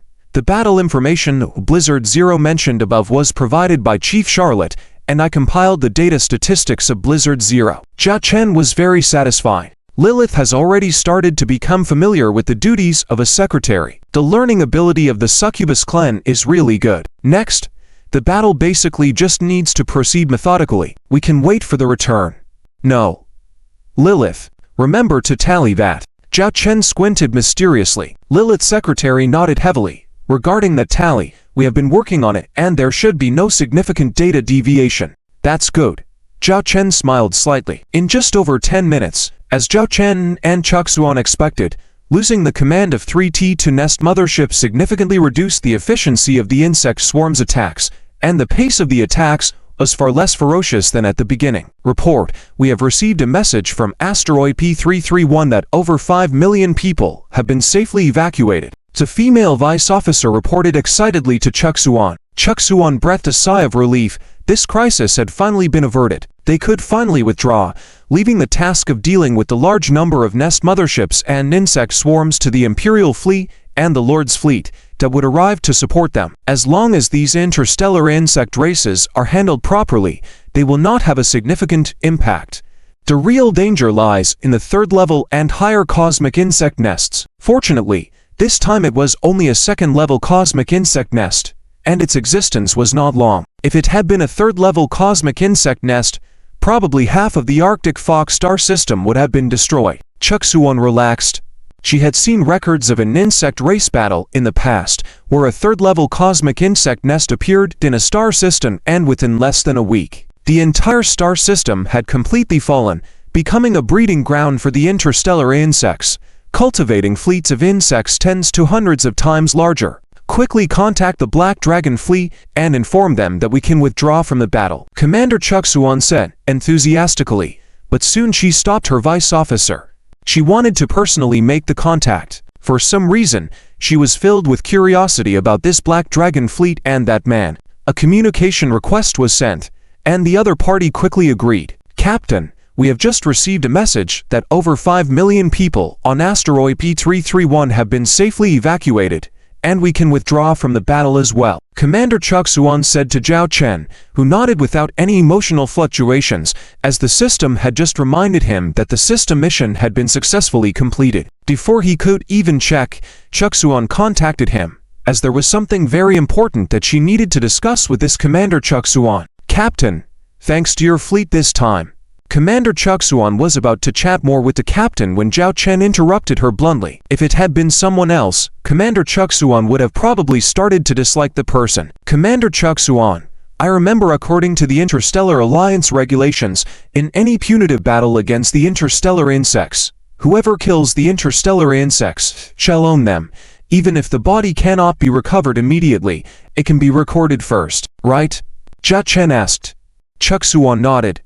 "Yes." Zhao Chen immediately raised his hand, and a hologram projection showed a list with clear numbers. Killing 3 T-to-nest motherships, killing over 70,000 T1 flying insects, killing over 400 T-to-needle snakes. Since we cannot clean up the battlefield for the time being, we must wait for the Imperial fleet to eliminate these interstellar insects before proceeding with retrieval. Even if some of the corpses are cannibalized by their counterparts, at least half of the insect remains can be preserved. According to our calculations, the recovery value is approximately 56,000 stars. Since I want to save trouble, Chief, are you willing to directly receive these insect remains?" Zhao Chen smiled and said, "Your starship participated in this battle throughout, and the starship combat recorder should be able to verify the accuracy of our enemy casualties. Are you telling me all of this?" Chuksuan was dumbfounded. He was already talking about money right after the battle ended. This made Chuksuan's image of the man in front of her, who was originally impressive, somewhat disillusioned. Zhao Chen didn't care if his image was being shattered. He wanted money. He needed money to buy raw materials. He wanted to build starships. "Captain, we can provide third-party verification for everything you have mentioned, and I can directly approve the recovery of those insect remains using my authority." Chuksuan squeezed out a smile, still warmly helping him deal with these matters. Zhao Chen then quickly asked, "When will this funding be available?" He seemed to be very focused on the money. Chuksuan maintained a smile. "If you are in a hurry, we can expedite this through special channels, and the funds can be available within a day. As a reward for the excellent performance of your fleet in this battle, I can increase the funds to 60,000 stars. All right. Thank you. I will send you the account details here. Looking forward to our next cooperation. Goodbye." Zhao Chen's face immediately lit up with a bright smile, and before Chuksuan could say anything, he quickly ended the call. Chuksuan's expression stiffened. What was up with this guy? He didn't even give her a chance to speak. Was talking to her such a waste of time and uninteresting to him? "Miss?" The female vice officer beside her noticed the rich changes in her expressions. It was the first time she had been so ignominious by a man. "No. I must meet this guy in person." Chuksuan's current mood was like a curious cat who couldn't get satisfaction. Just then, an account was sent over. Chuksuan's eyes lit up as she recognized the information on the account. The code at the beginning indicated that it was a temporary account, opened at the Arctic Fox Star Harbor. A temporary account meant that this Black Dragon Fleet space should be the Arctic Fox Star Harbor. Based on her bounty mission announcement, and the time this fleet rushed in, it should have set out from the Arctic Fox Star Harbor. If necessary, she could also confirm with the person in charge of the Arctic Fox Star Harbor about who accepted this bounty mission. Once the other Imperial fleet arrives for the handover, we will go to the Arctic Fox Star Harbor. Chuksuan made a decision. She wanted to find this man. As for what she wanted to do, when she found him, she wasn't clear herself. It was just an inexplicable urge. At this moment, Zhao Chen was completely unaware that a female Imperial military officer had set her sights on him, as he was busy counting his money. 60,000 stars, plus the previous bounty offer, and the additional bounty from the Arctic Fox Star Harbor. This time, the operation mission had directly gained me a total of 1.3 million stars. Add to that the 90,000 stars remaining in the account. making a total of 2.2 million stars. Jia Chen muttered, seemingly engrossed in the wealth. With only 1 month left until the quarterly mission deadline, and with the requirement to produce 3 system-produced starships, Jia Chen had only completed 2/3. The T2 Queen Bee Heavy Carrier Starship and the T2 Iron Hammer Heavy Interstellar Industrial Ship. The quarterly mission had no penalties, but the rewards were generous. Jia Chen did not want to waste this opportunity, so he had to produce 1 more starship in the remaining month. Let's take a look at the completed system mission first. Jia Chen opened the system interface in his consciousness, and a long-awaited prompt appeared before him. Mission description: accept and complete the bounty mission released by the Lord of the Arctic Fox Galaxy. Mission difficulty: Class C mission reward, 5 mission points and 1,000 points. Special reward: a random special reward based on mission completion. Completion of the task: the safe evacuation and dispersal of the population from asteroid B331 is at 100% completion. The mission has been completed and you can receive 1 mission reward and 1 special reward. It looks like the completion status is based on the data of the safe evacuation of the population from asteroid P331, as all inhabitants of asteroid P331 have been safely evacuated. Jia Chen decided to claim both the mission rewards. Mission reward claimed: 5 mission points and 1,000 points. Special reward claimed: acquired the technical blueprint of the T2 Black Rhino class interstellar heavy assault escort ship. To his surprise, Jia Chen also received a blueprint for a starship. The ship is classified as an interstellar escort ship, but judging by the name, this is not your ordinary interstellar escort ship. Host: Jia Chen. Occupation: top starship engineer. Special attribute: fleet luck bonus, insight points, 1780 mission points, 10 starship quantity, 2 ships mission. Quarterly mission already received. Warehouse: T2 Black Rhino class interstellar heavy assault escort ship technical blueprint, T3 Blizzard class light interstellar battle cruiser technical blueprint, T2 Bronze Eden class starship technical blueprint. After claiming these 2 rewards, Jia Chen's system page data was significantly enriched. Let's first study this interstellar escort ship. Black Rhino class interstellar heavy assault escort ship. Ship type: interstellar escort ship. Technology level: T2 ship. Armor strength: 3,000 units minus 5,000 units. Cruising speed: 35 knots. Star drive engine level for star drive engine length: 110 meters. Mass: 120,000 tons. Crew: 20 people. Starship weapons: 50 T2 class 300 mm caliber heavy point defense guns, 1 shot each. No interval.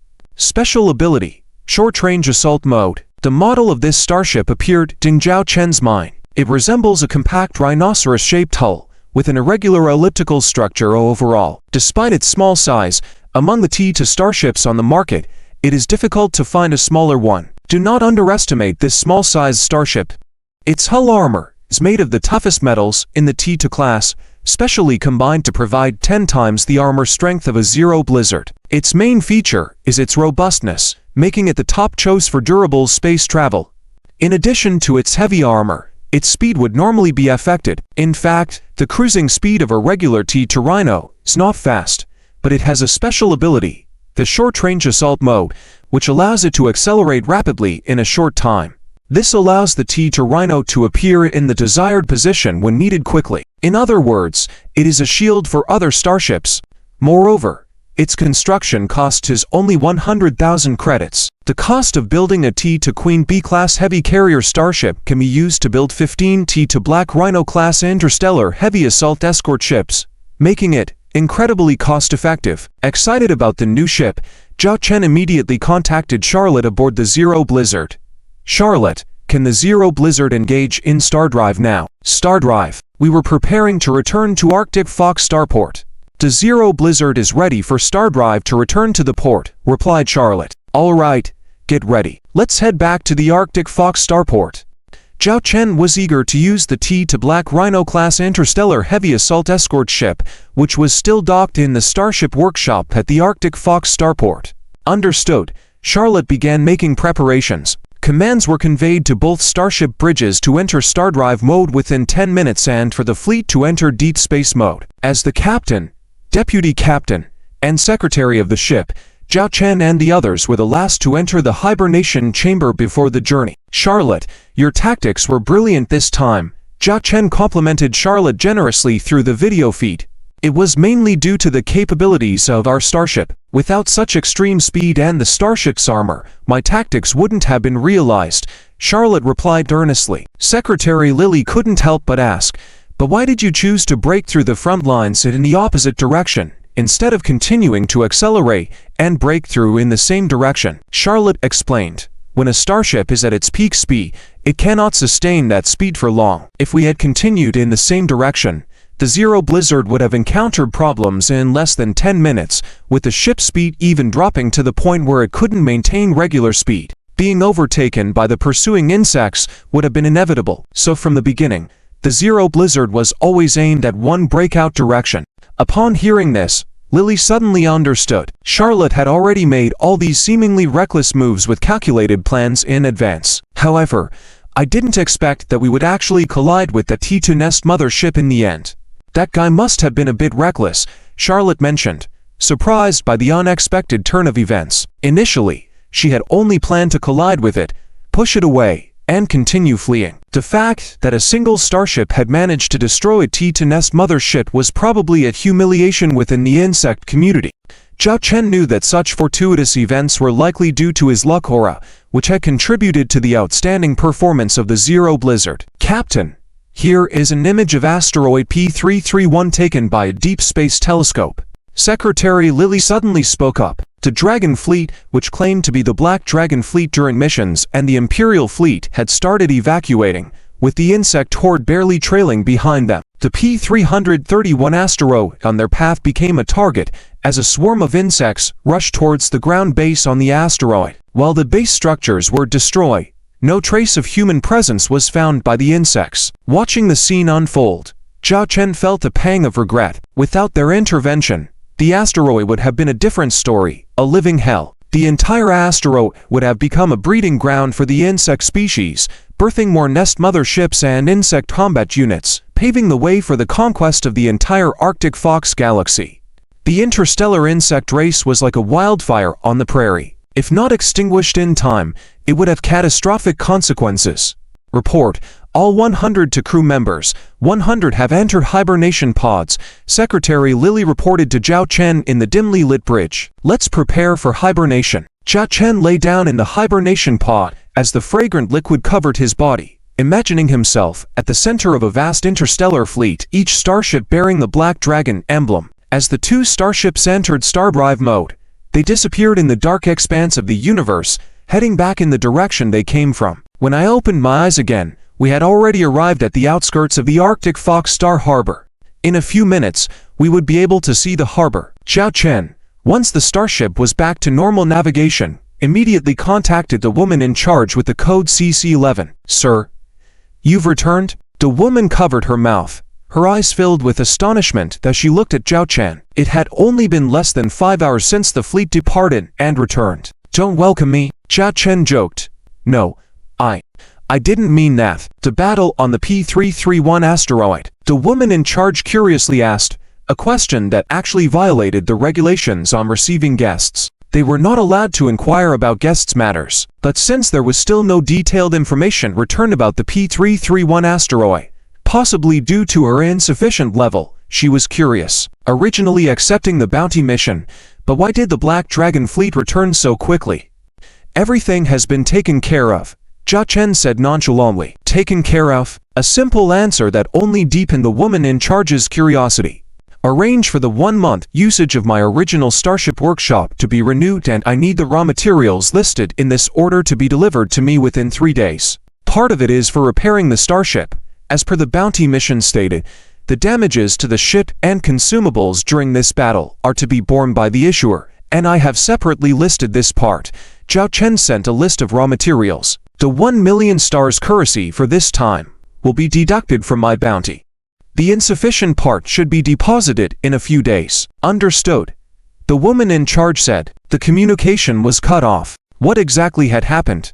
The woman in charge was confused, and at that moment, a communication request came in without permission, directly opening the communication. It was an internal communication from higher-ups. The woman in charge immediately composed herself, surprised to see the head of Arctic Fox Star Harbor on the video call. "Did you just receive the Black Dragon fleet?" The head of the harbor asked directly. "Yes. Yes." The woman in charge answered. "Did they make any requests?" The woman in charge relayed Zhao Chen's words. "Waive the 1-month usage fee of the Starship workshop for them. Arrange the raw materials order for them within a day. Additionally, the bounty and another sum of money will be transferred to that gentleman within 12 hours. You can send a message to this gentleman," the head of the harbor said sternly. The woman in charge was surprised. Who was this gentleman that even the head of the harbor was personally involved in, urgently handling every matter? "From now on, you are promoted to Deputy Director of the Reception Department of Arctic Fox Star Harbor. You can pass other clients to someone else. Now you are solely in charge of this gentleman from the Black Dragon fleet. Any needs, try to meet them as much as possible. If you can't, contact me," the head of the harbor instructed. Deputy Director of the Reception Department? The woman in charge felt dizzy, considering she was just a regular Starship receptionist before this, thanking her luck for encountering this guest. "Thank you, sir," the woman in charge stuttered. The head of the harbor said, "Thank your luck for encountering such a guest." "What, sir? What kind of background does the Black Dragon fleet have? You are treating it so seriously. Please inform me so I can handle this properly," the woman inquired cautiously. Their background is still unclear, but they successfully completed the bounty mission, leading the Imperial fleet to safely evacuate the P-331 asteroid, the head of the harbor said solemnly. The woman in charge of the reception gasped. It was a mission that even private fleets were unwilling to take, and they actually completed it. She listened carefully to the distinction in the head's words: leading, not assisting or cooperating with the Imperial fleet. Another important figure inquired about the Black Dragon fleet, and they will be visiting our Arctic Fox Star Harbor soon. This figure isn't someone we can provoke. Even if the Lord of the Arctic Fox Star System is here, they will have to greet with respect," the head of the Star Harbor tensely remarked. A person whom even the Lord of the Arctic Fox Star System had to treat carefully. The woman was surprised. As the 2 starships of the Black Dragon fleet slowly entered the view of the Arctic Fox Star Harbor, the woman in charge observed them via video call. There was a carrier starship primarily yellow in design, and another ship whose type was unclear. The latter was heavily damaged, with numerous impact craters resembling meteor strikes on its body, especially a long dent on the port side. What have they been through? The woman wondered. The 2 starships docked at the workshop berth, with the T to Hammer-class heavy interstellar industrial ship still in place, and over 100 Orc female crew members, without assigned positions, stowed in formation to welcome them back. Lilith, Secretary of State, observed the starship safely docking and exhaled in relief. After years of fleeing, she had participated in an interstellar battle for the first time as a starship secretary, targeting the interstellar insect race. Though she appeared calm on the surface earlier, internally she was quite nervous. Now that it was over, she finally felt settled and relieved. Arrange for medical treatment of the injured on the Storm Zero blizzard. If the injuries are severe, use the harbor's medical bay, and the fleet will cover the costs. At the same time, the T to Hammer-class heavy interstellar industrial ship will begin repair and maintenance work on the Storm Zero blizzard. And the missing interstellar drones on the T to Queen B-class heavy carrier starship will be built to restore its combat readiness soon as possible. I will take personal responsibility for this. With your assistance, Jia Chen began organizing tasks as soon as he arrived. The T2 Hammer-class heavy interstellar industrial ship has begun its first operation. Inside the interstellar industrial ship, there is a complete industrial construction equipment, from large starships, mechas, interstellar fighters, interstellar drones, to even the combat suits and laser guns worn by interstellar warriors. It can all be produced. However, there are limitations based on the construction target's level and its own production capacity. It can conduct construction projects within the ship. If in a hovering state in space, it can even expand the operation platform to the exterior of the ship. In this way, it can build some large starships, such as carrier starships of the same level, and so on. The T2 Hammer-class heavy interstellar industrial ship operates in semi-intelligent mode, equipped with a certain number of different types of engineering robots. As long as the mission code and corresponding technical standards are input, the ship system can arrange these engineering robots to work. However, human supervision is still necessary, as 20% of the procedures require human operation of certain industrial equipments such as mechanical arms for construction. The engineering robots also need personnel nearby to supervise and review the quality of the completed work. A T2 Hammer-class heavy interstellar industrial ship requires a total of 200 personnel to work on board, far more than a comparable combat-type starship. Currently, Zhao Chen is leading 200 half-orc female ship officers with a certain industrial technical foundation to begin a series of operation tasks. Your team will operate maintenance robots to service Zero Storm. Over here, organize the production of interstellar drones for the T2 Wasp-class heavy carrier starship inside the T2 Hammer. Zhao Chen, possessing top engineering talents, efficiently takes command to complete each task. After arranging the tasks, Zhao Chen heads to the bridge of the T2 Hammer-class heavy interstellar industrial ship to input the technical drawings of a starship into the system. It is the T2 Black Rhino-class interstellar heavy assault escort ship. Yes, the third starship Zhao Chen plans to construct is the T2 Black Rhino-class interstellar heavy assault escort ship. Although Zhao Chen still has the technical drawings for the T2 Bronze Eden-class starship, it may take over a month to complete, and the cost is a whopping 3 million star coins. For the quarterly task, this project will have to be postponed. After inputting the technical information of the drawings into the T2 Hammer-class heavy interstellar industrial ship, the ship's system encrypts it, making it impossible for even the ship's captain to access all technical drawings unless given special permission by Zhao Chen. When arranging construction tasks, the ship system scrambles the entire technical drawings, distributes them to the crew, and encrypts a very small portion of core technologies, which require Zhao Chen's attention. If the T2 Hammer-class heavy interstellar industrial ship is threatened, the system will self-destruct all encrypted information. Phew.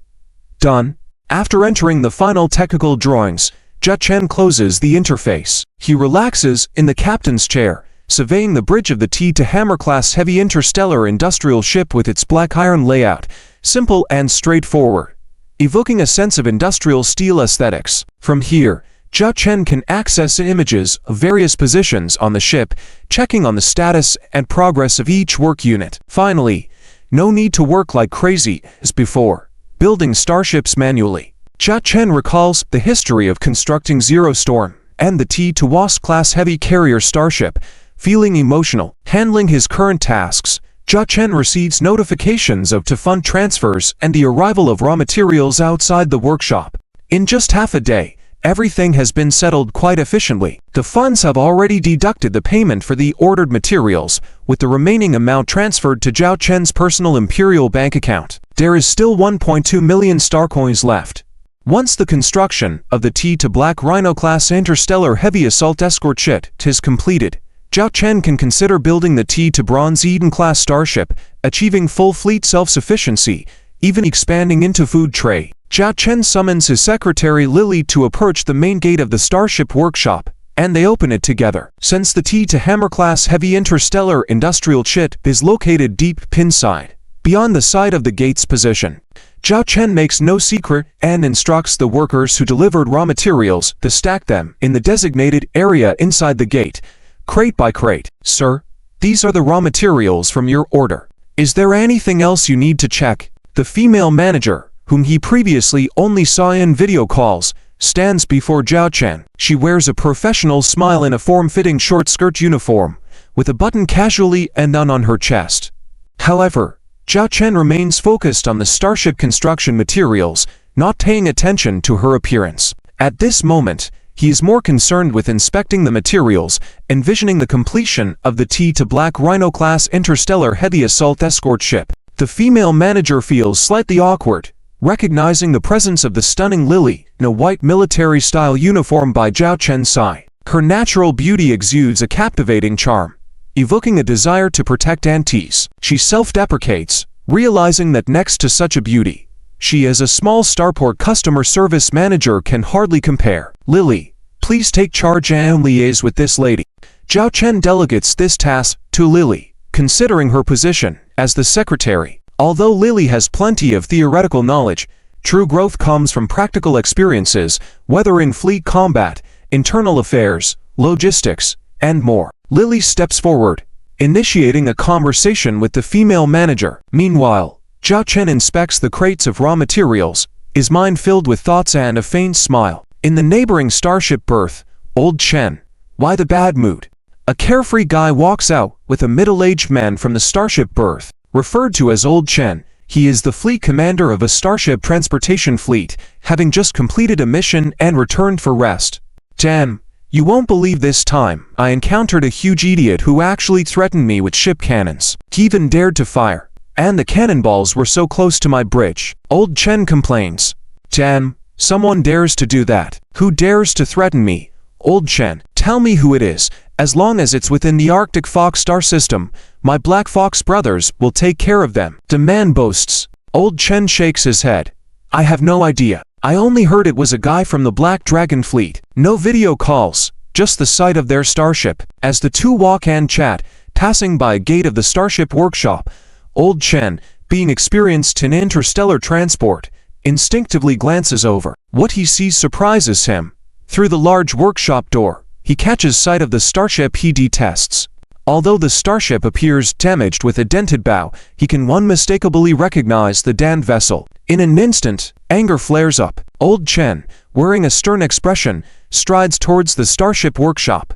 Asterisk asterisk PS. There are 2 more chapters today. Stay tuned. Asterisk asterisk who dares to step on the horse is the captain of this starship. Get the hell out. Old Chen roared hysterically, pointing his finger inside the starship compartment. Another young man with his hands in his pockets, looking very cocky, followed beside him, sneering, offend my bro Chen and you'll regret it. Now get out and apologize to bro Chen. This yell attracted everyone's attention. Lily and the female manager, who were still in discussion, stopped and looked over. The female manager's face changed as she recognized these 2 individuals. The one called Bro Chen was a commander of the interstellar transport fleet attached to the Lord fleet of the Arctic Fox star system, and seemed to have a relative relationship with the Lord. In the interstellar trade transport within the Arctic Fox star system, their reputation was well known, often messing with others. But due to his background, those bullied by him dared not speak up. The other young man was a high-ranking member of the Black Fox Society. The Black Fox Society was an infamous dark force within the Arctic Fox star system, as there is always a dark side to every place, and the Black Fox Society represented that of the Arctic Fox star system. The two had a good relationship, and would often transport illicit goods using the interstellar transport ships to make a profit.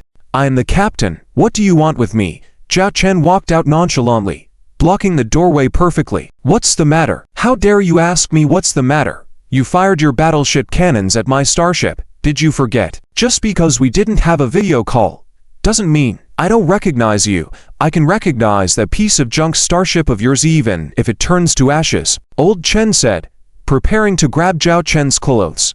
But Zhao Chen was not polite. He lifted his foot and kicked him. A direct kick to the heart, sending the man flying several meters out. Damn you! How dare you lay a hand on me? I am from the Black Fox Society. Offending the Black Fox Society. Do you know what the consequences are? Mamo. The young man hadn't finished his words, but was already kicked in the face, flying sideways and crashing onto a cargo box with a loud bang. A clear red shoe print was visible on his face. Zhao Chen furrowed his brow at this point. People instinctively thought that this man was angry. Kicked in the wrong direction. Zhao Chen thought to himself, realizing he hit his weak spot. Although theoretically speaking, the bump wouldn't affect the materials inside the cargo box, Zhao Chen still felt uncomfortable. Cough.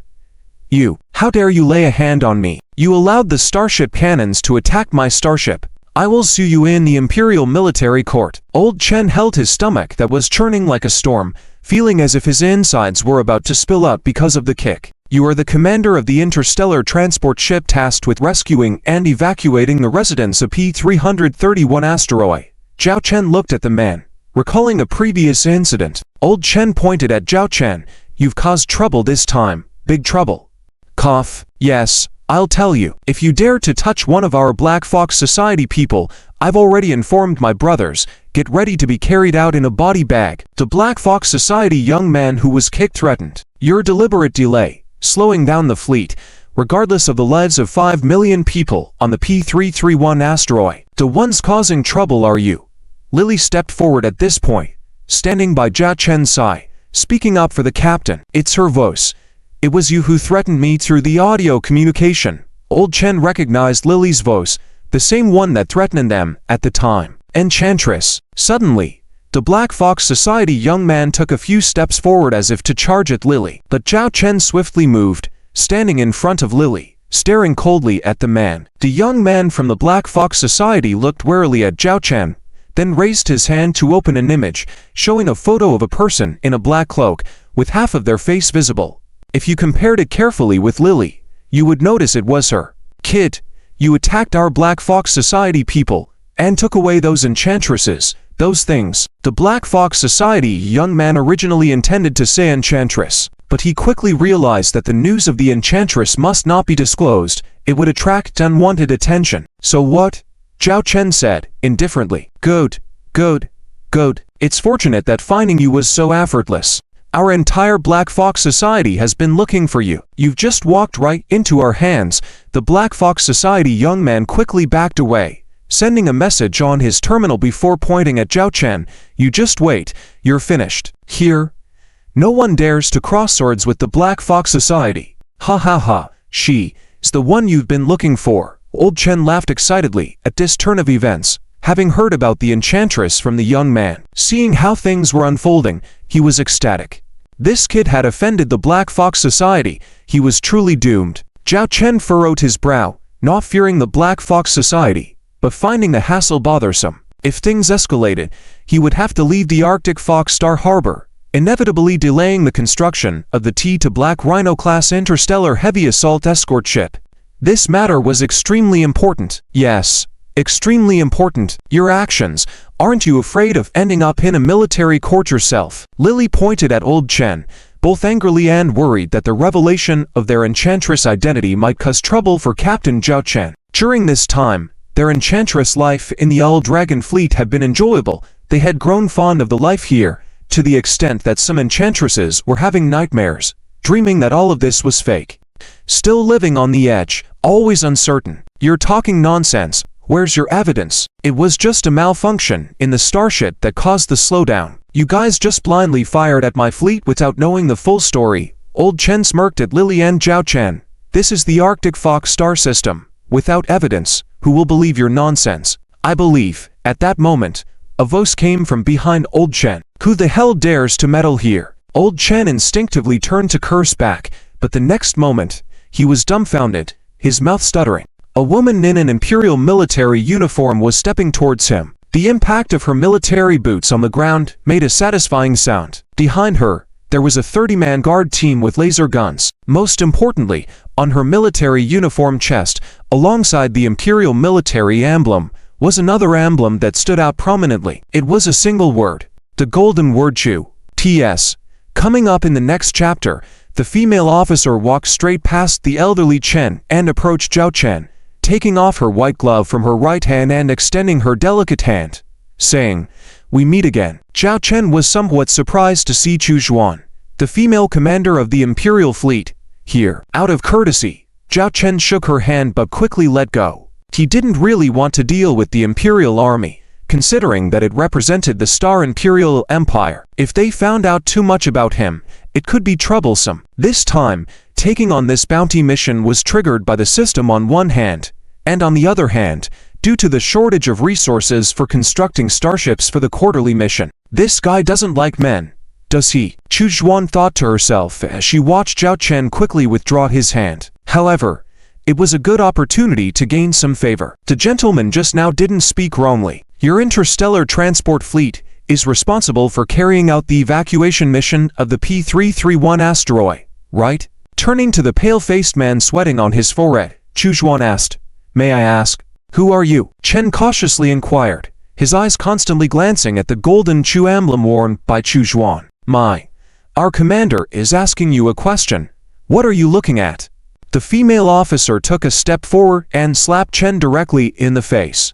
Chen hurriedly averted his gaze and explained, I am the commander of the interstellar transport fleet responsible for the P331 asteroid evacuation mission.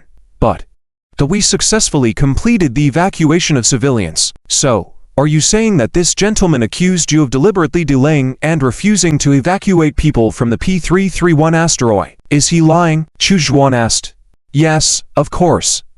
We have a personal grudge, and he deliberately framed me, even directly attacking my starship with his ship cannons. I'm prepared to sue him in military court, Chen said firmly. Now he could only deny, as the cost of admitting would be huge. Xiaosong.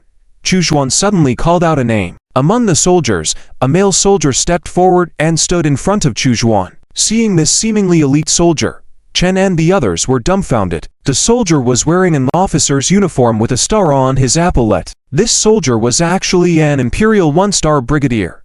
A woman easily having a one-star brigadier as her guard, coupled with that golden emblem, her identity was becoming apparent. Here I am, the gentleman just now accused wrongly. Go and investigate thoroughly. We shouldn't wrong a good person or let a bad one go, Chu Zhuan said coldly.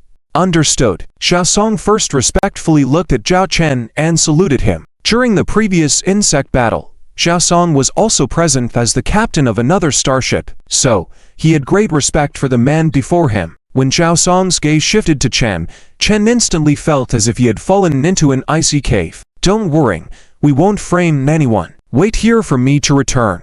10 minutes will be enough, Xiaosong said before leading a few guards to investigate the matter. Chen swallowed nervously, sweating profusely. He frantically tried to recall if he had handled everything properly. He had instructed everyone in the fleet, but their words couldn't be considered direct evidence. He could argue they were slandering him. He had deleted all the navigational logs of the starship, erasing any evidence. As for any image records that the other ship may have captured when warning him, he could easily explain his ship was damaged and coincidentally encountered the other. Everything should be fine. Nothing should go wrong. Hello, let's get to know each other again. I'm Chu Zhuan, a commander of an Imperial Navy small fleet. Chu Zhuan greeted Zhao Chen with a smile. Zhao Chen rolled his eyes inwardly. Your rank is a level for sergeant at best, nothing more than a sergeant major. Yet, under you is a one-star brigadier. Who would believe you are just a commander of a small Imperial Navy fleet? Zhao Chen responded.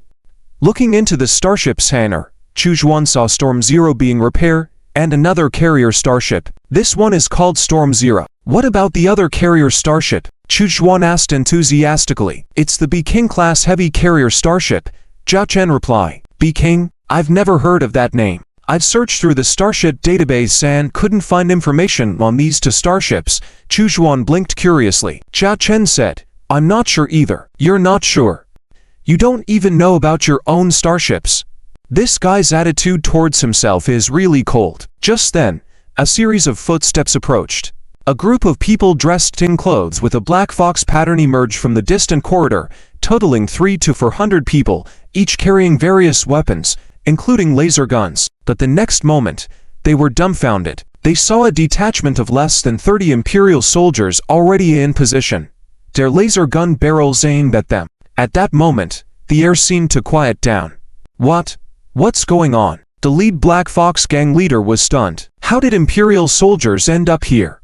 What's going on? Chu Zhuan saw these people and realized they were targeting Zhao Chen. Looking for trouble, Zhao Chen said. These should be Black Fox gang members. Did you offend them? Chu Zhuan asked curiously. Zhao Chen coldly glanced at the Black Fox gang members in the distance. They want to take my soldiers. The Black Fox gang members in the distance began to retreat cautiously. Hey, you. The leader, come over here. Chu Zhuan suddenly pointed to an obvious small head in the middle of the Black Fox gang. The small head looked pale, seeing Chu Zhuan and her golden emblem. At that moment, he dared not leave. He could only go over with a stiff expression, seeing also the dumbfounded young Wang Kong standing beside him. What's going on with this guy? He clearly informed him that there was someone here to take the succubi away. Why is there an Imperial soldier here too? At the moment when the officer named Xiaosong looked directly at him, he instantly gave up his brief plan. Tell me, why are you here? Chu Zhuan crossed her arms, inquiring. The small leader lowered his head, unsure of how to respond. If you don't tell me, I'll go directly to ask your Black Fox gang leader. Chu Zhuan threatened coldly. I don't know, ma'am. The small head tried to ask tentatively. My name is Chu Zhuan, and this is my friend. If you bully my friend, you're bullying me. Chu Zhuan pointed behind her to Zhao Chen straightforwardly. Zhao Chen twitched at the corner of his mouth. When did he become this lady's friend? Chu Zhuan. The golden emblem, Chu family. Chu Zhuan. Suddenly, the small leader realized something. His full body shivered, his eyes as if seeing a flood beast. You're from the Chu family. The small leader intended to say the woman officer's name involuntarily, but he was intimidated by her gaze. T.S. Went to the restroom 5 times tonight. Finally finished. Crawling back to bed to sleep. Good night, everyone. The young leader nervously stared at the female military officer named Chu in front of him. Even if their Black Fox gang leader was here, with just a word from this woman, she could completely crush the Black Fox gang. It's like this. We were capturing a group of succubi before. But unfortunately, this gentleman beat us to it. We didn't know that this gentleman was your friend, and if there was any offense, I am willing to apologize with my life. I just hope you won't involve others. The young leader made up his mind and directly pulled out his laser gun. In the instant he pulled out the laser gun, several of Chu Zhuan's guards had their eyes on the young leader. If he posed even a slight threat to Chu Zhuan, before he had a chance, this young leader would be beyond dead. And the young lady had enough trump cards on her to survive in any situation. The young leader handed the laser gun to Chu Zhuan, looking as respectful as a loyal dog. This surprised Zhao Chen, who was on the side. It seemed that this woman's identity was quite extraordinary. Just think about it, even a 1-star major general was completely obedient to her. What status is a 1-star major general? With a normal retirement, one could directly receive the title of Baron or even Viscount, a position definitely higher than Zhao Chen. Chu Zhuan looked at Zhao Chen beside her, clearly asking for his opinion. Scram! Zhao Chen spat out a word. If it weren't for the warehouse still being moved around, he would have already wasted more than 10 minutes of building a new ship. I'm in a good mood today and don't want bloodshed. Handle your own affairs. Just make it clear that this person is a friend of mine. Chu Zhuan said with a faint smile. The young leader breathed a sigh of relief. At least his life was spared. But since this young lady said to handle it themselves, he had to show some attitude. As for this attitude, the young leader looked at Wang Kong, who had a blank expression beside him. Walking over with a cold face, he unceremoniously started kicking and punching him. How dare you disrespect Miss Chu? I think you are looking for death. He scolded, hating him to pieces inside. But just now Miss Chu said she didn't want bloodshed, so he couldn't deal with this guy on the spot. Brother, don't hit me. I know I was wrong. Wang Kong pleaded on the ground. Bring him down and punish him with our strictest measures, the young leader said coldly. Sacrifice one backbone to appease Miss Chu's anger. This deal was simply too profitable. Not to mention, even if the Black Fox gang leader was here, he would do the same without hesitation. He might even kill all the henchmen present just to please Miss Chu. Hearing the young leader's words, Wang Kong turned pale, trembling, and crawled towards Chu Zhuan and Zhao Chen like a dog, begging for forgiveness. I know I was wrong. I really know I was wrong. Please don't kill me. I have a 3-year-old mother waiting for me to support her in her old age, an 80-year-old wife and a child waiting for me to raise. Wang Qiang's pleas were incoherent. But seeing this, Zhao Chen remained unmoved. Even if everything he said was true, Zhao Chen believed that those who had suffered and been bullied under him in the past weren't any less pitiful than him. It was just his comeuppance. Ultimately, Wang Kong was dragged away by the young leader's men. Well, I'll take my leave, the young leader asked cautiously. Go away. Chu Zhuan waved her hand. The young leader left as though granted amnesty, and the Black Fox gang dispersed. As for Wang Kong, it was later heard that he was tortured to death and his body found in a garbage dump in the North Polar Fox Star Harbor days later.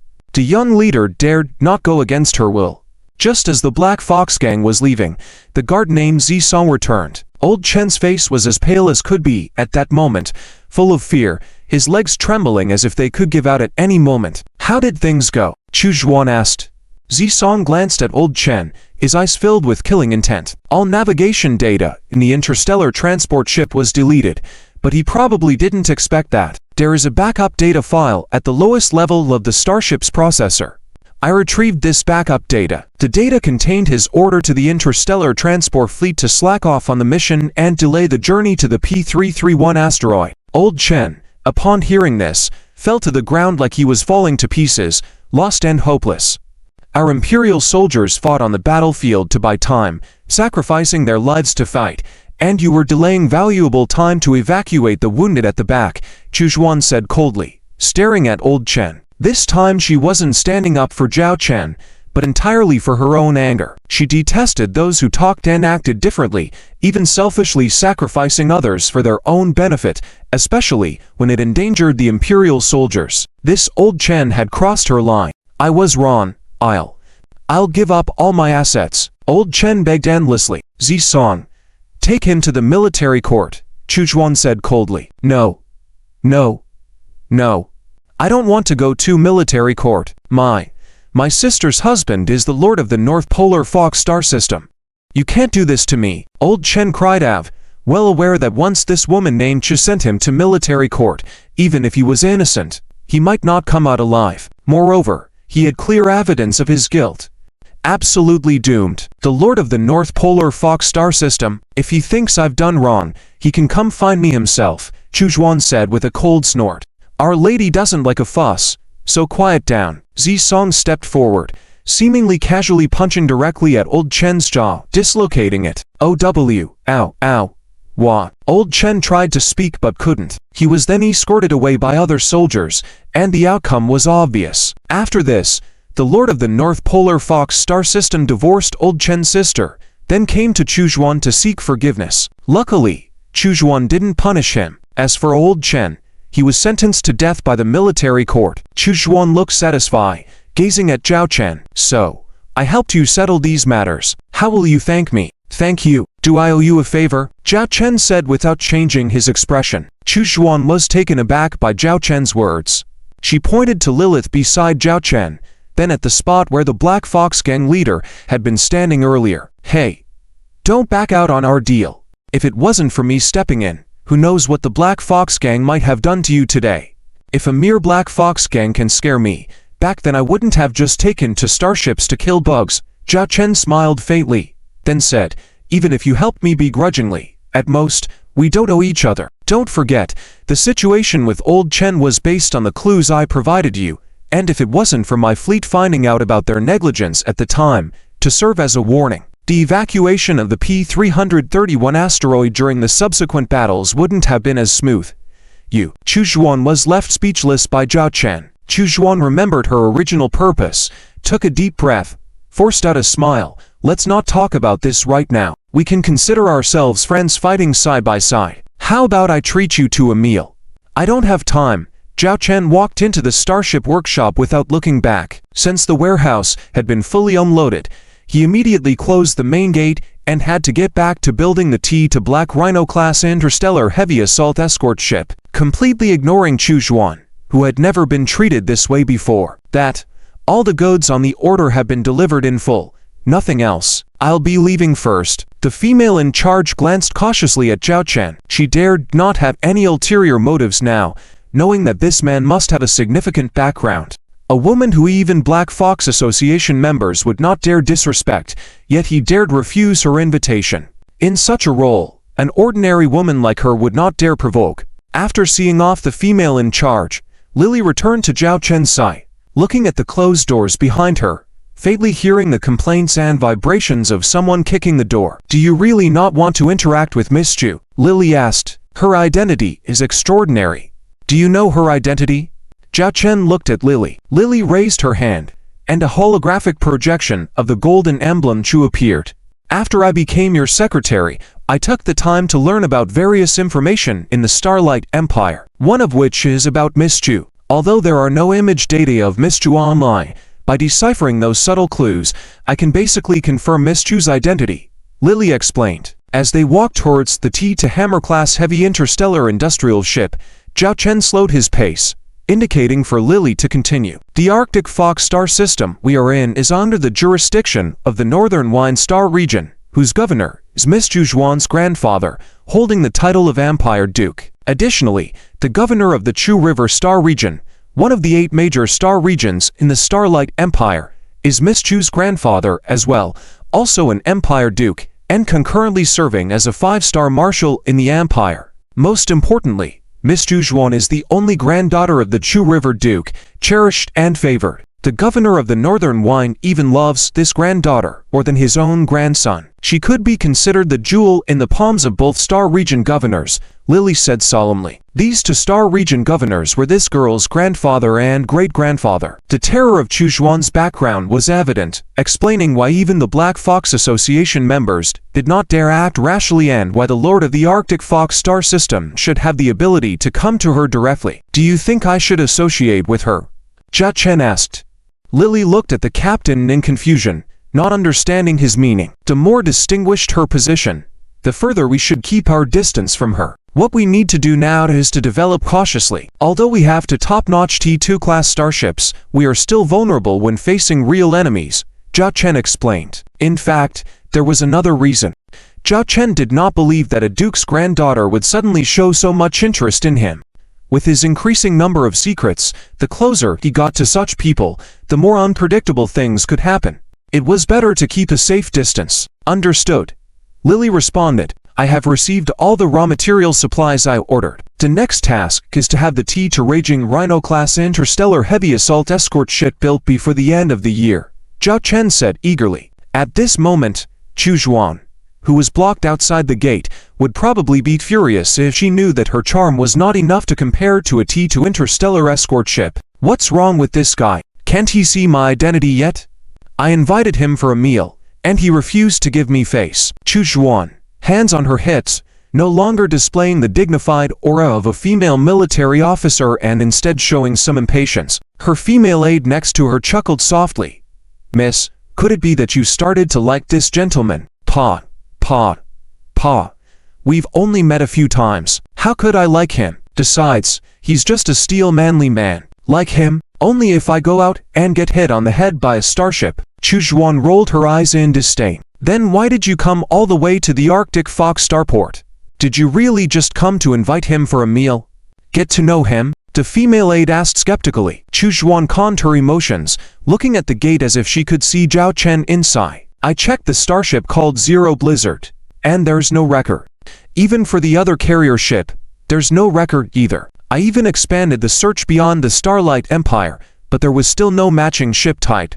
In that case, there are only two possibilities. First, he has a very secretive procurement channel, buying these two starships from a seller we don't know. Second, he didn't buy these two ships, but designed and built them himself. He designed and built them himself. How is that possible? Although the T2 starship is only a semi-military grade starship, it's not something that just anyone can design and manufacture. The female aide questioned this answer. I don't believe it either, so I want to investigate further. If it's the first possibility, we can use this channel to procure a batch of these incredibly powerful starships. If it's the latter, then he's a talent. If we can recruit him into our Chu family, it will definitely enhance our family's power. The situation in the Starlight Empire is complicated right now, and we need to seize any opportunity to strengthen our Chu family, Chujuan explained before giving her aide a glare. You don't seriously think I'm just a love-struck fool ready to throw myself at a man, right? I certainly don't think that. The female aide shook her head repeatedly, though her gaze was not so firm. Then she glanced at a certain spot and muttered, and besides, this isn't even considered being a fool just because of a large chest. Chujuan's face twitched. You daring girl, how dare you make fun of me? Miss, there's a communication request from two lords. Zisong approached, projecting to communication link requests. Hey. Don't answer. Chujuan didn't finish her sentence before Zisong answered. Then he saw the worried look in his young lady's eyes, turned around, and left. The female aide also tactfully distanced herself. Chujuan covered her face and soon heard two familiar and well-known voices. Darling granddaughter, are you all right? I heard there was a level to cosmic wormhole on your end, and you took a measly 30 starships to battle, one voice asked. Little Zhuan, are you injured? I've already sent my fleet to support you. The other voice chimed in. Both grandfathers appeared on the video communication windows. One scolded, that old man with the surname Fan, I told you not to let Chujuan go with you. You promised me that nothing would happen. Now look, such a huge incident. If something happens to my granddaughter, I'll personally flip your head. Hey. You can't say that. It was Chujuan who was scared by you and ran to me, her grandfather. And this time was entirely unexpected. I never expected the appearance of the interstellar worm race, but rest assured, little Zhuan is safe now, there won't be any problems. The other reply, defending himself, sweetie granddaughter, come home soon. Even if you really want to command frontline ships, our Chu family has its fleet. Whatever you want, we'll provide it. If you want to command, we have the personal guard fleet for you to lead. That flagship is a magnificent T for interstellar battleship. I heard you over there, with that old man, having only a T to starship. That thing, without even star shields. What if things go wrong? One grandfather urged, we, in the northern Wine Star region, may not have T for starships, but we have T3 carrier starships. Those interstellar fighters flying around freely look so cool, and you don't even have to be on the front line. It's much safer than a battleship. I'll assign little Zhuan to this tomorrow, and she will be a captain. The other grandfather chimed in.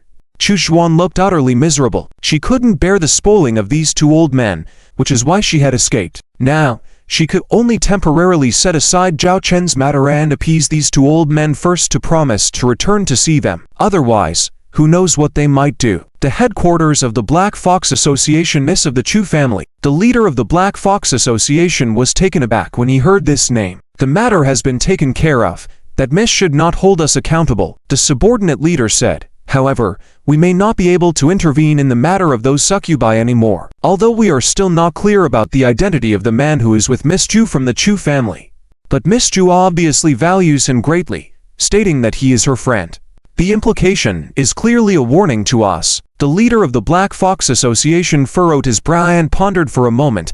This was a task assigned to us by Han Shao, which we have not completed yet. Although Han Shao is important, he is no match for the Chu family, the subordinate leader muttered. The leader of the Black Fox Association nodded. That's true. Forget it. If we were to face the Chu family, we wouldn't be a match for them. I will pass this matter on to Han Shao. During this time, you all should refrain from taking any action lightly, so as not to stir up any trouble. Yes. In the blink of an eye, it was the end of December. The large starship workshop that had seemed spacious before was now somewhat crowded. This was because there were a total of 10 starships here now. If it weren't for the small size of these 10 starships, they probably wouldn't all fit here. Zhao Chen stood in front of the 10 starships, surveyed them, and a satisfied smile appeared on his face. Listen to my command.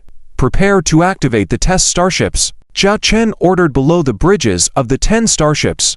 The 10 starships soon showed signs of activity. At the same time, beside Zhao Chen, there were 10 video windows, with each captain proceeding with the activation process of their starship in an orderly manner. Report.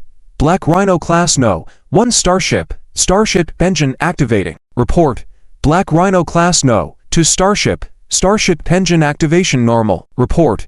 Black Rhino Class No. 5 Starship. Starship propulsion system automatic check ongoing. Check completed. Running well. Report. Black Rhino Class No. 7 Starship. Starship weapon system automatic check ongoing. Check completed. Running well. Zhao Chen listened to the reports of each data. Soon, some starships completed all the initial activation procedures. Report. Black Rhino Class No. 8 Starship. Initial activation. Full process check completed. Starship all functioning properly. Report. Messages reporting the completion of the self-check process for the T to Black Rhino class interstellar heavy assault escort ships counted up. After all 10 ships completed their reports, a brilliant smile spread across Zhao Chen's face and he slightly clenched his fist. Excellent. It had taken nearly a month.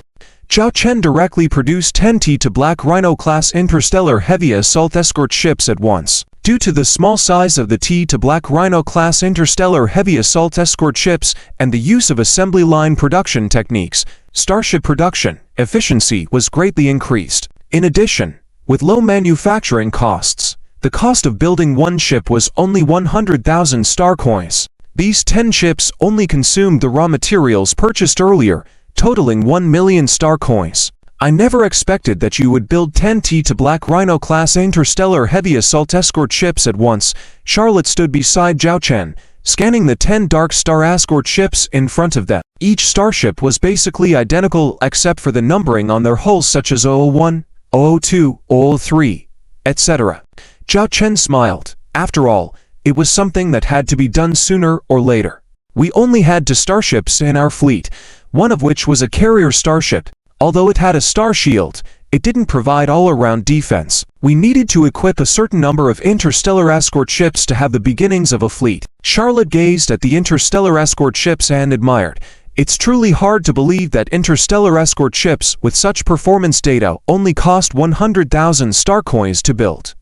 Moreover, completing 10 ships in just 1 month ensures efficiency and quality are guaranteed. Of course, credit goes to the T to Hammerhead class interstellar heavy industry ship. Without it, relying solely on the Starship Workshop's production capacity here, it would only be possible to build a maximum of 3 ships in a month, Zhao Chen said, looking towards the only side of the Starship Workshop.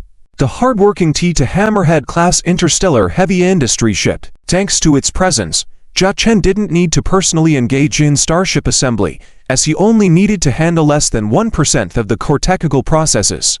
Let's go for a test sale later. After the test sale, we'll purchase a batch of military supplies and daily necessities, then we will return to the North Star system, Zhao Chen arranged.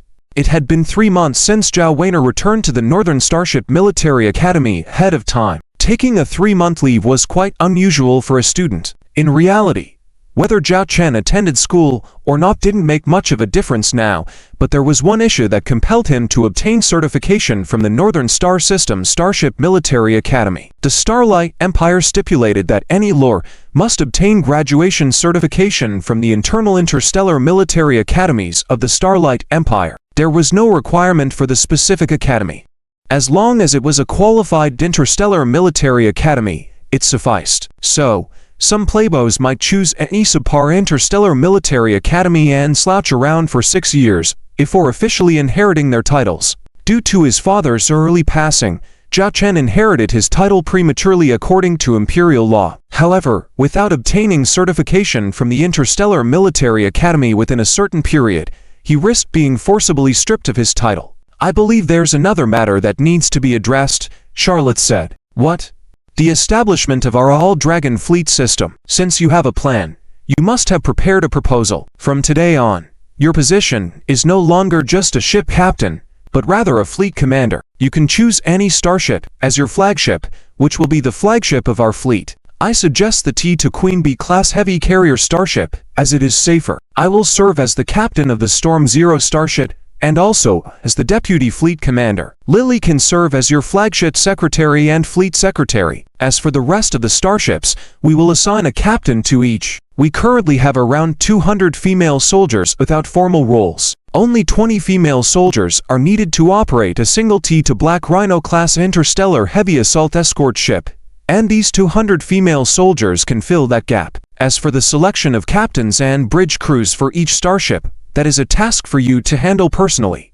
Charlotte laid out her arrangements step by step. She was indeed a former fleet commander and had already thought through all the details for Zhao Chen. You must have a list already. Show it to me later, and if everything looks good, I'll approve it directly. You are in charge of all these matters. I feel a bit tired now, so I'll go back and rest. Zhao Chen deliberately yawned, leaving the work to Charlotte. Charlotte rolled her eyes. This captain, or rather, now he should be called a fleet commander, was becoming more and more fond of being a hands-off boss. Naturally, Zhao Chen avoided doing anything he didn't have to do himself. He had people to handle these tasks, so why should he tire himself out? As for now, instead of resting, Zhao Chen intended to review the quarterly mission he had completed and collect his reward. Quarterly mission. Own 3 Starship System products. Mission completed.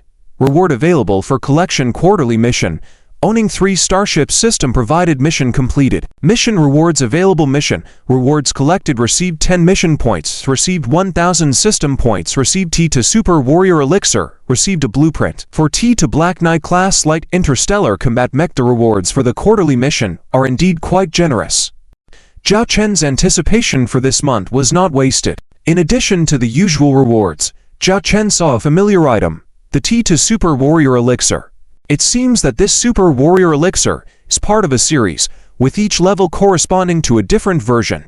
After injecting the T1 Super Warrior Elixir previously, Zhao Chen immediately felt a significant improvement in his physical condition. Over the past month, he could easily lift raw materials heavier than himself and perform acrobatic movements effortlessly. What would happen if he injected the T to Super Warrior Elixir?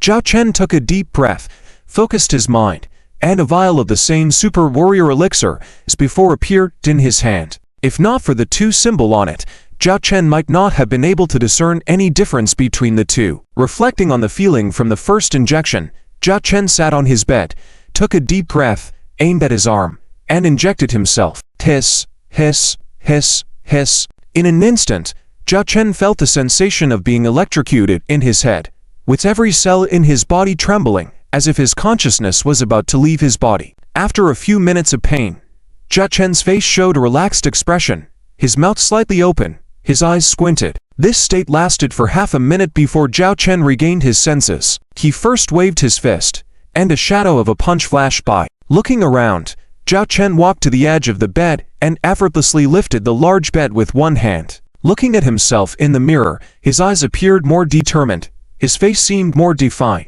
and his abdominal muscles more pronounced, perfectly toned. If I use my current strength to kick the old Chen back then, he would probably lose his life, Zhao Chen mumbled. This made him start looking forward to the series of T3 Super Warrior Elixirs. What would that feeling be like? Let's see when the time comes. Zhao Chen refocused his thoughts, looking at the final reward in the mission rewards. To Black Knight class like Interstellar combat mech. Combat mechs such as this have become secondary weapons in this interstellar era. However, they are still indispensable. While starships can engage in battles in space, how about conducting ground assaults on a planet? If you just want to eliminate forces on a planet, you can have starships perform orbital bombardment. But if you aim to control a planet with minimal damage, combat mechs are essential weapons. It's important to note that combat mechs and interstellar combat mechs, although the same weapon type, belong to 2 completely different branches. The former is usually deploy among ground forces inside a planet, while the latter can operate in space, even engaging in starship-assisted battles. Zhao Chen checked the data of this interstellar combat mech. To Black Knight class light interstellar combat mech type. Interstellar combat mech tech level. To body armor strength. 40 units, 50 units cruise speed, 10 knots maximum speed, 30 knots body height, 15.8 meters mass, 420 tons crew capacity, 1 weapons, 2 36-barrel Gatling-style laser guns, 30 small missiles, 1 Black Knight lightsaber. The armor strength of the mech is already comparable to a T1 starship, equipped with weapons that can rival the firepower of a T1 starship, as well as close combat weapons. Although it has a slower cruising speed, since it is an interstellar combat mech and not a starship. However, its short-term maximum speed can match that of some T2 starships. Some people question that, between the 2 numbers of body armor strength, it signifies that the most robust part of the armor reaches a strength of 50 units, the weakest part is at 40 units, and the other areas fall in between these values. Perhaps I can build and deploy some interstellar combat mechs in the hangar of the starship, in case they are needed for future ground operations, Zhao Chen muttered. After understanding the interstellar combat mech, Zhao Chen glanced at his data interface. Host, Zhao Chen occupation, top starship, engineer special attribute, fleet luck value enhancement, insight score, 2,950 mission points, 20 number of starships, 12 missions, warehouse void, T3 Blizzard class light interstellar battleship blueprint, T2 Bronze Eden class starship blueprint, T2 Black Knight class light interstellar combat mech blueprint. Mission points and system points have been added, in addition to the 1,000 system points obtained this time, including the monthly points accumulated for October and November, totaling 160 system points. After a moment of contemplation, Zhao Chen clicked on the upgrade page of the T2 store. T2 System Store Upgrade Conditions. First condition, exchange for T2 level items to have second condition. Complete to grade C system missions to have third condition. Consume 2,000 system points to upgrade the store 2,950 2,000s. All 3 conditions for upgrading the T2 store have been fulfilled. Confirm consumption of 2,000 system points to upgrade the T2 store to T3 store. Confirm consumed 2,000 system points. Upgraded T2 store to T3 store. Your remaining system points, 950 points. Congratulations on unlocking the products in the T3 series of the system store. You have the opportunity to exchange any item without the need for mission points. Another permission for the same reward, but Zhao Chen noted that the average price for T3 series products was 6,000 system points. Currently, being a poor guy, he lacked the system points needed for exchange and could only browse. Later, Zhao Chen followed Charlotte to supervise the first trial voyage of the T2 Black Rhino class Interstellar Heavy Assault Escort Carrier. 10 T2 Black Rhino class Interstellar Heavy Assault Escort Carriers formed a formation and departed from the starport. They returned only after several hours, successfully completing the trial voyage. Next, procurement of military and daily supplies was set in motion. Zhao Chen still had a considerable amount of funds in his account, which may not suffice for building starships, a plenty for sustaining over 600 interstellar female soldiers. In addition, Zhao Chen specifically prepared a banquet, a New Year's Eve feast.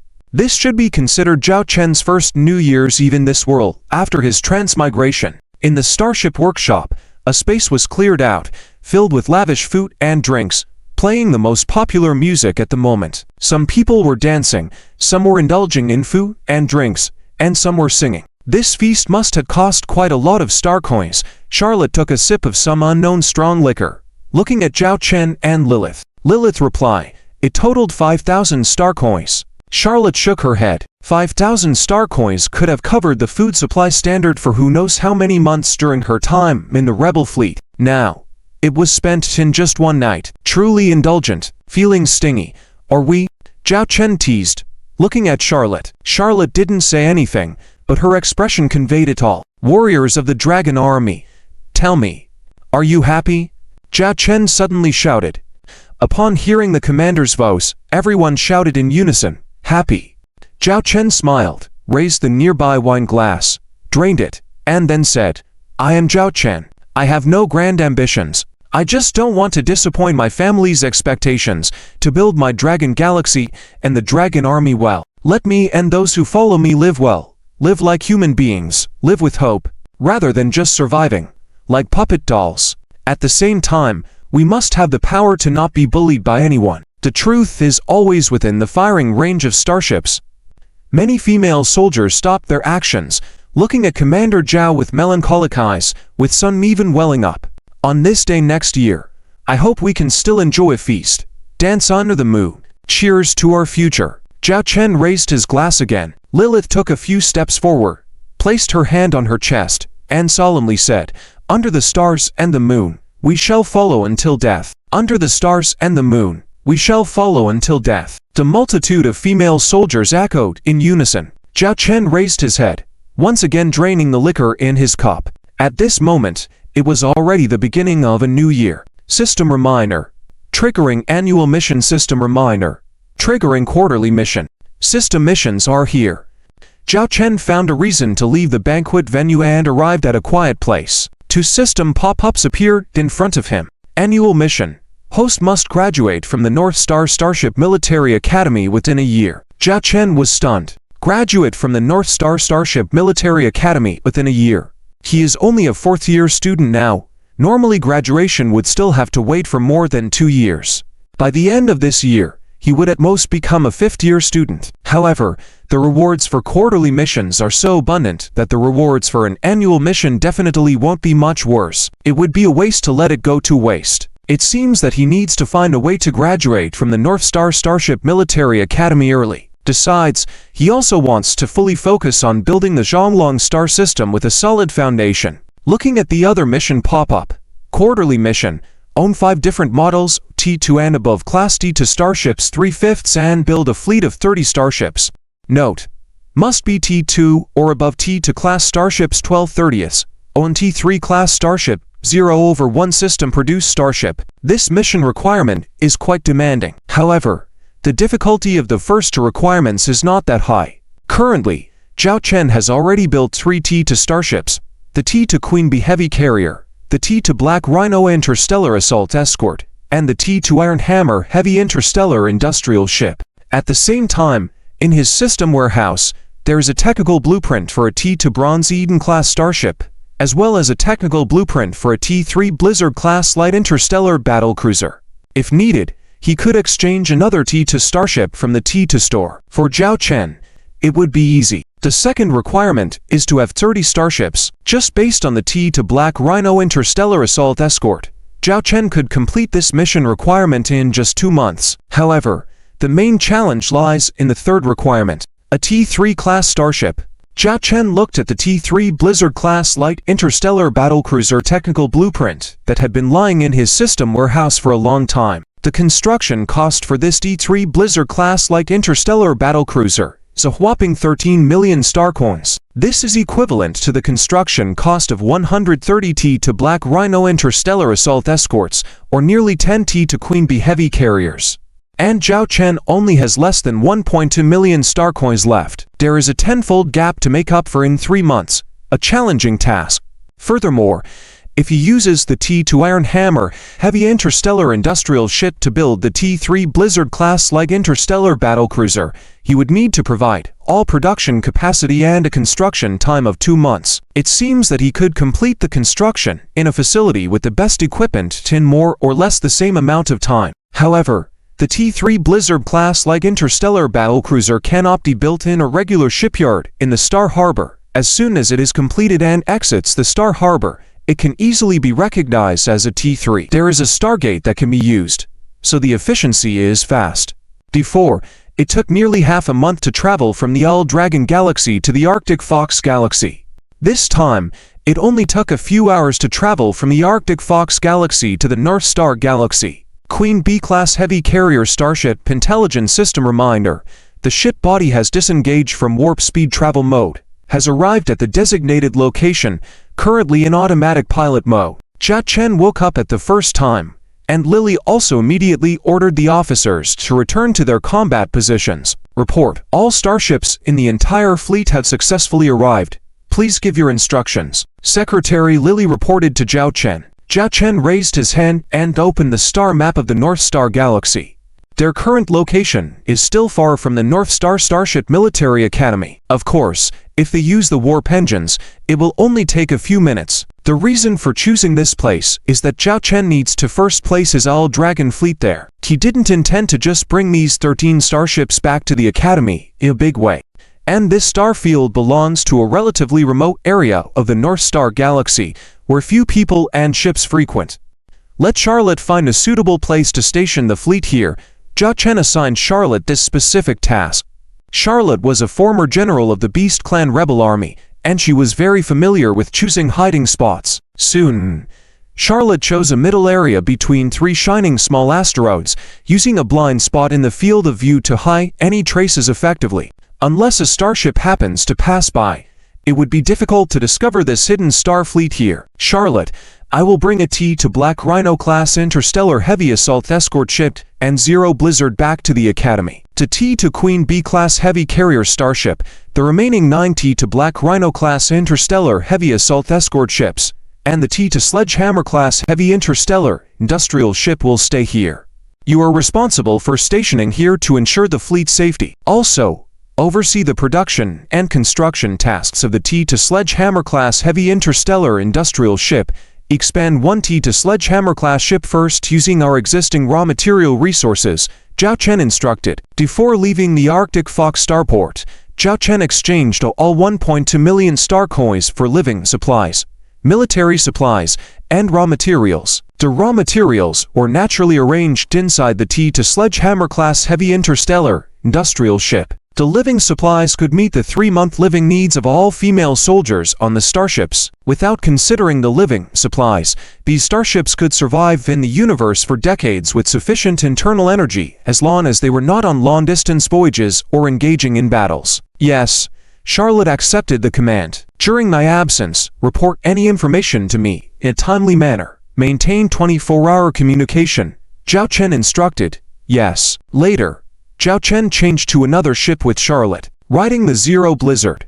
Bringing a T to Black Rhino class interstellar heavy assault escort ship, they set off again to return to the Academy. The distance between the 2 locations was not far. In case of emergency support, using the warp engines and considering the acceleration and deceleration time of the starships, they could arrive in as fast as 15 minutes. Soon, the 0 Blizzard and T to Black Rhino arrived at the outer star field of the North Star Starship Military Academy. Zhao Chen applied to rent a starship berth that could accommodate one large and one small starship perfectly. "Is this your Starship Academy, Commander?" Lily, the secretary, looked at the beautiful interstellar city in front of her and said, somewhat enviously, "There was a time when their succubus kingdom also had such beautiful buildings. But alas, brief the officers to stand by on the starship." "You come with me," Zhao Chen said. "With you?" Secretary Lily seemed visibly nervous. She was still somewhat constrained when it came to the outside world. After all, for decades prior, she and her people were on the run, hiding in the darkest corners. Even joining the old Dragon Fleet recently was because she could gradually adapt in a closed environment. Suddenly being taken to an external social environment made her quite nervous. "Yes," Zhao Chen said. I'll stay on the starship. You can contact me anytime if you need anything," Lily said softly. Zhao Chen looked at Lily. "This is an order." Zhao Chen understood Lily's psychological barriers, but as the secretary of the L Dragon Fleet, she needed to overcome this obstacle. That's why he requested Lily to follow him and toughen her up. "Okay," Lily shyly replied. "You can wear casual uniforms that conceal your figure, hiding your tail, wings, and horns," Zhao Chen said. In addition to the military uniforms of the L Dragon Fleet obtained earlier, they purchased some civilian clothing for each female soldier. Lily felt relieved.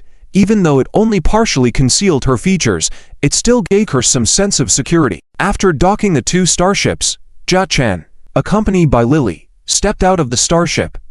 Zhao Chen had changed into the Academy's uniform, while Lily had put on a dress that covered her tail and wings, and the back compartment of the outfit secured her horns. She wore a relatively large hat that covered her horns. Zhao Chen observed her.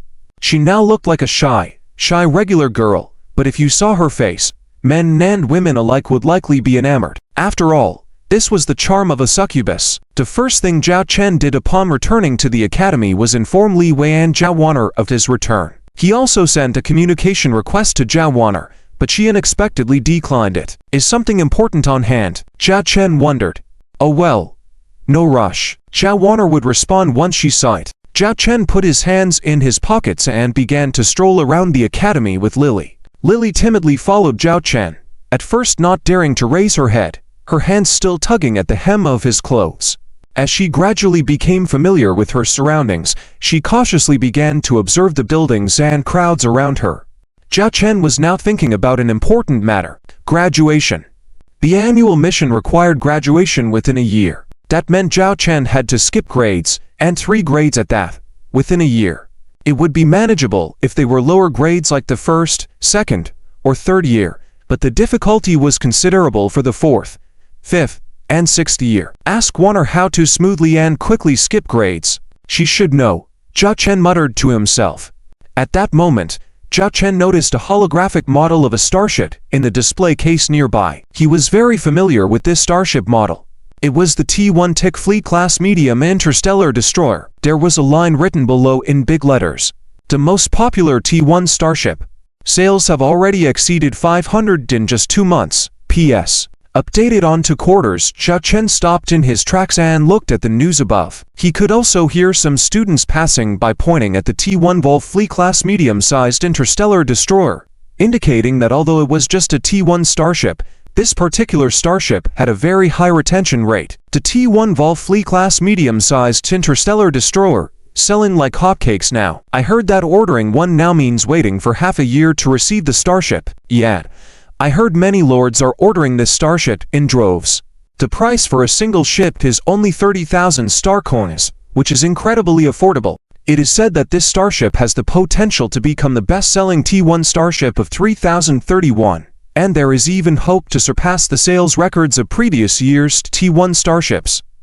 Zhao Chen listened to these words and watched the promotional advertisement below the holographic projection, even with Li Yaqi personally speaking. T1 Vol Fleet-class medium-sized interstellar destroyer, the highest cost-effective T1 starship.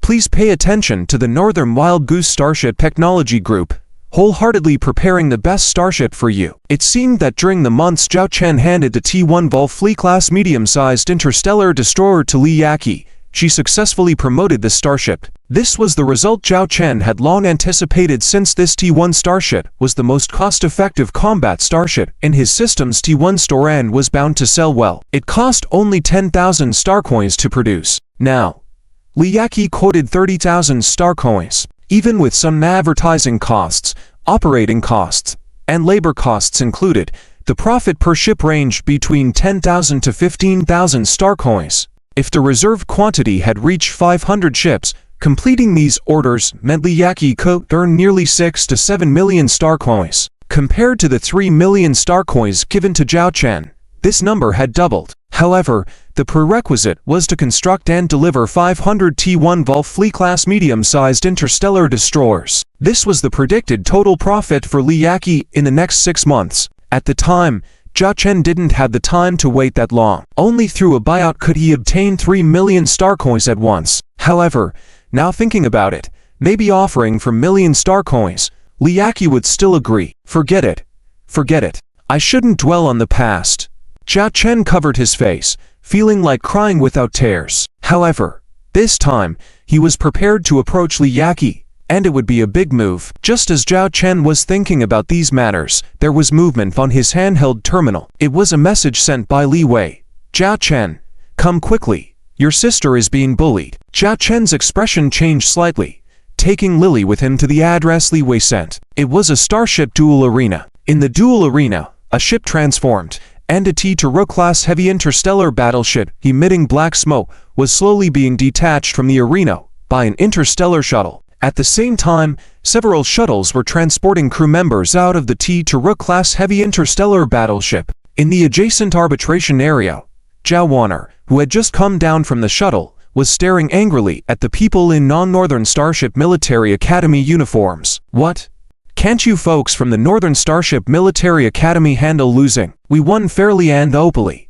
If you have to blame someone, blame yourselves for not being capable. The Northern Starship Military Academy is just mediocre. What genius girl?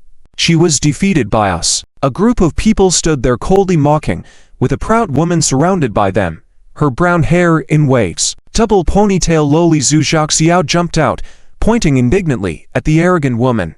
You're despicable. We clearly admitted defeat. Why do you continue to attack? And arbitrators, didn't you see? The arbitrators, scolded by Zhu Xiao, all turned their eyes away in guilt. These arbitrators were not from the Northern Starship Military Academy, and they all dreaded the identities of these nobles. These ancestors came from the Celestial Nobility Starship Military Academy. The students there were either wealthy or noble. Can't afford to provoke them. The woman spread her hands and sneered, saying, I didn't have time to stop, and who could have expected that your T-2 heavy interstellar battleship couldn't take a beating? My oversight. I apologize to my classmates at the Northern Starship Military Academy. Although she apologized verbally, her face still revealed a mocking expression. Just then, a shuttle parked, and several injured crew members were carried out, covered in blood. One of them even passed out. How are my crew members? Zhao Warner, disregarding the dispute with the other woman, hurried to check on her crew. The accompanying medic said, one severely injured but has been injected with a cardiac stimulant, and there is no life-threatening danger. The remaining 7 are minor injuries, and they will recover after a few days of rest. Zhao Warner looked at the heavily injured crew member, one of her junior sisters. When she recruited her before, the junior sister called her an idol and wanted to join her starship. The two got along quite well privately. She didn't expect that she would see her in this condition now. She felt self-blame, guilt, and anger, her gaze filled with tears, glaring at the woman opposite. Oh, this gaze is really intimidating. Just a commoner, even if they die. So what's the big deal? What's so rare about it? Your Northern Starship Military Academy also recruits civilian students. Unlike our Celestial Nobility Starship Military Academy, we only recruit students with noble backgrounds. As for those crew members, just recruit ex-soldiers directly from the Imperial Army. Forget it. Forget it. I'll cover your crew's medical expenses later. The woman laughed, covering her mouth. You're not allowed to insult my crew. Zhao Warner roared at the woman. The woman's smile disappeared, coldly mocking Zhao Warner. Even if I insulted them, what can you do? If you have the skill, come and fight me again. Miss Starship Duel will accompany you to the end. Just remember, your crew will be dead or injured, Don't cry about it later. Of course, Zhao Wanner wanted revenge. But she didn't have a starship now. Her crew was also injured. She felt deep frustration and helplessness. At this moment, she actually thought of her brother, the brother she had always considered useless before. If you were here, wanna fight? Then let's fight. Our Zhao family will go all the way. A voice sounded at that moment, attracting everyone's attention. Zhao Wanner trembled, looking excitedly at the familiar figure. She saw a familiar figure. She had disliked this figure before, but now the moment she saw this figure, she felt a sense of security. Tears welled up in her eyes, filled with grievances. Zhao Chen, hands in his pockets, walked to Zhao Wanner's side. He didn't console his sister but instead asked, "Crying? You're the one crying." Zhao Wanner turned her head, quickly wiping away her tears. "No tears, let's go fight this nasty woman again." Zhao Chen's words directly provoked the big wavy woman opposite. TS. 3/4 updates. Where did this stinky DRIZZLE come from to dare to curse me? The big wavy woman glared angrily at Zhao Chen. This guy actually dared to curse her a bitch. At this moment, a pursuer next to a big wavy woman brightened up. This was a rare opportunity to show off. He walked towards Zhao Chen. "How dare you be disrespectful to Miss Zhou Min? Watch me tear your mouth apart." With that, he swung his fist towards the opponent's face. Zhu Xiaoxia and others nearby were shocked. They didn't expect the students from the Chanyao Noble Starship Military Academy to be so arrogant, not only daring to break the rules in the starship battle, but also daring to resort to violence. Facing the incoming fist, Zhao Chen's hand quickly reached out, directly grabbing the opponent's fist, and then giving it a twist. "Ah!" The man's face showed pain, screaming as he knelt on the ground. Zhao Chen followed up with a kick to his face, causing him to fly out, ultimately sliding under the skirt of the big wavy woman. But unfortunately, he had already lost consciousness. Unable to appreciate the sight of his dream lover's skirt. "Isn't that Zhao Wanner's brother, Zhao Chen?" "Yes, the Zhao Chen who defeated his opponent in the starship duel at the end of last semester against all odds. I can't believe how skilled Zhao Chen is. Have you noticed that this Zhao Chen is quite handsome?" The students from the North Star Starship Military Academy recognized Zhao Chen, while others had heard of him. But now, Zhao Chen had just punched an outside school student. It was really satisfying. These days, the students from the North Star Starship Military Academy had long been discontent with the students from the Chanyao Noble Starship Military Academy. "Well done. Best beat up that damn woman too." Zhu Xiaoxiao with twin ponytails jumped to Zhao Chen's side, showing no fear. Miss Zhou Min, at this moment, was also startled by Zhao Chen's coarse behavior, instinctively taking a few steps back. Zhao Chen paid no attention to the woman, but instead turned to Zhao Wanner again. "Handle your own affairs. Wherever the Zhao family is humiliated, we will reclaim it." Pointing to the T-to-heavy interstellar battleship being dragged out of the starship duel arena in the distance, Zhao Wanner said with bitterness, "But my starship was badly damaged, and some of the crew members were injured." Zhao Chen interrupted. "Tell her you want to take back the humiliation she caused you." Zhao Wanner nodded heavily, her eyes filled with anger and reluctance. Although she lost the starship duel, the other side continued to bombard her starship after she conceded, resulting in injuries to her crew, which she could not tolerate. "I want to." Gritting her teeth, Zhao Wanner shouted, "Challenge her again. I will arrange the starship for you." Hearing Zhao Chen's words, Zhao Wanner, although not knowing what arrangements Zhao Chen had, felt more confident. She took a deep breath and walked directly to Zhou Min, pointing at her. "Zhou Min, I challenge you to a duel again. You set the time. Do you dare to accept it?" Zhou Min laughed in anger, saying, "Sure. Let's not postpone it. My starship wasn't affected. When my starship is resupply, in half an hour, let's have another battle." "Okay, it's a promise," Zhao Wanner said. In the midst of this, the onlookers parted to make way for several instructors who walked in. "What's going on? I heard someone was fighting here." A sharp-voiced woman walked in quickly, immediately seeing their own student lying on the ground. She pointed angrily at the male instructor from the North Star Starship Military Academy next to her. "Vice Dean John, what is going on with your North Star? My students were fine and then were beaten up here by your students. You have to give me an explanation. We came to the Chanyao Noble Starship Military Academy this time for academic exchange. Isn't this how you treat guests?" Vice Dean John, a bit puzzled, first tried to calm her down. "Vice Dean Jia, please calm down first.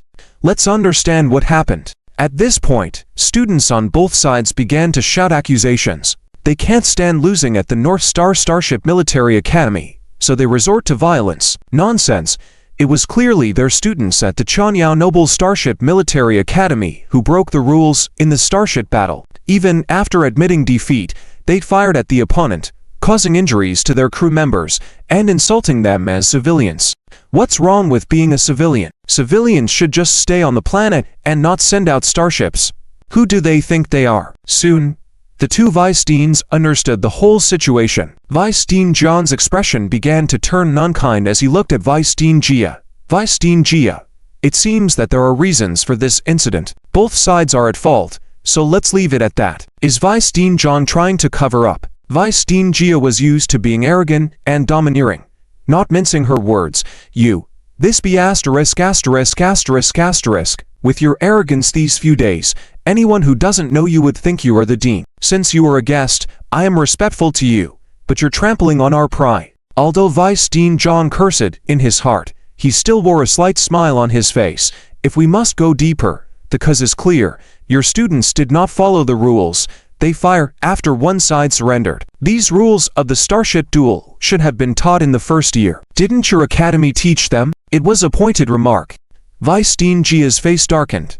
Vice Dean Jia, just a moment ago, their North Star students said they wanted another match. Since both sides have a conflict and we are all Starship military academies, let's settle it directly with a Starship battle. Zhou Ming walked over, looking coldly at Zhao Wan'er. If she could defeat this woman once, she could defeat her a second time.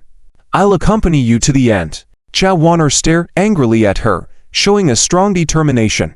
Vice Dean Zhang frowned and walked up to Zhao Wan'er. Student Zhao Wan'er, your starship is damaged, and your crew members are injured. How can we fight? I have a starship. I want to fight, Zhao Wan'er said stubbornly. At this moment, Zhao Chen walked over and said, Vice Dean Zhang, let women handle their own affairs. He then signaled to Lily, who was behind him, and whispered, take Wan'er to the Black Rhino. Got it. Lily walked to Zhao Wan'er's side, and the two left. Seeing this, Zhou Min coldly smiled. Since you still want to be humiliated, I will grant your wish. I hope this time your starship can take a beating. After saying that, she turned and headed back to her supply park starship, preparing for the second battle. T.S.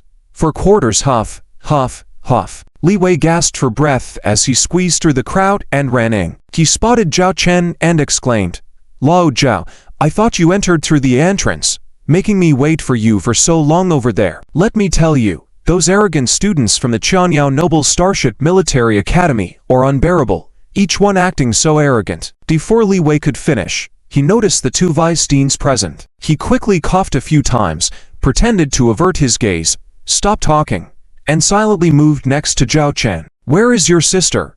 I just saw the situation of your sister's starship. She went to prepare for the next duel. Zhao Chen replied. Next duel? Li Wei was surprised. Zhu Xiao chimed in. You didn't see how powerful Wei was just now, directly provoking that arrogant woman and beating up her flower protector. Now Wei's brother has asked Wei to pilot his starship for another round of fight. Wei's brother, is that the Storm Snow Zero? Am I going to see your massive cannon again? Zhu Xiao blinked expectantly at Zhao Chen. It's not the Storm Snow Zero, Zhao Chen replied. If not the Storm Snow Zero, then what starship is it? Zhu Xiao asked curiously, somewhat disappointed but still eager to learn. You'll see later, Zhao Chen said, then asked, where is Sister Sulan? Wasn't she supposed to be with you guys? And it seems like the other party deliberately came towards you. Is there a conflict? Sister Sulan is currently participating in an exchange event between the North Star Starship Military Academy and the Changyao Noble Starship Military Academy. She is now the representative student of the 6th grade, and the teachers usually accompany her to such events, Zhu Xiao explained, and then vented her grievances about Zhao Wan'er's situation. It's entirely that vile woman's fault, unable to control her men and taking it out on us. Zhu Xiao proceeded to recount the details of the incident. It turns out that a student from the Changyao Noble Starship Military Academy had been coming to bother Zhao Wan'er at every other day during their visit to the North Star Starship Military Academy a week ago. The infatuation of that student with Zhao Wan'er was evident to all. Zhao Wan'er had unequivocally rejected him each time, making sure he knew not to harass her again. However, every day, this Jianyao male student would send exquisite natural food and various gifts, even promising to make Zhao Wan'er his girlfriend if she accepted. He even pledged to gift Zhao Wan'er a T3 starship. A T3 starship? Such lavish attempts to woo a girl, Zhao Chen remarked, surprised. The cost of a T3 starship ranged around 10 million star coins to even hundreds of billions on the market. Such temptations would be hard for ordinary girls to resist. It's just a playboy, using these sweet offerings to win your favor, and once he's had his fill, he'll kick you to the curb. I had my sisters investigate this student from the Qianyao Noble Starship Military Academy, and it turns out it's true. He has played with countless girls before, and during his time at our academy, he's rumored to have been involved with several girls.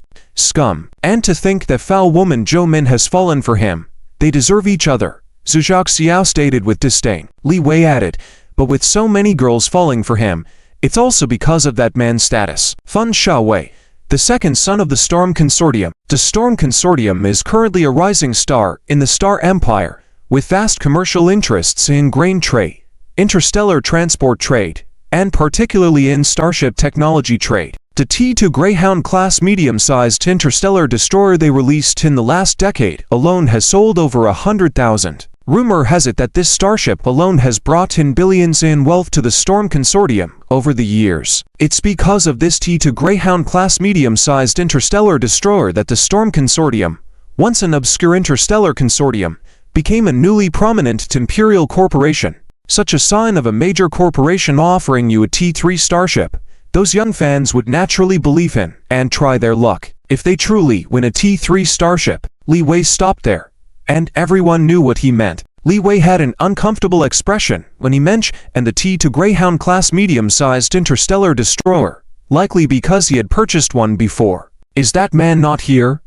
Zhao Chen scanned the surroundings, thinking that if the noble son were present, he would surely become the target of everyone's disdain. Zhu Xiaoxia crossed her arms and coldly snorted that a feat dandy excels in self-preservation. He never gets involved in the fights women put up for him. It would still take some time before the two starships were ready to enter the venue. Zhu Xiaoxiao.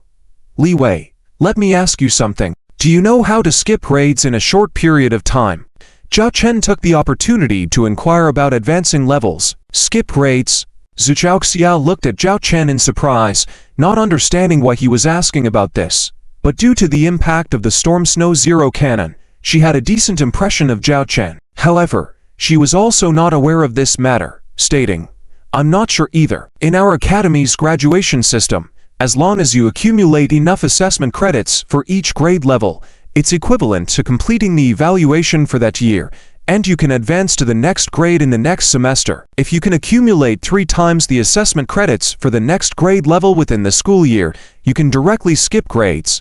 But if in the subsequent learning process, you fail to meet the credit requirements for the advanced grade, you will be held back, a voice beside them explained. Zhao Chen looked over and saw Deputy Dean Han, who continued, there is theoretically no limit to the number of times you can skip grades within a school year. But the original grade assessments are already quite difficult, requiring 3 times the grade credit accumulations and skipping to levels in the same school year while ensuring you don't fail. In the history of our North Star Starship Military Academy, most students only skip 1 grade, then successfully complete the credit standards for that advanced grade after the promotion and ensure they won't be held back, advancing smoothly to the next grade in the next semester. With some understanding now, Zhao Chen had a general idea. End of part 1. Zhao Chen, why did you suddenly start inquiring about this? Vice Dean Han curiously asked. Zhao Chen smiled and replied, just curious how my sister managed to skip a grade. I see, your sister's talent is indeed remarkable. With more training and practical experience, she will surely become an excellent fleet commander.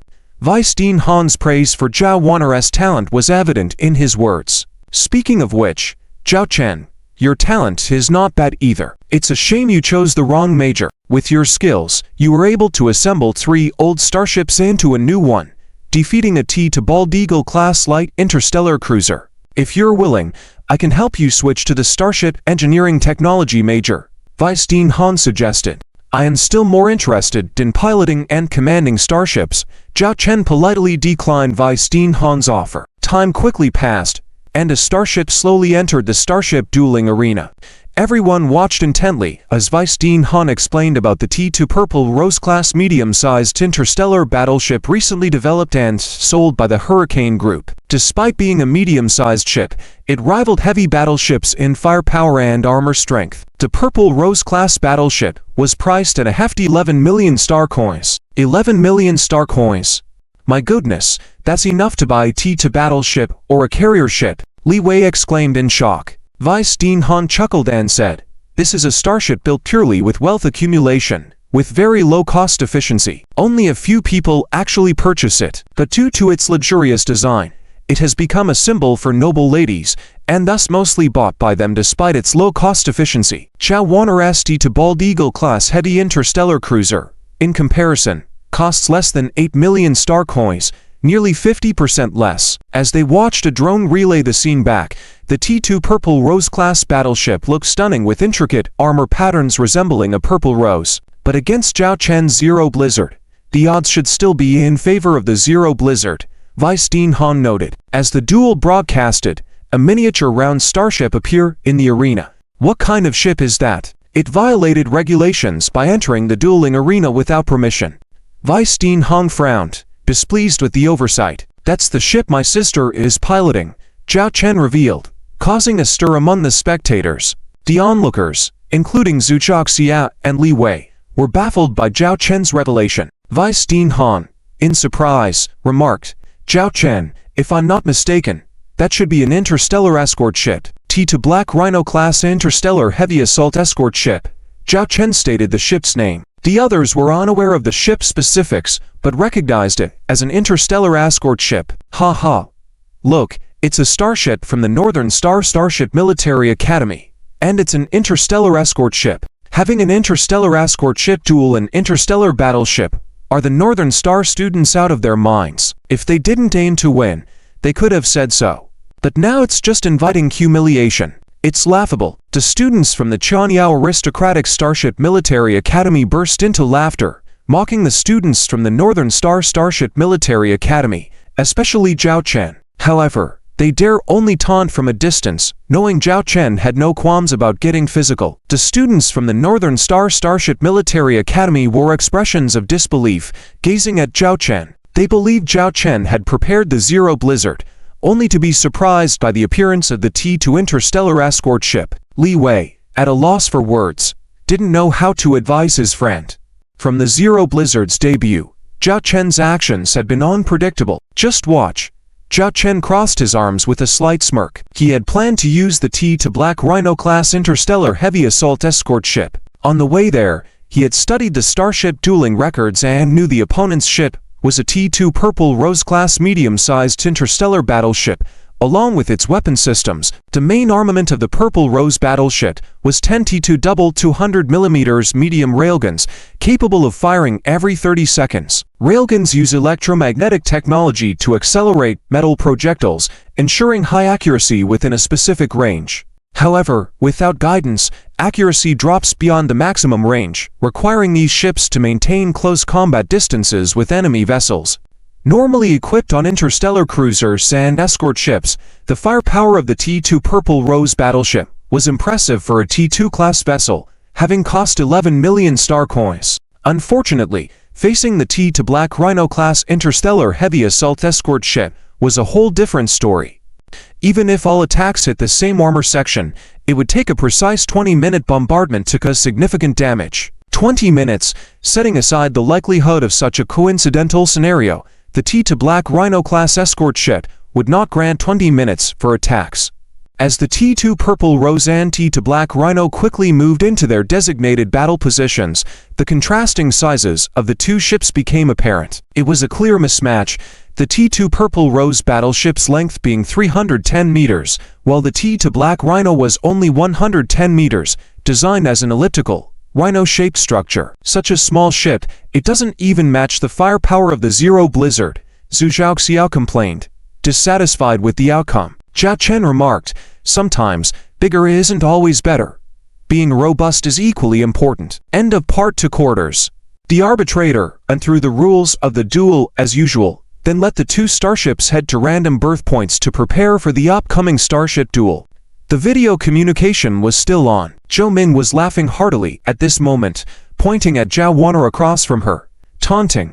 Zhao Wanner, are you trying to make me laugh to death and win this duel? If that's the case, congratulations, you almost won. Using an interstellar escort ship to fight against an interstellar battleship, you really have some nerve. Zhao Wanner remained unfazed, saying, I hope you can still laugh later.